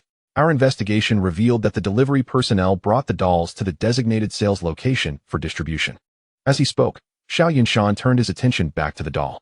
It was not merely a toy but a figurine, life-sized and exquisitely crafted. Its stern visage, despite being artificial, conveyed an imposing presence. Clad in gleaming armor with intricately carved plates reflecting metallic glimmers under the light, its red cloak fell gracefully to mid-calf. Adorned with delicate folds, the doll stood firmly, legs slightly apart, as if in a poised stance. Xiao Yunshan scrutinized the figurine and remarked, "I am not well versed in such things. This must be quite expensive?" "Indeed," Zhang Yong confirmed. "We discovered a receipt for this doll in the victim's drawer, amounting to a staggering 90,000 yuan. 90,000? Xiao Yunshan's eyes widened in disbelief. She was a streamer. With a lucky broadcast, she could earn 7,000 to 8,000. Xiao Yunshan nodded. No wonder. Investing in one's passion is always worthwhile, though tragically, this time it cost her life. He observed that the doll's hands were partially clenched and positioned over its abdomen, then questioned, "What of the weapon it holds?" "Here," Zhang Yong said, retrieving a long sword from a nearby cabinet. "A sword?" Xiao Yunshan exclaimed, examining the bloodstains on it. "Is this what was embedded in her?" "Yes." Xiao Yunshan took the sword, scrutinizing it closely. "The blade is dull. It is implausible that it could have caused a fatal wound. Yet, it was indeed this sword that penetrated her body. Unusual occurrences often have rational explanations, merely lacking clarity," Xiao Yunshan mused as he studied the photographs. The image depicted a woman lying prone, a long sword protruding from her back, gripped by the doll's hands, which stood ominously before her head. A pool of blood had formed, extending to the doorway. Xiao Yunshan, gazing at the photograph, questioned, how could there be so much blood? The sword punctured her heart. Zhang Yong explained. No, Xiao Yunshan countered. Even so, the wound is on her back and would not result in such extensive bleeding. Where is your forensic expert? Oh. Zhang Yong sighed, clearly reluctant to elaborate. He is merely an intern, and his skills are. Xiao Yunshan, reading his expression, discerned the intern's lack of competence and shook his head slightly. Hand me the toolkit. I will conduct the examination. Certainly. Receiving the toolkit, Xiao Yunshan donned his gear and instructed Lin Yuang to assist him with notes before commencing his examination. He first employed tweezers to gently peel back the flesh surrounding the wound on the victim's back. The injury appeared to be a tearing laceration, suggesting that the assailant had thrust the weapon and twisted it. The edges of the wound were ragged, indicating it had been inflicted while the victim was still alive. Using a magnifying glass to inspect the area, he noted a ring of minute indentations, likely made by a small but blunt object. The perpetrator must have marked the location before using a specific method to erase the evidence. He turned to the others. The victim was never autopsied. Zhang Yong produced a piece of paper and handed it to Xiao Yunshan, revealing the results of his autopsy. Upon inspection, Xiao found it to be sparse and insufficient. Furious, he exclaimed, is this not a blatant disregard for life? What kind of forensic expert could solve a case with such a meager report? He discarded the document into a nearby trash bin, extracted a blood sample from the deceased's chest cavity, and opened the stomach to retrieve remnants of food for analysis. With this step, the autopsy was nearing completion, and Xiao began drafting his report. At that moment, a man barged in, carelessly seating himself in a chair beside him. Are you the so-called expert? Xiao glanced at him with a frown, asking, who are you? I am Huang Tao, Zhang Yong interjected, the forensic expert here. After casting a brief look at Huang, Xiao returned to his report, ignoring him. Hey, are you deaf or something? Huang, irritated by the lack of response, called out. I'm talking to you. Did you hear me? When Xiao continued to disregard him and Huang spotted the discarded autopsy report, his anger flared. He reached out to grab Xiao, only to be restrained by Lin Yuanong. Can't you see what he is doing? I see, but so what? Huang retorted through gritted teeth. After finishing the last line of his report, Xiao addressed Huang. Do you have any idea how much you have overlooked? I don't have time to answer your questions. Huang shot back. I ask you, what gives you the right to throw away my autopsy report? Xiao let out a cold laugh, pulling Huang toward the body, and pointedly remarked, you noted her heart was ruptured, but what about the esophagus? There are multiple contusions on her body, and evidence of sexual assault post-mortem. Did you document any of this? You failed to analyze the stomach contents or the blood, hastily concluding your work. Do you realize that your negligence could obstruct the investigation, potentially leading it astray? With such an attitude, how do you even call yourself a forensic expert? Which school did you graduate from? Who was your advisor? What gave them the right to pass you? Perhaps intimidated by Zhao's intensity, Huang stammered before finally admitting. I'm just an intern forensic expert. An intern forensic expert? Xiao seized his collar, incredulous. Is that your excuse for negligence? Do you remember the oath you took under the national flag at the start of your university journey? Can you honor the forensic coat you wear? What about the badge of the police outside? Can you justify the salary taxpayers provide you each month? With that, Xiao released him, casting a cold gaze, and added, let's go back to the scene for further investigation. Chapter 70. Individuals with unique preferences. After his words, Zhang Yong summoned a policeman named Li Chong to drive the four of them back to the crime scene. On the way, Xiao learned that both Zhang and Li were sent by Cheng Goen with the intent of ensuring his safety. This arrangement left Xiao feeling quite embarrassed. After all, it was somewhat awkward for a grown man to require protection. The crime scene was the residence of the deceased, Zhang Yu. Upon arrival, Xiao turned to Huang and stated, the work of a forensic expert extends beyond merely performing autopsies. One must also be adept at investigating the scene. With that, he pushed open the door and entered. Inside, the floor had been marked in various ways, yet Xiao paid no heed to them. He turned to Huang and instructed, observe closely and learn well. A forensic expert's work demands meticulous attention to detail. He then began to carefully examine the room while commenting, the deceased bears only hand-shaped bruises, apart from the fatal wound. There are no other marks, indicating she did not suffer abuse nor engage in any physical altercation before her death. Food remnants were found in her stomach and mouth, and the presence of red wine suggests she had likely eaten not long before her demise. Yet the photographs taken at the scene show no food, indicating that someone cleared the area, either the murderer, an accomplice, or the victim herself. With this conclusion, he proceeded to the kitchen, meticulously examining the sink and stove, but ultimately found nothing, indicating that this area too had been cleaned. After inspecting the kitchen, he moved to the bedroom, leaving no corner unchecked, even scrutinizing the drawer designated for undergarments. Lin Yuanong, observing Xiao's thoroughness, inquired, "What are you looking for?" "A condom," Xiao replied. "There is the scent of a floral condom in the deceased's vaginal canal. Could you assist me in searching for one?" Several drawers later, they found nothing, and he mumbled in confusion, "This doesn't make sense. How can we find none?" Zhang Yong speculated, "Could it have been brought by the murderer?" "Unlikely," Xiao countered, shaking his head. "If the assailant violated the victim, the condom would serve to lubricate and prevent any bodily fluids from remaining inside her. It would be illogical to choose a floral scent." The four of them exchanged glances, and Li Chong, somewhat puzzled, remarked, "Aren't condoms individually packaged? What if that was the last one?" Zhao's expression turned blank. "Are they individually packaged?" The others sighed, and Zhang Yong, unable to contain his disbelief, asked, "You've never used one?" Zhao's face flushed.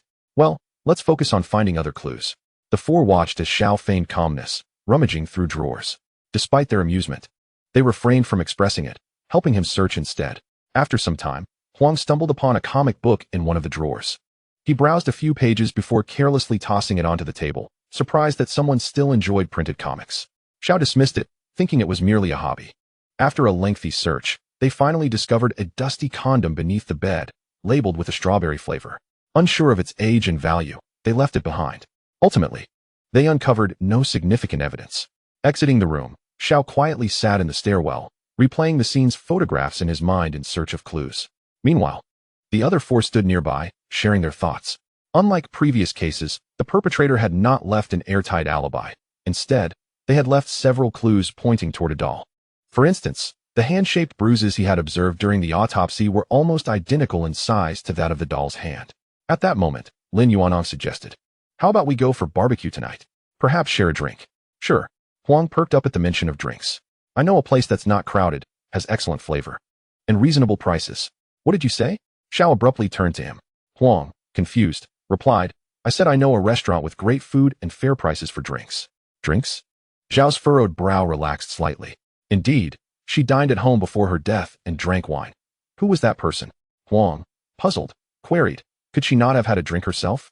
"Unlikely," Xiao responded. "Based on previous investigations, she was a streamer, with live sessions from 10 at night to 2 in the morning. According to your autopsy results, she died between 9 and 10. If she were drinking alone, she certainly would not have been intoxicated to the point of being unable to resist an attack." Lin Yuanong added, "So you believe someone visited her home, and they drank together?" Xiao nodded slightly. "We cannot dismiss the possibility that she was drugged. Additionally, we should further investigate the necrophiliac population in Ningjiang City." Necrophiliac? The four individuals were evidently aware of the group in question, yet remained oblivious to the intentions of Xiao Yunshan. He produced a photograph of the deceased, exhaling a deep sigh. The perpetrator had violated her corpse, indicating a particular proclivity. It would be prudent to investigate individuals with similar criminal backgrounds, as they might provide valuable leads. Such individuals often bear childhood traumas, psychological pressures, personality disorders, or have long endured adverse social environments, influenced by detrimental cultural factors that could culminate in such extreme habits. The victim, Zhang Yu, possessed both an exquisite physique and striking features. Had she been filmed, she would likely have garnered significant attention within this demographic. Tomorrow, we shall revisit the place where she purchased the doll. I am keen to uncover the origins of this object, he declared, rising from the ground. He noted the lateness of the hour and suggested they depart. As night fell, in the hotel where he and Lin Yuang were temporarily residing, Xiao Yunshan retrieved paper and pen from his bag, continuously reconstructing the sequence of events in his mind while documenting all his insights. He sketched a rough layout of the scene, observing the doll, which bore an uncanny resemblance to a warrior. He murmured, after vanquishing an adversary, "A warrior thrusts his sword to slay, seeking to affirm his worth and prowess.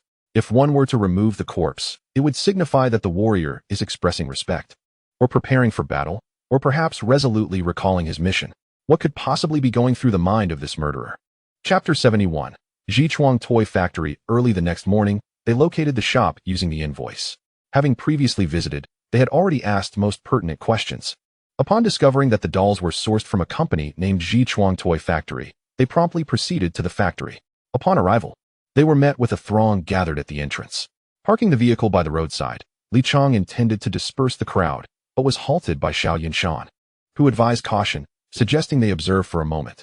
Yuang, do you not find them familiar? He inquired. Lin Yuang, seated in the back, scrutinized the crowd and remarked. They are the same individuals who congregated outside the police station yesterday. Xiao Yunshan nodded slightly, choosing not to respond. The group remained in the vehicle, quietly observing, even daring to lower the windows to eavesdrop on the conversations. However, the distance rendered their words unintelligible. Unable to endure the uncertainty any longer, Xiao Yunshan addressed his companions. Stay here, I will go and inquire. Without waiting for their reactions, he exited the car and approached a man in his 30s at the rear of the crowd, asking, Brother, what is happening here? Another one trying to con us. Lin Yuang understood immediately what Xiao Yunshan was attempting. Zhang Yong, Li Chong, and Huang Tao, upon hearing this, eagerly perked up, straining to listen intently.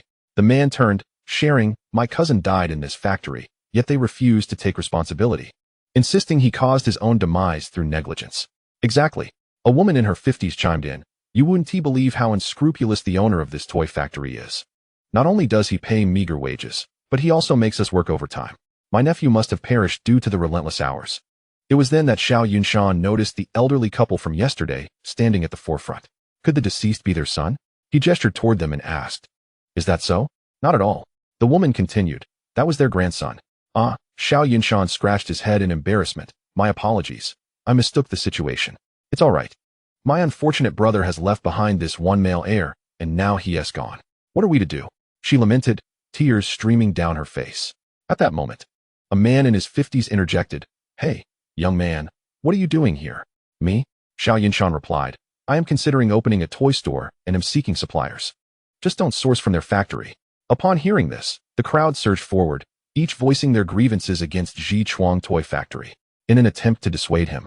Someone even likened the factory's name to a disease, causing Xiao Yunshan to feel increasingly uncomfortable.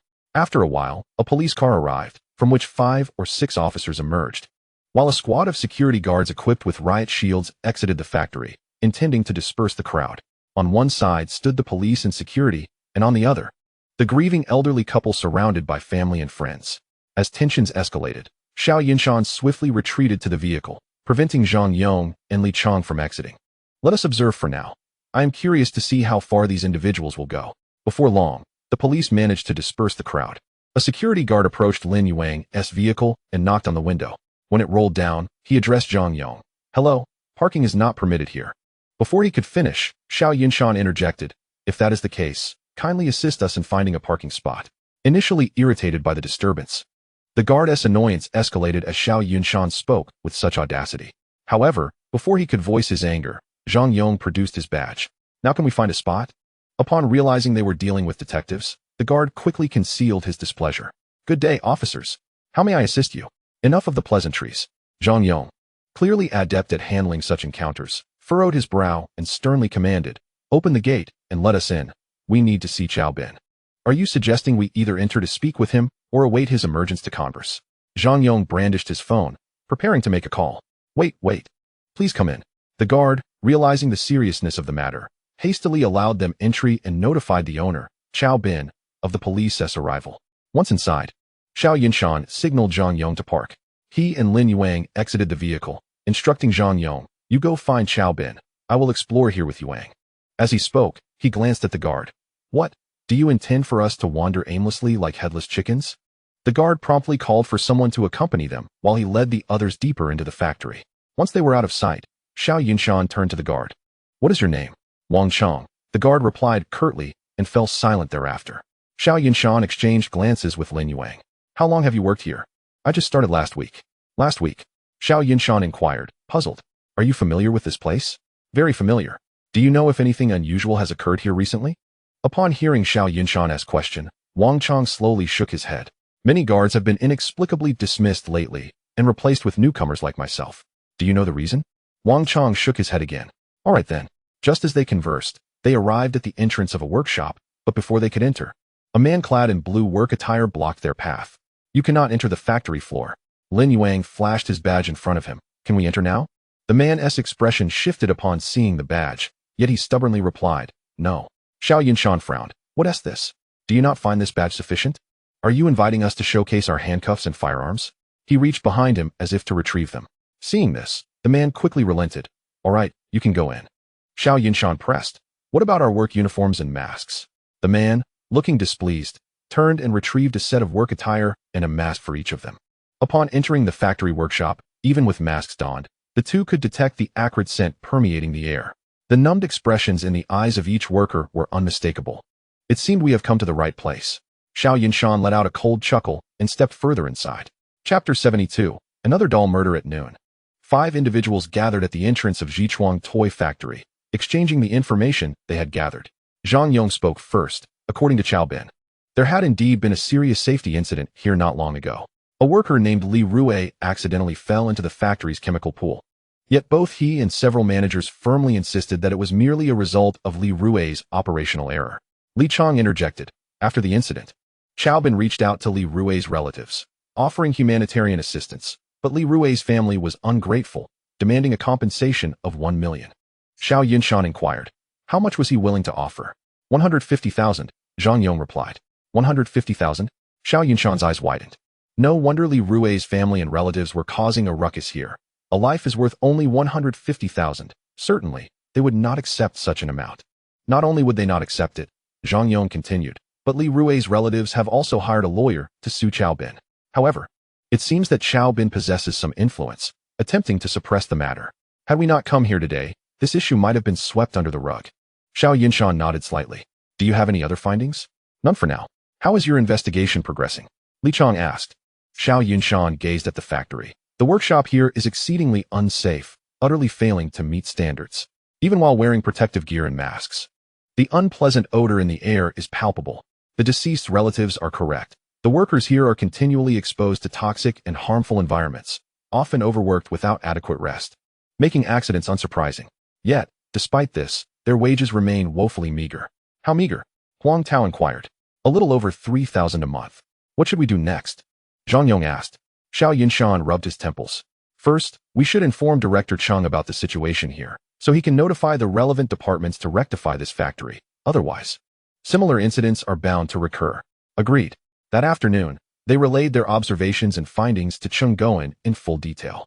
Upon hearing this, Chung Goen was incensed, exclaiming that such morally bankrupt enterprises could exist in Ningjiang City. Rest assured, I will report this matter immediately. The appropriate regulatory bodies will swiftly address it. Upon returning to the forensic office, they found Huang Tao staring blankly at the computer. What are you doing? Xiao Yunshan asked. You're back. Huang Tao quickly stood up. I have a question for you. What is it? Xiao Yunshan gestured for him to sit. Why are you investigating that factory? Xiao Yunshan smiled slightly. When I arrived yesterday, I noticed a crowd gathered at the police station's door. If we do not resolve this issue, how can we proceed with the investigation? Huang Tao nodded, seemingly understanding. Xiao Yunshan did not elaborate further but turned to Zhang Yong and Li Chong. This doll is essentially a figurine. It must have a source. Have you investigated it? We have, Zhang Yong answered. It is from a comic called Oath, featuring a character named Dashan, who serves as a bodyguard. Dashan? Xiao Yunshan raised an eyebrow. Whose bodyguard is he? Zhang Yong flipped open his notebook. He is the personal bodyguard of the female protagonist, Princess Rose, tasked with safeguarding her. Who is the author of the comic?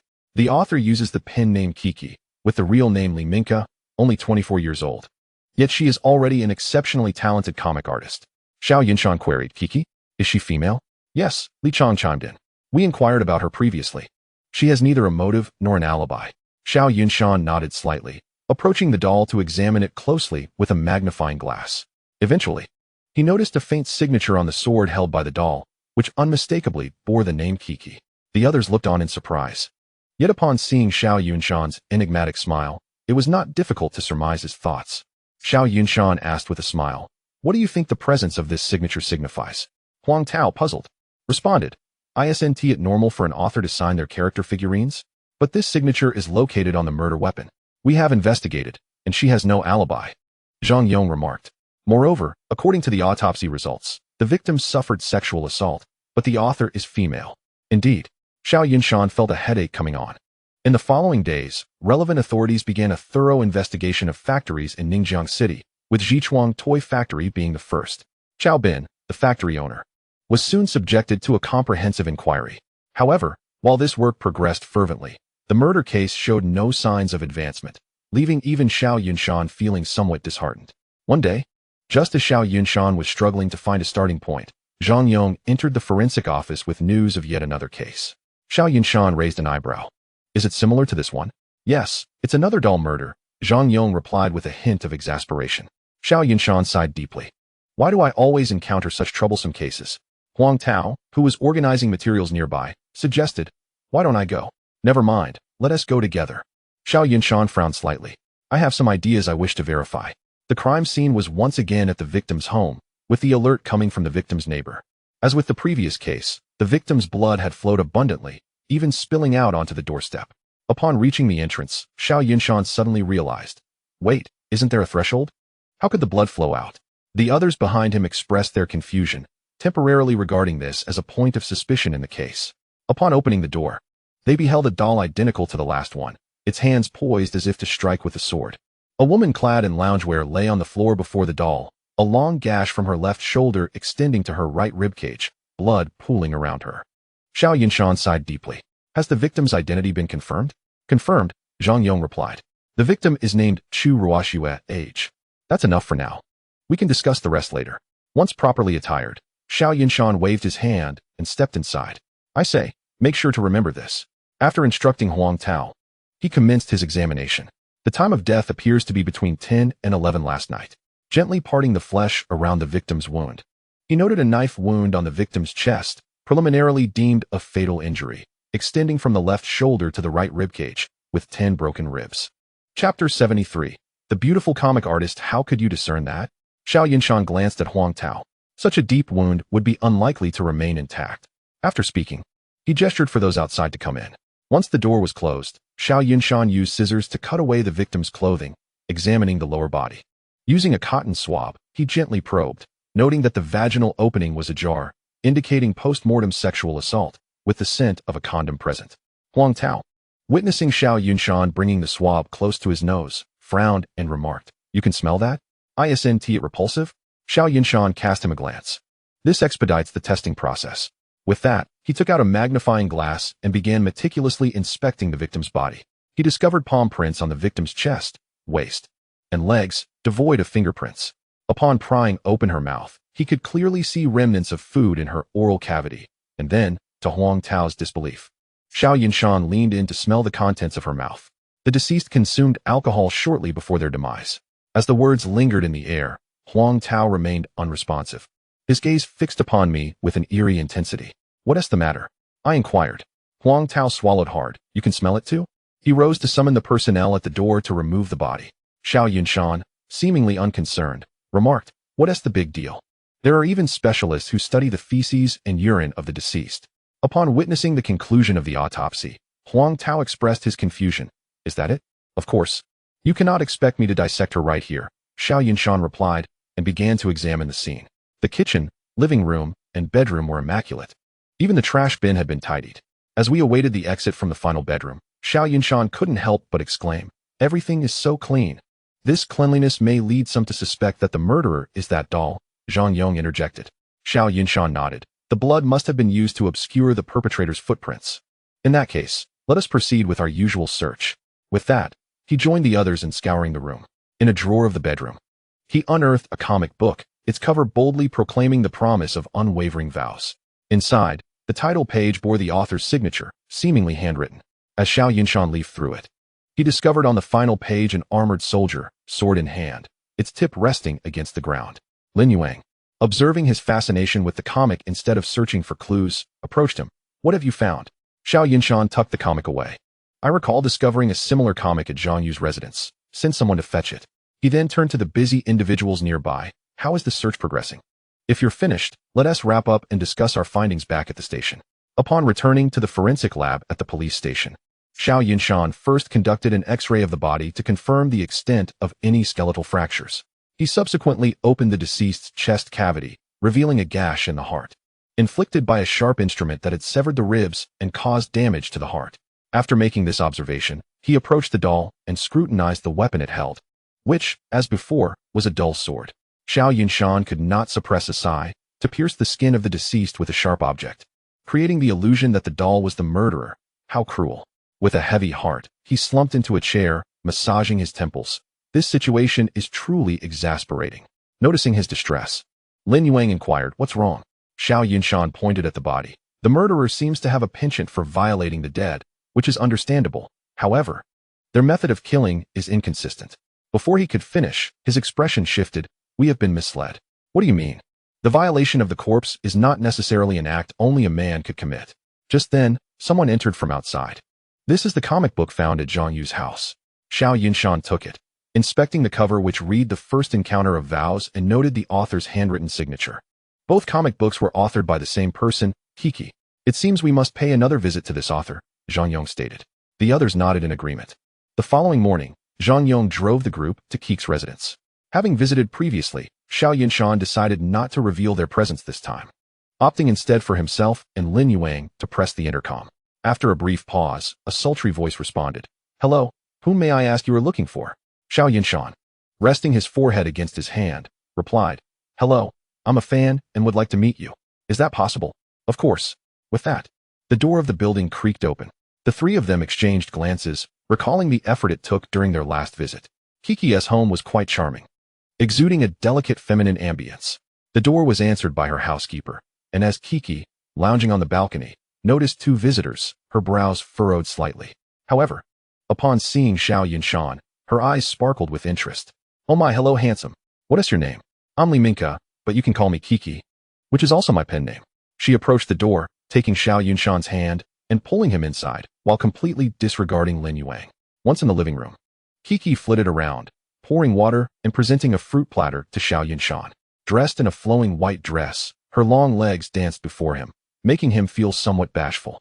Noticing his unease, Kiki flashed a playful smile. "I apologize, it's been so long since I had a male guest that I forgot this outfit might be inappropriate. Please wait a moment." With that, she hurried towards her bedroom. As she entered the hallway, she turned back. "Wait for me, handsome," and playfully winked at him. Once the bedroom door closed, Xiao Yunshan cast a pleading glance at Lin Yuang, who, suppressing his laughter, whispered, "Look at Kiki, she's quite the beauty. Since you're single, why not go for it? Why don't you pursue her? She's not interested in me." Just then, Kiki emerged from her bedroom in a loose nightgown. As she sat down, they could clearly see a glimpse of white from her neckline. Eagerly, she asked, "What's this handsome gentleman's name? Are you single?" Feigning composure, Xiao Yunshan replied, "I'm Xiao Yunshan, 24, currently single." "Really?" Kiki's eyes brightened, and she leaned closer. "What type of girl do you like?" Xiao Yunshan leaned back slightly, attempting to create some distance. "Could we perhaps sit comfortably first?" Observing his flushed face, Kiki playfully lifted his chin, then settled down with a grin. "So, why have you come to see me?" Xiao Yunshan retrieved the two comic books from his bag and placed them gently on the table. "I would like to know the outline of your comic." Kiki glanced at the comic and replied, "Officer Xiao, this is confidential information related to my business. You want it just like that? What would it take for you to cooperate with our investigation?" Xiao Yunshan inquired, frowning. "That's simple." She leaned closer. "How about you take me out for a meal?" In the police station's office, Xiao Yunshan slumped in a chair, his head resting against the wall, resembling a child sulking after a gaming defeat. Behind him, Lin Yuang, Zhang Yong, Li Chang, and Huang Tao were all unable to contain their laughter. "So, you mean to say that to solve a case, you made Xiao Yunshan sacrifice his dignity?" Huang Tao teased. Zhang Yong patted his shoulder. "Brother, I've met Kiki. She's a stunning beauty. Why not just go for it? You have nothing to lose. Don't be upset. Since you can't refuse, just accept it." Li Chang added jokingly. "She gave me the outline. It's right there. You can read it yourself. Just don't disturb me," Xiao Yunshan said without looking back. Retreating into his sulk once more, the four of them perused the outline, marveling at its content. After a considerable time, Xiao Yunshan's voice broke the silence. "From my conversation with Kiki, it's clear that she exhibited no signs of anxiety. She remained remarkably composed, answering every question with ease. On the fateful evening when Chu Ruoxua met her demise, she was indulging in drinks with her friends, and there exists a plethora of evidence, including consumption records, order invoices, and even a video they recorded together that night. This complicates matters," Lin Yuang remarked. I, Xiao Yunshan, began to speak but hesitated, swallowing my words. "Alas, enough of this distress, Xiao Yunshan," Lin Yuang insisted, forcibly turning him around in his chair. "We must think of a way to tackle this case. It cannot linger." "Resigned," Xiao Yunshan replied. "How could I know?" Initially, I thought the sexual assault on the victim was a ruse by the perpetrator to mislead us into believing the assailant was male. This casts a significant shadow of suspicion on Li Minka, given that she is an idol to the victim and, being a female, visited the victim's home before the heinous act. However, she possesses a solid alibi, so I must reevaluate the case from the beginning. With that, he laid several sheets of paper on the table. Firstly, both victims shared a common interest in a comic titled Oath. Prior to their deaths, they had dined and drunk with someone who could be pivotal in solving this case. After murdering them, the assailant violated their bodies. Consequently, the first point of contention arises: how did the perpetrator gain entry into the victim's home? Furthermore, the bodies were ravaged, yet the assailant still committed the act of violation. Despite our investigations into the necrophiliac population in Ningjiang City, we have yet to uncover any pertinent clues. The second point of concern is the appearance of a doll at the scene, which the assailant has disguised as a murder weapon. What could be the significance of that? Through our examination of the scene, we found works by the comic artist Kiki, all bearing her autograph. According to Kiki, she personally signs 10 copies of each new comic she releases, while the rest are printed. Do you think it could be an obsessed fan? Huang Tao suggested. Xiao Yunshan shook his head, asserting that it likely was not the case. Typically, such fervent fans would take the comics along after committing murder, yet this assailant did not. Nevertheless, your idea is a valid avenue of inquiry. And just as he finished speaking, all four of them took a step back simultaneously. Zhang Yong interjected. She knows we are police officers and wouldn't divulge anything further. Indeed, Lin Yuang concurred. This task should fall to you. Li Chong and Huang Tao nodded in agreement. Very well, Xiao Yunshan sighed. I will seek her out again tonight, but you all must investigate her fan club, particularly her suitors. The fan club is manageable, but the suitors. Zhang Yong regarded him with an odd expression. I shall take that on. Xiao Yunshan sighed deeply, reflecting on his 20-plus years of chastity. Enough of this. Don't play coy. Hurry and call her, Lin Yuang urged. Despite inwardly cursing the individuals before him, he retrieved his phone and dialed Kiki. Within 3 minutes of conversation, they arranged a time and place to meet. At 7 that evening, Xiao Yunshan arrived at their agreed location. Upon his arrival, he spotted Kiki in a snow-white dress rushing toward him, seizing his hand and pulling him inside. You mentioned my fan club? During dinner, Kiki blinked her beautiful eyes. There are indeed quite a few, but they are mostly young girls. After all, many of my comics are aimed at girls. For instance, the recently released series features a princess and her knight, which I doubt many boys would read. Xiao Yunshan nodded. And what about your suitors? Are there many? You wish to know about that? Of course. Great. Kiki poured herself a glass of red wine, filling it to the brim, and held it before him. Drink this. And I shall tell you. Taking a deep breath, Xiao Yunshan agreed. I shall drink. He reached for the glass, but she evaded him, declaring, I shall feed you. The onlookers outside observed the pair with intrigued expressions. Yunshan, it appears you are finally going to find romance, Lin Yuang remarked with a wry smile. Zhang Yong added. His expression suggests he is not too pleased about it. Huang Tao chimed in. He seems discontent. I find myself a bit envious. At that moment, Xiao Yunshan, now flushed, had finished the wine before him. Kiki remarked, I do indeed have many suitors, but the most fervent among them is Li Minka. Li Minka? Xiao Yunshan inquired. Isn't your name Li Minka? It's just a coincidence. Kiki replied. Not only do we share a name, but we are both girls. However, our orientations differ. I am attracted to men, while she is drawn to women. Chapter 75. Li Minka. Upon hearing this, Xiao Yunshan felt as though he had grasped a lifeline and pressed further. How obsessed is she? Have you met her? Do you have her contact information? What is this? Are you feeling jealous? Kiki teased with a light laugh. I require you to feed me wine, or I shan't tell you. Xiao Yunshan, feeling awkward, glanced outside and poured a glass of wine to offer her. Whether due to the alcohol or shyness, both their faces turned crimson. The dinner passed swiftly, and after escorting her home, Xiao Yunshan joined Zhang Yong in the car. Just as he closed the door, the four of them could no longer suppress their laughter. Lin Yuang exclaimed, Congratulations, Xiao Yunshan. Regardless of whether the case is solved, you've certainly won the heart of a beauty. Zhang Yong could not resist teasing indeed. This treatment is quite extraordinary. Huang Tao added, Kiki is enviable in both looks and career. I am genuinely jealous of you. Have you finished your laughter? Xiao Yunshan stated. While conversing with her, I learned of another girl named Li Minka who shares her name. Li Minka? A girl? The four of them furrowed their brows. Lin Yuang said. Do you suspect it could be her? Xiao Yunshan responded. According to Kiki, Li Minka's infatuation has reached a fervent level, bordering on the obsessive fan territory. Each time Kiki releases a new comic, she personally signs 10 copies for fans, and these two victims were the ones who interacted most closely with her during the signing. But if it is her, she should have gone into hiding by now. Where would we find her? Regarding Zhang Yang's concerns, Xiao Yunshan leaned back in his seat, massaging his temples, slightly swollen from the alcohol. Tomorrow marks the new comic release, and she is likely to appear at the event. Our task is to draw her out. The four of them exchanged knowing glances, realizing Xiao Yunshan's plan. The following afternoon at 4, the venue for the comic release was already swarming with fans.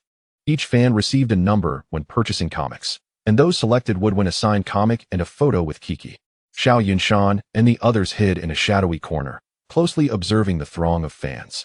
Throughout this process, Kiki continuously took photos with fans. And soon it was time for the lottery. As the last fan finished their photo op, Xiao Yunshan, still concealed in the shadows, detected no unusual occurrences. Noticing Kiki's gaze upon him, he furrowed his brow and approached her. Just as he was deep in thought about where Li Minka might be hiding, Kiki grasped his hand and announced, "Let me introduce you. This is my boyfriend, Xiao Yunshan." With that, she stood on tiptoe and kissed him on the cheek. The unexpected scene left everyone present momentarily stunned, especially Xiao Yunshan, whose mind went blank, entirely unprepared for Kiki's boldness. Equally unanticipated was the figure across the street, peering through binoculars, meticulously monitoring the scene. When she witnessed Coco leap into Xiao Yunshan's arms in broad daylight, fury consumed her, and she smashed the telescope she held against the ground. Through gritted teeth, she muttered, "Damn you. You shall perish." Time swiftly passed to the evening. After escorting Coco home, Xiao Yunshan found himself wandering alone and unwittingly arrived at a dimly lit alley. Coming to a halt, he called out to the mouth of the alley, "You've followed me for so long. It truly is commendable." As his words echoed, a woman donned in a mask emerged, brandishing a dagger. Xiao Yunshan regarded her with composure and inquired, "Who are you?" The woman offered no reply, but instead lunged at him with her dagger raised. With a cold smirk, Xiao Yunshan shouted, "Help!" At once, 3 individuals who had been concealed nearby sprang forth, surrounding her. Despite her weapon, the woman was clearly no match for the 3 trained officers, even with Xiao Yunshan, who was utterly defenseless, in their company. Once they subdued her, Xiao Yunshan approached. Yet he dared not draw near. "Remove her mask. Let us behold the true face of the perpetrator behind the doll murder case." The sight of his fearful demeanor elicited amusement from the trio, and ultimately, Lin Yuang stepped forward to unveil her mask. Gazing at her puzzled expression, Xiao Yunshan spoke. "In Ningjiang City, apart from Coco and the few present, I have no acquaintances, nor any enemies. As for you, we have never met, yet here you are, dagger in hand, following me to this place, clearly intent on ending my life. Let me guess, you must be Li Minka, the one Coco mentioned who shares her name?" Li Minka responded with a cold laugh, offering no answer. "At last, the case is resolved. I can finally enjoy a date with Coco." "You dare!" Li Minka erupted in fury. "Coco is mine. If you so much as touch her, I will kill you." "Indeed, it is you." Xiao Yunshan waved his hand dismissively. "Enough of this. Let's reconvene tomorrow." The following morning, upon arriving at the police station, he learned of the arrest of Chao Bin, the owner of Zhichuang Toy Factory. Xiao Yunshan exhaled in relief. The case of Li Rue was concluded, and though it was an unintended consequence, surely a reward awaited him. The colleagues in the office observed his lackadaisical demeanor with slight frowns. Director Chung struggled to suppress his laughter, commenting, "Forensic expert Xiao, you truly are carefree." Zhang Yong remarked to Director Chung, "You have no idea. He has devoted himself entirely to solving this case." Subsequently, they all began recounting the events of the past few days of investigation. After listening, Director Chung smiled and said, "This is splendid news. Not only have you apprehended the suspect, but you've also gained a girlfriend. I wonder if we will have the fortune to celebrate your joyous occasion." However, he then swiftly redirected the conversation. "Yet, this case is not entirely resolved. You must expedite your efforts. The suspect is already in custody. Do you truly think she will not confess?" Xiao Yunshan scoffed, striding toward the interrogation room. At that moment, Li Minka was shackled to a chair. Upon seeing Xiao Yunshan enter, she glared at him with ferocity, as if she wished to flay him alive. "Why do you stare at me like that?" Xiao Yunshan sighed. "Is it not merely because I accomplished what you could not? You shall die?" Li Minka seethed through clenched teeth. Taking a seat beside her, Xiao Yunshan began. "Before we discuss my fate, let us first revisit the details of this case." Chapter 76. The obsessive pursuer looking at the deranged woman before him. Xiao Yunshan could not help but remark, "I must admit, your methods of execution are astoundingly sophisticated. First, you leveraged the advantage of sharing a name with Coco. garnering the fervent support of her fanbase, seamlessly mingling among them.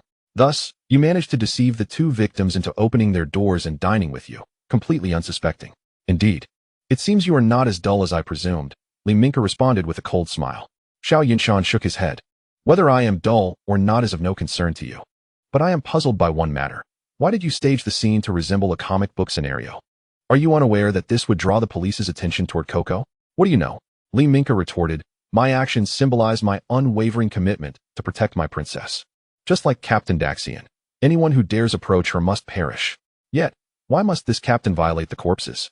Before he could finish, she interrupted, because I must ensure my own safety. Li Minka had long harbored feelings for Coco, which intensified after meeting her in person, transforming her affection into an obsession. Consequently, she embarked on a frenzied pursuit. However, Coco maintained a steady demeanor, as she was not attracted to women. On that fateful day at the comic book release event, after Zhang Yu took a photo with Coco, she impulsively kissed Coco to express her admiration. This moment was witnessed by Li Minka, inciting her fury, and she vowed internally, no matter what, this person must die. She could not tolerate her beloved Coco sharing intimacy with anyone, even in a manner typical of fans expressing affection for their idols. That very night, she followed Zhang Yu to her home, meticulously memorizing the locations of every surveillance camera. Once she confirmed the layout, she returned the next day under the cover of darkness, armed with a bottle of specially crafted red wine. Throughout her journey, she skillfully evaded all surveillance, and when unavoidable, she cleverly used chewing gum to obscure her tracks. The next morning, the property management cleared away the gum, leaving no trace of evidence. Having prearranged the visit, she effortlessly entered Zhang Yu's home. Once inside, the two engaged in lively conversation and shared a considerable amount of wine. Soon, Zhang Yu succumbed to intoxication and fainted. Seizing the opportunity, Li Minka removed her clothing, using a fading pin to mark her back before plunging the dagger into her. She then produced her own intimate toys and inserted them into the deceased, creating the illusion of a male perpetrator violating the corpse. After waiting for Zhang Yu's wounds to cease bleeding, she enlarged the wounds with the dagger, dressed her again, and similarly cut an opening in the clothing, inserting the sword from the doll into her body, presenting the doll as a soldier holding swords with the tips touching the ground, before meticulously cleaning the scene and departing Zhang Yu's residence. Xiao Yunshan, upon hearing this, remarked, your cunning truly impresses me. Merely the facade of violating a corpse consumed considerable effort on our part. Humph. Li Minka dismissed his praise, prompting him to inquire. And what of Chu Ruoxue? Her case was nearly identical to Zhang Yu's, Li Minka replied with a scoff. After she finished, Xiao Yunshan asked, are you truly so consumed by madness? Can you not accept even the typical interactions between fans and their idols? Why should I accept? Li Minka hissed through clenched teeth. She is mine. She can only belong to me. You are utterly deranged. After uttering this, Xiao Yunshan turned and left. Upon exiting the interrogation room, Huang Tao approached Xiao Yunshan and asked, how did you deduce that the murderer might be female? This question left Xiao Yunshan at a loss for an answer. After stammering for a while, he finally replied, perhaps you should watch some adult videos in your spare time. With that, he hastily made his way to Cheng Guan's office, leaving Huang Tao in a state of confusion. Cheng Guan said with a smile, as expected of someone recommended by Sun Ziyuan, you've solved this case so swiftly. To think of using such a method to fabricate the illusion of sexual assault is truly remarkable. Director Cheng, you flatter me. Solving this case was merely a stroke of luck, Su Yinshan replied modestly. But this is also a testament to your capabilities. Before you arrived, they were at their wits' end for several days. Cheng Guan chuckled. Xiao Yunshan shook his head. I am no different. If it weren't for Kiki, I might never have realized that the murderer shares her name and even mistakenly considered her a suspect while searching for evidence. Indeed, Cheng Guan responded. I studied this case as well, and the murderer left behind an abundance of clues, yet all of them were misleading, deliberately designed to throw us off track. Xiao Yunshan nodded. Now that this case is resolved, you and Lin Yuang can enjoy a few days here. No need to inform Sun Ziyuan. Just let me know when you wish to return, and I will speak to him on your behalf. Sounds good, Xiao Yunshan smiled. This case was indeed quite challenging, and I've been rather troubled these past couple of days. Just as he finished speaking, the phone rang. You go ahead and take care of your business. Upon stepping out of the office, he saw that Kiki was calling. Taking a deep breath, he answered the call. What are you up to? Kiki inquired on the other end. I just finished reporting my work and was contemplating how to invite you out for dinner. Xiao Yunshan replied. Is that for real? Absolutely. He asserted. After all, I just apprehended one of your fans. What excuse do you plan to use to invite me out? Kiki asked. I just mentioned it. Huh. Don't tell me your reason is that. Indeed, Xiao Yunshan said, scratching his head helplessly. I genuinely couldn't think of a better reason. But simply saying I miss you might not be believable. All right, Kiki chuckled. Where shall we go? Perhaps to the same place as last time. I found the food quite delightful. Sure. At noon, Xiao Yunshan arrived punctually at their previous dining spot. Shortly after, Kiki joined him. Why are we back here? Her voice preceded her appearance. Last time, you sat right here, he remarked. And what's wrong with that? Xiao Yunshan turned to her. I thought you liked this place. Kiki smiled slightly. How did you know? Xiao Yunshan grinned. I figured if I finished my sentence, you might flee in fright. In the afternoon, the pair ventured to the seaside, basking in the sea breeze and admiring the pristine waves dancing like sprites in the wind. On the beach, Xiao Yunshan turned to Kiki. I'm quite curious about what you said yesterday. Yesterday? Kiki's cheeks flushed. How would you like me to respond? I wish to know if it's true or not. What do you mean? Kiki asked, puzzled. Xiao Yunshan awkwardly chuckled. We've only known each other for 2 days, and I can't quite fathom. Kiki interjected. Don't you think overthinking is bothersome? We crossed paths at this moment. Who knows when we'll meet again? Since I first laid eyes on you, I've been fond of you. And I must seize this fleeting time. I refuse to regret thinking of today someday. Thus, she continued, I mean it. I wish to be with you. Do you think I'm a frivolous person? Xiao Yunshan gazed at her.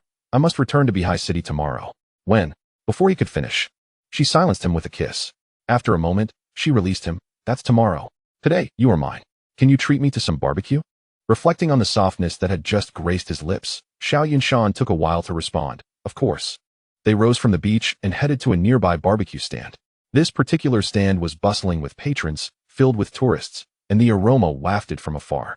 Initially not very hungry, they found themselves unable to resist the temptation and instinctively queued up. Boss, 10 beef skewers, 10 lamb skewers, and 10 pork belly skewers, please. Coming right up. The cheerful vendor promptly packaged the 30 skewers and handed them to Xiao Yunshan. After paying, he took the barbecue back to Kiki. Why did you order so much? He handed her a skewer, saying, it's our first outing. We must celebrate. As he bit into one, he couldn't help but praise the quality of the food. It was indeed delicious. However, as he took a bite of the pork belly skewer, he suddenly sensed something amiss. He quickly stopped Kiki. Don't eat the pork belly. Spit it out. What's wrong? Kiki looked bewildered. This pork is off.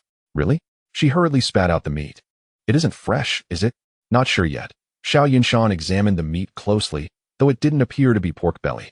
As he spoke, he noticed the end of the skewer connected to a thin layer of skin. Despite having been grilled, it was still apparent that this skin was very delicate and did not resemble pork. Kiki, aware of Xiao Yunshan's profession as a forensic expert, hesitantly said, could it be human flesh? Xiao Yunshan suppressed his inner turmoil. Don't say such things. This meat is just spoiled. Eating it could cause an upset stomach.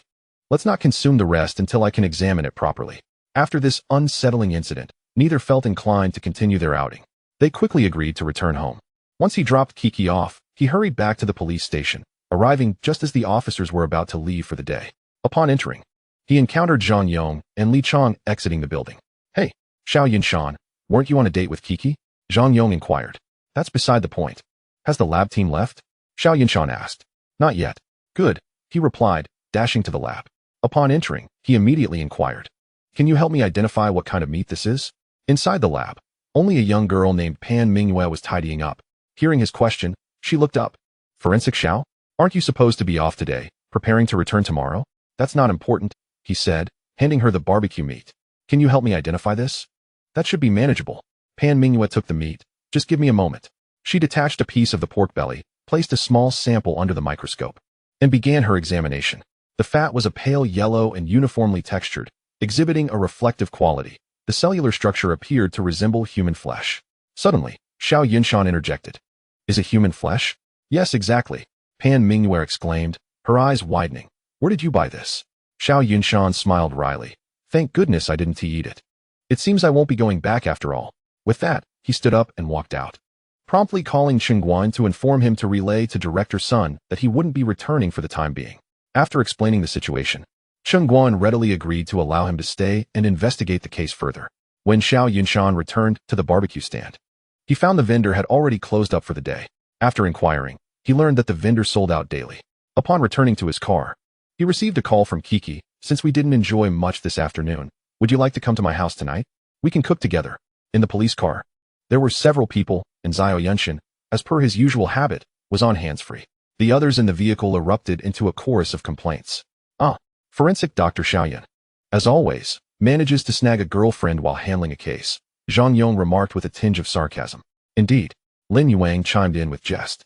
He is both wise and courageous, with looks rivaling Pan. It's truly enviable. Xiao Yunshan shot them a glance. Well, this case currently has no leads. We can only investigate recent missing persons and see if any bodies have been discarded nearby. After speaking, he turned to Lin Yuang. I want to be going back tonight. With that, he promptly hailed a cab to Keek's home.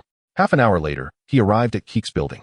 Just as he was about to press the intercom, he noticed someone exiting, seizing the opportunity to slip inside. The elevator arrived swiftly. Taking a deep breath, he knocked on the door, feeling his heart race, as if it might leap out of his chest. Soon, the door swung open, revealing Kiki in the same dress she had worn during their first encounter, her long, fair legs exposed, barefoot on the floor. Xiao Yunshan observed the plush carpet laid out behind her. Come in, Kiki said. You don't need to change into slippers. Just come in without your shoes. Seated on the sofa, Xiao Yunshan asked, Isn't there a housekeeper at your place? Are you referring to Aunt Lan? Kiki replied. I gave her the night off. The night off?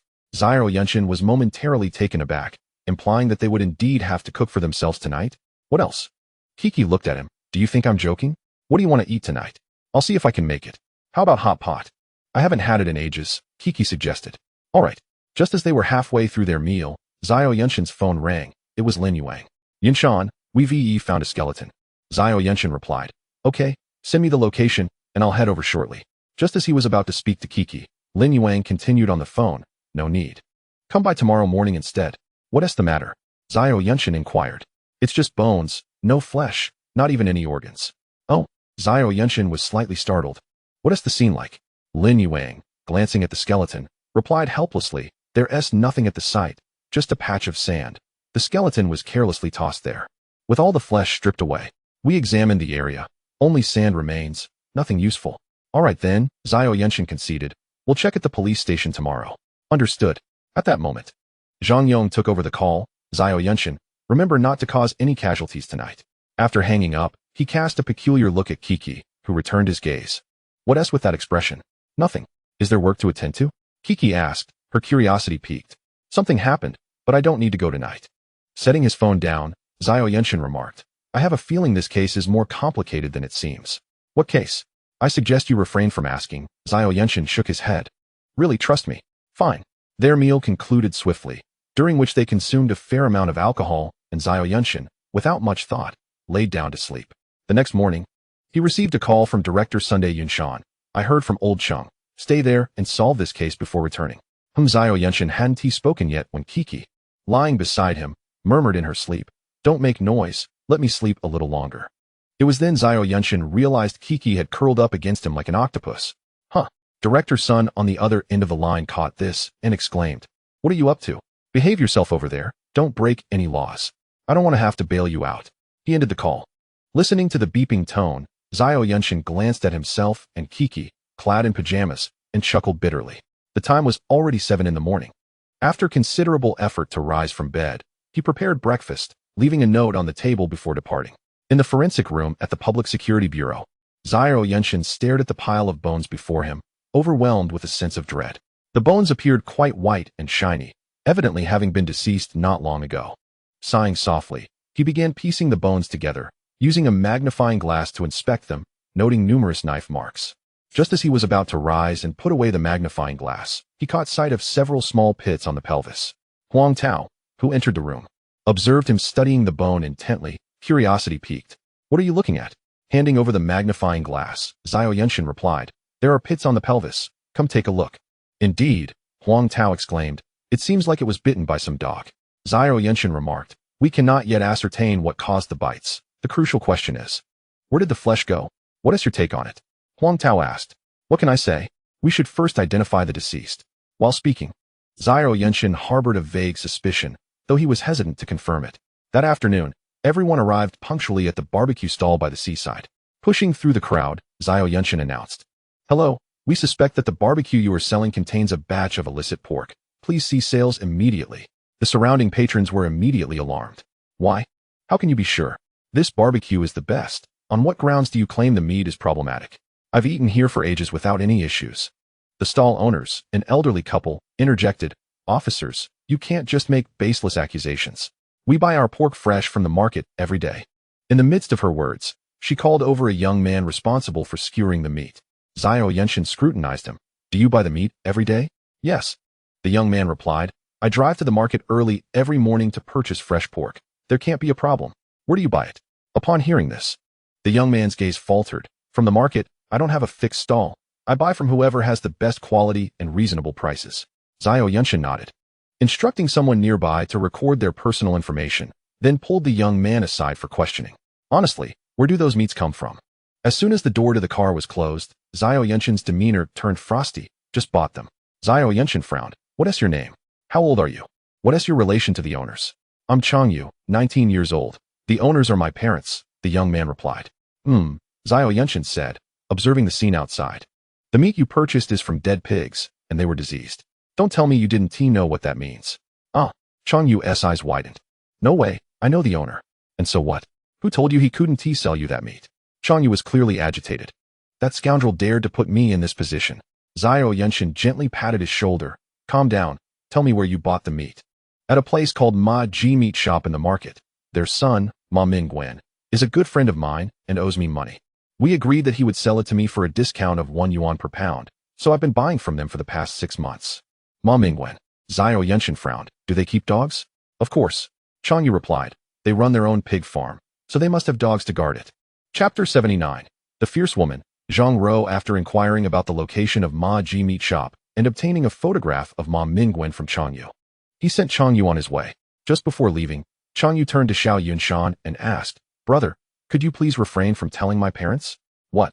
Xiao Yunshan replied, puzzled. It's just that I bought meat from their family, and he gave me a discount, Changyu said, somewhat embarrassed. It's nothing serious. Xiao Yunshan chuckled helplessly. Why the secrecy? Please, Changyu pleaded, his eyes filled with earnestness. Xiao Yunshan nodded in agreement with a smile. At that moment, the others had completed their registration and drove to the market. It was already 4 in the afternoon, and the Ma Ji Meat Shop was closed.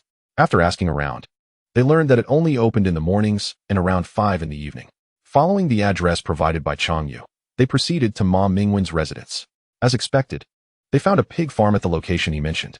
Upon entering, they were met by a large wolf dog tied at the entrance, which immediately began to bark ferociously at their arrival. The group instinctively took a step back, except for Xiao Yunshan, who slowly crouched down to gaze intently into the wolf dog's eyes. What are you doing? At that moment, a middle-aged woman rushed over and grabbed Xiao Yunshan, pulling him back. Are you not afraid of being bitten by such a large dog? Xiao Yunshan replied nonchalantly. But it's tied up. Isn't it? That doesn't matter. The woman began to scold him fervently. This dog has been raised on raw meat. What if that chain snaps? What would you do if it lunges at you? After a lengthy tirade, she suddenly remembered. Who are you? And why are you here? Oh, Zhang Ro. I just came to my senses. Zhang Yong stepped forward, presenting his credentials. Hello, ma'am. We are detectives from the Ningxiang Public Security Bureau. We are here to inquire about a case. Detectives?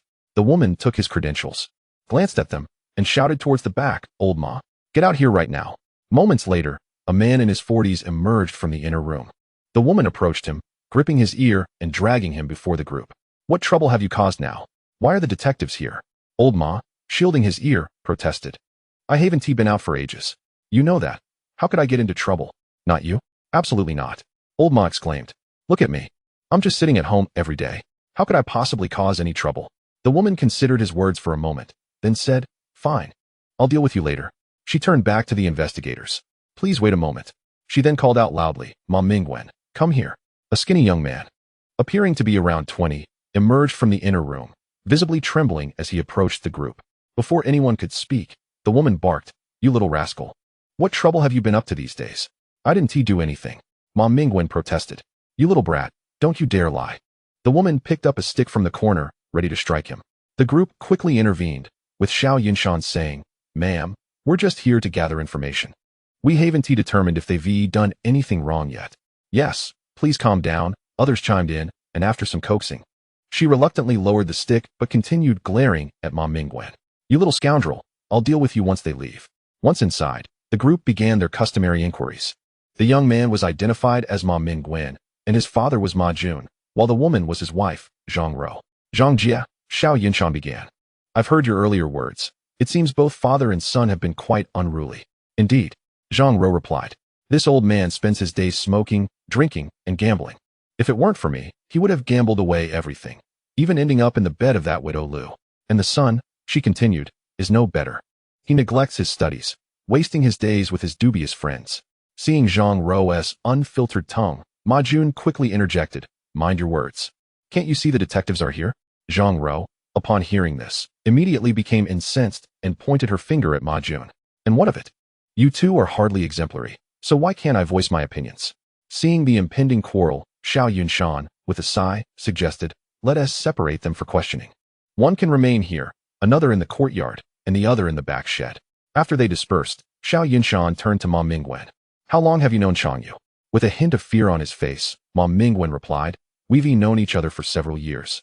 We were classmates in middle school. Why aren't you studying anymore? Xiao Yunshan asked.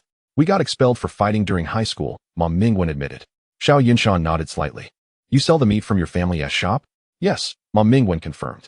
I owe him money, but I don't have any, so I repay him with meat. How did you come to owe him money? How much do you owe, and how much have you repaid? Ma Mingwen hesitated, prompting Xiao Yunshan to frown and demand, speak.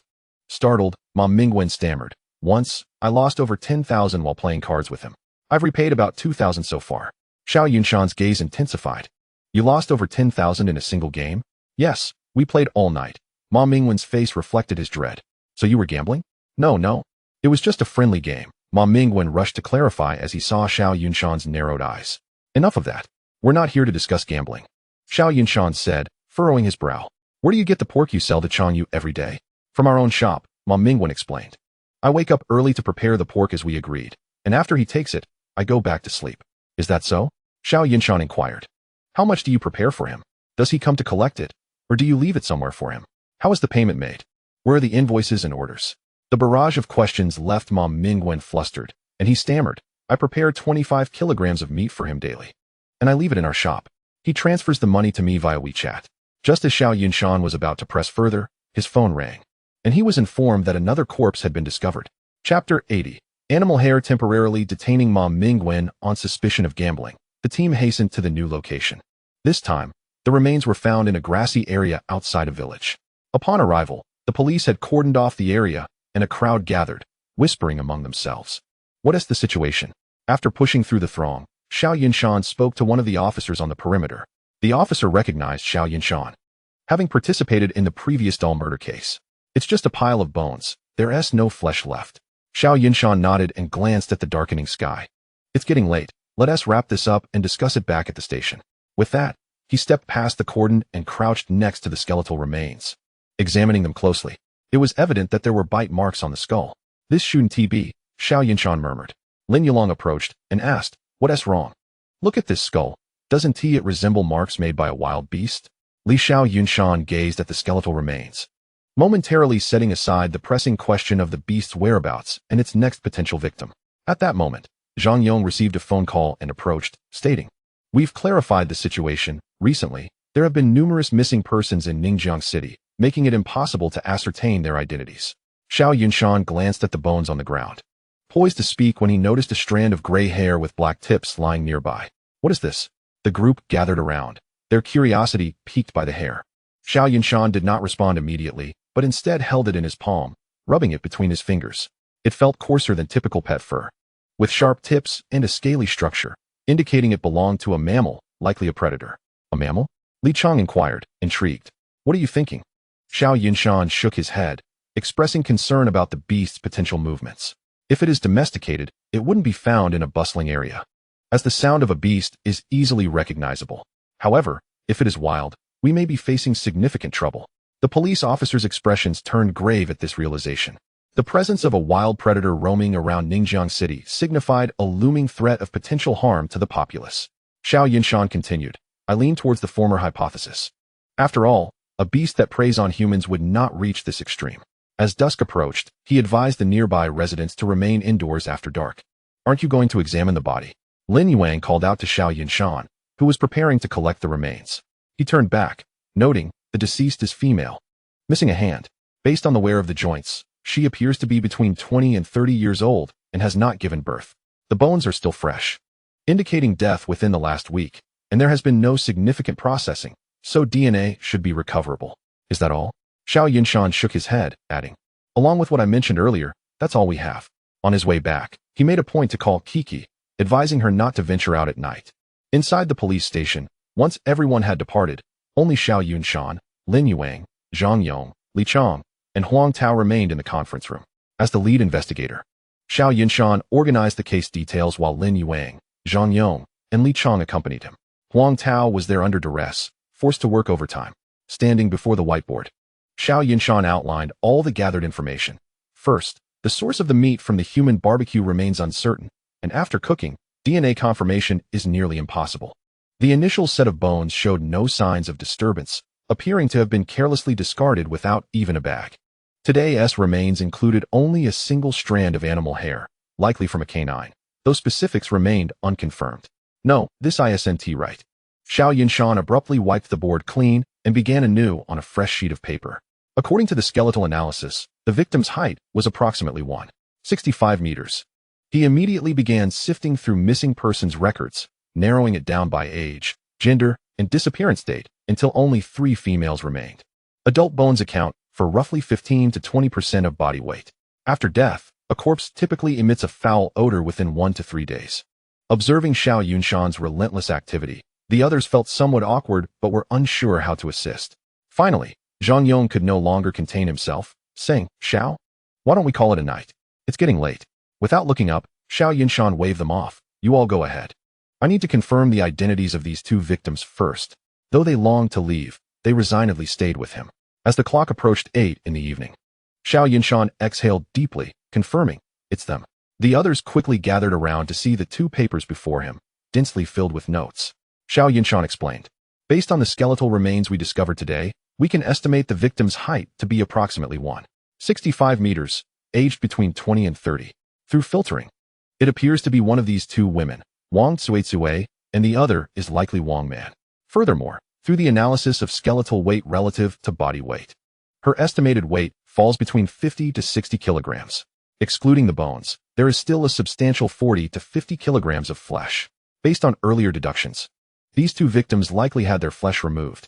Given the recent favorable weather, decomposition would lead to odor the day after death, necessitating the killer to dispose of the remains swiftly. Zhang Yong interjected. This means the killer wouldn't be operating in a busy area and must have access to a large freezer or a cellar to store the flesh temporarily. Exactly. This is progress. Li Chang murmured.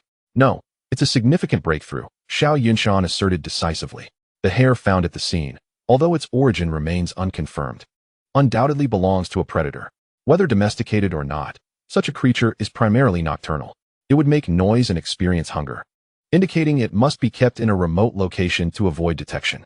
If it's remote, then the area likely lacks modern amenities. How could there be a large freezer in such a place? Chapter 81 Wolf? Li Chang scratched his head, still perplexed by the logic. Can you just say it plainly? Huang Tao echoed his confusion. Xiao Yunshan took a deep breath, stating, this suggests that someone is hunting solitary individuals in the outskirts of the city or surrounding villages during the night. Based on the 2 victims we've examined, it appears the target is women. After capturing them, the perpetrator likely transports them to a secluded location, using their blood and flesh to feed the predator. This also explains the bite marks found on the victims. To prevent the excess flesh from rotting and producing a foul smell, it has been processed in various ways. The barbecue we encountered was merely one method of disposal. Upon hearing this, the group frowned deeply. Li Chang remarked, if that is the case, then Ma Mingwen and Chang Yu are clearly not the culprits. That remains uncertain for now. Xiao Yunshan replied. Tomorrow, you should ask Chang Yu how he procured the meat, while Lin Yuang and I will visit the victims' residences. Will you be safe doing that? Zhang Yong queried hesitantly. Xiao Yunshan shook his head. It should be fine. He has likely already been there, and once he returned. The following morning, Xiao Yunshan and Lin Yuang headed to the location where the deceased Wang Cuizue had worked, a nail salon. The owner, a woman, informed them that Wang Cuizue was from a nearby village and had suddenly taken leave the previous Friday, claiming she needed to return home. After that, she became unreachable. In the interim, the owner had contacted Wang's family, learning of her disappearance. After reporting it, the police had been actively searching, but regrettably, they had found nothing. After obtaining the owner's address, they proceeded to that location. As they left, the owner added, the police have already visited after the report, and they found nothing. Once outside the nail salon, Lin Yuang questioned, "If they've already searched, should we still go?" Xiao Yunshan replied, "The absence of clues does not equate to the absence of clues." The two arrived at the apartment rented by Wang Suizue. The scene had already been thoroughly examined by the police, and it seemed there were no leads to pursue. Observing the empty instant noodle bowl on the table and a half-consumed can of cola beside it, as well as a takeout bag on the floor by the door, Xiao Yunshan sighed. She must have gone downstairs to attend to some business, only to be abducted. At that moment, a landlady appeared at the door, inquiring, "Who are you? Who permitted your entry?" Xiao Yunshan exchanged a glance with Lin Yuang, who promptly produced his identification. "We are criminal investigators, here to investigate the disappearance of Wang Suizue." Upon hearing they were detectives, the landlady immediately expressed her concern. "What has happened to the girl living here?" "There's no need to worry." Xiao Yunshan reassured her before turning his attention back to Lin Yuang. "There's nothing more to see here. Let us depart." Once they descended the stairs, Xiao Yunshan did not leave right away, but continued to scrutinize the surroundings. "What are you looking at?" Lin Yuang asked.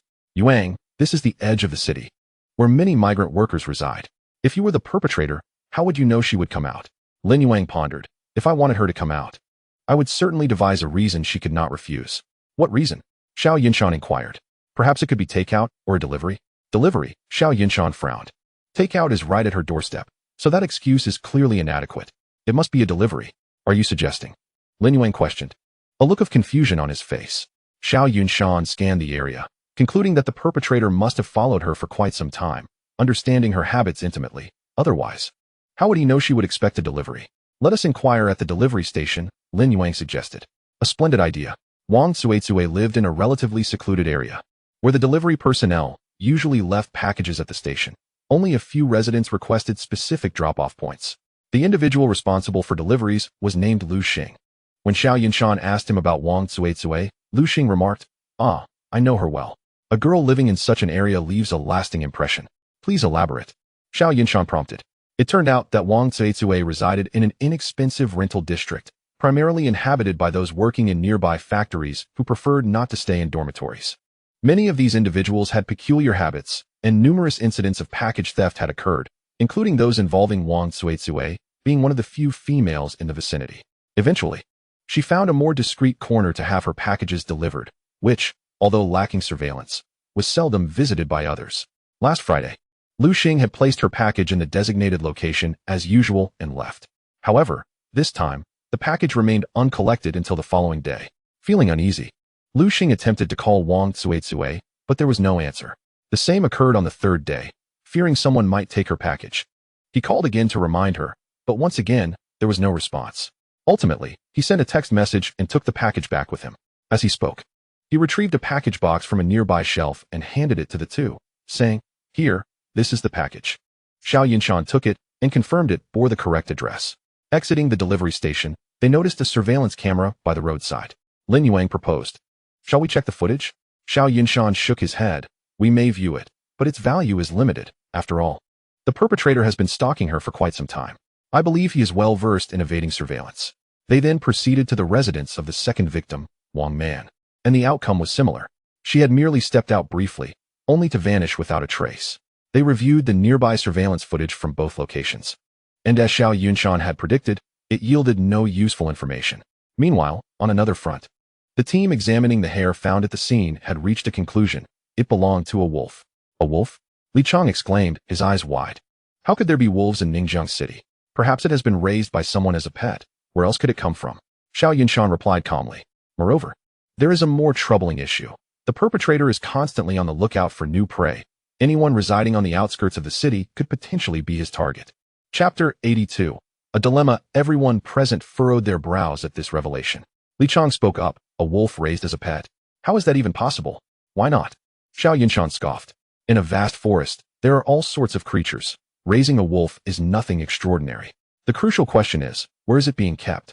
They reopened the map of Ningjiang City, marking the locations where the remains were discovered, and after confirming the location of Ma Mingwen's butcher shop, Xiao Yunshan continued. "Based on the information we have, only these 3 places exhibit unusual activity. Their investigation into the barbecue restaurant owned by the Chang family revealed that the members of that household were involved in dubious dealings." However, before he could finish his thoughts, he fell silent, deep in contemplation. "What is it?" Lin Yuang inquired. It appears we have overlooked a significant detail. Why did the meat that day end up where it did? Xiao Yunshan expressed his confusion. Perhaps the perpetrator placed it there intentionally? Zhang Yong suggested. That doesn't add up, Xiao Yunshan said, pinching his brow. I recall asking Ma Mingwen that day. He mentioned he had been playing cards and lost over 10,000. Just as I was about to inquire about the meat, the discovery of the second set of remains interrupted me, and I rushed over without further questioning. The group exchanged glances and promptly decided to interrogate Ma Mingwen immediately.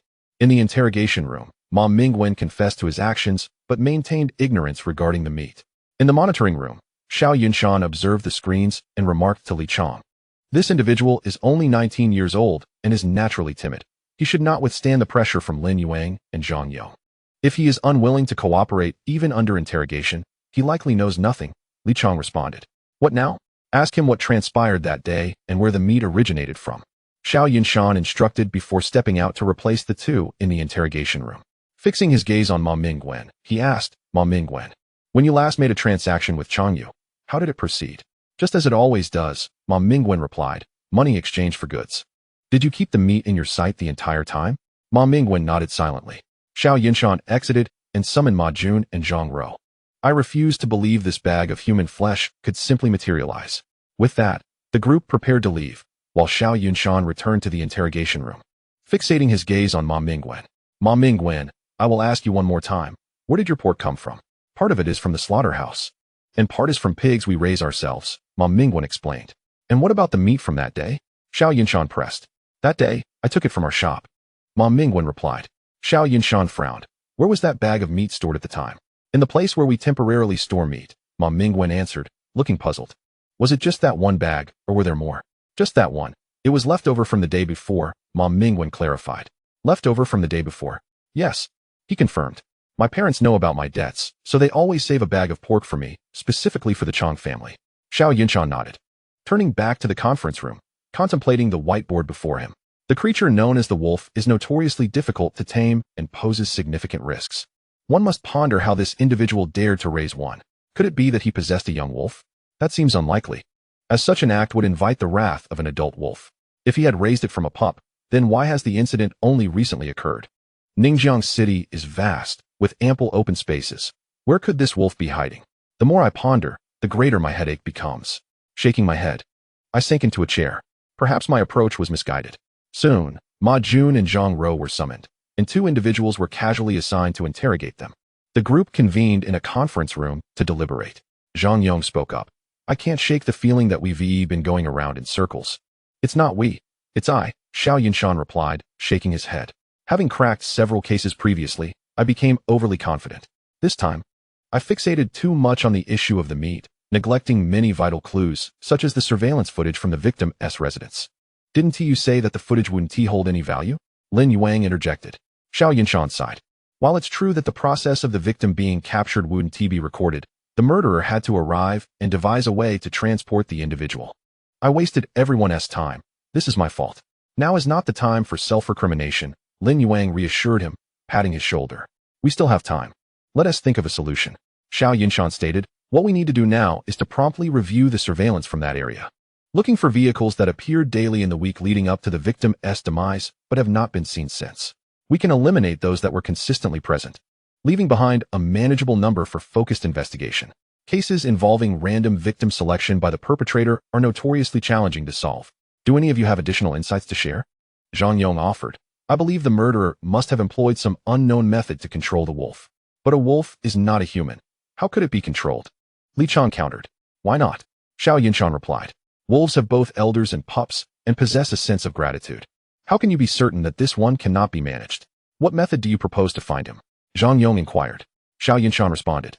We may not be able to fathom the wolf's thoughts, but we can speculate about the murderer's, based on our current clues. His movements seem to be concentrated around Ningjiang City, typically targeting women, specifically ordinary women. Ordinary women? The group expressed confusion. Yes, indeed, ordinary women. The more unremarkable, the better. Not too thin or too heavy, and possessing an appearance so commonplace that they would easily blend into a crowd without attracting attention. Li Chong immediately rose, saying, I'll start the investigation right away. Hold on, Xiao Yunshan interrupted. There are too many people. How will you narrow it down? I believe a three-pronged approach would serve us best. First, Examine the surveillance around the residences of the two victims to identify any vehicles that appeared at both locations. They could be using a fake license plate, but it must be the same vehicle, which would have left Ningjiang City on the day of the murder. Second, investigate the butchers in Ningjiang, particularly those with assets outside the city. Lastly, focus on recent vehicle thefts in Ningjiang, along with the assets belonging to Ma Mingwen and Chang Yu. Chapter 83. More than one Xiao Yunshan's intuition proved correct. After merely spending a night on the task, they discovered an identical van at both victims' residences, complete with matching license plates. Zhang Yong promptly contacted the traffic police, and after some inquiries, they confirmed the vehicle was indeed using a fake plate. What is our next step? Li Chang asked. From here, it becomes straightforward, Xiao Yunshan explained. This vehicle is likely used to deliver food to the wolf, specifically human flesh. Thus, it would not traverse through the city. Instead, it would head to a secluded location, one that would surely have the means to butcher the victim or directly deliver them to the wolf's lair for meat extraction. Zhang Yong remarked, well then, this simplifies matters. We can directly check how many such vehicles have left Ningjiang City recently, and we'll quickly pinpoint which one it is. As he watched Zhang Yong depart, Xiao Yunshan fell into deep thought. What troubles you? Lin Yuang asked, observing him. I still cannot comprehend why that bag of meat ended up in Ma Mingwen's hands, Xiao Yunshan replied. After a moment, a police officer entered, presenting the statements from Ma Jun and Zhang Ro.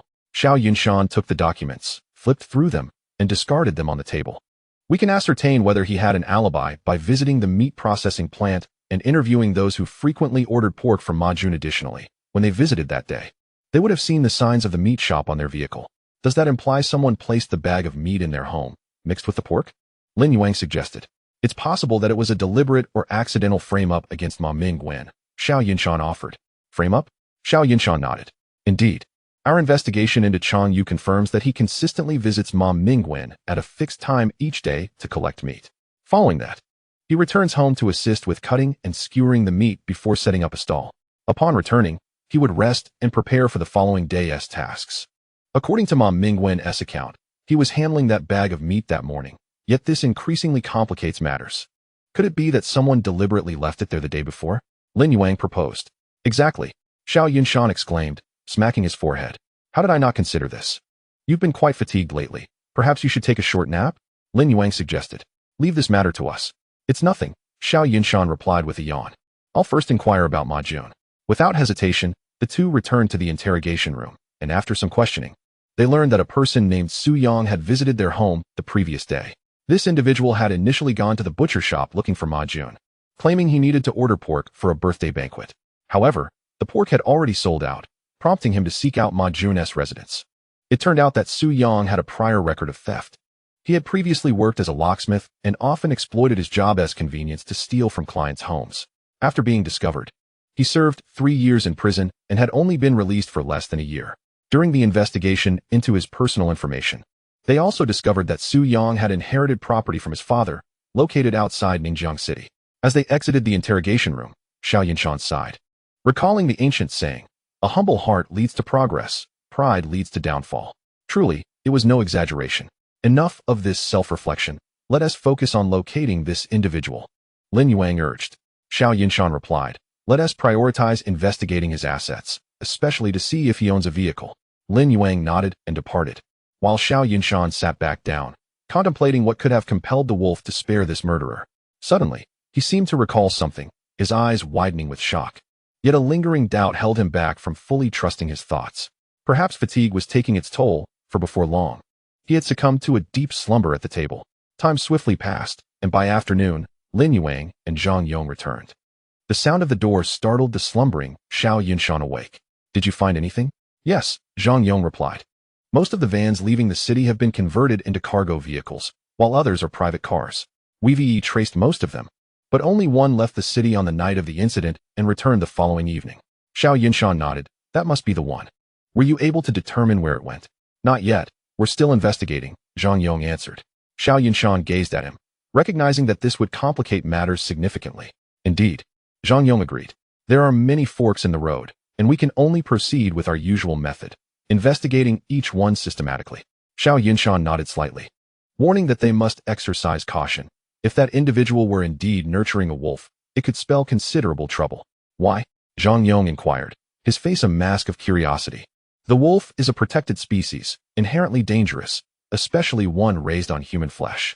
You can only imagine how formidable it might be, Xiao Yunshan replied, casting a glance at him. Isn't it known to consume humans?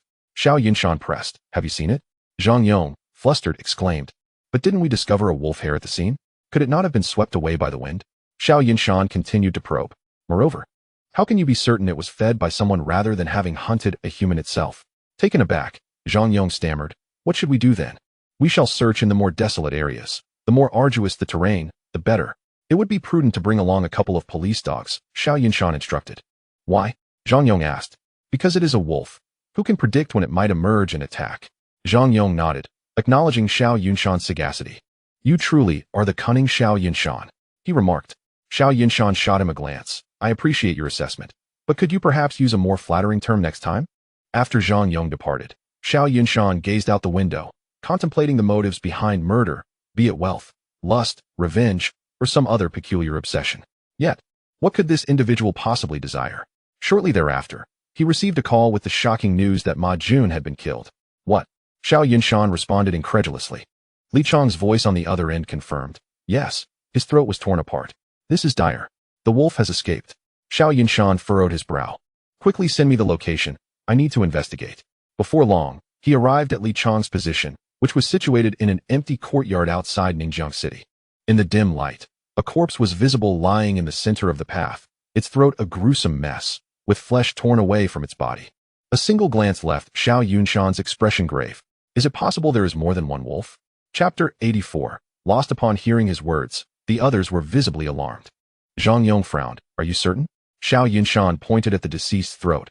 Look here. The bite marks are large and wide. The distance between the two punctures is nearly 4 centimeters, caused by canine teeth. Yet, if you observe his abdomen, he lifted the deceased's shirt to reveal the two wounds. The distance between them is only 3 centimeters. This discrepancy indicates that it could not have been inflicted by the same wolf. He then touched the bloodstains on the wounds, noting that the blood was still warm, indicating the perpetrator had not ventured far. Without hesitation, Xiao Yunshan circumvented the corpse and made his way towards the cellar.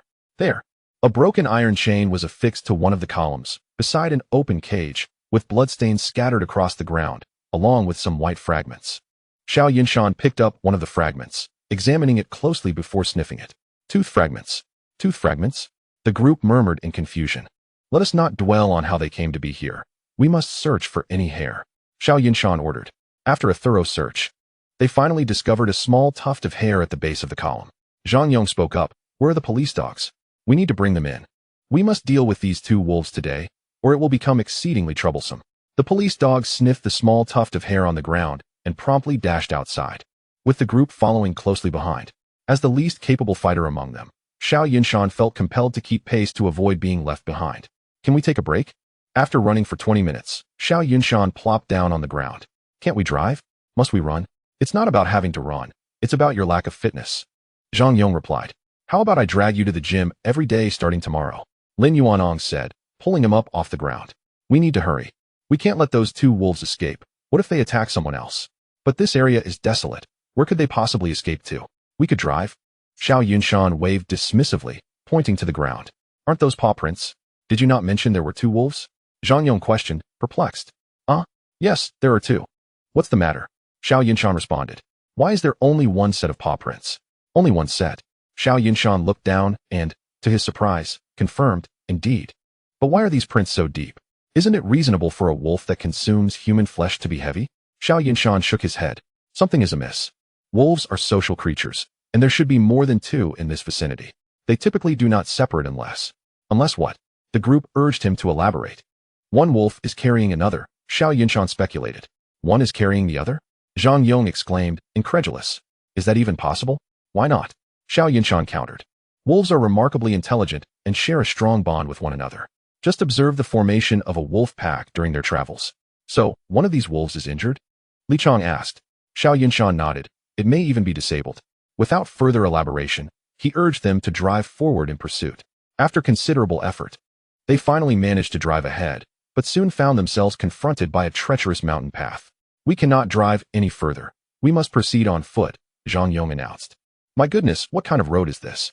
Upon exiting the vehicle, Xiao Yunshan gazed at the seemingly endless mountain road. unable to contain his complaints. Had I known, I would never have come. This path is so difficult. I might lose 3 to 5 pounds on the way back. The path ahead is not easily traversable. Lin Yuanong remarked. Why don't you wait here? No, no. Xiao Yunshan shook his head. If you all leave and I encounter them, what then?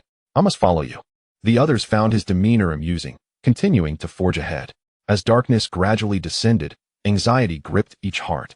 After all, once night fell, who could predict where the two wolves would roam?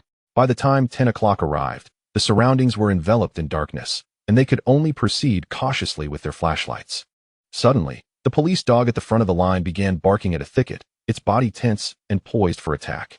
Xiao Yunshan immediately ducked behind Lin Yuanong. They are just ahead. Be cautious, and do not concern yourselves with me. The group readied their firearms, with Zhang Yong issuing commands for them to spread out in a fan formation, weapons drawn. As they approached the thicket, Xiao Yunshan pressed closely to Lin Yuanong, straining to hear any sounds in the vicinity. Suddenly, a series of grunts emerged from the thicket, followed by a rapid patter. Quickly pursue. They are escaping, Xiao Yunshan shouted. The group surged forward, and Xiao Yunshan, who had lagged at the back, rushed to catch up. A frantic race ensued along the mountain path, and by midnight, Xiao Yunshan found himself separated from the main group. My goodness, how can these people run so fast? Clinging to a tree for support, he sank down, utterly exhausted. Having focused on his studies throughout university, he had neglected physical fitness, and chasing two wolves up a mountain was clearly beyond his capabilities. Just as he settled for a brief respite, a rustling noise echoed around him. Surely, I can't be this unlucky, he thought, springing to his feet and picking up a branch, eyes darting warily around. Wolves, fierce and cunning, with ironclad resilience yet fragile waists. Though he muttered these thoughts, he could not suppress the tremors of fear coursing through him. Simultaneously, he took out his phone to call Lin Yuang, hoping they would come to his rescue. However, amidst the increasingly ominous sounds surrounding him, Xiao Yunshan awkwardly realized there was no signal in this place. He could only lean against the large tree behind him, incessantly waving the flashlight in his hand. Finally, two pairs of glowing green eyes appeared before him. Chapter 85. The dilemma as Xiao Yunshan had suspected. One wolf was perched atop the other, as the eyes were positioned one above the other. This was troublesome. Xiao Yunshan gritted his teeth, his gaze fixed on the creatures before him, too afraid to move. Under the illumination of the flashlight, the wolf beneath slowly crouched down, allowing the one on its back to descend. The latter had short front limbs and long hind legs. Upon seeing its form clearly, Xiao Yunshan's eyes widened in shock. Could it be a jackal? Memories of previous readings about wolves and jackals flooded his mind. Wolves have long front limbs and short hind limbs. Jackals have short front limbs and long hind limbs. The wolf cannot stand without the jackal, and the jackal cannot move without the wolf. The jackal is cunning, clever, and assists the wolf pack in finding food and avoiding traps. To make matters worse, there was another wolf obeying its command. The jackal gradually stood upright, its eerie green eyes fixated on Xiao Yunshan, emanating a menacing aura. It opened its mouth and let out a low growl. Xiao Yunshan's heart raced. One hand gripped the flashlight tightly while the other held a branch firmly. At that moment, the wolf beside it began to growl in unison, seemingly preparing to attack. Suddenly, the jackal pointed at Xiao Yunshan with its forelimbs, then gestured towards the empty space beside him, and the wolf immediately understood, beginning to approach him slowly. Xiao Yunshan realized it intended to force him back, away from the tree behind him. After much contemplation, he decided to strike first. He seized the branch in his hand and charged at the jackal. As he ran, he hurled the branch towards the jackal with all his might. The jackal effortlessly dodged and swiftly lunged at Xiao Yunshan. He sidestepped, and the jackal missed its target, but it quickly adjusted its stance and launched another attack. At that moment, Xiao Yunshan seized the opportunity and kicked the jackal in the abdomen. It let out a pitiful yelp and fell to the ground. Fortunately, the jackal's small size was its only advantage, primarily relying on its intelligence. Although the jackal was momentarily repelled, it did not halt the wolf's advance. Seizing the opportunity, it bared its teeth and pounced at Xiao Yunshan. Xiao Yunshan quickly performed a roll to evade the wolf's attack, picking up a stone and throwing it at the creature. The wolf deftly dodged the stone and turned back to lunge at Xiao Yunshan again. In a panic, he retreated but misstepped, losing his balance and falling to the ground. As the wolf lunged towards him, Xiao Yunshan frantically grabbed a nearby branch, swinging it in an attempt to fend off the attack. The wolf's claws sliced through the air with a sharp sound. Xiao Yunshan raised the branch in front of him, desperately trying to prevent the wolf from biting him. Seeing the jackal had already risen from the ground, Xiao Yunshan felt an overwhelming sense of urgency, kicking wildly. In his frantic flailing, he seemed to strike an unfortunate spot, causing the wolf to howl in pain and momentarily retreat. Seizing the chance, Xiao Yunshan scrambled to his feet, preparing to escape. But the jackal had already regained its footing, its eyes glinting with cunning as it seemed to see through Xiao Yunshan's intentions, launching itself at him with a powerful leap. Xiao Yunshan quickly rolled to the side, springing up and hastily fleeing. He ran with all his might, hoping to escape the pursuit of the wolf and the jackal, calling out Lin Yuang's name, hoping they would arrive soon to save him. However, it was not long before he realized he had stumbled into a dense thicket, the environment growing increasingly eerie and foreboding. A chill crept over him, and a sense of fear welled up within. He halted, breathing heavily, cautiously scanning his surroundings. Suddenly, he heard a faint rustling sound, as if something were approaching. Tightly clenching his fists in nervous anticipation, he prepared for whatever danger lay ahead. Moments later, a shadow darted from the woods. Heading straight for him, it was Lin Yuang. "Where have you been?" Lin Yuang asked, noticing his disheveled appearance. "Wolf and jackal," Xiao Yunshan gasped. "Not two wolves, but one wolf and one jackal." "Jackal?" Lin Yuang seemed to recognize the term, recalling the phrase in collusion. "Yes." Xiao Yunshan nodded, readying his firearm. "It's extremely cunning." Lin Yuang swiftly drew his pistol, loading it with bullets as the two cautiously made their way back. Not long after, they heard the sounds of the wolf and the jackal. "Over there." Xiao Yunshan pointed in the direction. "Shoo." Lin Yuang signaled him to be quiet. In the moonlight, they saw the jackal perched on the wolf's back, seemingly engaged in some form of communication. "This is problematic. The jackal is highly intelligent. We must be cautious," Xiao Yunshan whispered. No sooner had he spoken than the wolf and the jackal detected their presence and charged towards them. Lin Yuang raised his pistol, aiming at the jackal and pulling the trigger. The jackal sensed danger, quickly leaping off the wolf's back, hiding behind a tree, emitting a series of whimpers before disappearing into the shadows. "Damn it, we let it escape," Lin Yuang said, frustrated. "Let's deal with that wolf first," Xiao Yunshan exclaimed, picking up a stone and hurling it at the wolf, but it adeptly dodged. Lin Yuang immediately aimed his pistol at the wolf. However, after giving them a token display of menace, the wolf turned and fled. "Chase. We can't let them get away," Xiao Yunshan urged. But he tightly held onto Lin Yuang, preventing him from genuinely pursuing.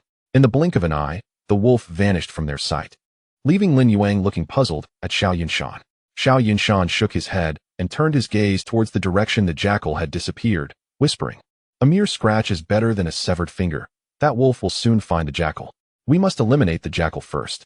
The two approached the tree where the jackal had hidden moments earlier. Xiao Yunshan meticulously surveyed the area and whispered, "The jackal cannot function without the wolf. It won't be able to flee far." Lin Yuang suggested, "Then let's split up and search." Xiao Yunshan shook his head. "The jackal is exceedingly crafty. We cannot separate." Lin Yuang glanced at him, their eyes meeting, and he suppressed a chuckle. "Then let us stick together." Before long, they discovered the jackal's trail. It lay atop a small mound of earth, its eyes fixed intently on them, observing their movements. Indeed, the jackal's forelimbs were short, relying solely on its hind limbs to move, but it could not escape far. Xiao Yunshan whispered to Lin Yuang, "Let us eliminate it first, then deal with the wolf." "Isn't there a risk of it luring the wolf over?" Lin Yuang inquired. "The wolf will only run further away upon hearing its cries." Lin Yuang nodded, gradually aiming his pistol at the jackal's head. Sensing danger, the jackal exerted its hind legs, launching its body off the mound with great force. Bang! Chapter 86. The kill in a split second. Lin Yuang decisively fired, striking the jackal's head. Before it could utter a cry, its body went limp, collapsing to the ground. "It's done." Lin Yuang sighed in relief. Xiao Yunshan approached to inspect, confirming that the jackal was indeed dead. "Now, dealing with the wolf will be much easier," he remarked. The two followed the trail left by the jackal in search of the wolf. Soon, they heard the distant howls of the wolf. It seemed to have heard the gunshot, calling for the jackal, eager to ascertain whether it was safe. Xiao Yunshan furrowed his brow. "We cannot let it escape. We must find it quickly," Lin Yuang urged. They quickened their pace, heading towards the direction from which the sound emanated. Before long, they converged with a group led by Zhang Yong. "Where have you been?" "Everything all right." Upon meeting, Zhang Yong immediately inspected Xiao Yunshan from head to toe, meticulously checking him for any signs of harm, finally relaxing when he realized Xiao appeared merely disheveled. "I'm fine, just fell behind," Xiao Yunshan replied, shaking his head. "Fine." Lin Yuang interjected. "This kid encountered those two wolves. One was a wolf, the other a jackal. Now that the jackal is dead, we only need to find the wolf." There was even a jackal? Zhang Yong exclaimed, astonished. And you managed to kill one? Truly impressive. Enough chatter. Let us hurry and find that wolf, Lin Yuang urged. The group continued onward, this time encircling Xiao Yunshan to prevent him from lagging behind, while the police dogs led the way in a bid to track the wolf. Gradually, the sky began to brighten, and exhaustion seeped into everyone. Eventually, they discovered the wolf in a valley, its eyes glinting with menace as it regarded them warily. Be careful. This wolf is undoubtedly cunning, Xiao Yunshan cautioned. Lin Yuang slowly raised his gun, aiming for the wolf's head. Just as he was about to pull the trigger, the wolf abruptly turned and dashed to the side. Quick, pursue!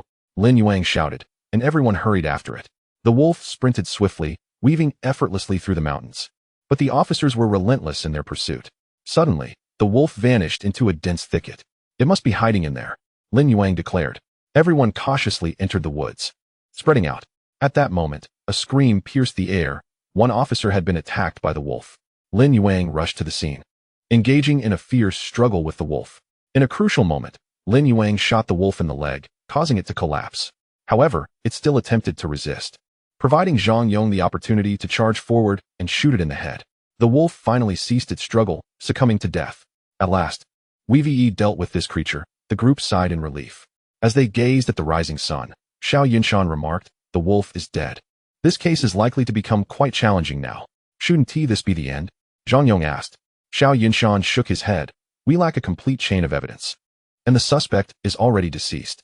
Now, with both wolves dead, alas, this is my fault. I should bear the primary responsibility for this case. It is my error, and everyone should report truthfully.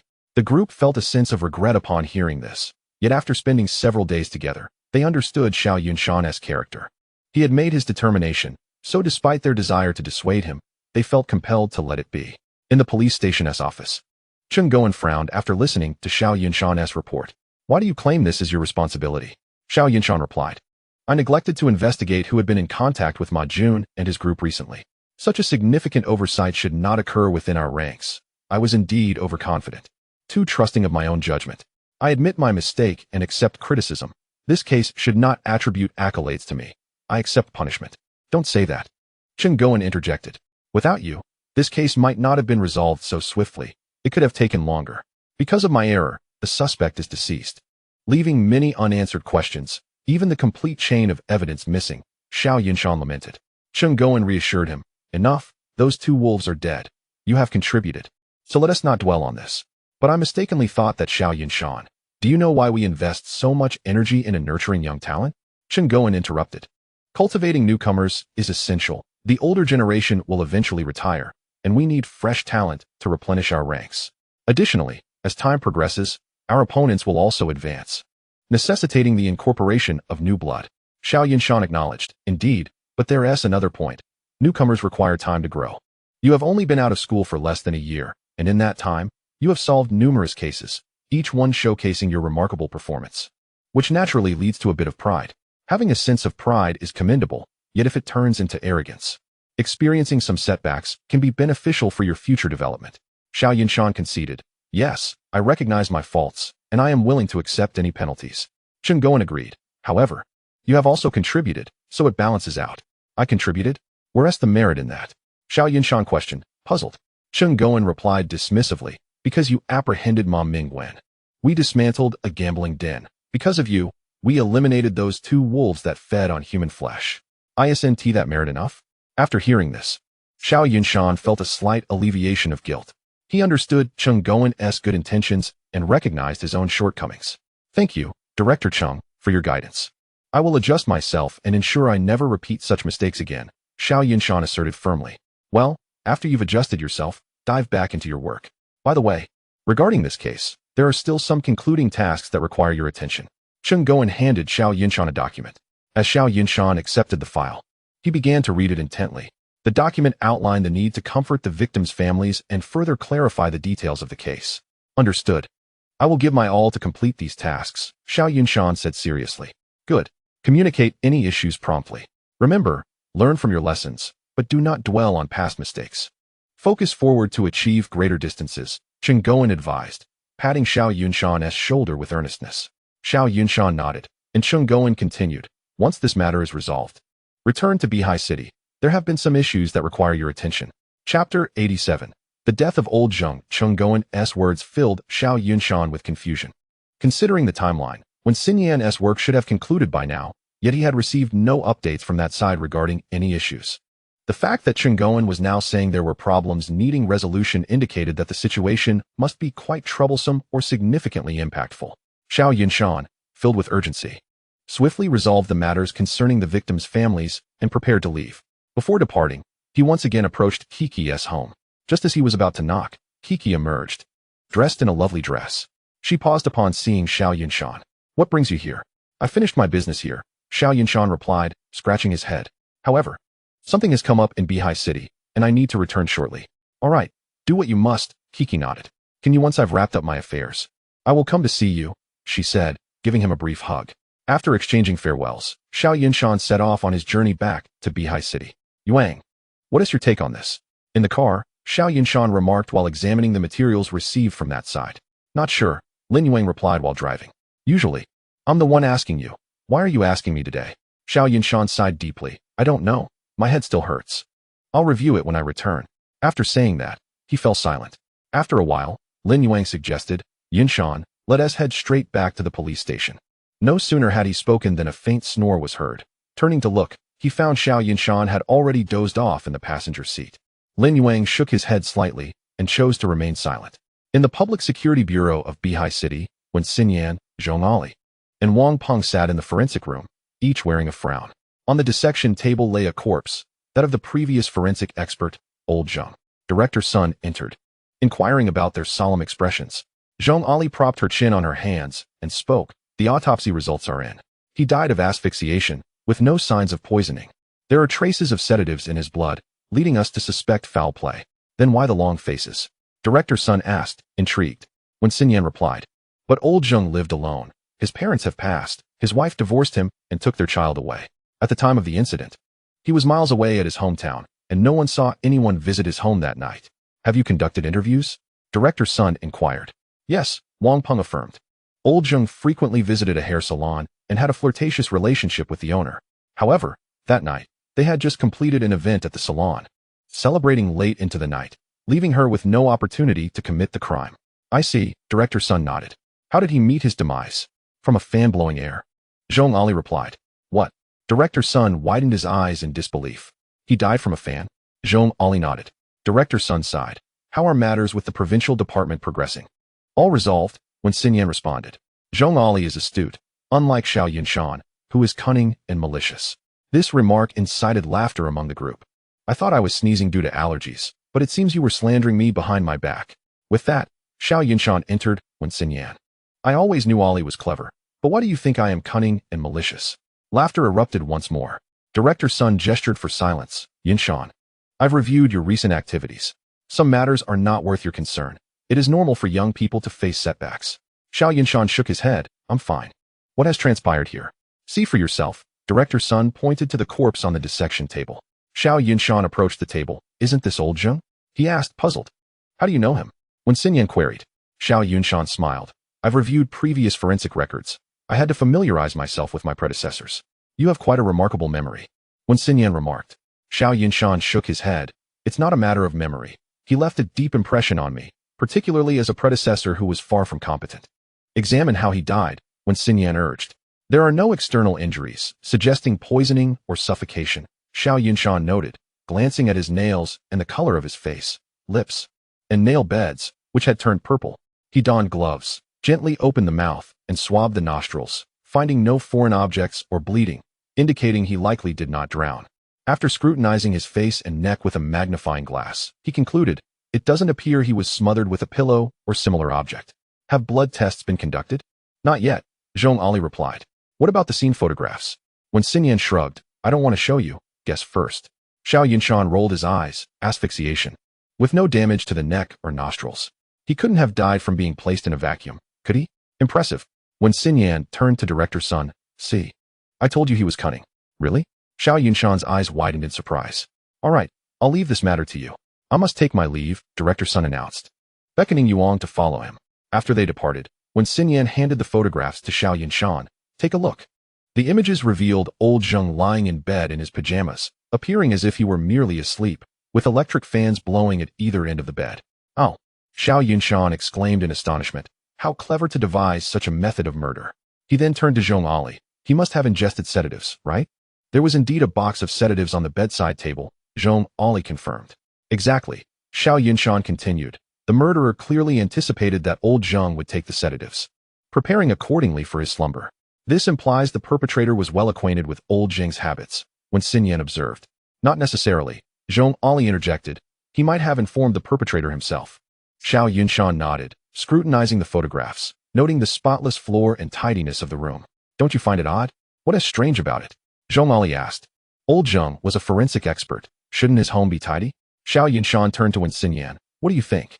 Indeed, there is something off, Wen Xinyan replied. While a person's habits can be influenced by their profession, old Zheng's personal habits were not commendable. He frequently neglected work and performed inadequately. As she spoke, she suddenly looked at Xiao Yunshan. How do you know this? Xiao Yunshan shook his head. I've stated before, he was not very competent. Such individuals tend to be disorganized in all aspects of life. Zhong Ali nodded slightly. When Xinyan continued, despite old Zheng's shortcomings, he was still one of us in the Public Security Bureau, and now he has met an untimely death under mysterious circumstances. This case has significant implications, and with team leader Zhang absent, it falls upon us. Do you have confidence? Xiao Yunshan sat down, resting his forehead in his hand. Have you found any suicide notes or similar items? Do you suspect it was suicide? Wang Peng asked, puzzled. Xiao Yunshan replied. Can a murderer not leave behind a suicide note? When Xinyan frowned, are you suggesting someone killed him to create the illusion of suicide? Xiao Yunshan nodded. He was astute enough to know that old Zheng, being a forensic expert, would never resort to overdosing on sedatives to end his life. Therefore, this method was chosen, clean and without direct contact, leaving no traces. Of course, we cannot rule out the possibility of suicide, so to solve this case, we must employ our usual method, a thorough investigation of his personal relationships. After saying this, he plopped down into a chair, relieved to have support during this challenging time. As the words left his mouth, when Xinyan looked at him and said, Xiao Yunshan, what are you doing? We need to conduct interviews. Why should I? I'm just a forensic expert. I haven't even performed the autopsy yet. Xiao Yunshan protested. You still need to come, when Xinyan insisted. We are short-staffed, you can't leave. Xiao Yunshan turned away. That is not feasible. I was attacked by 2 wolves a couple of days ago, and Haven Tea fully recovered. Wolves? When Xinyan frowned. You don't look like someone who has been through a lot. You're hoping for my misfortune. Xiao Yunshan exclaimed, eyes wide. Enough chatter. When Xinyan retorted, dragging him out of the forensic room. In the police car, Xiao Yunshan looked at Wen Xinyan. Is there something you want me to be involved in? What do you mean? When Xinyan asked. Xiao Yunshan replied, these are your tasks, yet you keep pulling me into them, which exceeds the duties of a forensic expert. What exactly do you want? When Xinyan sighed, you figured it out. Xiao Yunshan remarked, everything has its reasons, just tell me what you want. When Xinyan explained, the state wishes to dismantle an organization that has a base in our province, and this task has fallen to our police bureau. Is this related to the last incident? Indeed, when Xinyan remarked, you have already witnessed their methods. Thus, this matter is inevitable. We are currently in need of a proficient forensic expert, one who possesses a versatile skill set. Xiao Yunshan nodded. Do you believe we can contend with them? We must. Absolutely. His resolute gaze mirrored her own. Where shall we go first? What? Xiao Yunshan paused momentarily, perplexed. When Xinyan elucidated, old Zheng has a rented apartment in our city and a house in his hometown. He was discovered deceased in his ancestral home, while the rented apartment remains unvisited for now. Then we shall proceed to the unvisited location, Xiao Yunshan stated without hesitation. The pair swiftly arrived at old Zheng's residence. Upon opening the door, Xiao Yunshan was taken aback by the chaos before him. This is utterly disordered. The scene revealed a disheveled abode, littered with assorted items, old newspapers, delivery boxes, and scattered garments intertwined, leaving scarcely a spot to step upon. The table was overflowing with unwashed dishes, remnants of food exuding a faintly unpleasant odor. In the corner, dust-laden boxes leaned precariously, while the sofa was a tangle of cushions and blankets, as if a tumultuous battle had transpired. By the window, wilting plants drooped, blending seamlessly with the surrounding disorder. Indeed, this was old Zheng's home. When Xinyan seemed to have anticipated such disarray, her expression betraying no surprise as she strode in confidently. In contrast, Xiao Yunshan stared at the floor for an extended moment before finally choosing a spot to tread. Noticing his reluctance to advance, when Xinyan grasped his arm, urging, hurry. Let us search for any clues. Amidst the chaos, Xiao Yunshan discovered 2 envelopes within a drawer, one containing a stack of 100 yuan notes. Upon opening the other envelope, he found a piece of paper inscribed with the word regret, followed by a series of words, all obscured by ink. What does this signify? When Xinyan furrowed her brow. The handwriting appears to belong to old Zheng, yet the envelope bears no indication of its purpose, Xiao Yunshan replied, his brow knitted in contemplation. He then moved to the window, holding the paper up to the sunlight for closer inspection, revealing the words, I should never have agreed to you. What does this imply? Xiao Yunshan inquired, glancing at Wen Xinyan. I am uncertain, she shrugged, but I believe this letter warrants further examination. Xiao Yunshan squinted, asserting, the content of the letter is inconsequential. What matters is to whom it was addressed and the nature of his regret. We must consult Director Sun regarding this matter. Let us continue our search for additional pertinent information, Wen Xinyan suggested. Shortly thereafter, the pair discovered a trove of envelopes beneath the bed. Each envelope concealed a stack of 100 yuan notes, and upon a cursory glance, they estimated there to be over 100. This amount exceeds 1,000,000, Xiao Yunshan remarked. How could old Zheng, merely a forensic expert, possess such wealth? When Xinyan shook her head, let us summon assistants to tally this sum. Night has fallen, and we shall visit his hometown tomorrow. Before long, Lin Yuanong arrived with a team. Upon witnessing the staggering pile of cash, astonishment swept over the group. How could there be so much money? Could old Zheng have embezzled funds? Lin Yuanong questioned, bewildered. But he is just a forensic expert. Where could he have embezzled from? When Xinyan pondered, her expression troubled.